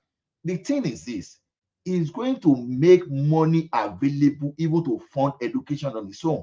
Even if you like, you can go to private school, you can go to university. But the thing is, all those things will create job for people that will still tap into the credit system. At the end of the day, where the more credit people are able to access, corruption is supposed, with respect to what we have now, is supposed to reduce. Are there going to be a lot of bad debt? For sure, there will be more than enough bad debt. It's happening everywhere. Student government here and there write off student loan. People with consumer credit, they declare bankrupt they file for bankruptcy. That when they cannot pay, the only thing that some of them will not be able to access that money they get, but it's still a good thing. So you need all these incentives. All those Chinese, all those Indians, they have those incentives. That's why they're here. I was making an example sometimes ago. You see, people in Canada, they are still looking for a job. People will think that this thing only happen in Nigeria. No. When you see people that are in IT, they are looking for a job. And all these Indians you see, they keep making cases to bring people in to this place every year. You know, someone that just graduated 2 years ago, there's a way they will present it into the government as if there's nobody on ground that can do the job. And they bring people in. Why do you think they can? When they create a business in your country, where are they getting that money? They will access some kind of cheap loan from where they are coming from, and they will just buy some business and establish. And all they can see, I don't know who understands the business. I have to bring my general manager from India. Bam, it's here. I have to bring my operation manager from there. Bam, it's here. So those are the things. That is why they look like they are better than us. It's not that they are better than us, but they have the government policies that is supporting whatever they are doing. Look, we black people, don't let me deceive you. I work in an environment. I was telling one of my senior colleagues what I do for an organization there. We met those Indians there. I did that in between July and August this year. That these guys, they could not meet the timeline, but in an attempt for me to even send myself, I helped them to speed the process up. And we have all these India, all these people that we think they are smarter than us there. They are not smarter than us. It's only that nobody to organize us and harness us. So you keep wondering how come Nigerians are doing very well when they find themselves in Canada or America. Why are they doing very well? Does that mean that that DNA suddenly change when we are here? No, it's just because of that organization. There's nothing wrong with us. We are very intelligent set of people. It's only that our environment makes us look like we are serious people. So then, if we can get to a situation where we can have the best of us in power, that we don't find the like of Dino Melaye, I don't find the like of Yaya Bello in power, then we start getting things right. Ask yourself, why were we better when Awolowo was our premier? How come we are better? So how come we are no longer okay when we now have rogues with us? So to me, there's nothing wrong with us. The only thing that is wrong with us is that we do not get our leadership right. So that's just my point. We were better because the population wasn't this much. Two, that the governance wasn't this attractive at that time. It was only for the elite, those who realized, those people who had gone out of the country, who have seen democracy flourishing. The other countries are the ones that were in the government at that time. So that was the reason why Obafemi Awolowo was successful to some extent. Most Nigeria were still living in their villages and they didn't even know what the concept of Nigeria. So they're still doing their traditional way of life, farming and stuff. God then. So now everybody, even your own senator, you know where he lives and all that. So that's why he was successful to some extent. I'm not diminishing his achievement at that time. I'm not diminishing it, but I mean, you can't compare Western regions to a state. Even a state now, the resources that they control now is more than what he controlled then. But then, the development wasn't into the entire Western region too. It was concentrated in Ibadan mostly. Lagos wasn't part of it, so Ibadan was developed. The other part of the Western region wasn't that nothing to write home about. Adewale, I can easily counter what you're saying. You see, one thing is this: our population is not our problem. Even though, in as much as I can say that, okay, we can do better regarding our population. Look at it this way: where are those granite pyramids? Where are those textile industry in the north? Where are the butter? Where are the hide and skin industry? Butter. Where are the fashionable farm that we have? Dairy farm. Where are those Nigerite? Where are those Dunlop? Where are those factory we used to have then? Where are those Overton that we used to? So the thing is, when you look at it, it's not really our population. It's not really our population that is the problem. The fact that we do not harness the population, that we have rogues in power. Okay, is it that our population, for example, that went to Fashola farm and killed the cow they were using to breed cattle?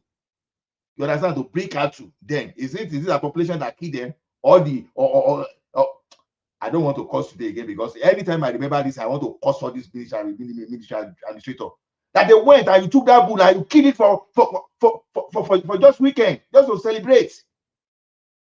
The cattle that the government got for several thousand of pounds, naira.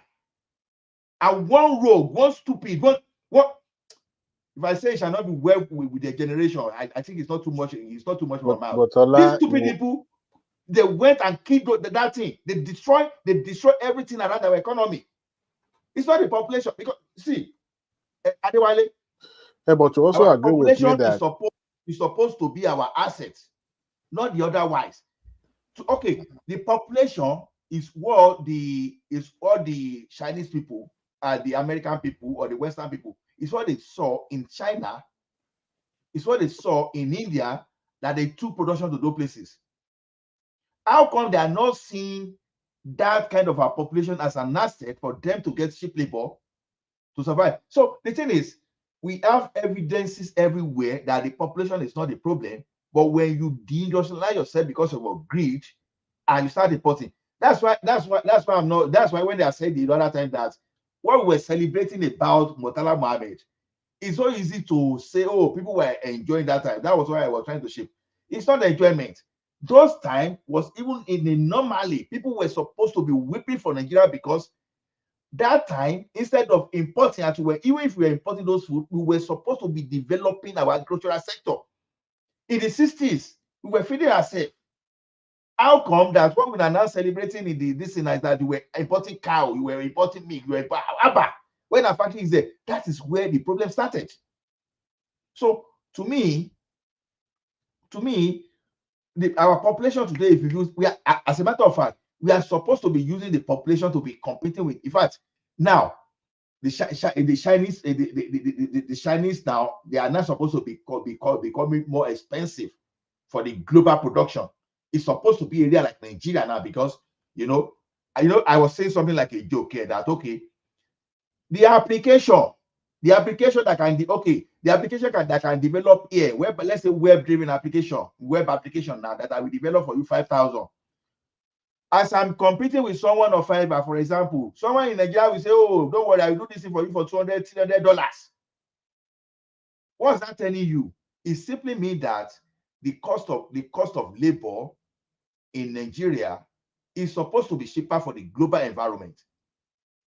So if someone can take that job away from me from Nigeria for $300, it simply means that people are supposed to be going to Nigeria for their production. So that population is supposed to be an asset, not supposed to be a liability. But what are we now giving our population now? We are giving them religion without food. So when there's no food, we will be able to promote fanaticism. You understand? That's where the problem is. But if we give these people education, we give them job, see, hardly will you find anybody that will taste life. Even those people that you are indoctrinating with all those strong things. Once those people taste life, they will push their religious leaders aside and say, get out. Those people that want to enjoy that tell you that you are going to have 77 veg. I don't even know where they get that doctrine, for example. Nigeria leaders, if not because of indoctrination and hunger, naturally that even in Nigeria we are here now. Even those people, they won't even allow you to have access to that their 77 veg. So they want to send you to go and meet your 77 veg. So people will start risking. But when people are hungry, the person that are giving them small food are the one indoctrinating them. They will listen because that food is what they want. But if the government take that thing away from those people, you feed these people. Don't forget that up in our primary school too, we were still getting sometimes we were still getting like free food. Sometimes we were getting free notebook, free exercise book, free textbook. So all those things are no longer there today. We can't see our carpenter or tailor and to say, yeah, why should Bangladesh be doing fabric more than us? When even up to 1985, I was reading a research. It was unbelievable to me, but someone said me that sadly it was the truth that up to 1985 we were ahead of China in time of textile, and truly that time, I attended school that we wear white. So we say, oh, this is Chinese white and this is Nigerian textile. That they will pick that Nigerian textile ahead of that of that Chinese textile that time white. Was telling you how people value our local content that time. What happened when this? Oh my goodness! I feel if to say I get good day for share tonight, I'm supposed to be cursing the family of the people that brought us to our feet. When these people like we see be giving you idea from Mina, from his top mountain, whatever, or the Mina, we'll be telling you, they will tell you. Ola, let me ask you one question. This is very important. And the moment you said this, I've always been trying to wonder and ask Nigerians this question. Because you just say something that's it's supposed to be cursing the family or these people that did you this, right? Okay, now I have a question. Nigerians, when they're angry at somebody, right? Maybe somebody did something wrong, and they will start laying generational curse. And my question is, so that grandchild of that person that you just cursed, let's say the curse actually will catch them, it will destroy them. What are you achieving? And what's the point of doing that? I mean, like that grandchild that's unborn, when it comes to the world, it's already carrying a curse. I mean, does that make sense? Like when Nigerians do that a lot, they start saying, that person's generation. Why don't you focus on the individual and swear for the individual? Why does it have to be? Why do Nigerians do that? Does it make them? In as much as I would have loved to agree with you, in anger sometimes you can do this because a person like me believe that there's no way you can nobody they teach partridge of offspring how to steal. Yoruba say kò séèyàn tó ń fọ̀nà olè ọmọ àparò. A natural àparò born in the farm, we know how to steal. A normal lion born in the wild, we know how to destroy other animals. So the point you're making is that those people that are still in their generation will also be thieves. Is that what you're saying? Is that what you're saying? What they learn from their generation, we need serious orientation. We need to be born again before they can change from what people are doing, because they are all those things directly. So hold on. Let's not do too much dragging. Let's try to have conversation. So are you saying everybody that does something bad, everyone in this world that's doing something bad, their children are also doing something bad? Not everybody totally, but okay. So that defeats your argument. So it's no, that doesn't defeat my argument, but they are likely to. Okay, look at it this way. Okay, they are likely, but the point I'm making is, Mike, look at it this way. Most of us that were Christians, I agree with you that someone is likely to do something their parent copy bad habit from parents and things or their family. I get that. There's no argument about that, but it's not a certainty. It's just a probability. So now, does it wait now? Mostly. Yeah. Okay, let's agree that mostly. But the fact that there's a chance that there will be that child or grandchild, great grandchild, they will be born that will not be like that. The fact that that possibility exists. So why lay curse on that child anyway? Well, that's opinion. That's opinion anyway. But the way I see it is this. Opinion. Mike, yesterday I made a statement. I said if Bola Tinubu failed to turn the tide. Baba, speak up, Soros. Okay. Can you guys hear me? I'm using yeah, we can hear you now. Panda headphone. Since Chrome is acting up these days. So I said if Tinubu failed to change the fortune of Nigeria and turn it around, and if he failed to do that, that even his generations unborn will suffer as well. So that prayer, I call it prayer, not the curse. I said it from the point of, reasonable mindset, because I don't expect Tinubu, for what he himself have seen in the land, decided, okay, you know what, I'm gonna live this, knowing fully well that his children and children's children are going to be enjoying, because that man, for the fact that he had occupied public position for almost 16 years, if he do 4 more years to this now, that will be how many years now? 16 or 12.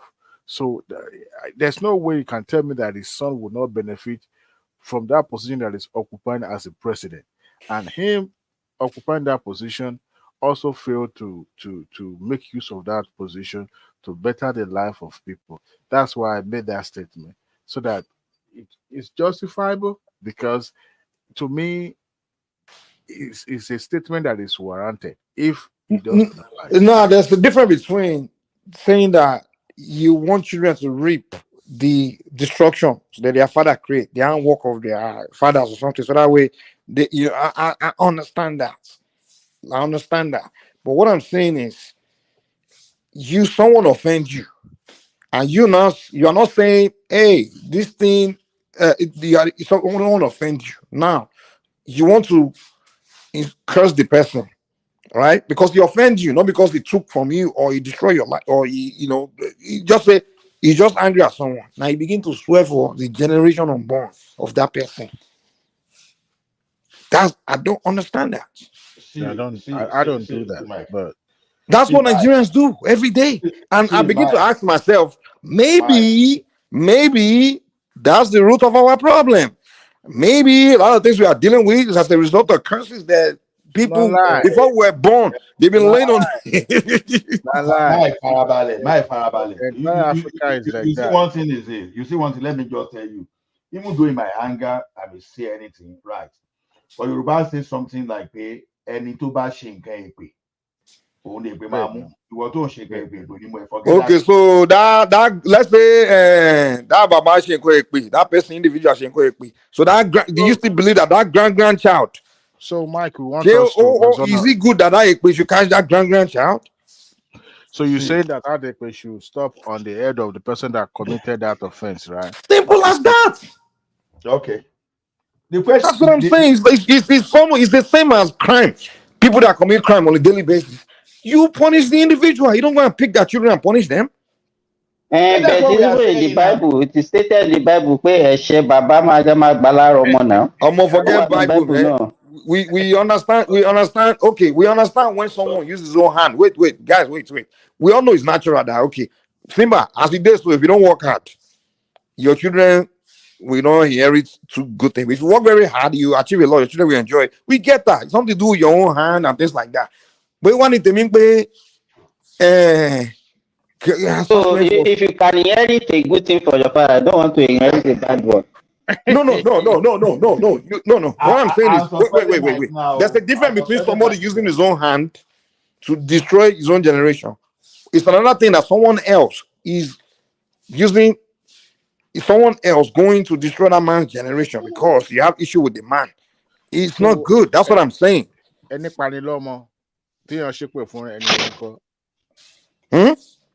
person that maybe somebody is due to somebody's negligence or somebody's deliberate act loses a child. Are you saying that person should not rain curses on him and the children? No, it's not. You should not. I will never grab that. I will never grab that the innocent. I will not do that. Mike, and you guys are not seeing the big picture, the bigger picture here. You're not seeing the bigger picture. It's a control tools. But now that's not the argument. We get it. That's not what we are saying. We're not saying whether it's real or not. But we are saying let's assume. Wait now. Let's assume it is real. Let's just assume that like every is real. You always work. Let's assume. Let's put the argument based on that. So now I'm saying, does it make sense? Because the big picture you guys are not looking at this. Yoruba said, Baba Nisuru now. Yeah?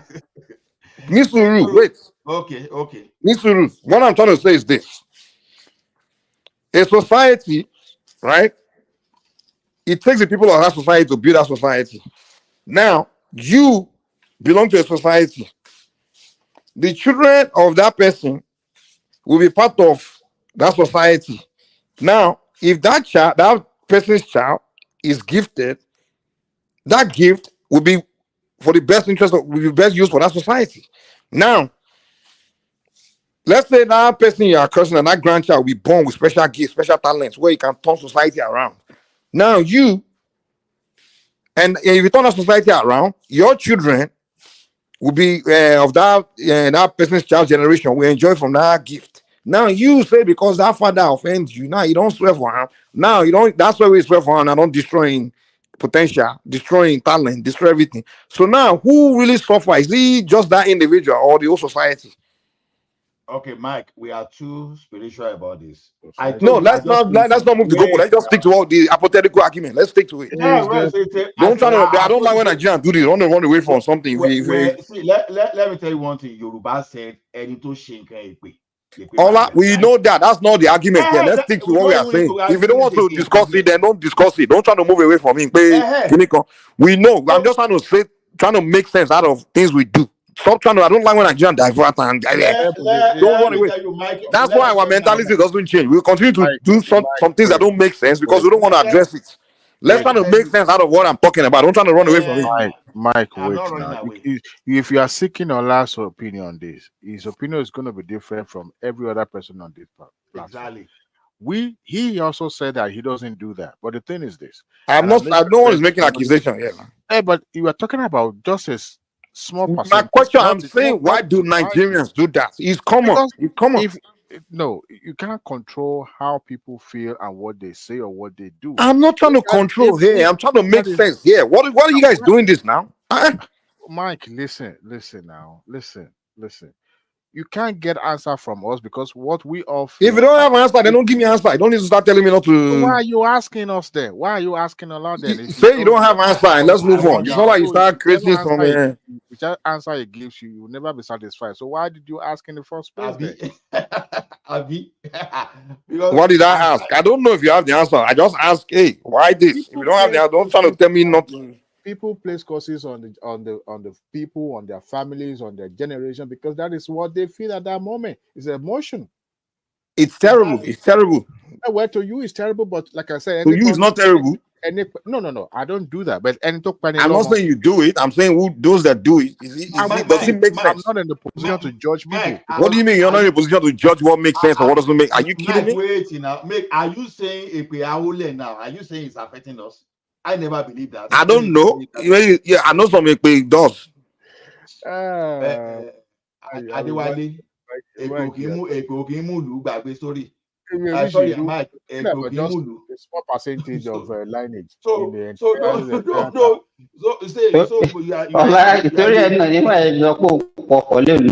me hear from Simba, Jerry. Simba, what do you think about the question I asked? These two here, they are feeling guilty. That's why they don't want to discuss it. Mike is doing research on this.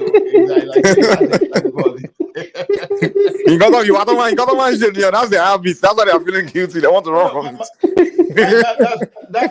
I was just expressing my pain, how these people destroy us. You understand? I feel like if I start cursing them now and I don't do this and I can't, you understand? That's exactly what I was saying.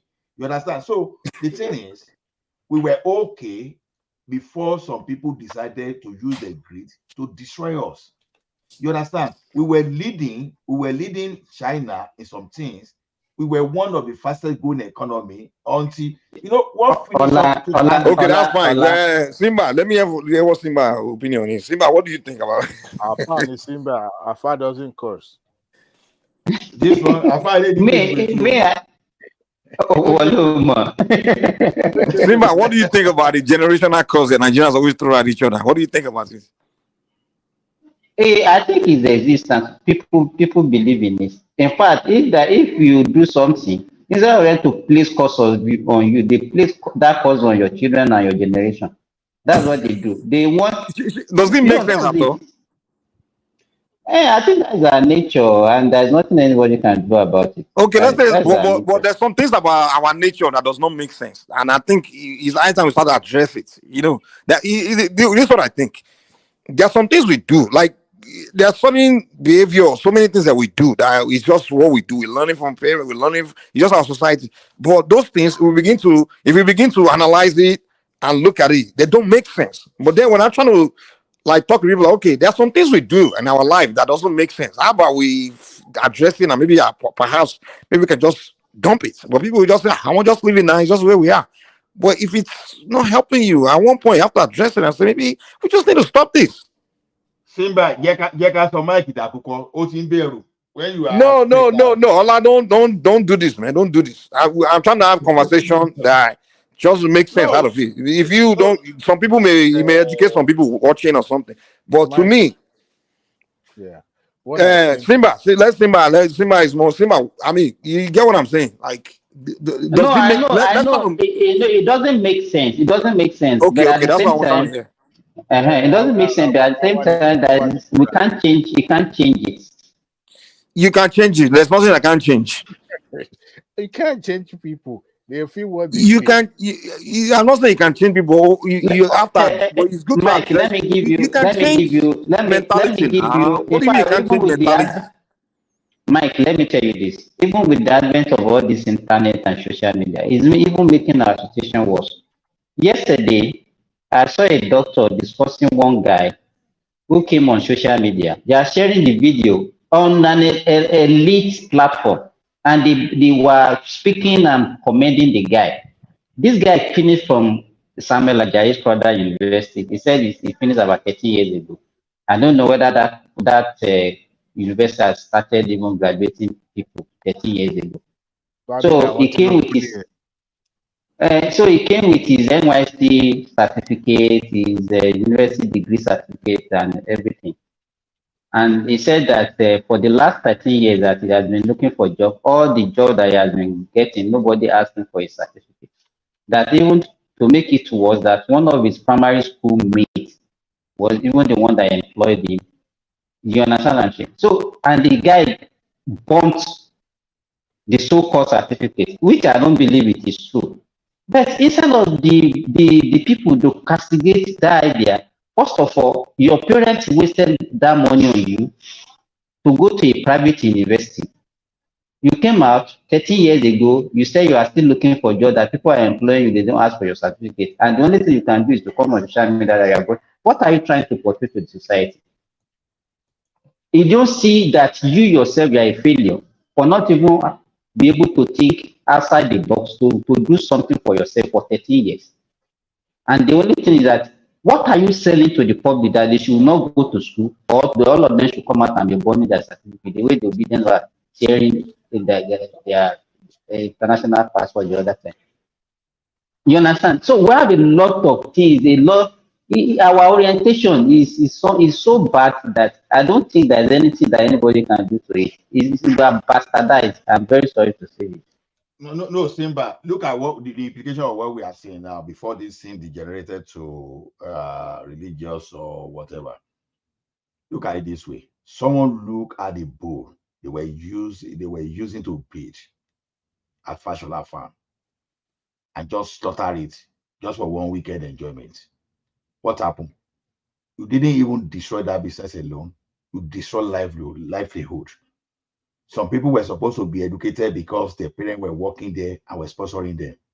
Today, they were nowhere to be found again just because someone turned their destiny around. What are we talking about here? You understand? Some people destroy our textile industry. And now, Maybe their father offend the guy now. That's why he did this. waiting now. Those people now, those people now are now Boko Haram. You understand? They are now bandits. You know, so these are the things we are talking about. And am I supposed to be praying for destroyers? You understand? Even there are some prayers that you say you pray against the enemy, sometimes that is caused just because it's not as crude as we want to say, oh, Yoruba are cursing. Like I said, it's not only Yoruba, everyone curses. Let me just tell you. I don't know when anybody says only Yoruba now. No, not you. Did anybody say it's only Yoruba now? No, I'm looking from the forum, from the comment section, not you. I'm not accusing you, Mike. I'm addressing media. I'm addressing media and AB. You see that thing? You don't know how annoying this thing is. When I was growing up, we used to have Malu, they call Enila, all those big ones. That all these Fulani cattle we are talking about today, they will just be like a quarter of those Enila there. That will be so big. That we're doing very well. And some set of people. But the thing is, I've been annoyed to a very high degree. It just never occurred to me that my annoyance I take it out on someone that has nothing to do with it. It just never occurred to me. It never occurred to me. I've seen somebody, I literally seen someone that literally did something so painful to me. And when I saw that person's child, I was greeting the child. I was smiling with the child because it just never occurred to me to be angry at that person's child. It just never occurred to me. Wait. Listen, it was someone. Even in my family, I have a family member that literally I don't like. Whenever I see that person's kid, I always hug them. Because it just never occurred to me to be angry at the kids because it dawned to me that okay, am I at you because your father or your mother is? I don't like them. I don't know. So that's why it never makes sense to me when people do it. Let me tell you, I made my analogy. Some of us that we are Christian because our parents are Christian. They pass what they know to us. The children of those it's evil, man. I always find it very evil. Very evil. Mike, wait. You are just taking this thing out of the normal thing we are talking about. The thing I'm talking to you is this. We are Christian because our parents are Christian. We are Muslim because our parents are Muslim. Some people are Babalawo because their parents are Babalawo because that's what they inherited. The evil people that you see, their children will inherit the evil from them. What are you talking about? I try to tell you. Guess what? My parents are Christians. Guess what I am? A Babalawo. How many? You are an outlier. How many? So let me digress, guys. I think the comment section tonight, they are savages, man. I'm enjoying them. I just went back to start reading. I was reading. I'm enjoying them. They said, Mike, they call you Agbero. They said, I think I like to have conversation with myself. They said Simba bought his own mic from Chinese. This guy has something. Of course, now the comment section is the life of the people. Oh my goodness, they are savages. We hit you down. So I was just reading them now. I was like, I can't ever. I just laughing. I'm sorry, I digress a little bit. so Mike, what we are saying is this: even let's assume we don't even cause. Let's forget about cause now. Let's take things out. It's a natural occurrence that we have some outliers. We have some people that will never behave like their parents. But when you look at the law of distribution, most people are likely to behave like their parents. Most people. Even if they are refined, they will still take some trait from their parents. If only someone that's in parents that maybe saying as still they steal, somehow, if it's not well educated in the society to say, this only this thing, or that same child is likely to be a thief too. You understand? So this thing is this Yoruba. That's why I respect Yoruba. Every culture, everything that you see Sunday, you will see. Actually, statistics suggest the other way. Most children of criminals usually turn out right. I mean, statistics suggest the other way. I'm telling you. I hear you. I don't know the extreme you are going to. That's why I'm telling you that look at it this way. Even start from the simple thing. If the children from the Muslim family are likely to be Muslim, the one from the traditional family, more often than not, we're likely to be traditionalist. Yeah, I mean, we get that, man, but that has nothing to do with the person's personality. Wait, now. Wait. Personality is different from.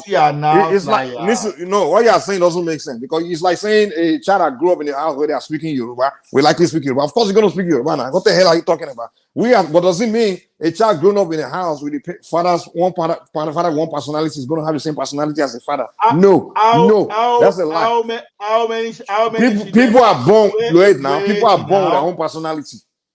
Wait, Mike. Even they born you with your personality, you still have something. Why if Mike is talking like that? Why do you have parental care? Why, if you don't see that the parents have influence on their children, then why do you not have any parents? I wonder. What did you say? Yeah, same. I said, what do we? Even Mike, as you speak now. I didn't hear him now. Let me hear what he said. I said, so you want to negate the influence of parents on children? Is that what you're saying? The influence, of course, I agree. Like I said, if language is speaking in the house, you're going to pick the language, of course. The same thing, they influence you, but your personality, you are born with it. No, you don't born with personality. You are not born with personality. It's only if you have the parents have a way of molding you. You'll be a reflection of your parental My brother, if you are and the environment, if you are introvert, yes. if you are an introvert, I don't care Don't about be parents. don't talk about outliers. What do you mean? We are talking about outliers. No, this is not a matter of outlier. No, Majority. We are talking about what happened to the majority. No, I don't care about majority or anything. There's a deal. Wait now, let's make sense of what we are saying now. Now, wait. If you are born as a very quiet kid, I don't care your parents trying to influence you to become a loud kid. You're not going to be loud. You are born quiet. You are born introvert. You are still talking of an outlier. It's not an outlier. I say no. This is not even an outlier. You can't. When you are born with certain thing, there's nothing parent can do to make you the other way. Mike, did you do statistics? Let me ask you. No, I'm just asking. No. Are you kidding me? Statistic. What are you talking about? If you are a born introvert, you are speaking on a different. You guys are keep saying, "Oh, so religion." We are speaking on two different terms. In terms of your personality, no. But in terms of saying ideologies, religion, those things, yes. Even that introvert we are talking about, you have to look. I think so. The environment changed you to be those things you mentioned. No. As an extrovert when I was young as a kid, and growing up, I became close to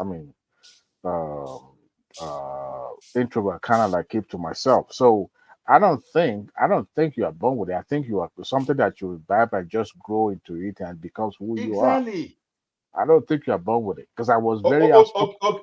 I will tell Mike something now. You see, while growing up in the village, don't do this, you. People will be looking at you. All those people, they have people power. They will do that. Even you want to go and study something, you will now be keeping your book inside your belly because you are going to study, so that people will not use their magical their juju power to change your brain. You know, you start keeping things to yourself. And you come to this environment, you look at it. If you are an introvert, you keep something to yourself, you go just super because nobody will care for you. So you have to talk to the people. So your environment will change you to do some things. You are a function, your behavior is a function of your environment. That was why I'm asking you. You can't give back to Omo in Ajegunle that we don't know how to shakara, you give back to someone around Momushi. See, in most cases, even the one that is pretending to even be Alakowe, then we still get some kind of small weary inside him when they get to that point. So you are a function of your environment, no matter how you want to say it. Right. That's what we call adaptation for survival in biology. And that is why a kid that is born take the culture of the environment that he or she is born into. They are another child born the same time in Nigeria will speak like Nigeria, while the one born here will speak like. So it's the adaptation of the environment that they are growing up, they were born into, that shaped who they are. Not that you are born with something. Everything you're doing now is already you are learning it, you are developing it. My little kid. So I can't kids from different generations tend to act different, and also. They don't forget. Children that read books. Trust me. And this generation, this information, children learn more from the internet than they learn from their parents. You know that, right?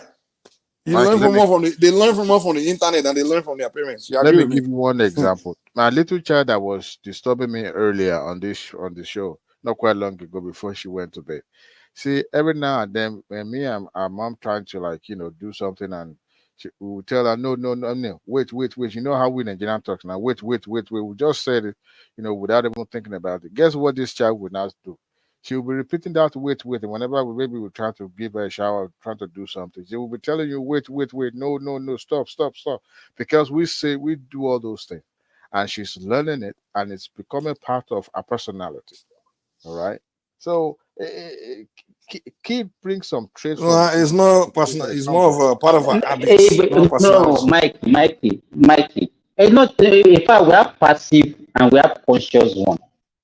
Even your manner, the way you carry yourself as a father or as parent, your children learn from you passively. It's not even something with instruction.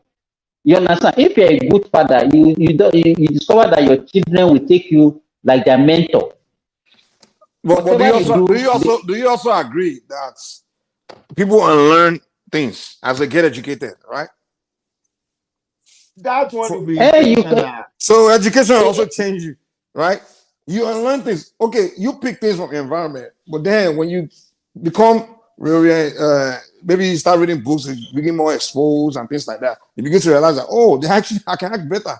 Actually, there's a better way to do this. There's a better way to do things like this. As you get educated, more educated, you change. You change the habits. what You we can are agree with talking that. about is about values. It's about values Yeah, it's the and same thing. You go to school, you orientation. begin. Yeah, that's what I'm saying. You learn things and you also unlearn things when you start to know better. You begin to That is unlearn that it. you are talking about. That is when you even have the opportunity of getting that education. If you are born of a armed robber, he did not even send you to school. Where will you even get the education to say you want to unlearn something? You pick up books now. I don't know why you people believe that the only place you get educated is Mike. school. Okay, Mike. Let me tell you School. something. People, do you know that? Do you know that just being online, you are getting educated? Mike, Do let me you ask know you a picking up books, you are question. getting educated? I don't know why you guys believe that you have to go to Mike, institution okay. to Why become do you educated. think? Why do you think a professor of microbiology will still be religious, despite learning about microorganisms? You learn about everything, the life start as a single cell, all those stuff. They will talk of theory of evolution, all those stuff. And yet, we are talking of a professor of microbiology, or let's say professor in the biological sciences, but is still as much as religious as someone that does not really understand anything about biology. You But understand? the day we discover that the religion is bullshit, that's the day it's going to dump it. No, okay, no. Are you saying learning enough about microbiology, how life started, and what life we go back to? Are you saying that one is not enough? Because it's feed already. No. See, it's feed already. Material science does not Wait now. material science does not explain Let me tell you one thing. spiritual science. Come on, man. What are you talking about? Wait now. A scientist that still believe that, okay, science teaches you that there's no life. Some will tell you that no life is it's only of a recent that they start teaching. Scientists can only explain material science. You understand? It's material Mike, science now. you are contradicting yourself. You say education. No, you can't say You because say you went to school, you learn material science. Now you're so smart. You no, can you explain. see You can education. I'm explain telling you. spiritual science. Come on now. See, there is a way you learn biology to the point that some people will start doubting the existence of God. You understand? And I'm still telling you, some You people that can even doubt, but you can't. But the biology can never explain it. wait now. Some people will still learn to that level, but they will still get to level that say, no, there is God. A person like me now, Yeah, because you're not fully convinced through the biology study of biology. A person like, of course, a person like me now, you can't tell me there's no God. If you say that one to 2 billion Exactly, years, because no one can prove to you that there is no God. Nobody can prove it. Nobody can prove that there is no God. I'm just giving an example. Exactly, because it can't be proven. So that is what he said. It's like there's a house. You and I never went inside the house. No one can prove whether someone is there or not. We can only speculate. Some people half of the world will say no, there's no one in the house. The other half will say, well, there's someone in the house. So no one can prove whether there's someone in the house or not until you get inside the house. So if we are saying on the afterlife whether there's God or not, no one can prove it. No one can prove whether there is or not. So some people will choose like, hey, let me accept that there is. Some will say, hey, let me accept that there is none. So you can't tell me that through biology, studying biology, you can figure that out. No way. How do you know there's somebody that can prove it, Mike? You can't prove it, man. Wait now, Mike. You can only prove it after you die, after you die. How come some people can see what will happen tomorrow and they will tell you today and will see happen tomorrow? How come they see that? Well, that has nothing to do with whether there's God or not. No, wait, I'm just giving you an example. If that kind of person is telling you that there is God, though, okay, look, he say, okay, Mike, by tomorrow, someone will come and give you $1 million. You become $1 million richer tomorrow. And all of a sudden you woke up to and truly someone gave you $1 million. And the person is telling you there is God. Because someone is telling you that doesn't prove anything, man. It could be coincidence, it could be just instincts, it could be. Come on, man. What are you talking about, man? You're supposed to be authentic, Babalawo. You are one of the that fall for pastor. One pastor can say, well, pastor threw a bunch of money on the word. He want to stick. He'll tell you, look, I said it. Look, that's a proof that I can do miracle, right? Yeah, you guys start giving them money, you know. Yeah, come on, man. It's sense. See, Mike, the thing I'm telling you is this. Someone is a spiritualist. It tells you something constantly, and that thing occurs constantly. and the person is now telling you, because you know that, okay, you don't have an idea of how he sees all those things and comes to pass. And he's telling you that, okay, this is my strength. I believe in God, and God is the one showing Okay, me. good. And everything is doing, wait now, and everything is doing in the name of God is coming to pass. What evidence do you need again? Okay, What I can't good believe you're evidence talking like again? this. Wait. I keep on passing my exam. I tell you that it's Dewale that's giving me the answer. Where I keep on getting answer to something. I say it's Dewale that keep giving me the answer. It doesn't prove that whether it's true that it's Dewale is giving me the answer. Until you actually wait. It doesn't. I may be lying to you that it's Dewale is giving me the answer. I may be lying. It could be maybe Simba that's giving me the answer, but I may be telling you, oh, it's Dewale is giving me the answer. It doesn't, because I say it's Dewale is giving me the answer, it doesn't prove it. So, okay, if someone give you malaria drug and the thing keep working, give you another drug, it's what? I say, okay, this is the chemical reaction that leads to that one. So the person could be lying too. Because these people, it's just like a mystery to you. No, So people in avionics now, for example, they know what to do to aircraft, that aircrafts fly for several hours without any problem. And those people are telling you what you don't know because they are experts in that field. You have to believe them. But how can someone be seeing the spirit around me now? How can someone be telling me what will happen tomorrow? It happen. It tell me what will happen tomorrow. Let's hear from Tony Africa. Let Tony Africa take us. Tony, you can't carry us going. So thank you, thank you, Joe. Thank you. Take it easy on the Northern House. I mean, I know, no. I'm not going there today, but I'll just go through their agent here, which is definitely Mr. Adewale. Like my dad, my dad also had some opponents. You know what I'm saying? And then my mom or my uncles, sometimes when they do come right now, when my uncle, you say, you just like your dad, but your dad, you know that we have to go and be paid some school fees for some of his junior brother because of this, their action group and the other parties, that they were arch enemies, But we are grown more than that, we are grown above that now. And then, most of these children and the grandchildren of my father's opponents, we are very best of friends if we grown up. But these are the one is hatred for Awolowo. It's like it's too, it's so deep rooted. Probably that there was a problem between his dad and then being a Kitala's man that is so unforgiving. He's from Akintola's family. Yes, no, not exactly, but like my dad now is a member of the UPN. You know what I'm saying?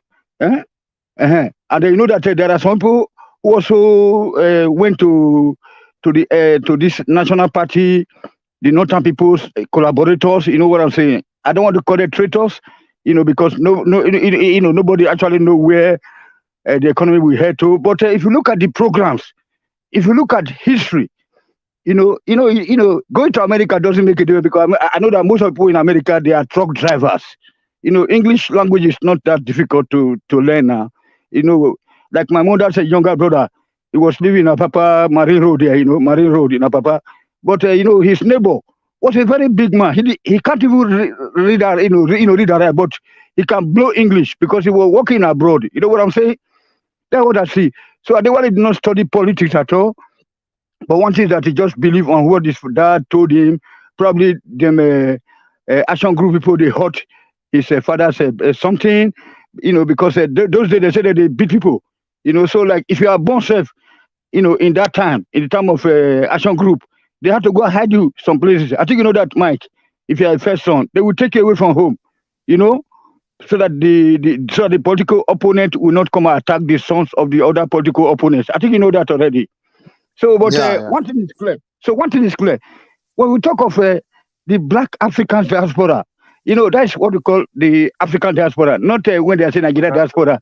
Nigerians abroad is what the Nigerian people are calling diaspora today, which is just stupidity. Diaspora is all Black people, all inclusive. Whether in Dominican Republic, you are in Australia as Aborigine, or you are in British Caledonia, You are in Ghana. That is diaspora. Diaspora. But when we are now referring to Nigerians abroad today, we say Nigerians abroad or Nigerians in Germany, Nigerians in the UK. I'm just even some of the so-called useless legislators or the politicians, they call themselves politicians in Africa, those gangsters, they will say that Nigeria diaspora, like this Buguma, diaspora minister. What the hell? They are already getting everything wrong. So what we are saying is that when we talk of black people in general, including Mandela, including Rawlings, there's no other Superman that is more than a Awolowo. You know what I'm saying? You know, no, they never born her, and they will not born that person. They never born that person in the next 2,000 years to come. You know, judging, because what actually provoked me tonight, I was already, but usually I just come in, push the leg, and then I start listening, listening. But then I started to just push it a little bit forward to learn the, life. And then all of a sudden I was just sleeping off. Then this Adewale's saying that that population was not that. Oh my God, that suddenly just woke me up. I said, man, let me just see if there's a place for me to just come into interject a bit. What the hell is that? Let's start to tell our children the truth. You know what I'm saying? Let's tell ourselves the truth. Let's forget bygone is bygone. You see, like tonight now, I can't believe that I was just hearing one man's submission today. You can see how one man was just, just say that, okay, you don't even know what, where to go now. Whether is it high time for the soldier to Padawa or something? You know what I'm saying? But but he didn't want to. But he just, you can see the feeling. Now election time is over. Now it's time to take those people that are in charge. We have to take them up with with whatever they promise us, because we fought for them. So we supported them. The other one supported the other one. Everybody supported.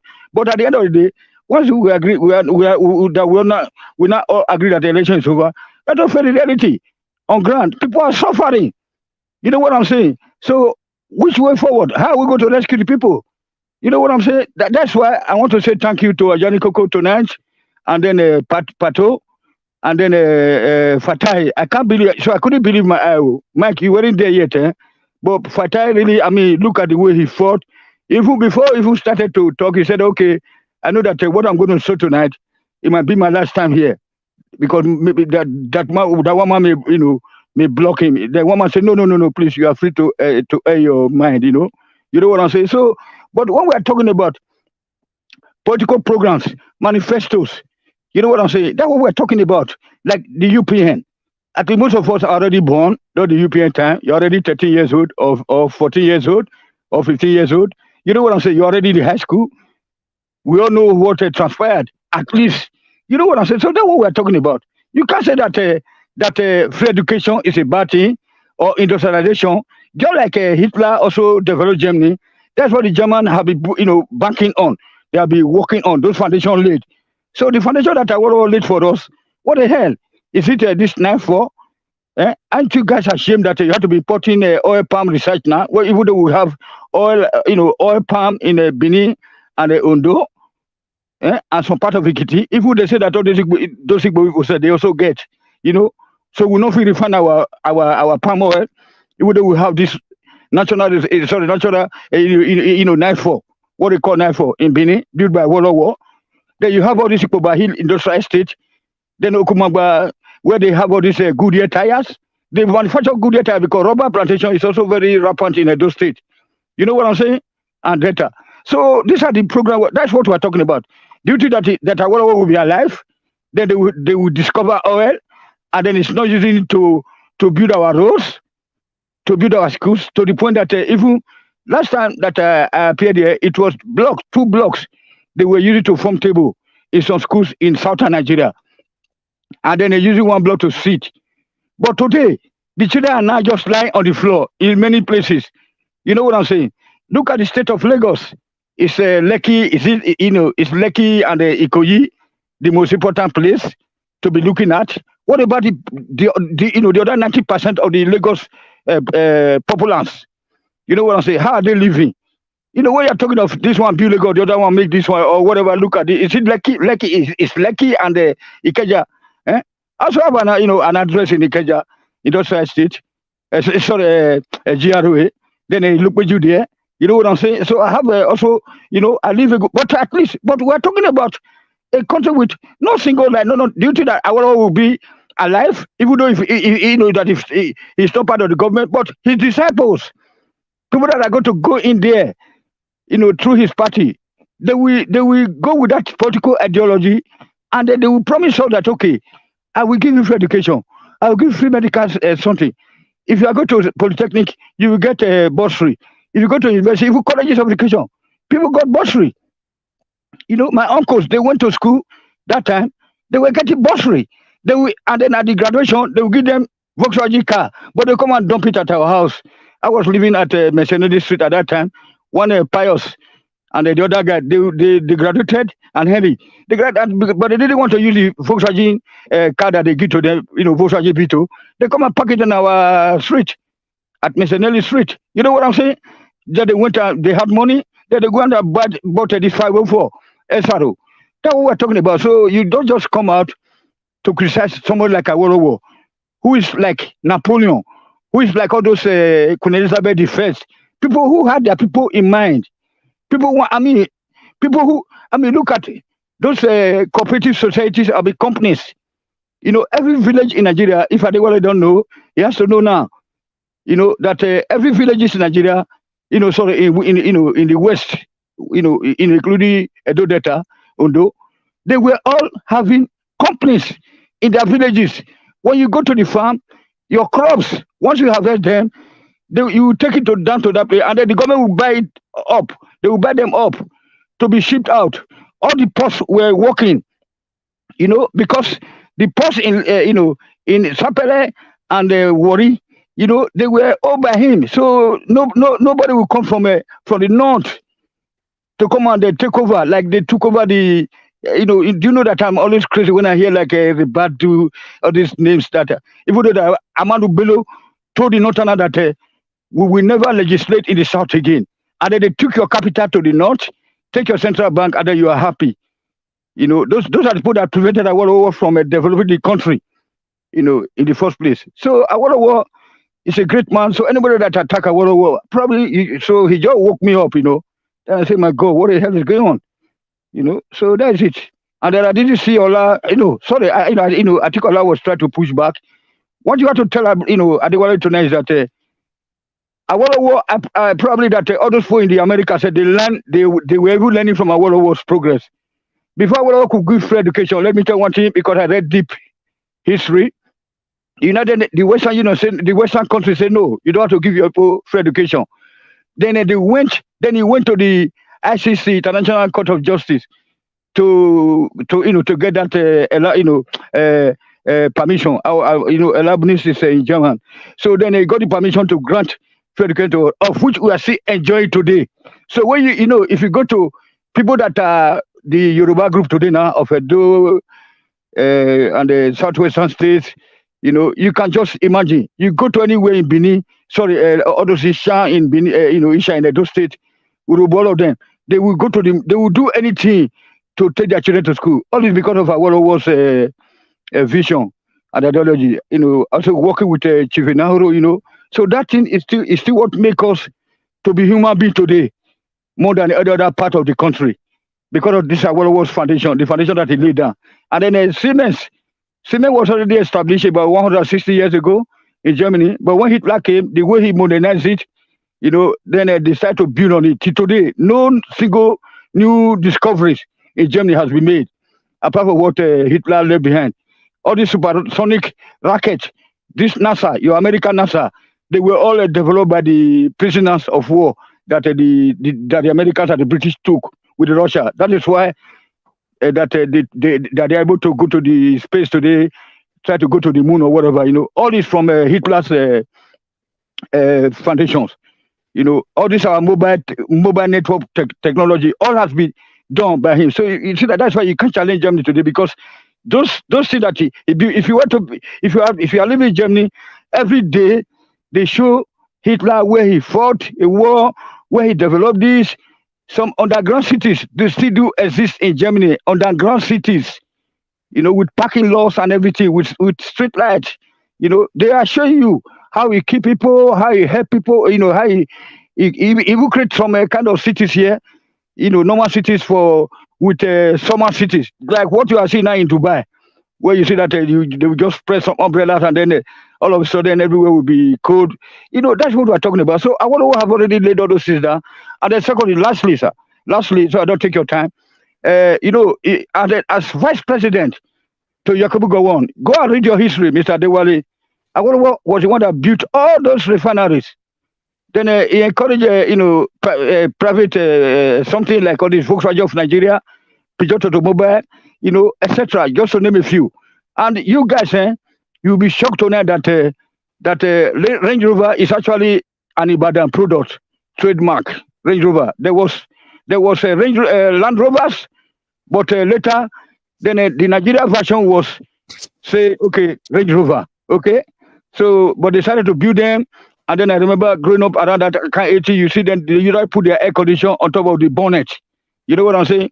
So until trouble started to happen in Africa, Bappo started to take over government. And then the British started to take all their companies back. The Germans taking all their company back, and they will try to modernize it. Otherwise, Range Rover is a Nigeria trademark, When I see today on the street of Germany, I will start to shed tears, Look at all these Arab people, the Syrian people. When they ask you where you're coming from, you tell them you're from Nigeria. Oh, Nigeria, oh, very good country. They will tell you, oh, Milo, Nido. Now they hear me. Are you police? Are you hearing me? We can hear you.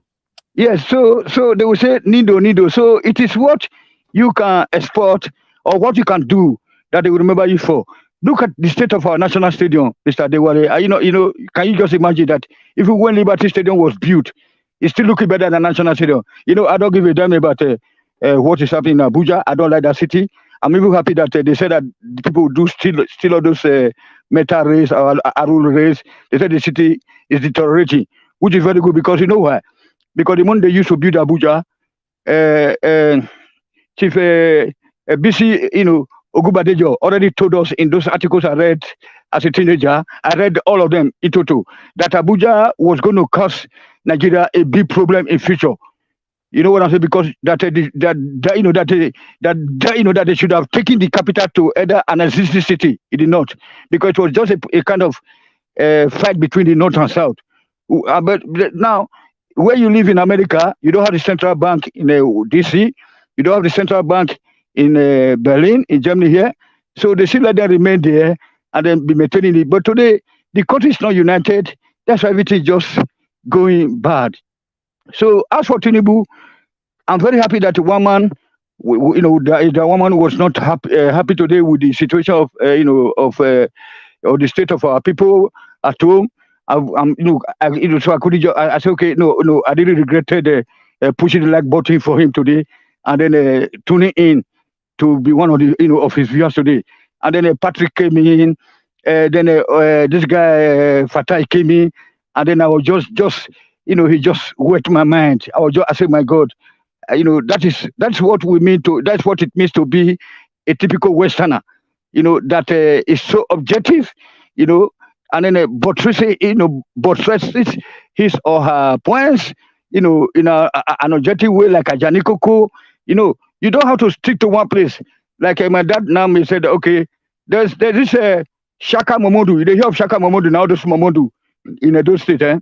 They were my father's arch rival in politics. But my father still went and married from that place. As the fourth wife. So politics is not what you have to take seriously. So I want to just beg you that for the sake of your children and my children and our future generation, always say something good about Awolowo, okay? Always say good, because he was one that brought all those things, like all those refinery, petrochemical projects, and then he spread everything across, like most of the Bender State people today, they say, yeah, when, before they took the Western Union, the Midwest region out of Western region, because they were being marginalized. That's a pure lie. Those people that are saying that they are from either Agbo or Asaba, because there was a competition between those Adebe who want to make Midwest an Igbo state, and even though that we are Yoruba state, because actually, lastly, Yoruba is not a race, it's not a people, it's a language. You have the Jebus, you have the Edos, you have the Esan, you have the Robos, you have the Egba, you have Oyo, which are even Oyo State, all this Oyo before, and the Benin self with Ife, they are two related. They are one. It's just a question of who who be the senior. Like brothers to brothers, fight. Like I mean, pass you. We are the same people. If Yoruba were to be allowed to be, it's spoken widely also in Edo State. As you are entering Benin, Usain, you go to all those Asian people, or one where Patrick is coming from also. All those Akoko Edo, everywhere is Yoruba. If you are going to Wari, to Sapele, Olobo, Ajabodudu, we have many places that are Yoruba names. Look at all those Folonsho Ali, the ex-governors. Look at this Igodaro right now, that is trying to be a governor. Look at all those many people in Edo State. Look at Ifu Obaseki, that useless guy. When us be rule, National they call also. So we are one people. Let us not be dividing ourselves. Politics is gone. Let us hold Tinubu to account for all the money that he's taking. Why is it that he's buying yacht? Why is it that he's buying 170 million? I mean, Fatai delivered a great son today. I mean, why people are suffering? Why should we be talking about subsidy when we can refine our product within 3 months? So not the American are there, not the American are there. Look at Germany here; they have built about 6 refineries to cater for the gas, raw gas that will be coming from Africa. There are refineries they were having here were programmed to be, or I don't know, for this Russia something. But now that something is coming from tropical region, they need another version of refineries. They are building. Why can't we just build 2 refineries within a space of 6 months? Why can't we launch some energy power ships, nuclear? In all this Lagos water, Benin water, and also Robo water, this Port Harcourt water, Niger, Sinaja River. Okay, man. Thank you very much for letting me in. Who is the moderator anyway? Go.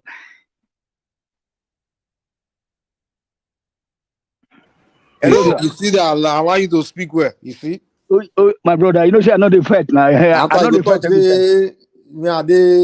the fair. No, not be you. Now that they were in attack. So I mean, I allow you talk. Okay. My brother now. Say me.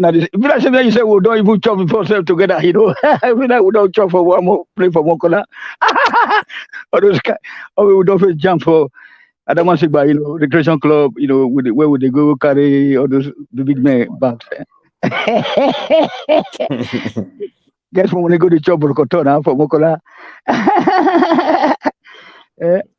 Now. So now, Tony. No, all around whether you talk of Djibouti or you talk of Adewaka everywhere now, Odogbolu, all those bushes, Ijabugbo. We are not go school. We are not try to go get me for that time. But I Ibadan base. Then I went to Polytechnic in Ibadan. So, Mike, one thing that should be clear that we don't have to be fighting each other now over these useless people that call themselves politicians. You know what I'm saying? I'm happy that Tinubu is coming out to speak at all. That was always my fight with one man. That why is Buhari not coming out to speak to us? Now. So, but Tinubu is coming to speak. Let us ask him. Like today now, they said that, okay, people are suffering. That woman was crying. Totally. Let him come out and tell us, this is what I'm going to do.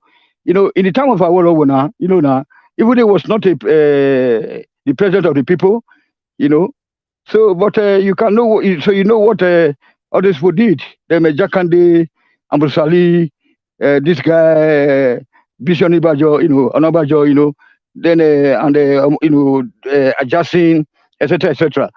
So that will call, and if you just growing up, before we were there, whenever I see him on stage or whatever, if you just the way they wrote this Agbada now, now with his cap. My father get his cap also. My father have the cap now, now. Eh? So you just look at once you see Awolowo, it's like you're seeing a savior. You know what I'm saying? So like in Germany here, when I see the minister speak, you will be happy. You glue your ear to the TV because whatever they say, it's gonna start affecting your life tomorrow. Likewise in the USA. Only let me ask you a question, if you don't mind. Yes, sir. Yes, sir. How can we jail Buhari? That man need to go to jail if it's possible. Who is speaking? Adewale? You say how can we jail who? How can we jail Buhari? You cannot jail. That's all, my brother. So let me tell one thing. Say at one man show they don't want to be saying that because you know that one man love this Northern so much. You know that I want separation, peaceful separation, so that we can be able to live together as fellow African countries. But you know that Buhari allegedly. So I want to put it very correctly. It's not there. You know what I'm saying? It's not there. So who do you want to arrest? You want to arrest the rest? Don't you? I think the other time they said that the wife is not returning some money back, and then that guy that is working with Tinubu, that guy, that that Bini guy, now Obaze, not Abaze, Obaze. The same thing I went to correct the way they were calling our boy here, Alexander Gomez. So I tried to correct. I said, no, this is how to pronounce his name. I don't know why that we can't even pronounce our fellow Africans' names. Oba Ze. So Tori Oba, now be that Tori Oba, because of Oba Ze. Now make me not beat you. So, but I know people. So, my brother, Ola, the question you asked me, so who you want? You want to go arrest Cash? Now, Cash, you want to go to arrest? Now they ask you now. We need to find a way to deal with these people. Because You cannot deal with him. The only way you can do now is to free yourself up from the colonial grip of which Tinubu is already doing. But I don't know why he's still down now for the past 3 weeks. Maybe because of this caught something. You see they for honeymoon, they're happy. Maybe continue to. I want this more Yorubanization. That's what they call the so-called Yorubanization. Please, because that is what they said when I said we share the country. When I say no. So anybody that you get to his turn, take your people, take Yoruba, take Benin people, take people from the old Western region. This is Western region time. Not this to anybody. So they said, make we don't share Nigeria are one. It's sacrosanct. Babangida say, if you want to move, we will fight you. Now they get all the weapons now. You get any single military, installation in the south. So this is our time now. If you can be able to move the capital back to anywhere in the south, please make it one. Now what told me this? So when the next Northerners come, make the carry and go again before we share the country. So this Urbanization, and they wonder why some of my brothers and sisters here would say, yes, that it's not. Make they go sleepy. Make they go sleepy. When they look, let me tell one thing. I'm also talking to woman now, Oga woman. Please. Don't follow them do that, play that game. They say the country is not one, but when I say not one, when it is their turn, they do whatever they like. Now it's our turn. Let us put our old brothers and sisters there.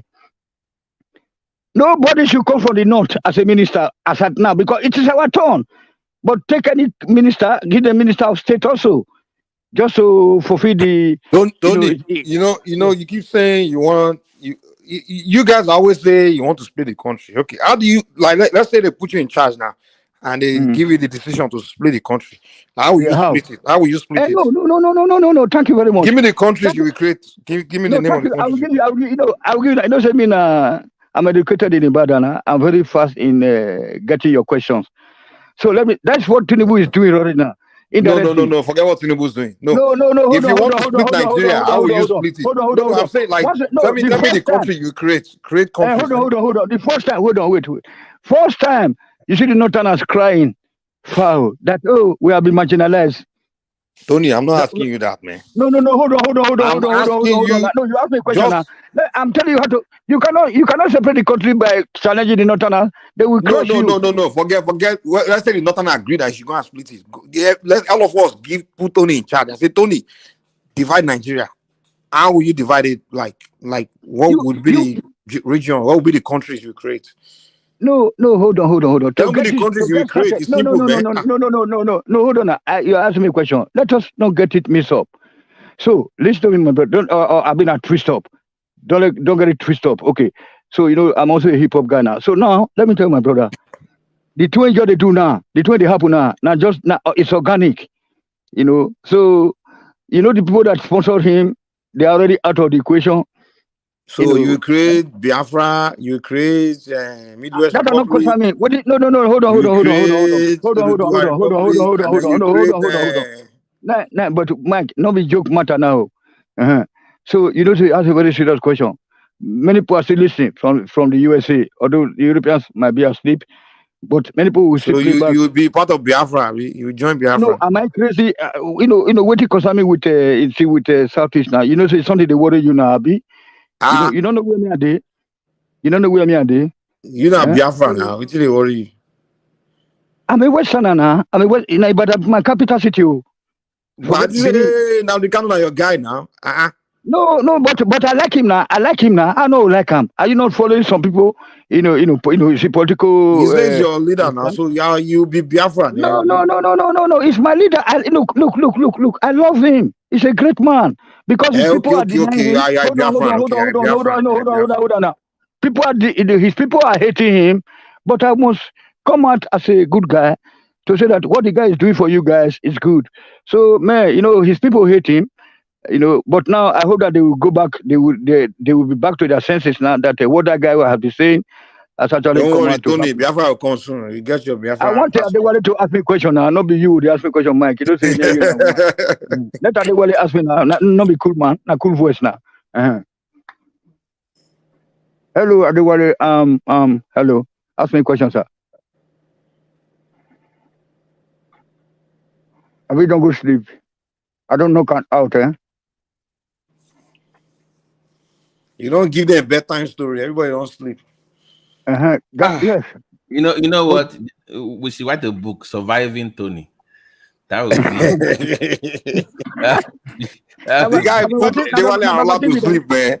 He almost put me to sleep, sir. You know, we say I just drink coffee. Melatonin, Tony. Now watching me now, now I was until you get there. Which one? Melatonin, Tony. You don't do them with melatonin. You just my brother, I beg it's time for us to just stop all this kind of hatred.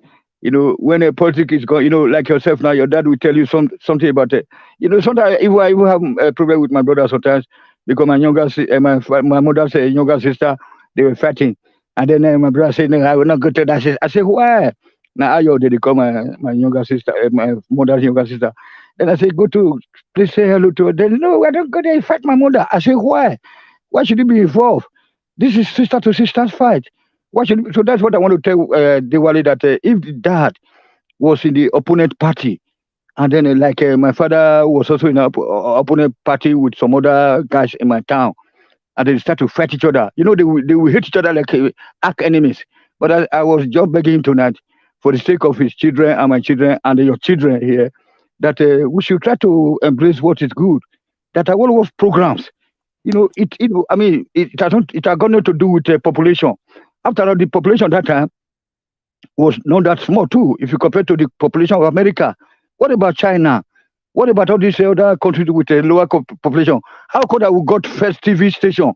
How could I have got all those, most infrastructures, like all those hospitals, like UCH, before all this French and all this so-called white people, they ride at the back of British today, or America. That's what we're talking about. Apart from Germany, nobody can challenge our world at that time now. So the foundations have been laid down. Let us be working, on that, or those foundations.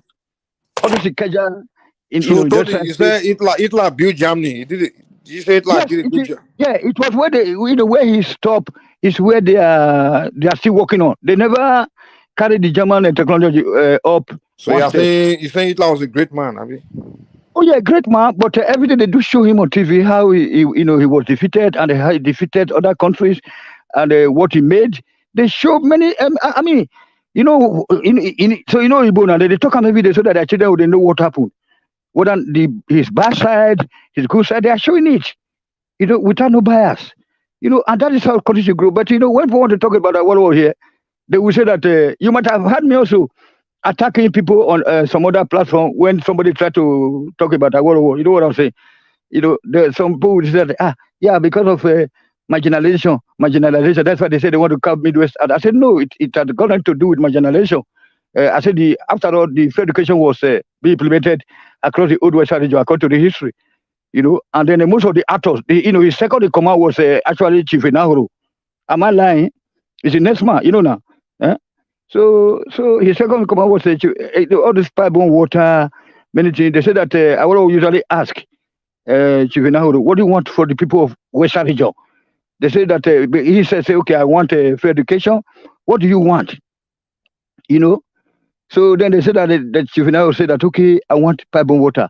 That's why he brought pipe-borne water to Ijebu, to Benin, to Abeokuta, and all those kind of things. So these are the things that we have to do. So we need to be reading. Not be those kind of say, okay, that Agolo fought this man. You have to fight back.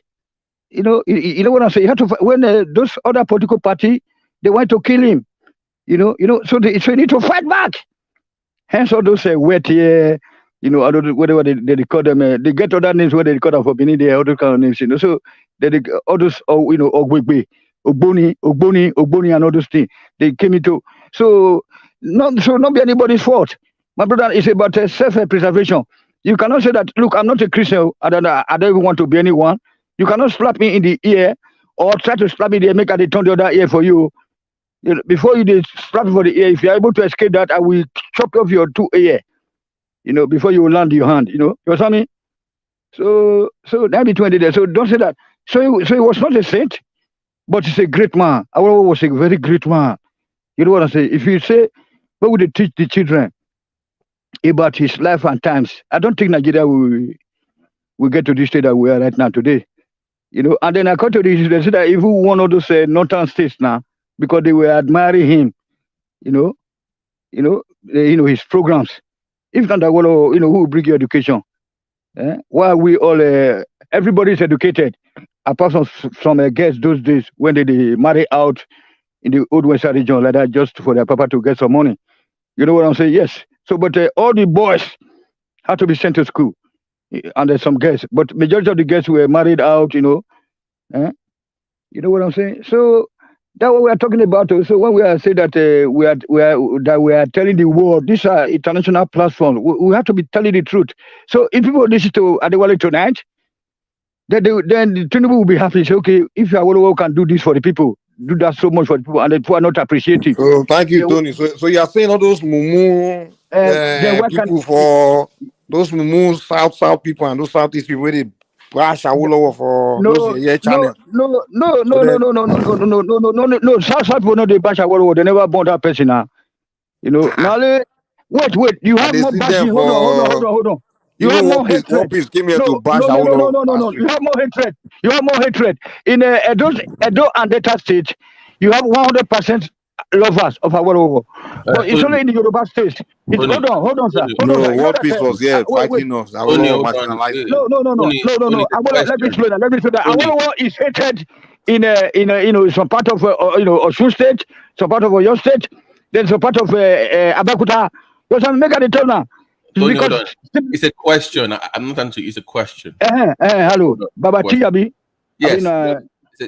Because like Mike said, anytime somebody from your state talks about Awolowo, it's always like complaining about marginalized. I don't think I've had anybody from Edo on this platform talk about Awolowo in a positive. Like, Mike, am I wrong? It's always right now. Even this guy, my One Piece was there fighting us the other day. Who? Tell me the name. Tell me the name. One Piece now. One Piece. Hold on. May I tell you. What Piece is somebody that is just coming in.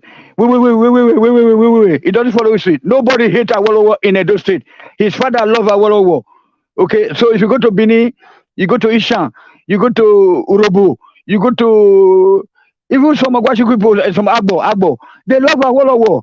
You have let me not just fly now, because we have some other political parties back then. So 99% of Edo people, Midwest people, old Midwest people, they always remember Awolowo, and they always remember Ambrose Ali, Folosho Ali. So let me tell you one thing. What Piece, he came here also to paint a very wrong narrative about the Ishan people. Now don't forget when they say that they don't know how to play politics. Even though that the Ishan people, they are the political gladiators of Edo State. No Anini, Chief Anini, now whether to battle the FSF. Now it's not from Ishan. And now it's Ishan too now. Yeah, now it's Ishan. That police commissioner Oyakilome who built that flower mill. One Piece doesn't like Ishan people. Maybe No, because Awolowo made that's Sham man that's deputy. why. That's why I That's don't why. like Because Awolowo. hold on. Because they said because some of them are Yoruba. Go and listen to the campaign now. There are two candidates there. They said no, they are from Ilefe. They're from Ilefe. You know what I'm saying? So because the Shampo, they are like the Yoruba people of the old Midwest region. They are in Ahuru, that character, that attitude. These are what was attitude. So those people they are. Let me tell you one thing. Tommy Kimi, Abebe. You remember where Obasanjo married now? Abebe, the man that challenged the Northerners to be having all this oil well. It's from Ishan. So Ishans, they are just too much. When you talk of politics, but only for this guy to come here to say that, where they are marginalizing them, they cannot be a governor because they don't know how to play politics. You want to tell me that you can play politics past Ishan people? They never born anybody, not from Port Harcourt, not from Warri, not from Benin. It's Ishan people. I just give the names now. AB, sorry, Tony. Look at Yes, sir. look at the comment section. You see something from AB. It's the same thing I'm telling you. It's like I don't know if it's like a widespread thing. I'm like, I don't know what happened. Like, is he just what exactly? I mean, what happened? Why do you think people? Okay, you don't feel that way, but why do you think others feel that way? No, it's not that. No.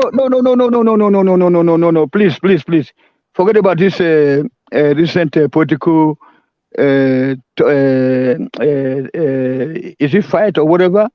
In Edo Delta State, Awolowo is highly respected.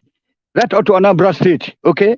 Even you can see that even some people always blame their leader, say that why did you do like Awolowo? Even Nnamdi Kanu also said it now that when if he's able to regain his freedom, he will go and assume the body of Azikiwe to take back to the north. Because they said that when Awolowo was developing his people, what did their leaders did? That at the end of the day, they said that they are sorry for attacking us. That they are accusing Awolowo of only developing his place. I think once upon a time, I first told the world on this one-man show that Awolowo was only restricted to his region. You cannot move across a region to go and be developing other region. Due to the fact that we also have Igbo-speaking parts of Bende State, many people also benefited. They come to the Badan Polytechnic to come and benefit from the Bende State Student Award by studying. I was able having some of them in the high school.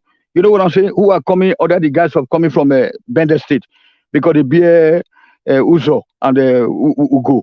So I mean, what we are saying is that the Edo people, 100%, they love Awolowo, okay? Edo State. Then a Delta State, 80% till today, or let's say 70%, they see they love Awolowo. Forget about all these jargons that was going on during the electionary campaign.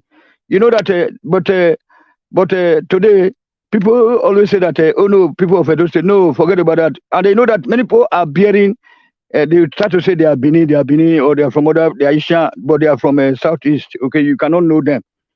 How can you identify people via internet? People can just come here to say all sorts of things, but you have to, man. Do you know who is called Awolowo? If you go to my mother's village, if you go to the bush, you see some schools that were built that were later cancelled. They said they call them modern school, and you see modern school they call them. So they said that after cancel, you will also have it in if you go to Jabu, inside the interior. Other schools. You remember those people they go to play for inside bush. There wasn't a school there before. But today, no school again for the whole country. Then, so you cannot, nobody hate Awolowo. Awolowo is more hated in the Yoruba land, the so-called Yoruba land, today than in a Midwest, in the old Bende State. Osadebe, Dennis Osadebe is from Midwest. I think you know that. It's an Igbo man, okay? He was trying to capture that zone with Azikiwe, where Chief Enahoro was battling.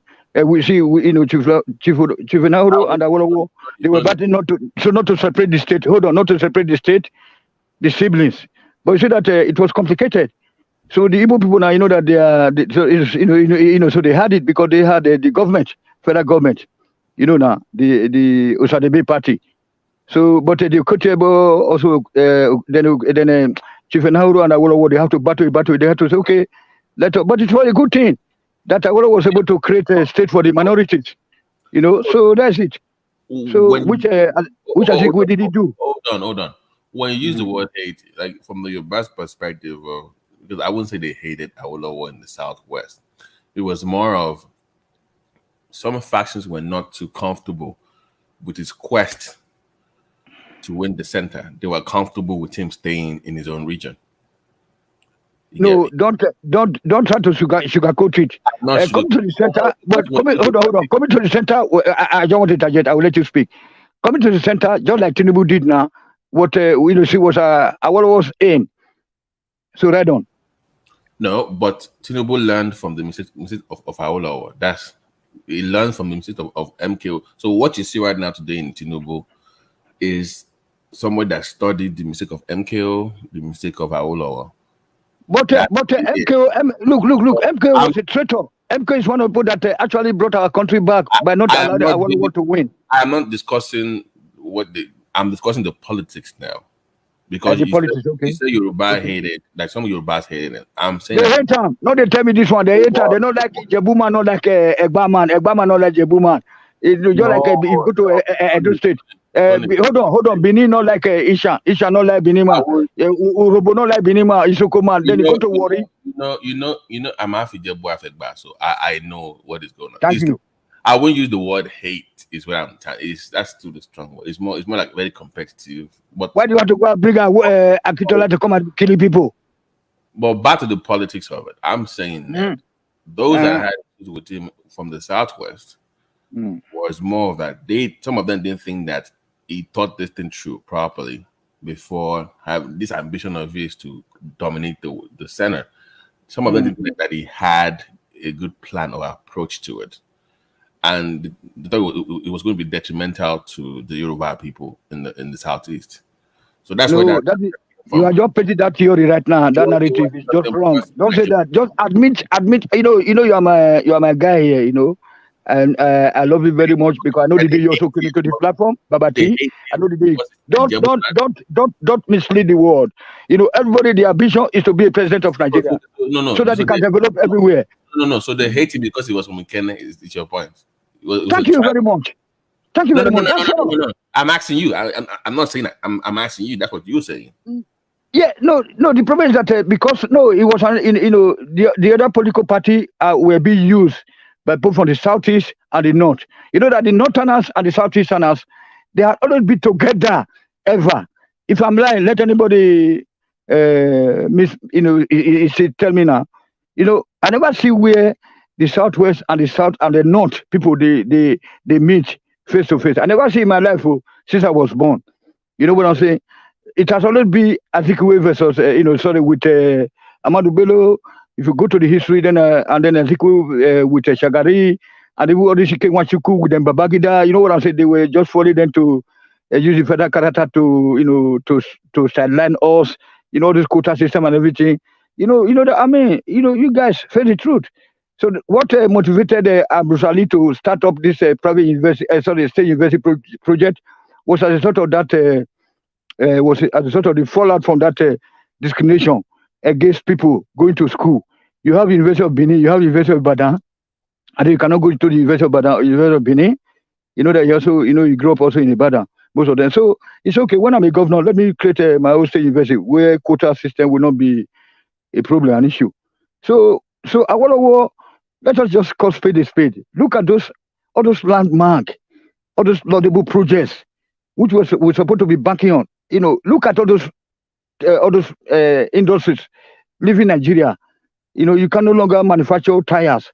You can't even go to farm because people from other sections will come and kill you in your own farm. You know, I learned that last week. There will be problem. You know, your state again. You know, so but you are just trying to be living under self-denial. So what we're saying is that now that we have this Black Baja, it's a very good name.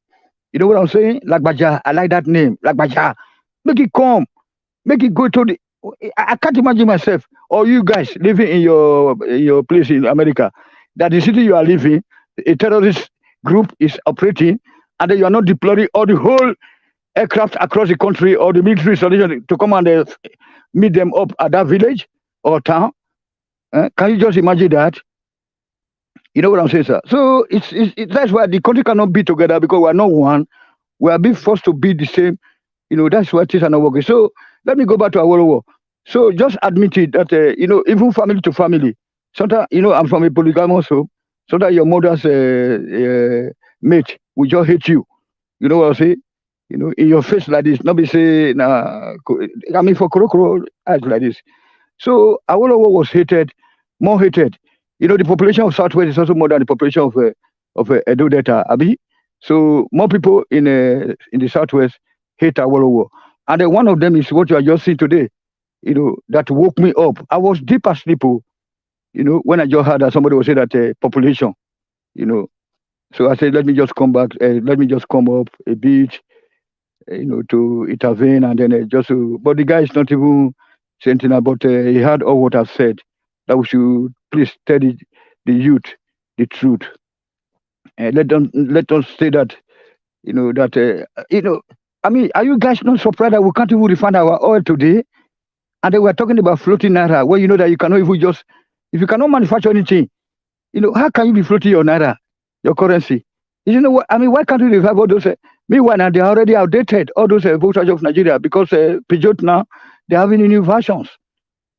So they're obsolete. So what was says that it's not that it's a rocket science, to refine your oil. After all, people are doing it in Benin, in Edo State, in the villages. They are taking the crude oil from the ground and are refining it by themselves. It's job people they do them, Urobo they do them. They are taking the oil out. Okay, look at Akoko Edona in Edo State. Dangote and this one, what do they call her? This Boa, is he Boa? What is his name?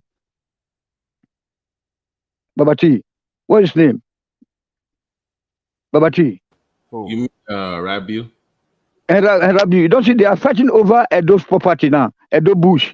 Do you see if you see the picture coming out of Tony, no, wait. So when it comes to natural, that's not our contract. It's not like you make it look like they came there to steal what is yours. They are not stealing. They are not stealing it. They are not stealing it. No, they are not stealing it. But why is it that? Why is it that? Where are our Yoruba people? Where are the Benin people? Why are they not operating? Okay, so show me somebody from Edo that is also bidding for the same thing. Then we can have that discussion.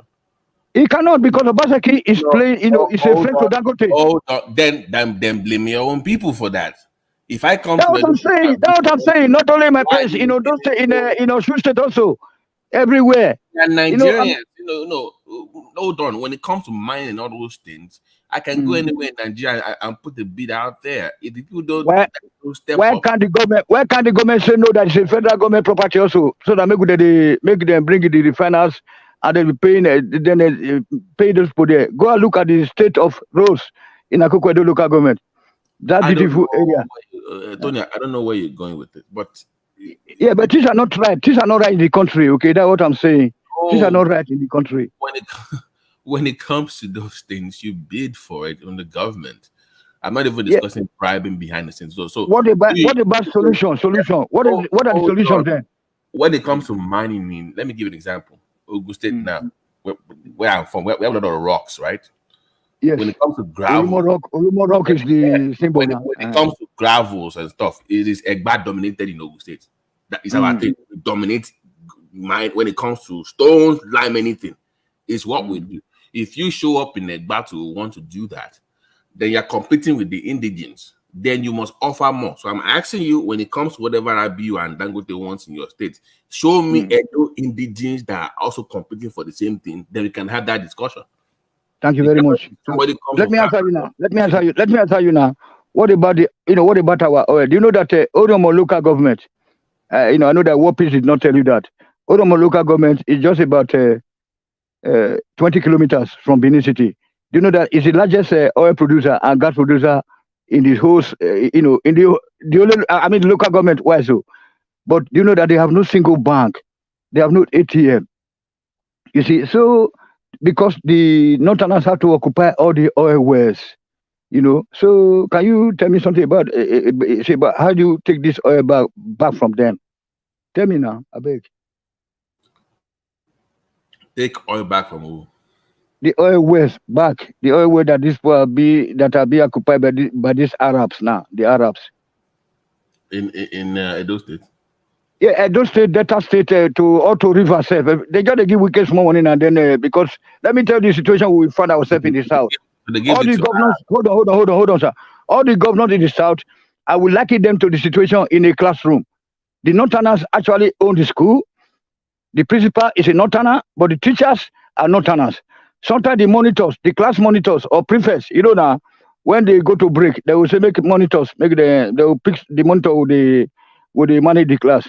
Now you see, now be them Obaseki, the Tinubu, the Fashola, them Amici. So they're just guarding those resources for the northerners, my brother. So the country must have to be separated peacefully. We can live together as brothers and sisters, as a African neighboring country. Then we can progress. You still won't tell me how you are separating the country. How, it's so which country let do me you want go to go ask to? Tony. Why you are saying that only on one local government? Alaji Simbat, I greet you. How are you? The 13% derivative that Edo State is collecting, why are they not using it to develop the oil producing area in Edo State? Thank you very much. That is what the monitors now are not taking. No, why are you now focusing on the northerners or the federal government? Why are you not focusing on your monitors. state? I said the monitors of the class or the prefects of the class. No, you have to be specific. Don't just brush it. The problem is with your. Okay, Obaseki now. Okay, hold on. Obaseki is watching the oil, everything, all the resources in Edo State. Then the other guy, I don't know his name in Delta State. The other guy in Edo State. They are watching. Hold on. They are the security guards. Just listen for a second, for God's sake. What we are saying is before you address other people. We know you have people in your state. You must first deal with your own internal crisis or of leadership, whatever. Resolve that problem before saying that it was someone from the north or somebody from the south. Like I told you, for instance, in Egba, for instance, in my own area, we dominate mining. If you come in, good luck to you. But if you have a bigger bid that they can make bigger offer, you will win the bid to mine in those areas. So I'm asking you again. Hold on. I'm asking you again. Where are the Edo indigenes that are putting in bid to invest in Edo? That the government said that we can't give to you. That we prefer somebody from Kano. Show me those people first. They are still busy blaming Awolowo now. No, hold on. No, I bet look, Mike. That is taboo. That's tabulous. What you are doing now. Edo people don't hate Awolowo. Edo people love Awolowo to death. So don't be saying that. That narrative you are trying to. That's not what they are saying in Naija Watch, you. And that's nobody. Naija Watch also. Let me tell you one thing about Naija Watch now. Naija Watch is a very big man. It's richer than anybody when they hear at all. His senior sister is a chief justice. His father they are blaming Awolowo for Igbo people's problem. Hold on. His father. They say he's the one that betrayed you. I will contact. Forget about those Benin boys. They come here to call the talk. No, they want to be their voice to be heard. So he's very rich and he's a beggar on the platform. Hold on. Elvis Papa, now PDP chieftain. And then, but he left him and tried to fight for the people. Elvis so we don't settle Naija Watch. You don't make money now. You don't cash out. We don't settle now. No. He got money before. He's born with money. He's born with money. More than any of you here. So he's just doing that for the common people. Please, Tony, I beg you, hold on. Remy, you know Egba very well, right, Remy? Yes. You know Quarry Road, right? You know the quarry areas. Yes, of course. He doesn't know. Why is he saying yes? Where does he know? Ask him, where does he know Egba? He doesn't know. You know that area is being controlled by, when it comes to mining, we dominate that area. The whole mining, quarry, everything. So imagine someone that say, the person that is controlling that place, it comes from Kano. I would be like, the people where they live there, clear and woe. Why? You can't blame the foreigner in your own land for you not being. Maybe na kwata na don't reach when they say reach Egba. Maybe na kwata this Abeokuta road Akwata. That's my point. Discuss your point first. No, your Edo people. Why are they not investing in those things? Hold on. That question. But the powers that be dictates that. No, Tony. Those guys that the power that's big, they're also from Edo State, Abi. Who? No, we don't know. They are the class monitors. They are the security But guards. Yes, my point. They are still your people now. But I don't know where. But now. Go and look at Ondo State also now. Look at all those states. No. You are missing my point. Political level. You are just trying. You are just trying to defend the indefendable. You cannot blame the guy from Kano for your own wahala in your state. It's your people's fault in your own state. Blame your own government. They are the colonial masters now. They are the colonial masters now. What do you mean? Man, stop this, man. Can I interject, please? Everybody calm down. Calm down. Let me interject, please. Sorry, Tony. Let me interject. What Babati is trying to tell you is very simple. In Nigeria, we have 36 states, and then we have power broker in each of these states, no matter what. And Ibadan man cannot go to Edo and tell them this is what I want. A Kano man cannot lord his own power over them in Delta. So what he's asking is very simple. You have oil in your land, including Ondo and the rice. They are giving you 13% derivation. We wouldn't have known that Buhari paid you guys a lot of money until Wike came out and talk about it. And Wike used the money judicially, at least it commissioned a lot of projects with the money. Even if Rivers is getting more than Edo, what are your leaders doing in Edo? Leave the Northerner alone. Leave the Yoruba alone. We are talking about your own people. Why are your own people not investing in Edo? Stop talking about. Stop blaming some Fulani boogeyman. You are asking me question. You are asking me question now. I don't really give you the. Okay, I don't talk the question before now. Wait, make I tell you. The governors of the southern Nigeria, all the southern Nigerians, are class prefects. So they are. Hold on. They are security guards. So that 30%. For who? For the owners of the country. Who are the owners of the country? You know them already. I don't know them. Tell us their name. So when that money, that much chunk of money. Hold on. That much chunk of money that much chunk of money that they are bringing back to the place, then are being captured, by those people that are guarding the place. That's why you see them Obaseki, all this Fashola, they are all rich. All this Amici, all of them Wike, they are rich. It's because that money.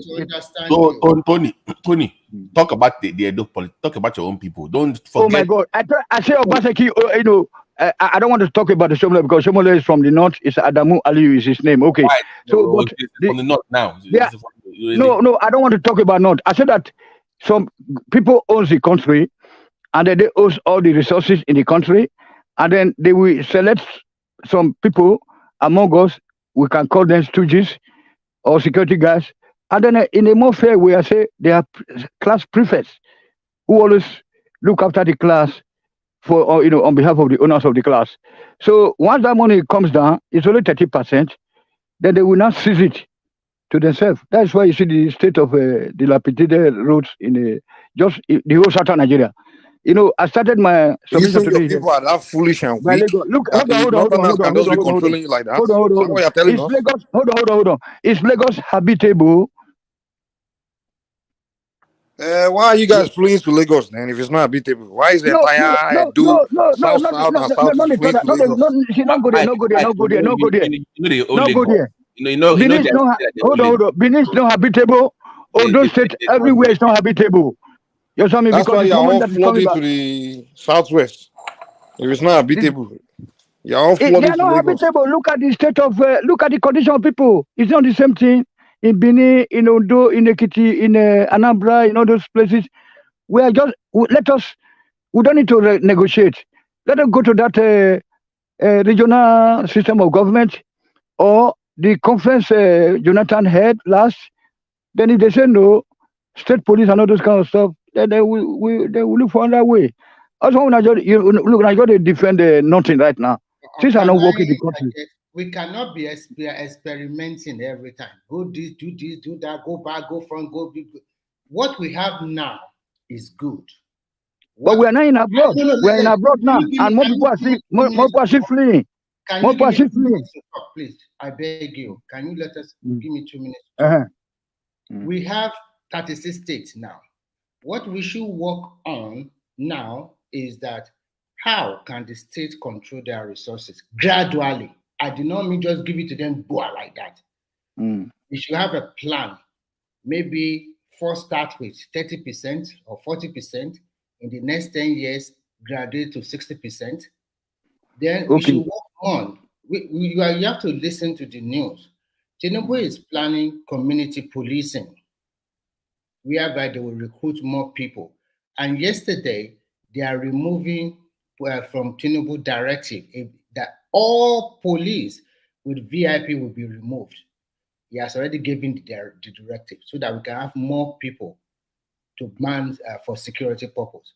What you are discussing here about the gatekeepers, the owner of Nigeria, all of us, we are the same. You cannot tell me Obasanjo as a president, somebody will just direct him to do this or do that. Tinubu as your president, even Jonathan, when all of them are there, nobody control them. The Tinubu is the strongest. No, hold on. Tinubu is the strongest so far. Right on. Let me finish. The oil well you also talk about was distributed among everyone in Nigeria, whether you are Igbo, Edo, Yoruba, if you feel, or wherever you come from. Some of them were lucky, they strike gold because they were able to discover oil in the oil where they gave them. Some were unable to dig it, they sold it out. So it's not only about and Nigeria collect their own tax or royalty they're supposed to collect from it. So it's not that they change anybody. Sometimes sorry. I get you. Even though that it is a Herculean task for Tinubu, but I have no doubt in my mind that Tinubu will be able to achieve those things. Some of my agenda. Aware now. Remy, you see these lies and propaganda they've been preaching for many years that the Northerners own Nigeria, control Nigeria. That's a lie.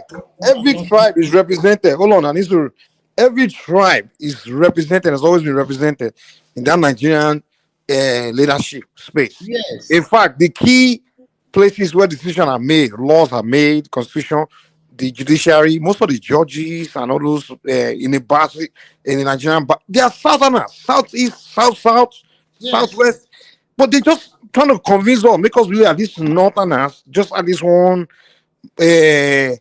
control, dictating, like just own the country. Mike, if the Northerner is so good, if the North is so good, why are their children pouring into Southwest? Pouring into South? Because of school, because they didn't. But hold on. They have got infrastructure. They make us believe that it's not so. Because of school and religion. Hold on, Mike. Please, sir. It's because of lack of education. Otherwise, they have got the infrastructure. Can you just imagine if today now we get all those kind of infrastructure waiting for North now for South? Which infrastructure did not? Is there only Abuja? Not the Abuja. Go to Kaduna. Go to everywhere, my friend. Now they are using the allocation to build something for themselves. Then why you not using your own allocation to build it? Is the extra money that they are getting? Build your own Edo like that also. Why not build your? At least you are collecting a lot of money. Why is your governor? Is it not the same allocation that you are getting that they are getting? You want to blame the boogeyman, Fulani man from Kano, from somewhere. We need to stop doing that as a country. We have moved past that. We have moved past the day of blaming some guy. Kano is looking better than Lagos. Yeah, you care whether Kano look better than Lagos. That means that governors. Well, that means Kano are using the allocation to do good for themselves. Is it not the same allocation that everyone is getting? We are here. We condemn our governor every time. The previous federal government was giving state allocation and giving additional allocation to the northern states. It's a lie. They didn't give any additional allocation to anybody. Can you show me? Can you point out any failed road? Like Ibadan, show us proof of extra allocation they are giving anybody. Stop lying, man. You follow too many. You follow Namikano too much. You Namikano has brainwashed. They bring Yoruba point to the government to. I was telling you back then. Stop following Namikano. The guy will brainwash you. Now you see, he has brainwashed you now. No, they told that one. They're not come fighting for your bullshit. You think you come again? They don't use propaganda to destroy your head. They give you extra allocation. Tony said they're class captain. I said, we think class captain with all this class of They got the money and they got the property for the owners of the country now. We're gonna get the light to themselves. Mike, Who told Sanwo-Olu to go to America to go and buy that red line light train to bring it to Nigeria? Who told Tinubu to start or Jakonde to start constructing light rail? Is it Awusa to also tell them? Even Remy, even CNG that began in Ogun State. I hope you know that. That was even that was initiative, the CNG that everybody wants to do now. So you see that state governments are being creative. Yes. You must start working for your own state. Forget for Abuja for now. Nobody's looking for the center anymore. You must be creative within your own space. So look within your Edo and create something for your own people. The largest rice mill. Babati, is that Babati have been enigmatic? I know they know the difference again. So, Babati, so let me tell you one thing. I think you are living in the USA. I'm living in Germany. Is that how they practice federal system? The way we're practicing it? You know what? Yes. You fend for your own local area. You don't wait for Washington DC to come and help you now. Abi, Washington, am I lying? You don't wait for. But I would practice it that way if you are honest to yourself. That's the way. That is federalism now. You do it for your own. Most of it. That is federalism. Babati, can we ask Zulum, the governor of Borno State? At least it's a war-torn state for so many years that because of Boko Haram. Look at that state now. In a ton of 40 now the federal government money now, they use our money to build that. They use our money to build roads into bullshit. Stop talking about it's a pity. It's a pity that you guys are just. I wish that you guys were living in Nigeria now. You know that every time it's excuses. Do it. Nobody is giving excuse. None of the shame. Some of them are not the shame. Say we are there for Saudi Arabia. Now they go ahead. Now they for America. Now we there for Germany. We're not ashamed. Go back to where we were born before we begin to talk. You can't be stay. I've realized that some Nigerians, they will never prove. I'm not talking about you.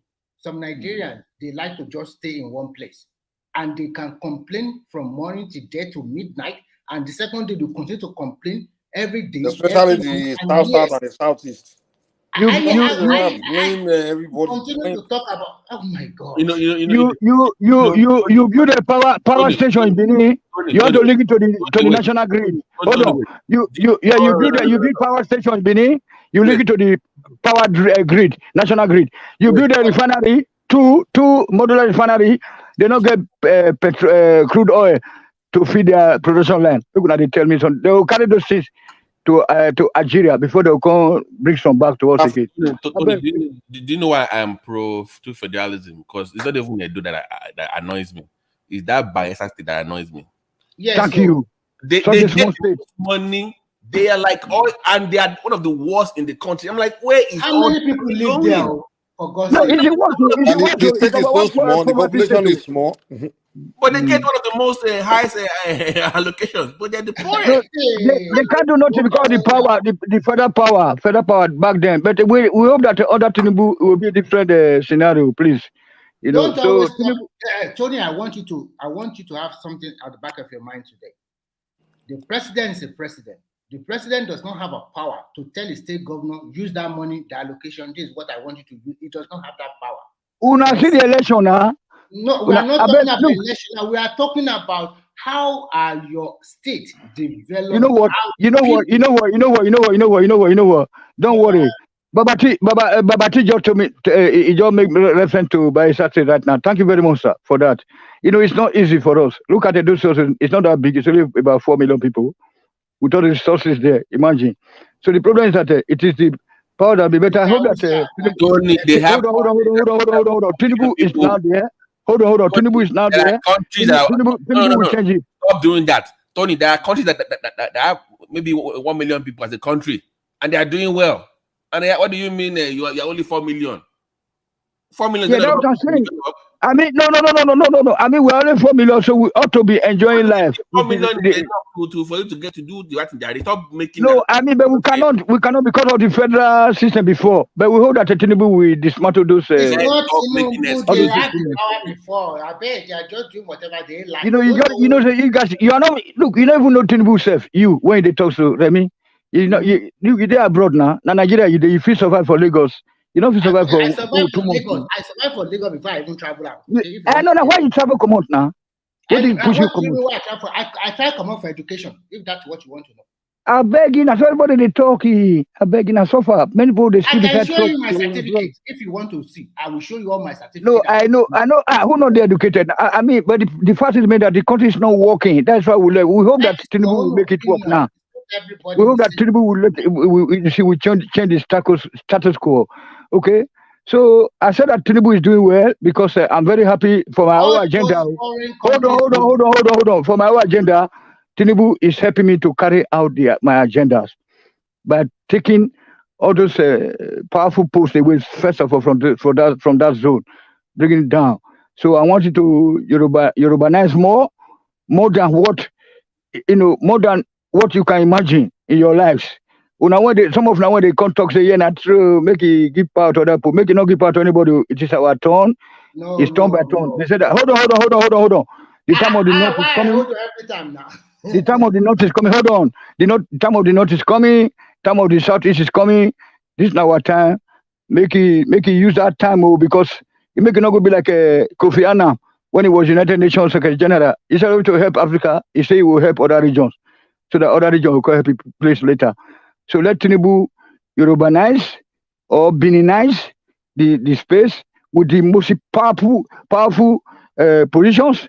Let other people cry. Then when they get to their turn, we should be ready to cry also. That is it, sir. Tony, I am not pleased with that statement because I don't like it. I would think you like say that you should get competent people to man the office, but you like just get your people there and when our turn is our turn. That kind of an average Yoruba man or Benima is competent. You can see Obase is performing, and then some of the people will also perform. An average Yoruba man is educated. An average Benin man is educated. So we know that we can make it. We already know what is now. You see what is on our mind. We know what Chief Inagro stood for. It's true federalism. Where they also castigated him. They didn't give him a national barrier. They didn't give him a national barrier because it's Tony, wait, one day I will vote for a Benin man as president. No, if you vote for Benin man, he will carry the money now. If you know separate the country also, he will be buying yacht also.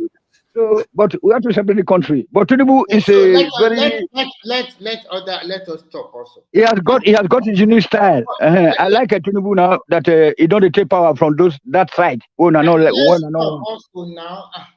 I don't like the idea of Yorubanize.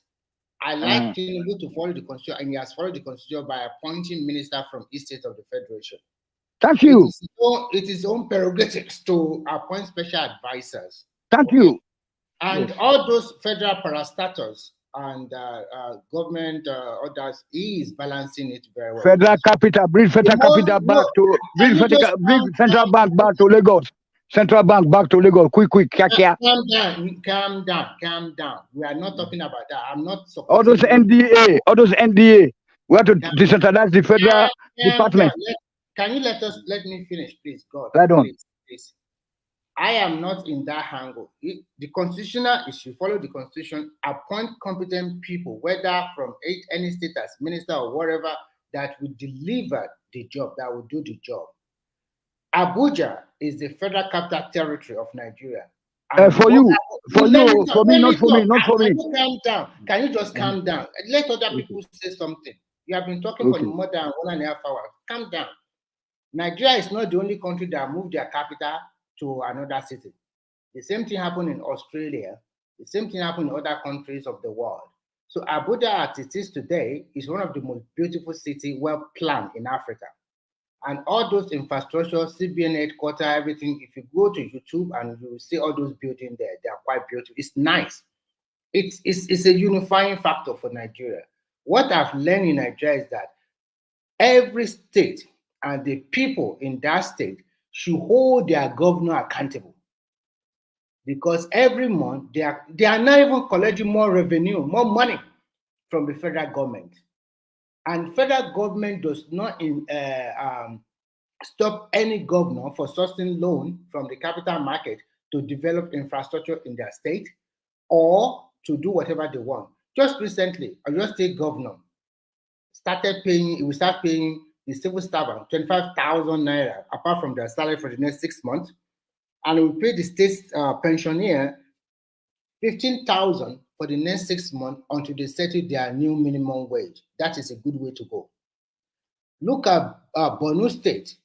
He continued to build infrastructure, employ people, more than 10,000 teachers. Some of these teachers are from the south. Not everybody is from the north. I won't allow you to spread that lies that Borno State money is Borno State money. That is our money coming out of Niger Delta. They used to develop that area to fight the Boko Haram war, the cause.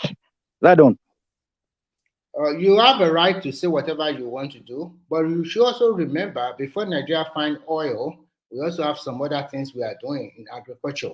So you cannot be telling me it's your money. I must also tell you that Nigeria does not get money from oil alone. There is non-oil sector that Nigeria also gets money from. At least a lot of money is being pulled out from Lagos State because of proximity of Lagos to the lagoon and so many other ancillary services they are offering to the government.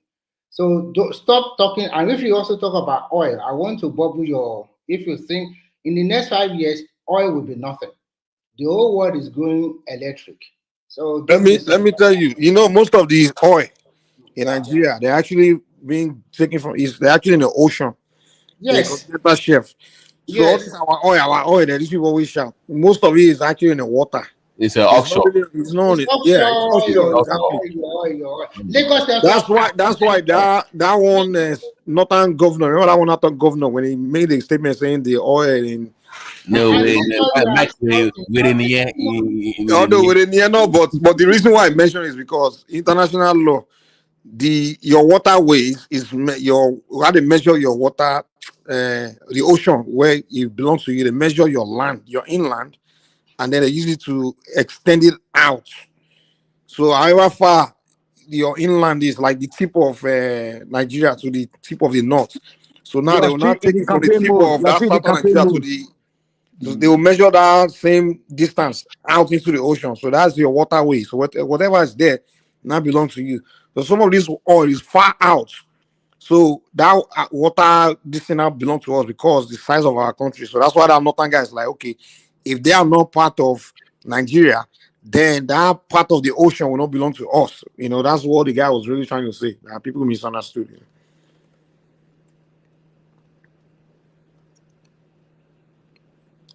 But this our oil thing, man. People need to move on. This crybaby stuff there. The oil that everybody is moving away from. You see the kind of cars they're making now is hybrid, that the new cars they're making now. Very soon, next 10 to 20 years, the demand for your oil will be nothing.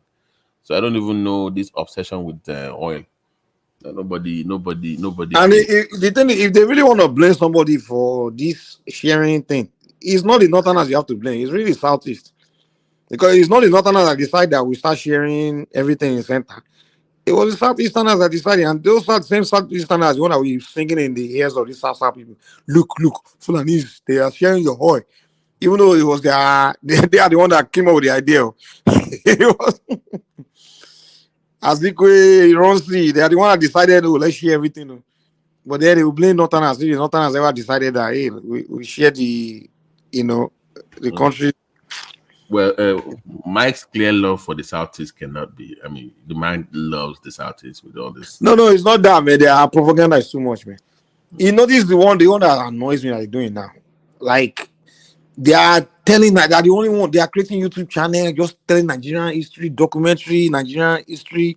And you have like 10 Southeasterners tell the same story with 10 different accounts. It's like now all they are doing is telling you Biafran story. Change the night that they said that it was not ignorance that it wasn't even them that's like what you said earlier about trying to bring everything to Lagos. That it was not even an Igbo man. They're trying to change that narrative. Now they are doing Biafran documentary on internet now. The Biafran war story. So you read like 10 different stories from 10 different Southeasterners. Because I'm like, which one of you? That means if at least one, there can be more than one truth. So if there's one truth in out of those 10 stories, that means 9 of you are liars. So Mike, what they are trying to do is to go back to Biafra again. And I think if these people does not change their mindset, they will never rule that country. Remy, who is who? You mean the people that would be I'm like? talking about the Southeast people. They No, are no, going no, back no, to their, no, no. I mean the active ones online. That you said they're going back to Biafra again. So they were there before. Obi ran for office. They joined him. He lost. Then they are back. yes. And when they lost, now there's now time to again go back to our Biafra. Go and write it down. That's what you'll be hearing in the next few months. We want to succeed. And they will do that Biafra until the next election come. They will not say, okay, election again. Do it. I kept on telling people they are one of the luckiest tribe in Nigeria. They go anywhere, people give them opportunity to do their businesses or whatever. Southeast benefiting most from Nigeria now. They are the only side that benefit really from Nigeria, to be honest. I can really say that. What else have they not have? The first president of Nigeria come from that region. The first head of state military come from that region. They have been Senate president several times, House of Rep leader, so many ministers, so many stuff, and then you cry marginalization. If the Hausa so hate you like that, why did they give you opportunity to excel in their land? If the Yoruba so dislike you like that, or the other South people dislike you like that, why did they give you opportunity to excel in their land? I think the propaganda is just too much, and that is why all the other region will now started to rethink. And if they rethink, they will not give you that opportunity like before. And then you say you are marginalized because you are the one that causes it by yourself. I don't get it. And I don't like Nigerians talking about go back to this, go back to that, do that. How can a country develop that way? If the constitution, Remy, we can amend it. We can continue to amend the constitution. Remy, we have room to amend it. Yeah. I've always said that if we put this into a vote, the only region that I believe that will not get enough votes for either regional government or a breakup with this will be the Southeast. Yes. If you call their bluff, like vote, they will be the least to vote for a breakup or for regional government because they benefit the most from the federal from the current arrangement. Yes. They do. And they know. But why they keep pretending like they did they we all agree to split Nigeria? They will be the one begging everybody. No, we can't do this. Even if you notice, you guys notice like before the Yoruba started doing Yoruba Nation. Every one of the when Yoruba started doing Yoruba Nation, next thing you saw there, some of the people started coming on TV saying, "No, Igbo man is the original Nigerian. We are the one investing everywhere." They started panicking that is this about to really happen? Because they realize once if Southwest really push the agitation, they successfully break away from Nigeria, that means everybody else will break, and they know that they will lose heavily. They will be they will be the one begging, man. They will lose heavily because for one, that South is not going to. They also will not form one country with them. That's one thing. No, they will not. Maybe some of them may. They don't like them at all. Yeah, those will not form one country with them. Because they still have that wound from because they lord it over them during the Civil War. They control them a lot, and they don't like it. They treated them as nobody, like minority, so they don't really like them. But at the sense of forgiveness and moving ahead, they still give them opportunity to come to their land, to prosper. So I want you guys to be objective here. Look at the Southeast. How many Yoruba or Hausa people are really excelling in their region? How many? Do they give you land there? Opportunity? This is not being tribal. They do because the land is small, and they will never give you the opportunity to. But it's not even attractive for you to want to go. Like I rather go to Kano than go to that place. To be honest with you, like Even if you go to Jigawa, you will buy land very cheap there, and there is no insecurity in all those places. They need people. Opportunity abound in Nigeria, but when you have your mind so tribalistic, every time is that it's not my. Let me tell you how bad it is, Remy. Let me tell you how bad it is. You know, there's this American TV show, this housewife of in California, the Beverly Hills one. Third generation Igbo people, I think the second generation Igbos. You know, they are Americanized and they're one of those girls on those shows now. They are beefing each other on the show. I mean, can I guess? So guess what over, Remy? You will not believe. Over the Osuka system. Because one is not the real Igbo. And the Americans, so not even, not Nigeria. Are you kidding me? Yeah. Second generation Igbo people in America, they are still beefing Osuka system. That tells you, I'm not kidding you. Let me put the one I noticed that really annoyed me was that their children in America, it's like they teach them all that tribal stuff. Now like their Yoruba children born in America, they don't even know anything about Nigerian tribe or anything like that. You understand that? I don't really understand anything. For those one, I also want to bring this topic to the fore. Sorry, Mike. I was listening. I was fast asleep, but I was listening to what do you call it? Baba. What do you call it? Bishop. What do you call it? Even one man also support them.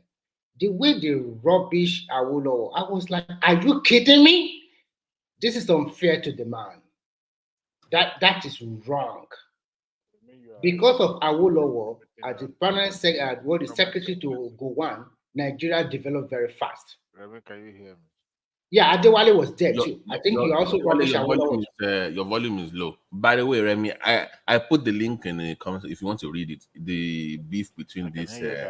If Dewale, fix your mic, please. Your mic is. I don't know what is. So I think that is an injustice to this man. Most of us that grew up when he was doing his free education that we enjoyed, we know what we got. And who was condemning Awolowo? I mean, is it today? Is it today or yesterday? Bishop was there. They were just accusing all the bad. Adewale too was also accusing Gowon, or I don't know whether it's accusing Muritala. You can hear me now, right? Or something like that. But I don't care too much about Muritala. But you rubbish Awolowo name like that, I think it's unfair to the man. No matter what he has his SSs, but he has performed very well. Every Yoruba man should be proud of this guy. Everything that Yoruba have today, he is the architect of it. He brought education. What do you want? Education, research institute. You are just repeating all what that made me to come in now. What I earlier said now. No. I said I'm revisiting it. I don't like the way the rubbish is. But you have to try to challenge me. I am not saying it's perfect. No, it's perfect. It's a perfect man. No. No one is perfect. No one is perfect, but 99% perfect. Oh my God. Okay. What I'm just trying, the way the rubbish his name is not good. He really did most of these our founders. I'm even talking about Tafawa Balewa, Zeke, Awolowo, Macaulay. All of them, they did wonderful things. I love Tafawa Balewa. I love this when he talks. That guy. Tafawa Balewa was a polished one too. They did one because I think Zeke was the only crooked one among them. The guy was the architect of all. Wahala to do. Wahala to do. No, I'm not making it up. The guy was very crooked. Have you seen that interview about that British man? Let me interject you. So you say make I wait before. I waited before. Hold on. Tafawa Balewa did not participate. He was not a founding father. The Tafawa Balewa group, they fought against Nigeria independence. They're gonna call spade a spade. Tony, what I'm talking about is not fight. I'm talking about what they have done after the independence. They look. It don't concern me. It don't concern me. Now what I will do for us? Now would they look? Remy, they didn't want only allow people talk, man. No, Mike, sorry. They didn't fight for the liberation of Nigeria, but they hijacked the government with Azikiwe. So they fought against us. All right. One at a time. I don't like voices at a time. See, what actually led to this discussion? I didn't rubbish Awolowo's achievement. Okay, I did not. What led to that discussion yesterday was that we were talking about some of the things that these so-called heroes have done in the past, that as if there was no corruption during their era. I was trying to piece them one by one on how corruption was endemic during their time as well, even though they were trying to do good by the society that they govern, but also in as much as they are trying to do that, they also corner some of the resources to themselves and to their generations as well, just to take care of themselves. I agree. We will be kidding I ourselves agree to with think that these motion. people are clean-cut human beings, as if they have no Nobody said that. Nobody said that. But they said, no, hold on. Hold on. make reference to Hold on. But they still did something, is what we are talking about. Yes. As opposed to just robbing the whole place blind. but That if Come and see that bishop self. Babati, would you say Sanwo-Olu, as a governor of Lagos State, did not put something in his own pocket, even though he's building infrastructure? Can you say Biden does not put something in his own pocket too, or Trump? Everybody they all do that now. It's just different. Like I said yesterday, after this era is gone, even when we've grown old and the generations of our generation comes, the history will be kind to some of these leaders that we have today. This either they are portrayed in a terrible way or they are portrayed in a good way. But the thing is, social media will always be around. Perhaps it will be a lot easier for them then. So some of the things that they are doing now, especially during the Buhari and Tinubu's era, will be there on the social media for them to see. So whether somebody write a memo or write something good about them, they will be able to make that decision when they grow up and they're saying it. And because it's documented, even in 1999, I hope that those ones that they will look at it objectively, because their generation now it's another thing. I mean, we've seen you know yourself, yes. These are people that and that was what led to research. How can a grown-up boy or girl of 20 or 21 let me make that clarification so that Oga Tony would not go and run and say because my father doesn't belong to UP and that was the reason why I'm against. I listened to him when he was talking. I just didn't interject. I wanted because he liked to, once he's given that opportunity, he want to pour everything down, which is great. And even in the comment section, they said I should apologize. Apologize for what? That they did good, but they also stole some money. I came across a transaction that was involved Awolowo's estate, and I was surprised, even though him being a lawyer, you can't tell me that this man never put something in his pocket, because that transaction that I saw, and I also make reference to some of the other things that even Babangida, as a shareholder of Mask Nigeria PLC, they can't tell me that it's only their salary they're using to buy those shares. No, never. So, in as much as I want to portray them as the heroes of our past, they also have their own blemish, And I cited an example of Okoti Ebo. But when you listen to Bishop and Baba, the way they castigate all of them, because let the finish now. Let the finish.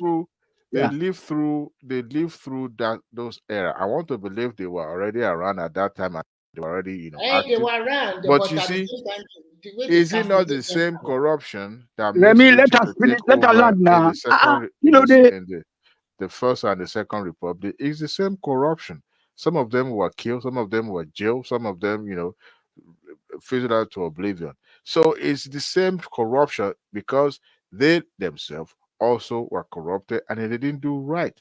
If you ask those people that were active in that era, they would tell you that some of these things, some of the things they've done, but because this is Nigeria or Africa, nothing is ever documented, and even if it is documented, guess what? The writer will try as much as possible to portray them in a good light, so that when somebody pick up that book in the library and they read it, they will say, "Oh, this is a good person." Just like if you read Obasanjo's memo, you would think, "Oh, this is the second last born of Jesus Christ." But this man, I don't know what to say about Obasanjo, but depends on what you make of it. But it's just the way it is portrayed, That's why today, yes, they did right, they did good, to some extent. And I also said that some of the achievements were mainly concentrated in the capital there. If you look at the other region, where have you seen the development? Ibadan was modernized, but other parts of the western region, what can you point to as the achievement? No, Benin City was modernized. Benin City was so modernized. And then and Warri was like, they called it small Lagos. Mr. Dewale, thank you for even responding, because I was even say Nibolowa or something. So Kabo. So we are not fighting each other here. We just said that we should try to address this issue so that our children may know what about our history. especially like my daughter is being born here now with my little son also. It's very painful. We ought to be in Nigeria.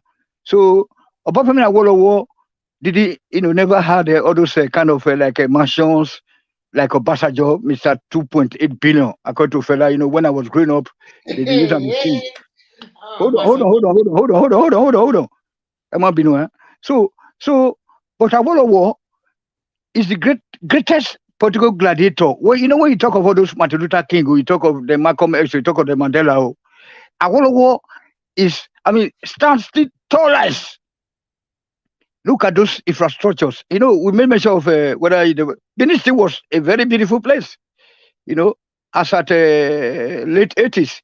But go and look at Benin today now. So I think Governor Donald Duke is the only governor that has performed so far since the 1999 dispensation, sir. Let us not talk about this Sanwo-Olu because those are Jack and this project, but they were able to follow it up due to the educational knowledge, that our only the foundation for us, done for us. So all those Did the Jack now provide the fund for those projects that no, sir. But I'm happy that they were able to follow it up. They were able to follow you it are up. right. They developed the capital city, but I remember that my first brother, who is like about 17 or 18 years older than me, he works at National Bank. And I know that I and my father, when we visited him during that time, there was a road that linked Ibadan to Osogbo. It was a one-way road, but it was smooth, it was tarred. It was easy for the interland to bring their farm produce to the capital city of Ibadan. Everybody. Yeah. Or they can sell it in the village. They can sell it in the village. Not as beautiful as Ibadan, but they also give them amenity. There was community school, which are free. There was a time that I was in the primary school that we even received toothpaste free. Pipe water. Apart from books and whatever they gave us. Reservoirs for water. I remember that when I was growing up, there is pipe-borne water from our tap in our house. I used to bend down there after playing football and wash. I don't go to the bathroom. I will, because there's pure real water coming in from the tap until they destabilize everything. They might have their own imperfection. They might also be corrupt, maybe something, but at least they have majority of people in mind. They provided for the people, and people can see. People can see very well. But just opposed to today, nobody zero. Zero. Everything's about. But the beauty of it is also that Nigerians are now politically aware. Some states are doing wonderfully well. Now let her finish. I beg. Make no verse and let her finish. I will. Some states are doing well. Some are not doing well. Adewale, you can continue. Okay, so I'm not against what they achieve, but it's just that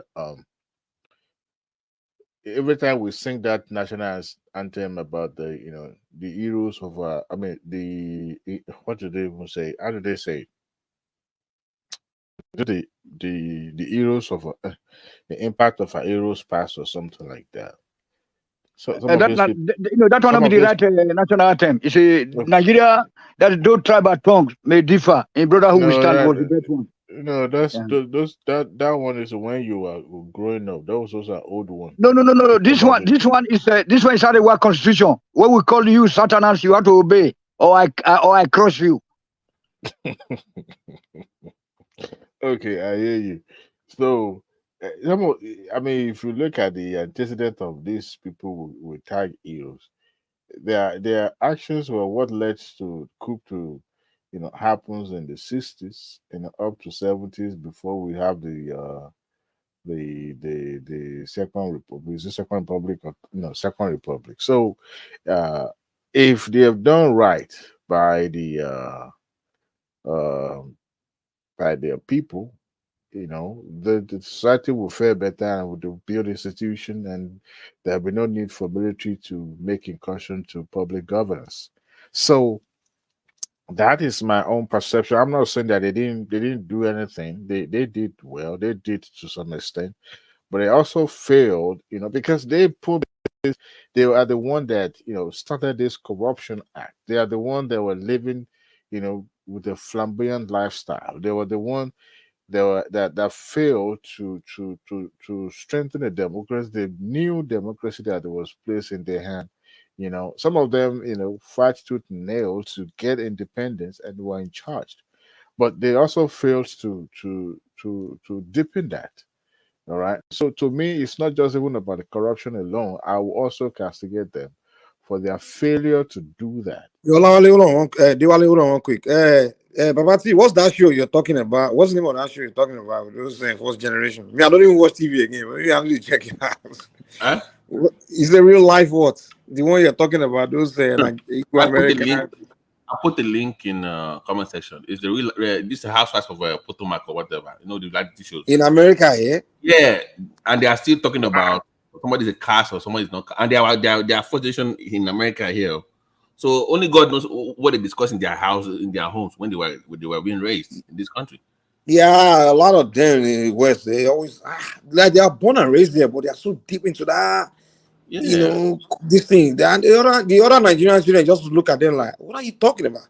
I recently had one of my niece came on, was asking me, what is this Igbo people always telling her? He's like, I was like, wow, really?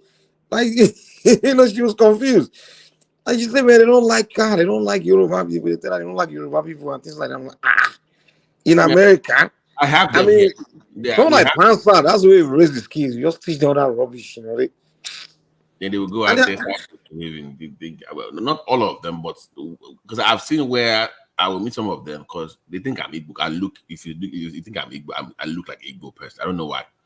So I'll be having a good talk with them. Once they know I'm Yoruba, they just change. You just see that change. Yeah. The one in America even worse. Like what happened? Like this. You just see that change. They will just change. The one in Nigeria, I didn't really like. I kind of knew, in Nigeria the way they do it, it's more like it's just they still interact with you. But the ones in America, it's like, oh my God, it's like they let it out full time, man. Like they blow it. Sometimes they may even insult yourself. I'm like, I didn't know these people hate Yoruba people to this extent, And then when you try to get in their mind to understand where they're coming from, and it's like giving you some stories like that doesn't even. That's not even reality. But it's like how is the second generation Igbo person in America talking about Osuka system of another Igbo person? How did they know? How did she know that? How? You've been here since what? You were born in the 80s. Your parents they came here young. How did you know that?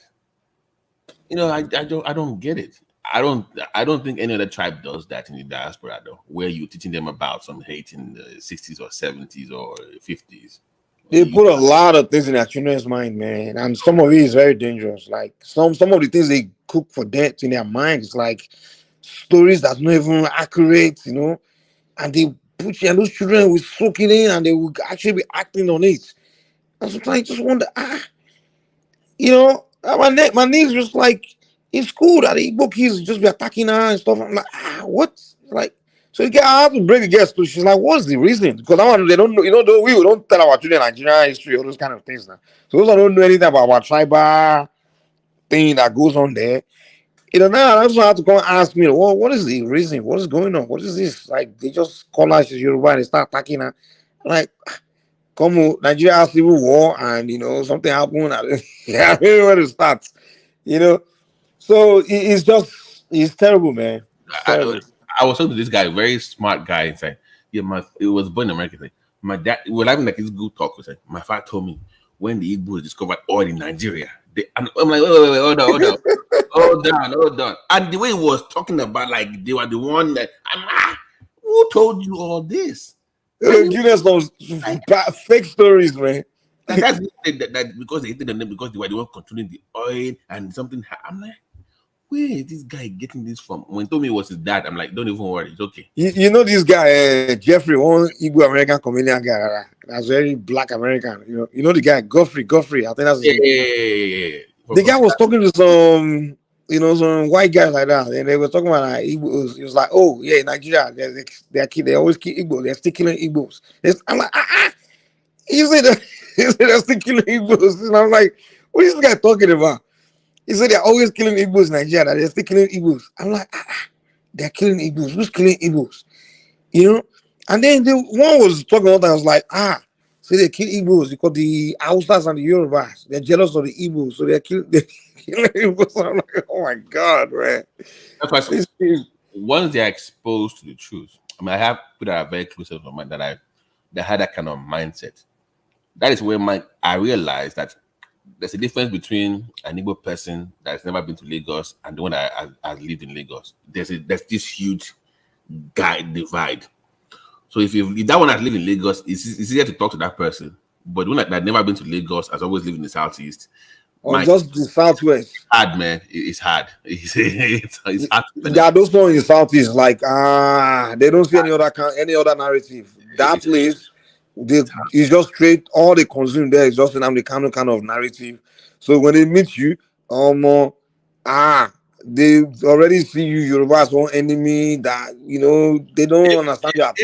Even my friend that was one of my best friends doing my wedding, it's an Igbo guy. I used to make fun of him because when we went in college, it's like, oh, you're Yoruba, oh, you these Oro people, Oro, they're typical tribal stuff. You people eat oil with Oro people. All your soup is with oil, and he had those stereotype stuff. But I was just laughing, like, don't worry, I will train you, I will educate you, just give it time. But that's the way he was raised.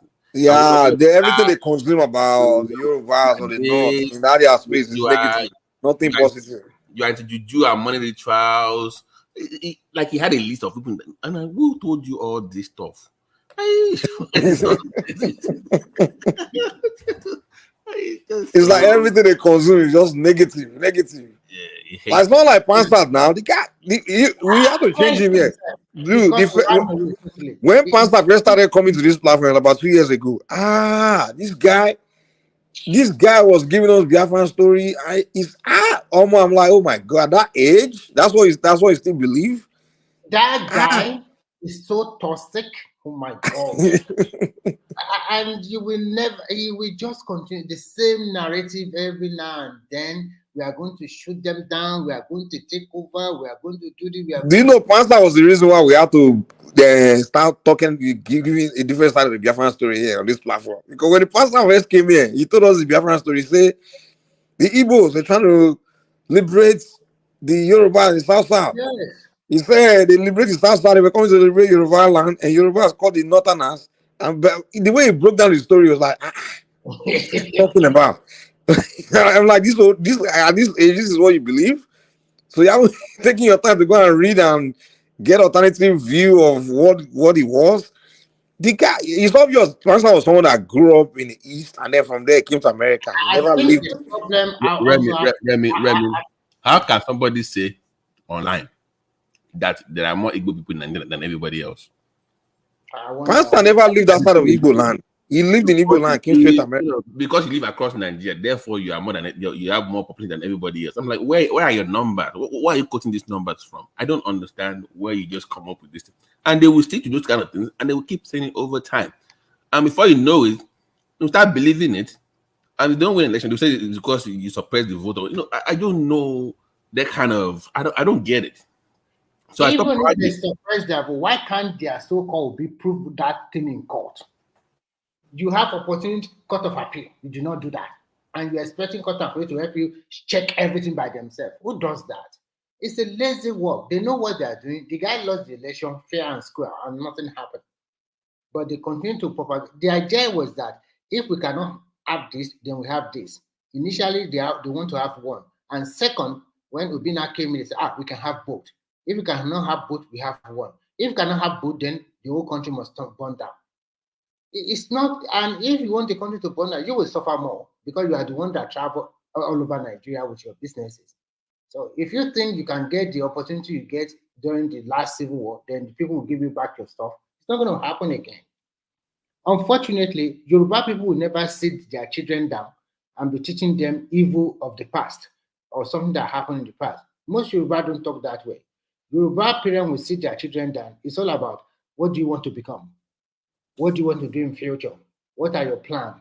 And they will guide you. And some, they will force it on you that I want you to become a medical doctor.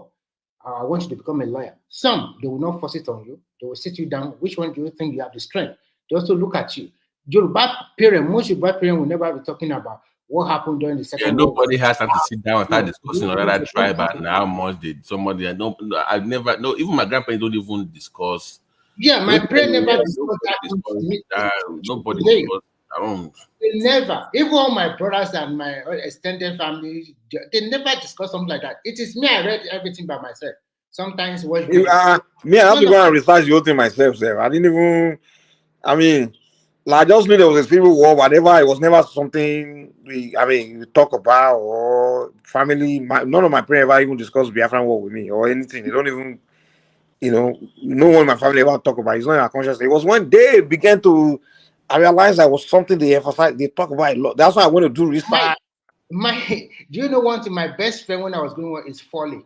I don't even know that Folly is from Benin City. I thought Folly is a Yoruba boy like me because he can speak Yoruba. We all play football together. We went all around together. I never even know he's from Benin until one day that my senior brother said, that your friend, Benin boy, come. And I said, who is the Benin boy? They said, Folly is come from Benin City. I said, no lie.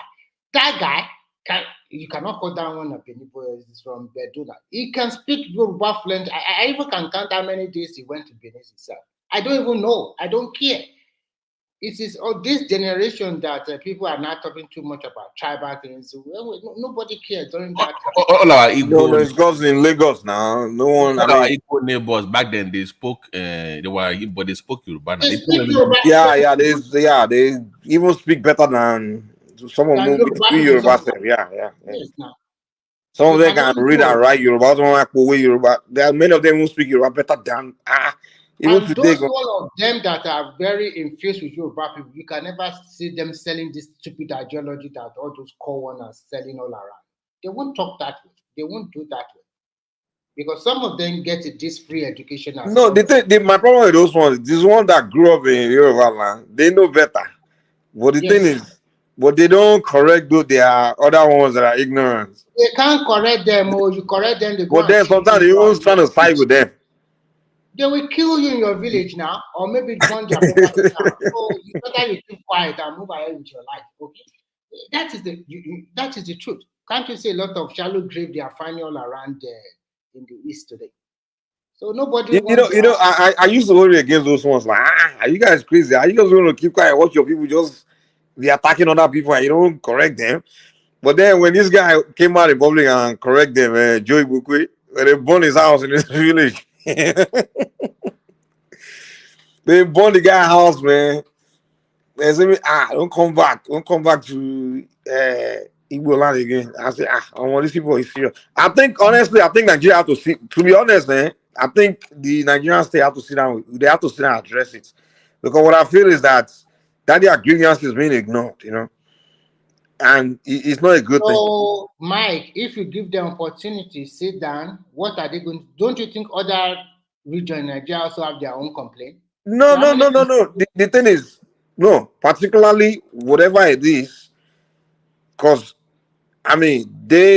there's all this misinformation has been preached to them. This lie. I think if they are going to sit down, I think just a referendum. Put it there. No, the fact of the matter is this: if they are, first of all, they've been agitated. You can't keep ignoring people. It doesn't make sense. Because if they don't like you as a country, they don't want to belong. I think to me, that is the best thing. Let's have a referendum. Yeah, exactly. It's not about me. I don't even understand why. Listen, I've told you, I said that before. If you put up a referendum, the only region that will vote against it will be the Southeast. I'm telling you, they will be. If today, I agree about it. Today, if they say Nigeria, who wants to go? Everybody decide. The only people that will decide, that will choose to stay in Nigeria, will be Southeast. I'm telling you. The Northerners themselves, they don't care. They don't want to be in Nigeria. I get that the North are trying to keep Nigeria. When it's a lie. You want to talk about the Northern politician, but you talk about the people. It's a lie. The Northern people they're not into this Nigerian thing. The Southwest, we're not into this shit. The South, of course, those ones they'll be quick to those ones, they don't have anything to lose living in Nigeria, because that they are oil alone. But the Southeast, no, they can't leave Nigeria. Trust me, they will be the only. Even in the beginning, think about it now. When the British were living, When the Southwest is not, they were almost like, okay, we don't think we want to do it. We're not comfortable with this Nigerian thing. Azikwe knew that Igbos were already all over Nigeria now. They were all, so the guy was like, no, we have to do this Nigeria, because you know his people were already all over Lagos, all over Kanu. They were already all around Nigeria, and he doesn't see his own place as a place viable to be a country. So he was the one pushing for the one Nigerian thing. He was the one that was really pushing for Nigeria. Even when the other ones were saying, okay, let's discuss our differences, they said, no, let's forget our differences. Let's just be black and Pan-African. The guy knew it now. He knew that Nigeria favors his people. You know, so from day one. And when Ojukwu wanted to leave, why didn't he just leave as Southeast, as Igbos? Why did they have to force? First thing he did was invade Midwest, trying to form bigger Igbo nation with claim other territory. So they know they can't survive on their own. It's just impossible. They know that. That's what I was trying to share in the comment section. To fully understand this, you must start reading about the political landscape in Nigeria from the late 40s into the 50s. Pre-independence Nigeria history will tell you the schism. Did not like Mike was saying, they never really wanted to be part of Nigeria. That one Nigeria thing was not really their thing, right? They really never wanted to join because they feel like they were not really ready. They don't even want to associate with our way of life in the South. They see us as these toxic people. They didn't want to associate with us.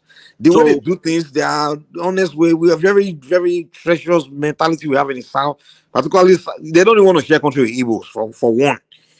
They know they can't really get that. They can't tolerate the Igbos very well. They're not. So they didn't want to do Nigeria at all. And that's why they quickly agree with the whole regional. We rule ourselves separately. He looked at Amadi the way he was talking. You could tell the man didn't want to. He wasn't comfortable with that one Nigeria, with the South, particularly Southeast. They were not. It was Azikwe was one pushing it. So that's why the British really were cool with him. You know, they were working with him.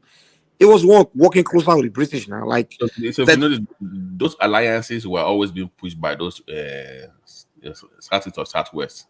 The North are always welcoming ideas from them, but they never went and pursued ideas to form alliance with some part of people. You are the ones that always say, forget that Southwest, we can do together. Forget that Southeast, we can do together. They will never really want to be part of this, your wahala. You are the one that brought them into it. When Awolowo that time, sorry, Babati, saying that we should inscribe a clause that if you want to go away, they refuse. It is them that they want Nigeria. The Hausa people, you are right. They are not ready. They don't want to join Nigeria. You should have left them alone. They should have formed their own country by now. Even if you want to balkanize Nigeria now, Nigeria will balkanize to more than 10 or to more than 6 to 8 countries. Because the North Central will not go with Northeast. Northeast will not go with Northwest. The same thing go for the South. And even in the South, we don't know whether the people of Kogi, some part of them, we don't know whether they belong to North Central country, or maybe they will come to Yoruba people. We don't know. So when you think about balkanizing Nigeria, we are good as we are a country like this. So sorry, look at Europe. I mean, sorry to cut you short. Babati, sorry, just look at Europe now. How, apart from the Western Europe and the Nordic country, what are you hearing from the Eastern European country? What do they have? What do they have? They don't have nothing. And they have balkanized them to about 20 countries. Do you know some countries in Europe from Eastern? Nobody knows them. The only thing you continue to hear today is that Western Europe or maybe some Nordic countries like Denmark, even Finland is not so popular, maybe Denmark or maybe Sweden. So you're saying those European countries should remain one? Is that what you're saying? So what I'm trying to say is that some smaller European countries, nobody knows them. Well, it's not important. Maybe they don't care to be known. I mean, some people don't care to be known. They are comfortable being alone. They are suffering too. The economy is not good. They are suffering. I mean, they are comfortable on their own. They are comfortable on their own. They prefer to be on their own. That's what they end up. But Remy, here's the problem. Here's what problem I have people like you. The way you talk is, some Nigerians have this mentality that because me, I want this thing like this, it must be like that. You want Nigeria because you want it. Doesn't mean you have to force someone else to accept it, to want it. No, you don't. Thank you very much. God bless you, Mike. God bless you. That's the way you talk, and to me, I just feel like, come on, you can't talk like that.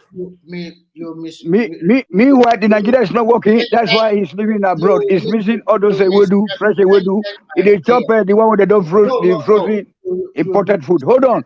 Those European countries, those Yoruba countries, those Oga, those Yoruba countries they talk. Those Yoruba countries, Nigeria, they flee to those places now for One at a survival. time now. What is this? They are in Romania, they are in Okay, Romania, they are in Tony, land Bulgaria. your Nigeria point is real quick. everywhere. They are in Cambodia. They are suffering. They are fleeing Nigeria to those countries where you say they know their name. They know their names. Go to Albania. Nigerians, go to Cyprus. People are suffering. They are working the farms. They pack malu shit. I beg you. Okay. All right. Thanks, Tony. All right. Thanks. Let one voice at a time. Let me go ahead.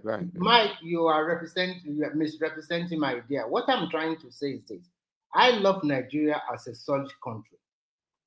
If there's going to be a referendum about some people going away, that country will be balkanized. And I'm using as European Union as an example. When you look at European, there's a country like Yugoslavia before, they were break down to 2 or 3 countries or 4, I'm not sure. Some of these Eastern European countries, their GDP is not even up to Lagos. Some of them are not doing fine. They also roam about Europe, moving from one European, to the Western European country. And there's a lot of things. So what I'm just trying to say that you can have your country in the future. Are you sure you are going to be successful? We have to be Tony, wait afraid now. of the unknown. We don't have to be afraid of the unknown. Tony, wait. Calm down. Remy, the point you're making is not really. I mean, if Nigeria is very successful right now, and then you're making that point, then I can say, oh, you have a point too. We are doing very great. We are very successful. We are advancing. And these guys are trying to break up. What makes you think? For me, I do not see Nigeria as a total failure. And you can't. No one says a total failure. We're not saying a total failure. But now, let's talk one at a time. No one is saying Nigeria cannot work or it cannot be a total failure, or that's not the argument. What we are saying is, if first of all, we're not one people. We came together. We're different nations before we came together. We're different empires. To me, we are just. To me, it's the way Nigeria, they call us tribes. We are just nations like European nations, but we are different nations brought together to be one country. Now, if some groups decide they're not okay with this, it's not up to me to decide whether they should stay or not. It's not to me to be dictating saying that no, it's good for you to stay. No, it's irritating to be doing that. That's what I'm telling you. If the Igbos say they don't want to be Nigeria, they want to have their own country, who are you to now be telling them that no, it's wrong for you to say that? No, you shouldn't do it. Look at Europe. No, don't do that, man. It's to you to say, okay, if you want to go, how do you want to go? Let's discuss how you're going to go. That's it. If they don't want to go, let them go. And that's the problem I have with Nigeria when people do that,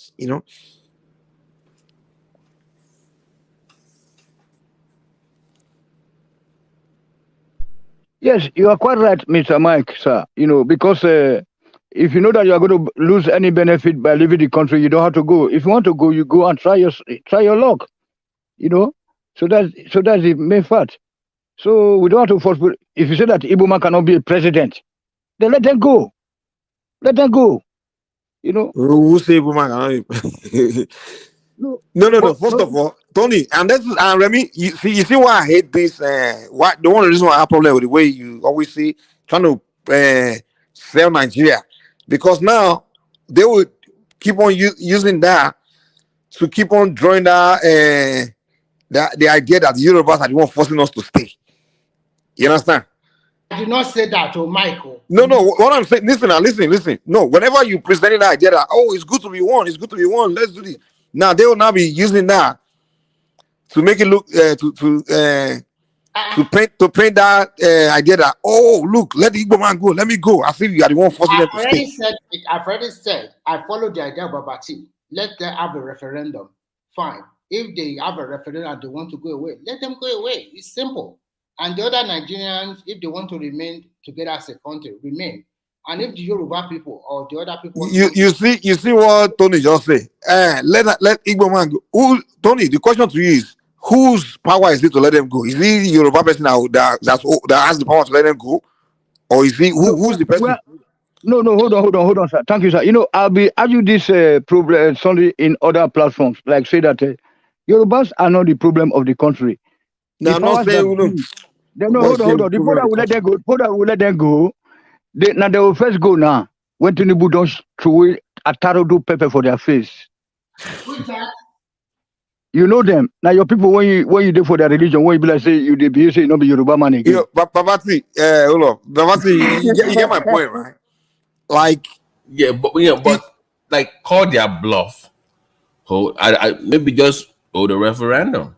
You know, they always make it look like them living is in the hands of some Yorubas or some other tribe. Like it's in the hands of another tribe, which is not the case. But they will never push for referendum. Is what I'm saying. They never push for it. Exactly. They will not push. They will say, "Let me go. Let me go." I think I'm the one tribe is all holding you.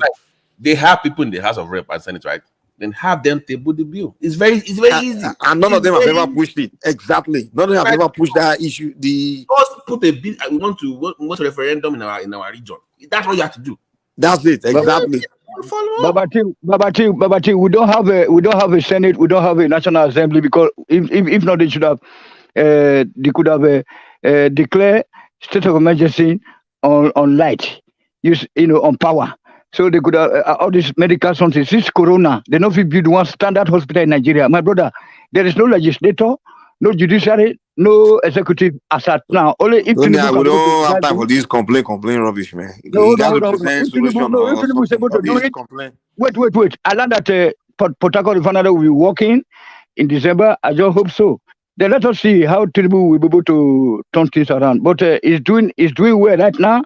As far as as far as I'm concerned, dismantling those useless powers that be, you know what I'm saying? So that's the power that is still holding people together by force. You must be in this one Nigeria project or we crush you. Now they get all the weapons now. You get anything for Ibadagi, second division.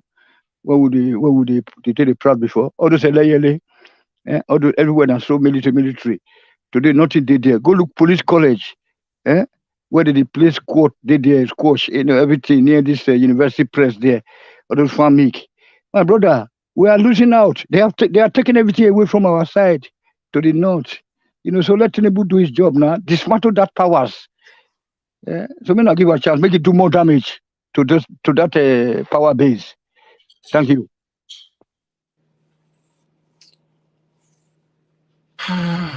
Man.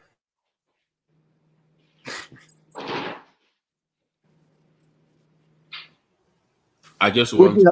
What happened? You go chop bakery tonight. Tony. You know what? I think you people in Benin, you are talking. I don't even know who you believe. If anything happens, now where you go good now? I don't know. Yeah. I'm like, man, I was wrong. I think the real problem is that South, man. I enjoy all these Benin. You don't know where they stand. You don't know they are Biafran or they are Nigeria or they are. One day they are quoting that they have cousins in Yoruba land. The next other week is about their South.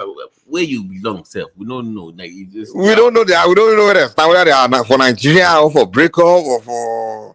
I don't even know. They are so confusing, and they are the one deceiving the Southeast the most. Because some of them, you see that journalists Southeast saying they are Biafrans. Wait. Where are you naturally? Where are we naturally titled? Where are we naturally titled? I keep asking you. You say you just like Nana. Let's balkanize the country. Okay, where do you want to go? You don't know. Say me Are you Biafran? Oh my God!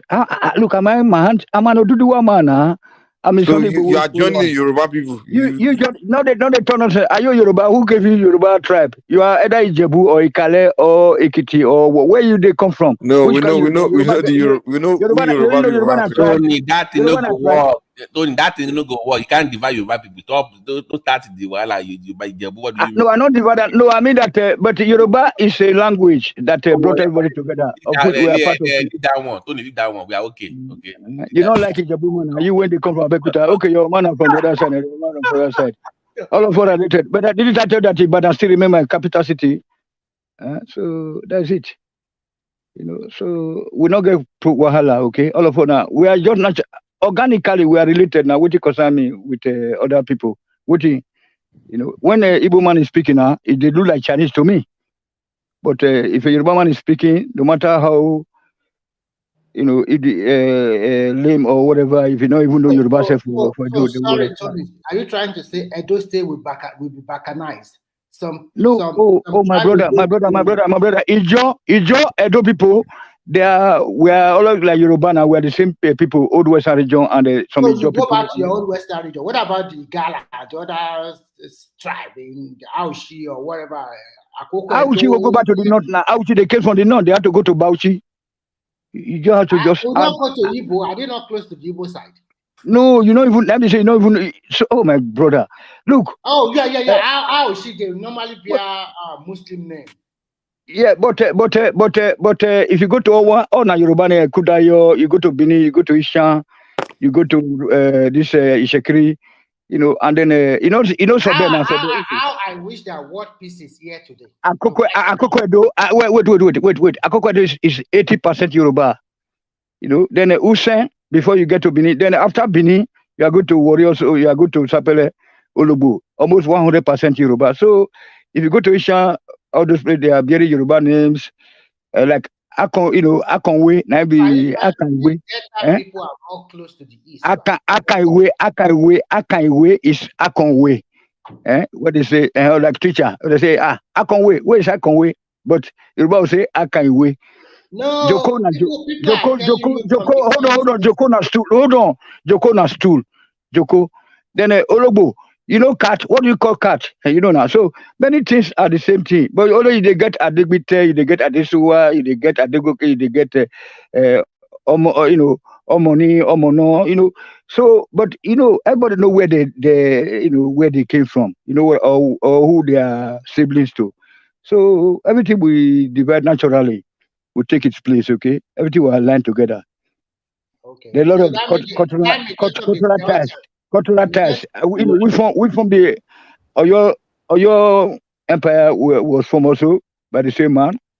No matter where it comes from, that is a debate for another day. But after Remy, do you back in the? I used to listen to Nnamdi Kanu's BS. It was just fun to listen.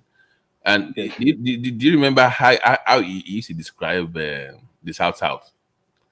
Like they don't have a choice. It would be like they don't have a choice. If you tie to rappers, you don't have a choice. You must join. Like, like who be you? Like just because somebody said that if you want them to join Biafra, you must then talk to them. It's like talk to who? You join who you belong to. If you tie to rapper, yeah, the Igbo man, and now by force. That's really always Akoko Edo that is talking about all of them.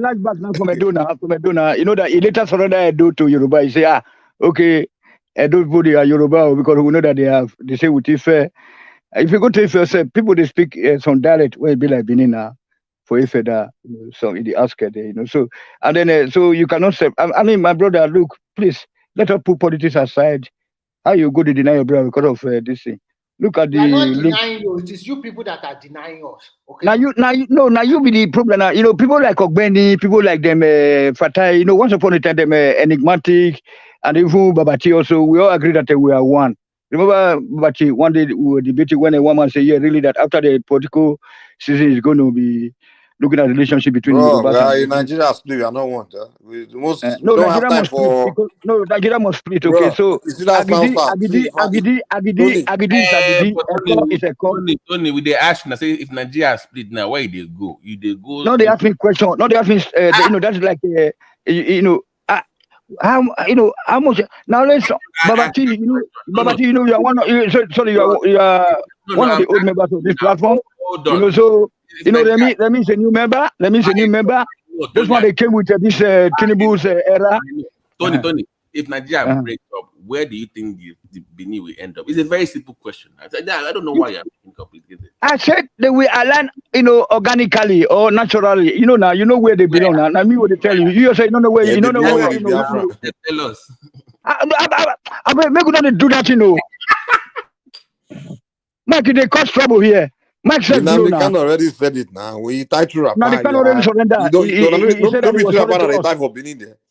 You forget that you forget that they said now. You tie to rapper. Wait. We forget that they once upon a time they were accused of now they be Yoruba. Hello. If you know Igbo people, for your California way, you live in Texas. As I say, tell them say you are from Benin.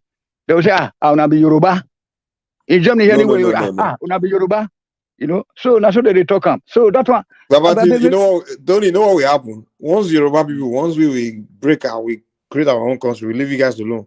The Igbos just overrun you guys, man. They will overrun you and invade you and force you with Biafra. You just a joke. You tell Yoruba. They did it in 1967 now. They occupy the whole Delta state and I those go see states. Tony's begging for protection. He's begging for Oh, this time Yoruba people don't come. We'll leave you alone, no. You fight your battle. Me, I will protect you for Ibadan. If we do work out for Ibadan for night or for Lagos, I will protect you now. What did they tell me? I beg. So all this one no matter. All this kind of narrative say that when these people from South, they tell the people now live now they talking. Go look at our culture, our traditional ways of life. But hold on. The ballot system, our traditional rulers and everything. Only different that our first sons, the first sons of the kings, and the whatever dukes, they always inherited the two. Tony, do you tie two rappers in there, Benin? My God, how you know you want to make that they look your book? I'm asking now. The guy said you tie two rappers in Benin. Why not? So what? So you're Biafra according to now you be Biafra. Now you be Biafra. Now you be Biafra. Okay. You say you be half Muslim, Abi. You know say when I grow up those days for Ibadan, I know they like all those kind of people, they cover their hair. But say our Yoruba guests when they use all those boka, we see their breasts, their nipples. It is sweet. So even I get a Muslim girlfriend now, Iyabo, beautiful girl. Allah just say, he will say your man don't come. So and they follow them, they go mosque. They go they chop rice, they chop all those kind of oily food now when we talk. Say nothing like say you just cook beans, just put ororo inside with salt, eat it. Nothing past that one, Abi. They can soak gari. So if anybody tells you that oil food, all those what would they do all those Ramadan, all those kind of stuff? Also chop now. La, I've been a baby, all this house and talk. So anyway, Yoruba life is very sweet, man. Yoruba life, like you can just, for example, now if you live for Ibadan, you feel hungry or so as a boy. If you just walk out before you walk out from Dugbe to Okado, you don't see where they do party, or if they go, all those Ogunpa area there. So Tony, you said you do Mugbomo branch, Abi? Mugbomo branch. You they call you one gonna do Mugbomo branch. And you do party, you go stop, they don't invite you. You go there to go chop. Tony.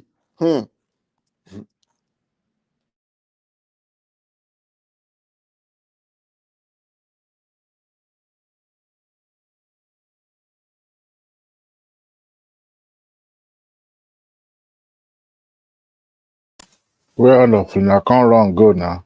Can I ask you, please? This earpiece thing, I was busy all day. What's happened for earpiece for Saudi?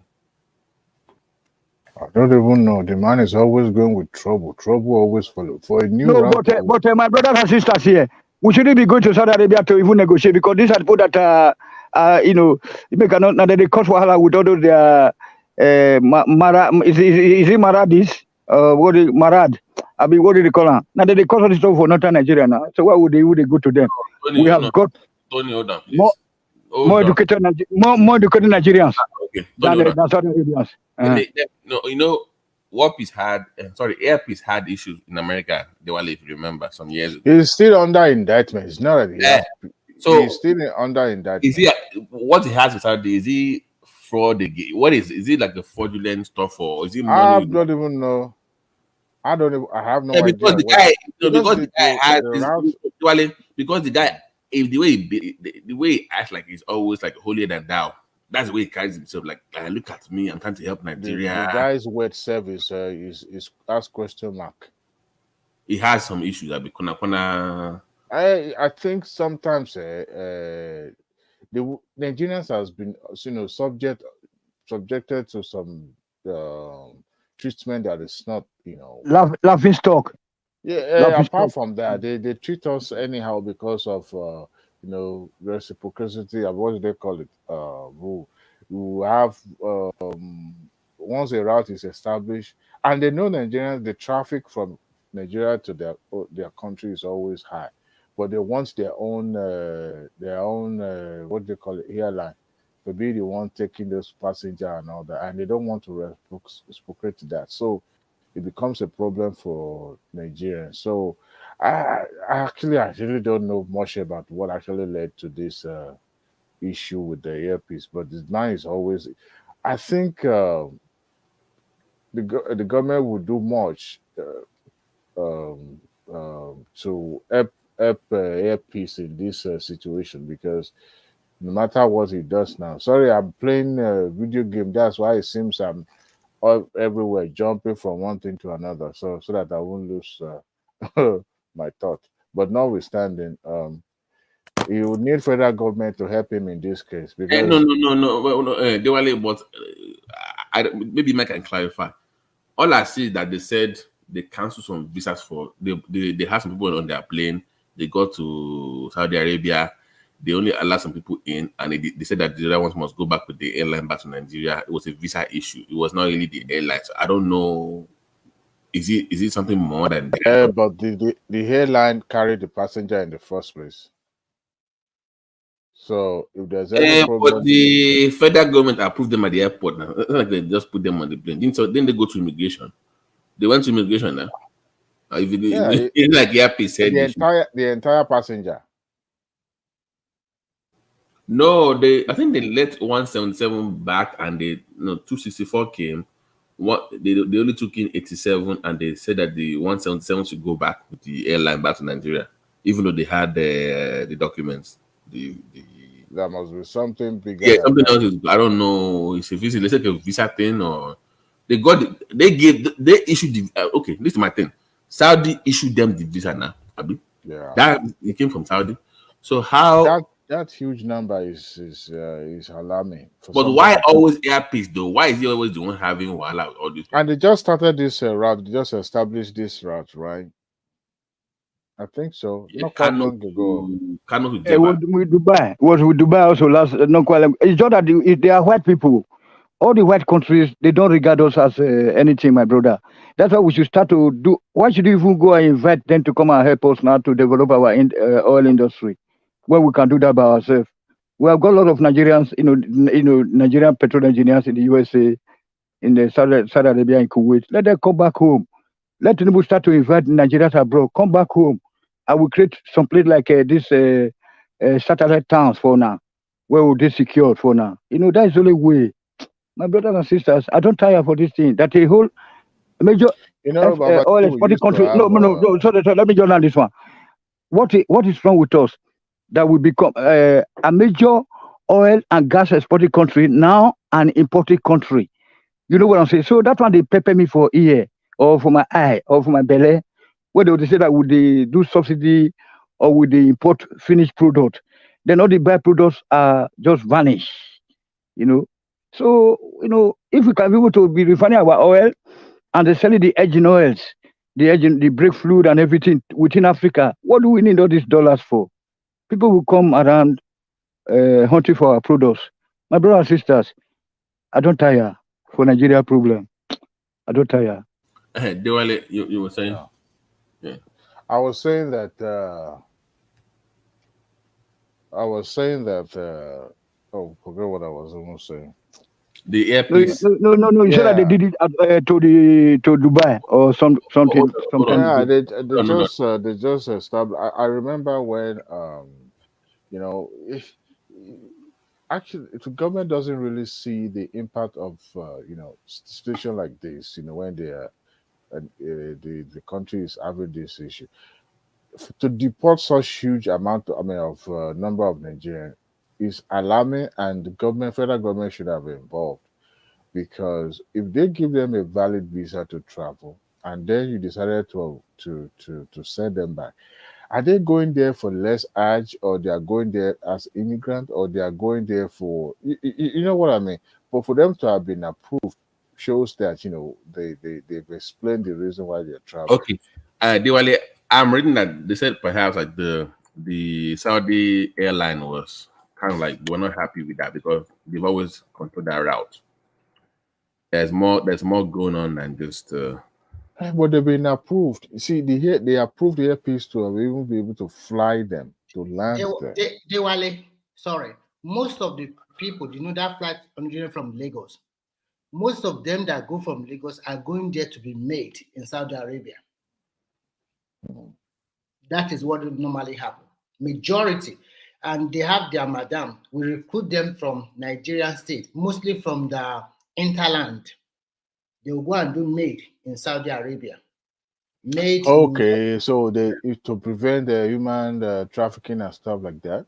I think that is not the issue. The issue is the first one that Nabati said. They are losing that market to earpiece. Because earpiece ticket is more cheaper than Saudi here or whatever they are. Hey, but if it's already established there before the earpiece put aircraft on the tarmac. It might also be several reasons, because I recently learned that in Riyadh or in Saudi Arabia, Simba is not here, they are treating all those made in a very bad way. And so, our people are really suffering. They go to all this Eastern, Southeast, Middle East to become made, and the host, they will maltreat them.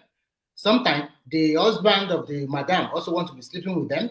So they fight some. They fight some. Yes, they keep. Yeah, you're right.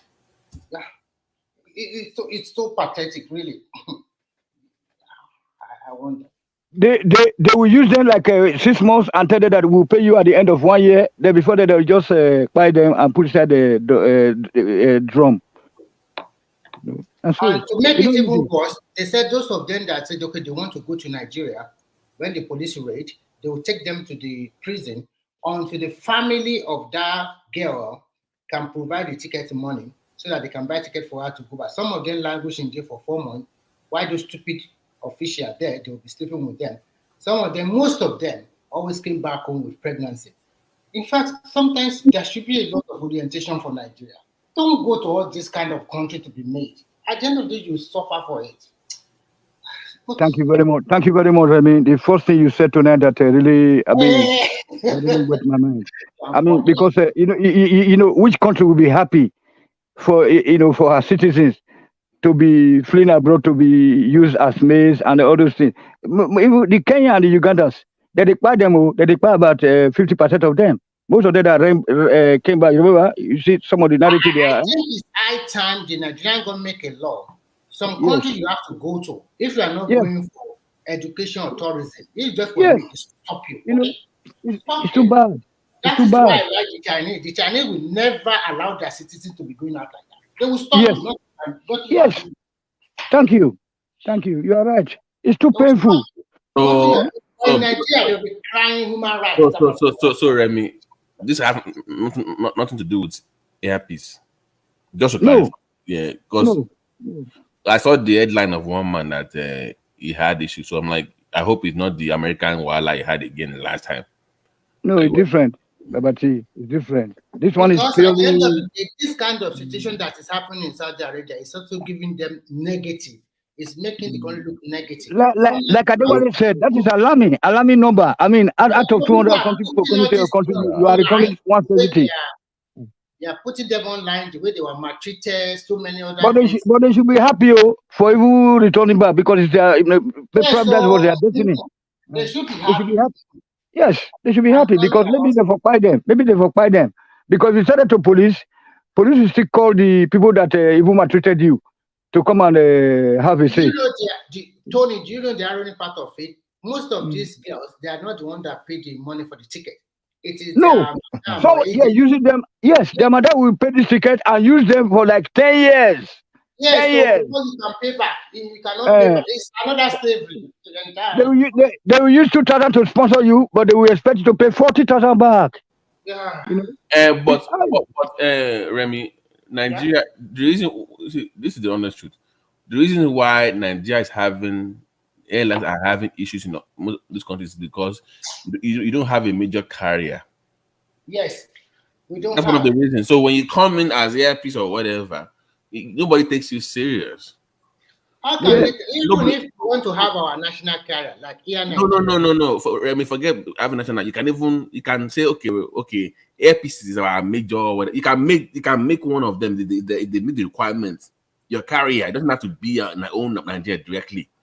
No, Babachi. Our ultimate goal. Hold on, Babachi, please, sir. Our ultimate goal should be how to stop it, so that to putting people into danger. So let the government come in and they set up some emergency industry for the people to work. Can you mute your mic? The echo from Triumph is. Tony. Babachi. So ultimate goal should be how to stop this mass. Tony, hold on. What I'm saying is that when these airports are allocating slots for flights, they take major national carriers more seriously, a top priority than just any airline from any country. So if you are from a country like America now, I've said before, ATL airport, I think it's Delta. When you have your own hub, when you go to other countries to negotiate deals, if you have your own base with your fleet at the airport, you are giving priority as opposed to being just like one of many in the country. So until you can say, okay, so you're now Nigeria's carrier, but you must have A, B, C, and D, and they meet the requirement. But it's a Nigerian flag. So but what people be going to abroad, 170 to go and be doing slavery, and then it's so better, Babachi. Let's look for a solution to cater for our people, at home. While we are making plans to return back home, all of us, we hope that the government will work. No be your state. They take go this country. No be your state.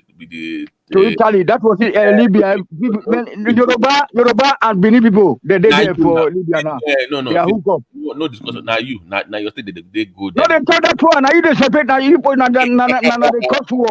What is the difference between Edo and and the Yoruba states? They are in the Italy. Go there with some Igbo also. You are living in self-denial. Maybe your cousin did there. On the more serious side, I like Diwali don't trust Alex Onyema. I'm sorry, it just looks shady to me. You are taking it to the tribal zone now instead of to face the reality. Remy spoke to you. Remy just spoken. I spoke. You don't understand. We should stop Nigerian people from going abroad to be slave to white people. Can you listen? Yes. Who made it? But don't go to tribal way. Don't go tribal now. I said, Alex Oyema, I cannot have a legitimate criticism against him. I like the man, though. But we don't have Igbo man in the house tonight. We don't have Igbo man here. The reason why you guys should be steady slow. What is wrong with you? Like, can I finish? Yeah. I'm saying that he's had too many issues in this country that I'm trying to think like he has something. Is he high? Like, no, come on. You know what they were indicted for in America? What? He, when you bring money into this country, you have to use it for what it's meant for. If you don't, if you change and you decided to use it for something else, then you run foul of the law. So the first and foremost, the aircraft that were supposed to buy here they didn't buy it. So they went. I think the one that they now got was registered in it was to America. It was like a money laundry, where the money that was sent was purposely to buy the aircraft was diverted for something else. So the moment the money started reflecting in this offshore account, like all this island account and all that, then America believed that you are laundering money for people. So at the end of the day, they didn't buy the aircraft. I think they said they've made deposit or something like that. And at the end of the day, the money was diverted to something else. So, and America fell the wrong foul of the law and decided to indict them. Not that they were convicted. I mean, he wasn't convicted. Convicted. The indictment means you have a case to answer. There's there's a propensity for for a case to go to litigation. And once federal government indicts you, oh, the bombe or Kinshepe, it's as simple as that. Because it's an airtight case if you are indicted. I thought that case was over. I didn't know it was still on. It's not over. It's not over. But there's no charges or anything that you can't find a political solution or diplomatic influence to solve. Just like what happens to what is this guy called? This deputy president of Senate that got caught in the United Kingdom. What's his name? In Mayfield, they kept calling to my mind, but no, the man that is still in prison now. What is his name? The one that was trying to get kidney for his daughter or something like that. Kore Madu. Kore Madu. But you see, before he degenerated to the point that he was even arrested in the public, and the government of the day will have done something, to suppress that. It's sometimes it's practiced all over the country. I mean, all over the world. I believe he traveled with the personal passport instead of diplomatic passport. And I bet you, if it were to be the government of the day were to be PDP, they would have, stepped into it and do him right. But they let it. You guys notice? I mean, remember the case of a former, was it World Bank MD that was get caught in New York, that was arrested for attempted raping or something. One hotel staff that was from Cote d'Ivoire or somewhere French speaking country like that. You guys remember that story, Babati? I think you should remember. You're an American. You should remember that story, right? Of which one? The former World Bank MD, the French guy that got caught in New York, for attempted raping. What do you think happened to that story? It was buried now. He lost his job. It's called DSK. His son is they call him DSK. DSK. Okay. Actually, they even made a documentary, for on that story on Netflix. But I tell you what, today that lady was compensated, and that guy never said a daytime in the court, right? So they have a way. It's because of it's politics. apart from you see, It's because of he politics. He wanted to be the president of France, and they removed him. You see, those kind of maids too. You see, this is the uncomfortable truth. They also service these top end guys. So maybe it was one of those political. It was political. He was supposed to contest for presidency. Yes, it was political made for him. In France. He regretted now. Even the wife divorced him. But the thing is this: apart from that, they all do that, right? They caught them. I don't think it was divorced. I don't think.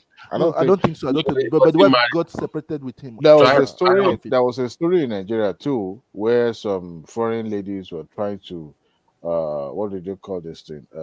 Otedola, when they were trying to blackmail him as well. You remember that those ladies were arrested in Nigeria? Yeah, that is very common with these maids. So I know I used to go to Florida for business meeting a lot. So those maids or those places, it's almost like a position kind of thing where you have access to these guys to do all this kind of thing. So, but maybe when Trump is known to do that. So yeah, the government has a way of suppressing stories and can't kill it, especially when it's going to bring, yesterday. All this prosecution of foreign politicians of other countries. Do you guys think this warrant they have on Putin? Do you think they really will arrest Putin? Like the guy from where? Uber monkey. See, you don't think so? No, who go arrest man. So the guy basically plays at South Africa now. Why did they arrest him? It's like saying somebody should come and arrest the president of the United States. Who owns the world? What do they call it? ICP. Who owns it? I didn't know the one that established it. So, but Russia will not start nuclear war because of one man, one individual. Putin cannot be arrested. It's only African president that usually put handcuffs on. I don't know the last time you see American president being handcuffed. Trump is going to court left and right. How many times have you seen him in handcuffs? So there's a way, in a diplomatic way that they handle situation like that. And unfortunately, his own case, it wasn't in the good book of the former administration. Let me put But it that they way. want to forget that one. Back to Oyema. How do you think that? That's I'm still speaking to How do you that. That think it it? No, wasn't. no. How do you think it ends up for him? Because I want him to do well. I want him to It be is. a carrier. It's But he has apparent to that begin to is. run it with people now. Yeah, but it's clear that is in good book of this current administration. It shows that that himself and the Bola administration, Bola Ahmed Tinubu's are kind of like unlike the ones that he had with Buhari. During the election, he didn't criticize. You remember when the Minister of Aviation then brought Nigeria Airway or something like that? It was so terrible that relationship was so terrible that it was compelled to come to arrest Sleep TV, to speak on the issue when they were not granted license to fly, to bid for the national carrier stuff. They ended up giving it to the foreign airline. So and having satisfy all the condition, to be a carrier, then yet they rejected the indigenous company simply because it's an Igbo man, Igbo data, abuse it, Igbo data. They decided to go for another a foreign country. But the thing is that I think it's in the a good book of this because I've heard him praising Keyamo and all that when about the relationship they are trying to reestablish with the United Arab Emirates. So, I mean, from there, but we shouldn't be having such a issue with the Kingdom of Saudi Arabia at this crucial time that we needed their money. We shouldn't be. I mean, who travel to the Saudi Arabia the most? Are the Muslim and the Northerners, right? They go to Hajj. They always go there. That is their Mecca. So I think the government will help him, but like you said, that man's wealth is questionable. But I like him though. I like him. The fact that he created job, he is able to establish. Something tells me that the money he used to float that airline is maybe some deposits from some crooked politician, a crooked politician. That's how they do these days. They want to flush the money through a legitimate business like that. They'll flush the money to maybe for real estate. Remember Marwa too floated an airline immediately after he left. At least Adewale, that is what they're supposed to be doing. Let the money remain in Nigeria instead of stashing it in America and the rest. Remy, you need for that to happen, you need to be a major carrier for the money to stay. I keep telling you, just go look at how these are made with airports. The stake is too high. If you don't have a carrier, if you don't have a carrier of your must own, we have a carrier? Must we have a carrier? Yes, look at, because for you to get access to those airports, it's give and take now. Babati, does America where you live have official airport? No, because like let me not for the whole country. Like if I say Houston now, what comes to mind? The airline. Southwest. No, that is the second one. The major, your IHA. Oh, United. Because that is your hub. Good night, Mike. Thank you very much for letting me in. Good night, everybody. Remy, thank you for your talk tonight, Adewale, and then Babati. Thank you. I hope. I mean, another discuss about Igbo here. Igbo don't sleep. Igbo not there. So when Igbo did there now, we'll attack and make it the attack back. Whatever. Thank you for attacking me against your favorite politician. No, it's not. It's the number one in the world. I'm all the black people in the whole world. Okay, I will award the great. Good night, everybody. Good night. All I'm saying is that your base of operation, if you say Lagos now airport, the service they are not the same, Babatio. They are not the same. United Airline is not only meant for usually selected as a hub because just like Delta selected Dallas, I believe, Fort Worth. So Mm-hmm. they made it so because it helped them for the transitioning of your passenger. And if you're looking at the airline, there's no state or federal American entity owning an airline completely to say I'm this not is saying you're missing my so. point. I'm saying as a listen to what I'm saying as a hub. When you have a hub, that means that is where your fleets are, right? Mm-hmm. The major fleets are. When you now go to different countries to make deals for slots, like they always do, they want to know where your fleets are. But if you're all over the place, if you don't have an assigned place to say, okay, this Sorry, airport. Baba T. I have to go. I'll be listening to you in the background. Okay. Okay. All right, man. All right. Yeah. Bye bye. But it is not like that, especially for local airline like we have it. The reason why they created some hub for some of these airlines because American is big, okay, but when it comes to international flight, they partner with other airlines. Just like when you are going to Europe, you fly Air France, you ended up flying Lufthansa when you get to what you call Holland and all that to Nigeria.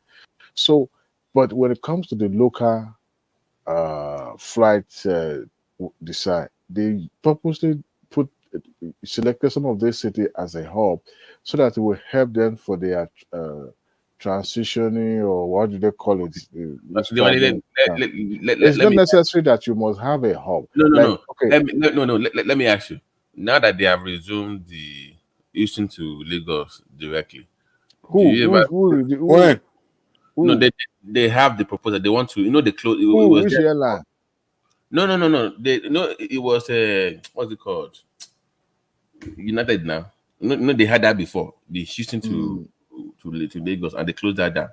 Now, since Tinubu has said that okay, you can get your money back, you not have issues. They want to bring that back. That Houston to Lagos. I'm saying that they have Atlanta to Lagos now. I know that. Still there.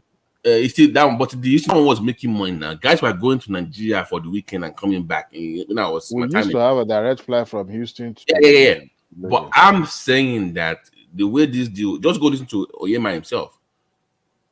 There's no why on God's earth would they be? I mean, they have enough people, but if they had like a hub and they had those deals, they should have enough stuff at IHA. They can't have a hub. They don't have that much route allocated to them for them to even create a hub. They can't. You see, the agreement they are entering to when they are giving them that route for them to fly that route, it's always lopsided. And when you have less passengers to pick up, you can't go ahead and create up. I'm saying that don't tell me that Houston to Lagos was not a busy route that you can get enough people to get enough. You see, your host country, I mean the country where you are coming to, they're not going to sit back and let you be going back and forth taking all the money. They also want to grant the same access that you have. Why do you that's my point exactly. They have a way of guiding their own company, but why don't you do the same for your own airlines? You are the one that needed their service.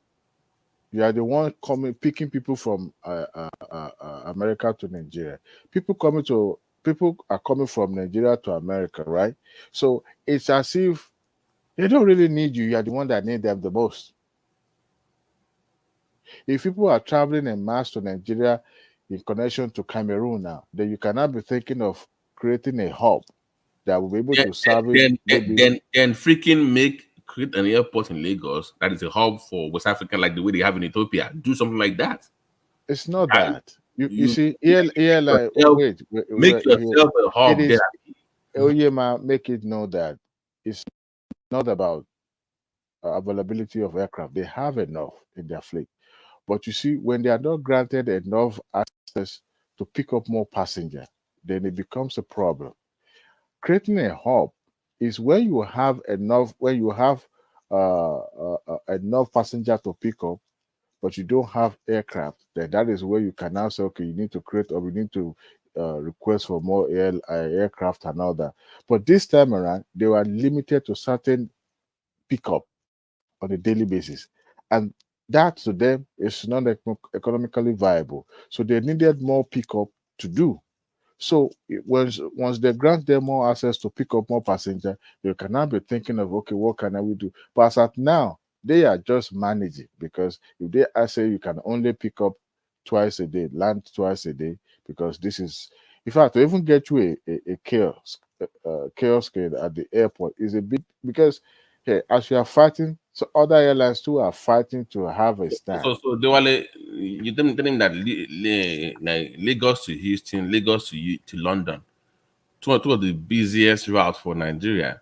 They don't have enough slot to And get. you think the other United Airline, even the other Lufthansa and Co, they will be sitting down, their hand folded. No, they want to Nobody is sabotage saying you. that. I'm saying make better deals to See, favor your own airlines. Is what I'm saying.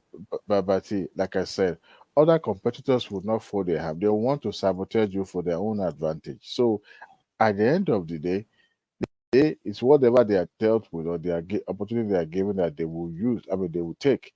They can't go beyond that. When the earpiece was restricted to Sharjah, but I don't know if you've gone to United Arab Emirates. Who goes to Sharjah from Nigeria? Who? Sharjah is like the traditional, excuse me, this traditional cultural emirate of that country. It's like you are going to Nigeria, you landed in Kano, right? Some of the things that you see in the Dubai or this other Emirates, you won't see it in Charger. So you have to have a connecting flight or a transport bus that will take you from Charger to Dubai or this other Emirates. That is how they're trying to stiffen and restrict them, so that it's tough. It's a tough terrain to operate, Babati. Even if you get the federal government involved, it's still going to be lopsided, because you are the one that are needed to service that route, not them needing you. If they are the one, yes, they pick up people from Africa, but because people are traveling more to United Arab Emirates, you see how it works out now. So you are the one that will be kowtowing to them, needing their service, needing them to grant you more access. You know, Nigeria doesn't need a national carrier. We don't. We don't. All we need to do is just to strengthen the local ones that we have to that national status, and we'll be fine. Maybe making a conglomerate, maybe a group of 3 or 4 of them. That's what I'm saying. Where so that when they get to that level, when you're making deals now, they also look at the quality and standard of your fleet as a company. They'll take you more seriously than compared to one mushroom. You remember that World Airlines back in the days that was carrying people from Lagos to New York? Do you remember that stupid airline, Nigerian airline? It was called World Airlines. That people got to Lagos. I remember those days. It was during direct flight from New York back in the days. People go to Nigeria only to say they got to the airport. The airport says, there's no plane available for your flight. They say, oh, I must resume work on Monday. They had issues there. So that's what I'm saying. You want something Mr. Dewale, it's better for Nigeria to have their own airline, national. Because of the problem we have is just a maintenance problem. You understand? Like I remember those days when I traveled to Delta State. On the road, I used to see this bending line. The aircraft has been they can never recycle them for them. You can see. So one thing that we thought that the former administration is going to do that as a Buhari administration, but they failed us. They have to rent another aircraft. Understand, from Ethiopia Airline. Then they did. Nature will judge them one day. We judge them. Everybody that partake in this activity. But one thing is that it's just the people that are profiting in this bad business. Understand?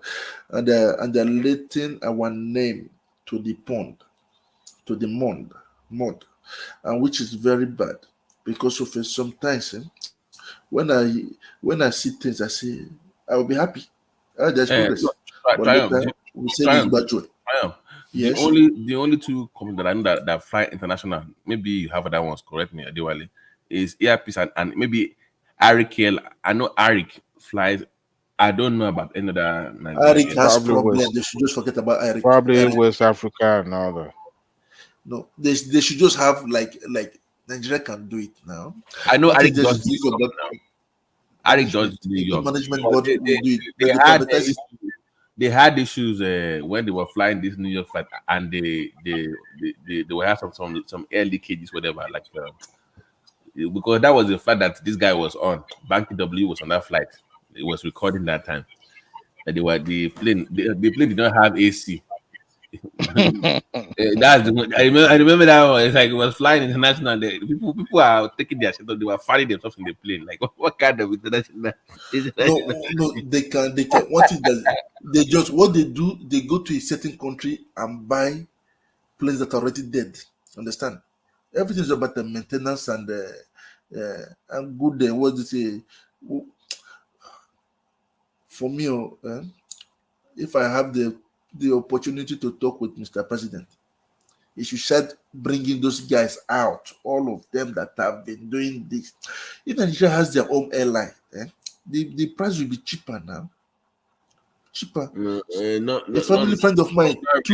Not necessarily. That's not true. I don't think that. Yes, it will be cheaper. They will have competitive prices.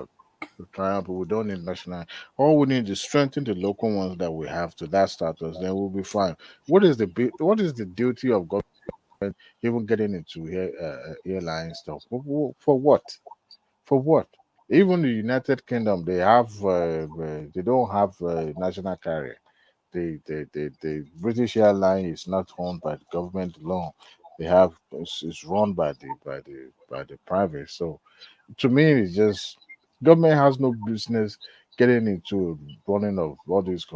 Look, their job is to be the regulatory body, not to get involved, because nothing government get involved always result into not come out successful. So why not just stick with what you are known there and let the private run, especially what the current administration is trying to establish, a market-driven economy where private sector thrive.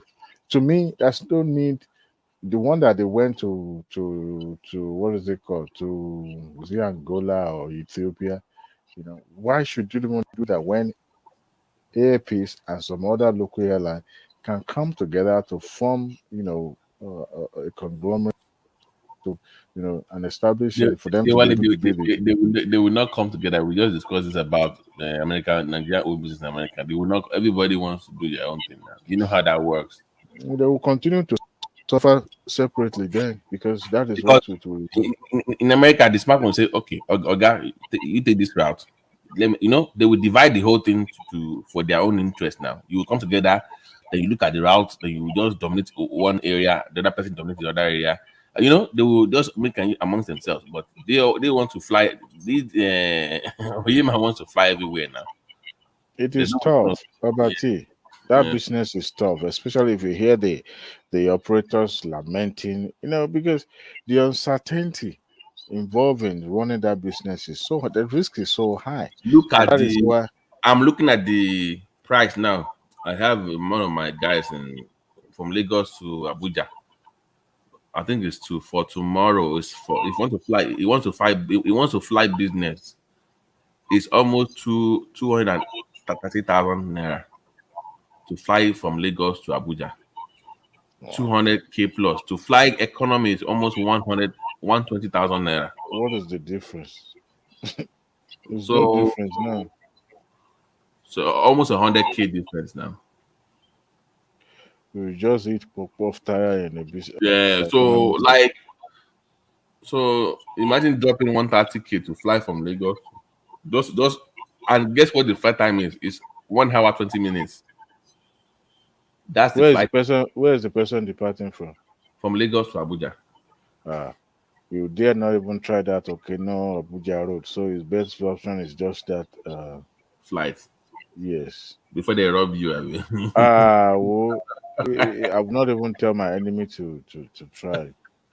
It's in as much as you're trying to like, it's too expensive. But you look at the safety aspect of it. It's unfortunate what is happening in Nigeria.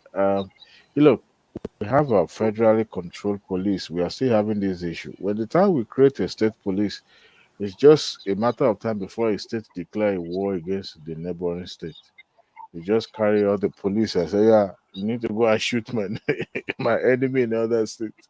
This guy is this guy. I think he's from UK or US. He runs this flight from Ibadan. It's a small company. Oh. They get these smaller planes and they run this flight from Ibadan to Abuja for cheaper. They do. I saw that stuff on the one that crash landed in Ibadan. No. This guy he has an airline, but he runs his stuff from his own hub is from Ibadan. Okay. And it's like a small business and it's cheaper. Let me get the airport airline. Because I saw him, but they can't even fly high because if you fly high enough before you know it, you're already in Lagos. So, wow. So they do it for it's called Green Africa Airways, and they can fly you from Ibadan to Lagos for 7,000 naira. Wow. Yeah, it uses like these smaller planes, and it gets you there within 15 to 20 minutes. That one now replaces Spirit Airline. Yeah, that's our own Spirit Airline. Frontier family. I flew Spirit Airline one day. I had to go on the fasting and prayer before I left. You see, it was impromptu. My cousin was getting married in LA, and I needed to go. And I have home, family and a pregnant woman, so I didn't want to leave. But at the same time, I wanted to go because I have to come back that same day. So I booked that airline with the hope because they have history, that's a mode where I told the groom, I said, look, it's 50-50. I could make it and I may not make it. So if you don't see me there, do not count it against me. Fortunately for me, the flight took off immediately. It took off at the right time. I was hoping there would be no delay, at least on coming back. I was a little bit late to the airport. I was even because I was thinking, okay, if I miss this flight, Spirit Airline, go help you. So while I thought I was already late, and I got to the airport only for me to find out that they've delayed the flight. That's why I started thinking, please God, don't shame me. I need to be in the H-Town today, so that I can. Then after waiting for another extra 2 hours, the plane that will convey us to H-Town landed. I was like, thank God. And I was praying until we about to take off. That's when my mind, was put at rest. If not, I was still thinking, because it's Spirit Airline, it can do and undo. I've seen a horror situation where they, instead of them to take off, they'll just cancel it outrightly, and they said they will refund everybody. Everybody will now start finding solution to them. They call it spirit. What do you think about tea? And Spirit Airline. The one that I would, they had it's like 3 of them. It's Frontier, Spirit, and Southwest. I tried Frontier. No, Southwest. No. Southwest is way better. I've done Spirit is like. I'm like, There's another one, not Southwest. Southwest is better than all of those one you mentioned. Oh, Southwest is better. Southwest is those airlines, they say they're cheap, but they will charge you for a bag, for everything. That is just, hey, if you carry heavy carry your backpack only. You must pay everything. So what people would do is, Akampo, people would now start wearing multiple. They will now pack everything. People would now start wearing multiple clothes. So if you have jeans, you will wear 2-3 jeans together. Then you will now have empty backpack. And if not, they will charge you for that backpack. Yeah. So what I'm doing is my sister does is like she has a membership with the airline. their credit card, United one.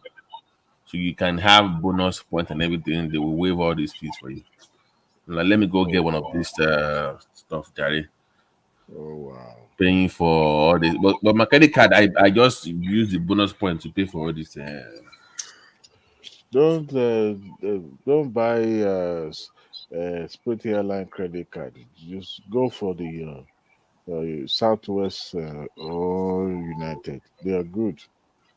Their credit card or their own reward. I mean, their own credit, whatever it is. Because there might be some days where if you are a frequent traveler. I need to get that pre-check thing. I need to get that pre-check. What is it called? Oh yeah. I mean, if you don't have, I need that thing, man. Just keep the ball. Oh yeah. If you have it's gonna be needed next week when people are flying up and down. I think it's every year for $95 or is it $75 a year or something like that. Yeah, but I'm saying that it will come handy next week, Monday or Tuesday, when people are flying home. You remember for Thanksgiving. Hey. So if you are not one day I was late at the airport, man, and I saw people that were like me, just bypassing the whole. I'm like, man, I wish I had this word, whatever. Yeah. But don't try traveling. If you don't travel by Monday or Tuesday, forget about that. It's over. And if you don't come back, if you don't, I could remember one time that was supposed to, and there was blister in the Minnesota area or something like that, and aircraft were grounded. It was terrible. It was terrible. So I've known if by the way, if I go to Arizona, just take the early flight though. I learned my lesson the hard way. That airport is like a bus station. I'm like, for the kind of traffic that you have in this area, why can't I've never been there, but I've heard that so. It's a nightmare. It's a nightmare. So I've learned my lesson. You're going to Arizona or any West Coast, just take that 5 a.m. or 6 a.m. If you don't take any that 10 a.m., 11 a.m., no, they will cancel you. They will cancel you. Like, man. In fact, if you want to travel, do not travel during Thanksgiving time. No, it's not advisable. You will suffer. Do you do it a day before or 2 days before? No, do not do it the day before. Do 2 days, 3 days before, if it's ever possible. If I have to travel home, if I have to travel to anywhere, I'll travel on Monday or Sunday, so that I'll take the entire week off. You don't want to risk it, but I've seen a worse situation, horror situation. Or the horror that people will go through just to get back to their final destination. Even that Friday or Saturday will be a nightmare. In fact, don't even try it. Don't even try it, because if you just Sunday, it's your Sunday evening or something. Now, rather you take almost a week and a half or 2 weeks off, so that at least if you come early, you can still report back to work and cancel or whatever request you made. If not, I mean, most of the workplaces will grant people to work half day on Wednesday. With the hope that they'll be able to catch up with their flight. But you'll be at the airport. I tried that. Is it Frontier? They said, "Oh, it's good. I'm going to airport." I got to the airport. It is delayed. They changed my time 3 times. Out of frustration, I'm going to somebody's in a white coat ceremony now. I'm like, F this stuff. They're like, okay, we will give you. You can't give you the money back, but you have the money for a year to use in case anything happens. You know what, Babati, when you buy such a flight like that, do not say you want them to assign seats for you. They will not. You get to the airport, you will not fly. Give me anything, anywhere, you never do it, because once you buy your ticket, they want you to pay for the seat that you want to assign to yourself. So all the seats in that aircraft is already price. So you have to pay for the price, right? But if you said no, just give me a side seat, you get to the airport, they will tell you can't fly because the airline overbooked. So they will or they will help you, they will let you sit down first. Eh? They will now come in. I don't know if it has happened to you before. They will come in, they will now say they need 3 volunteers or 2 volunteers. They know what they are doing, they know who they are targeting. So I say, well, why are you looking at me now? You know, no, at that time was when people would pretend that they are sleeping. People will pretend like they are sleeping. You know what they told me when one of the guy said, he said if you want to volunteer to be the emergency seat. I say why? Why I was asking emergency seat? Emergency seat. So the guy that volunteered, you know, I said no. I said no. So the guy that he now scanned me, plan. But the line was so backed up. So the line so when everybody was already scanned because we were so backed on, the guy that said yes to emergency seat was the one that they delayed. Wow. I said they get planned for this one before. That was Arizona in the morning, no. Oh, 5 wow. a.m. I say, oh Wow, God. Arizona is very far. Wow.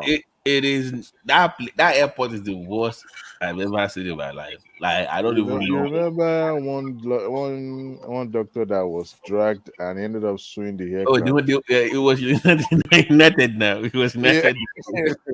Yeah. They beat that guy. They were having bad publicity back to back. I was like, man, why didn't they drag? I've been flying this. Why they never dragged me for once in their You life? want win money, the guy. One year I would not go to work. I'll back on my game. That man, they sued them, man. They had to settle out of court, man. But that was stupid. How can you drag somebody where they are bleeding and they're even but the comfortable? thing is, that man's have now own man. That man is too stubborn. You know, they drag him. The man said, "No, kill me. I'm not going to." I was going home today. And the even was crazy though. That was for that fleet was, you know, all these people that work at the airport that they want to just join their flight for, they get all this. It was not They even do for that. somebody else. So it was for their one of their workers. So they wanted to use a luri. Wow. So they're not paying millions because but sometimes, sometimes they use, for example, when they have to fly their crew to join another and then stop. somewhere. Why must you then overbook a flight? Then why do they always do that? They don't allow them to do that, because they want to maximize their profit, so they can overbook with the hope that somebody else will show up late. Somebody else will. I think it's very common with domestic flight than international flight, because international flights you pay humongous amount of money. So Do you know what I've seen? I think where was I? I was in. I think I was in. What is this? North Carolina. That airport is big. Oh my God! That North Carolina airport. It is huge. Like you have to literally take a cart. So I was there. So they overbooked this flight, right? So we need 5 volunteers that the next flight they will put them on in, blah blah blah. People raised their hands up because they were going to give them discount, all this perks and whatever. You know, when those people said this and they left, somebody just showed up with this. Maybe he and his wife just showed up. They wanted some emergency. They wanted to buy it last minute, whatever. They paid more money just to get they missed their flight, but it was on a different airline.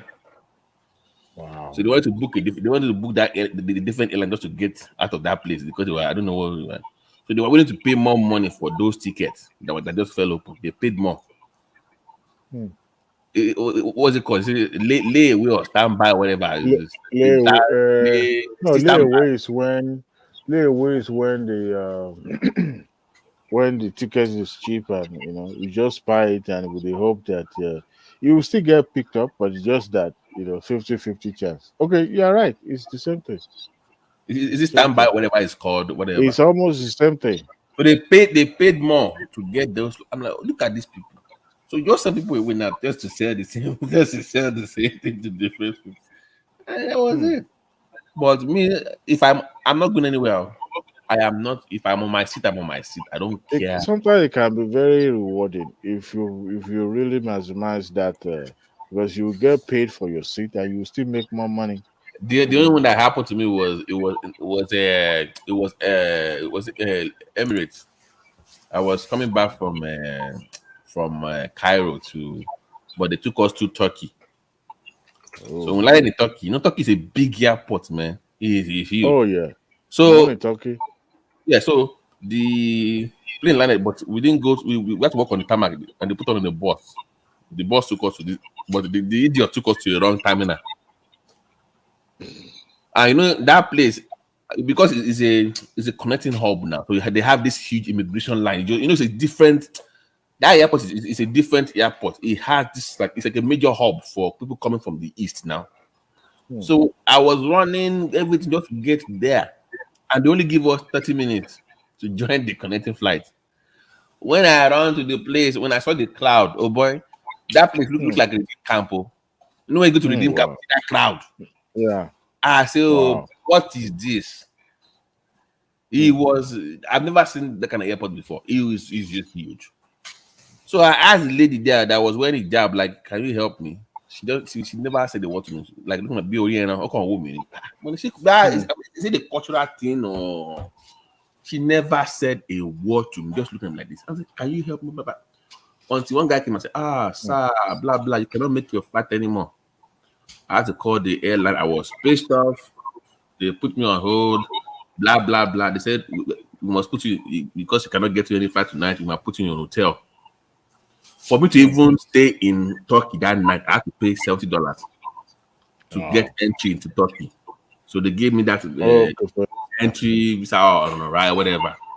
So they drove me like 30 minutes away from the airport. So America paid for a visa to Turkey? Yeah, to get no. I was coming from Cairo, American passport, but for me to stay in Turkey, I had to get it was I paid $70. So I didn't know you have to pay for visa to Turkey. I paid visa on arrival. Did you why didn't they put you on didn't they have a hotel inside the airport? No, guy, they drove me 30 minutes away from the airport. I'm like, it was one looking motel more. I was pissed off. I was just writing email that night. When I go to the airport the morning, now first class they put you first class. That is the way I'm like, you know what? I will save my money from now on before I fly anything. I'm not going down anymore. It was different, man. It was a different experience from Turkey to New York. Yeah, that was the experience, man. One experience with the Emirates. There was a time they were back to back. They were the best airline in the world before I think Singapore airline took over and Ethiopian showed up. Yeah. Yes. So I was excuse me. I flew them. Every time I fly Emirates, I always enjoy myself. I drink myself to stupor. You get drunk really fast when you're in the airborne. I've learned my lesson. But one good thing about them is that they will take good care of you. If you fly the other domestic, if you fly business or coach, doesn't matter. You will still feel it. They will make sure that you eat, especially that route from United States to Dubai. It's like almost 12 hours though. That's the longest flight I've ever flown. Houston or New York or from where? New York to Dubai. Is it 11 or 12? I'm not so sure. I wanted to go to Dubai one time, but one of my guys was trying to propose to this girl in Dubai that he was dating in Nigeria. That he paid for her fees, everything, only for the girl to. So the guy said he don't go to Dubai. Say my buy ticket to. I said I want to buy whatever. I said the girl never show up. Hey, what happened? You don't send money. So the guy spent almost a week there. The girl did not show up. He came back here. The girl now called him and said they didn't give her visa. That time, they were handling that in like kind of Nigeria back then. You know that this lady in Nigeria. Yes, now was that was when how long ago? That was almost like 11 or 12. They were handing out 2011 like candy. Now it was easy to get. Because I was wondering, like, how can that lady say they was not given a visa that was so easy for Tiger? Yeah, back then it was like easy. So you know what the girl said. Now told him, and but this girl didn't know that this girl was going to propose to her. She now said that okay, that she has spent all the money to reapply and reapply. That is that since he has gone and enjoyed his own Dubai, that if you send her money for her to go and enjoy her own Dubai vacation. I say, take the original boyfriend. We'll carry the boyfriend and we'll go and enjoy them.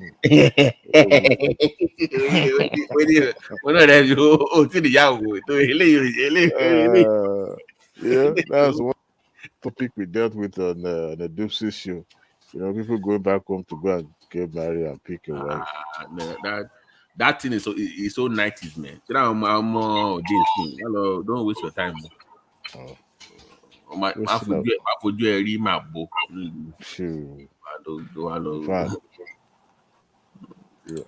You know, I heard a story of somebody who did that, and they got married, and they were expected to at least have started having kids. Not that they have issue, been to the hospital, but you know, only to find out that the lady was using the contraception or something like that. But who would have known? Until the man was one day, I don't know what he said he was looking for, and found a contraception, and I was wondering what was the contraception for. The lady was saying, well, they went to the hospital and the doctor said she should be using it. So, but we are not doing IVF. We are not doing it. Why should we be using contraception? And that is somebody that was filed from Nigeria. But you know, as at that time they've got married, they're already living. The lady already got 2 years, so it was so hard. The one I was saying about the Dubai thing. What if file she cut with Nigeria? She only had about 3 more interviews. You know how you go for interviews at the embassy. I think she had about 2 more interviews to do left to do. If you watch it by the Dubai thing happened. When or the one that came to your Houston there. I think I told you before. Came to Houston. Green card. But back in card, boom.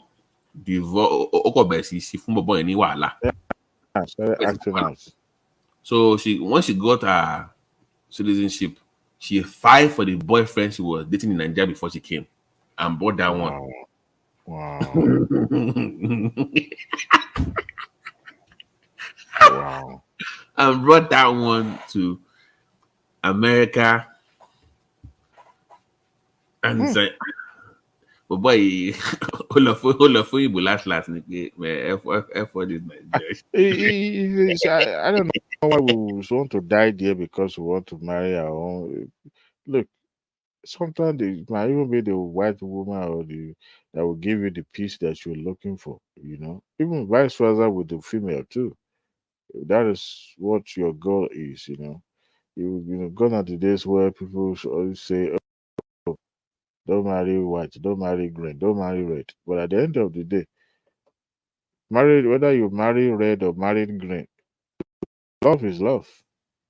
The person that you even think might end up being the love of your life. So, but it's unfortunate that people will pretend to that level of duping their loved one just to achieve ulterior motive like that. I mean, how do you expect that kind of a man to be praying for you? Like Mike said earlier that why would people cause generation upon generation? Because when they feel hurt in that situation where somebody had spent, what you know, at the end of the day, now trying to beg you, only to get here and they say, divorce and go and marry your old lover from Nigeria. How would that man feel? How do you expect him to feel? So in anger and in pain, who ended up cursing that lady, if he's not uh, a cultured person. So By the way, Demale, what is going on in your Houston? What's it with this rise of STDs in your area? Clone Shele. I say, Baba mi won't pay you. Whoever go to the Bisonet would know all those news. No, I'm serious. I don't know what's going on in Houston. But Clone That means people have been patronizing it's not prostitutes. Johnny. No, because I already know. Once anytime you see STD like that, if it what's the high rate of chlamydia, whatever, or syphilis, is below 25 and over 55. Somebody is playing to play. I mean, I don't know what triggered that. I mean, you guys are in the medical field. Yeah, what happens is that people come to Houston a lot to have fun and they leave. Well, I mean, for the prostitute headquarters that is there, isn't that enough? You don't even need to have people come. Bisonet. It's like you know a lot about this business, though. Our business is the You know headquarters. that Nigerian guy that got killed by that transgender prostitute. Yeah.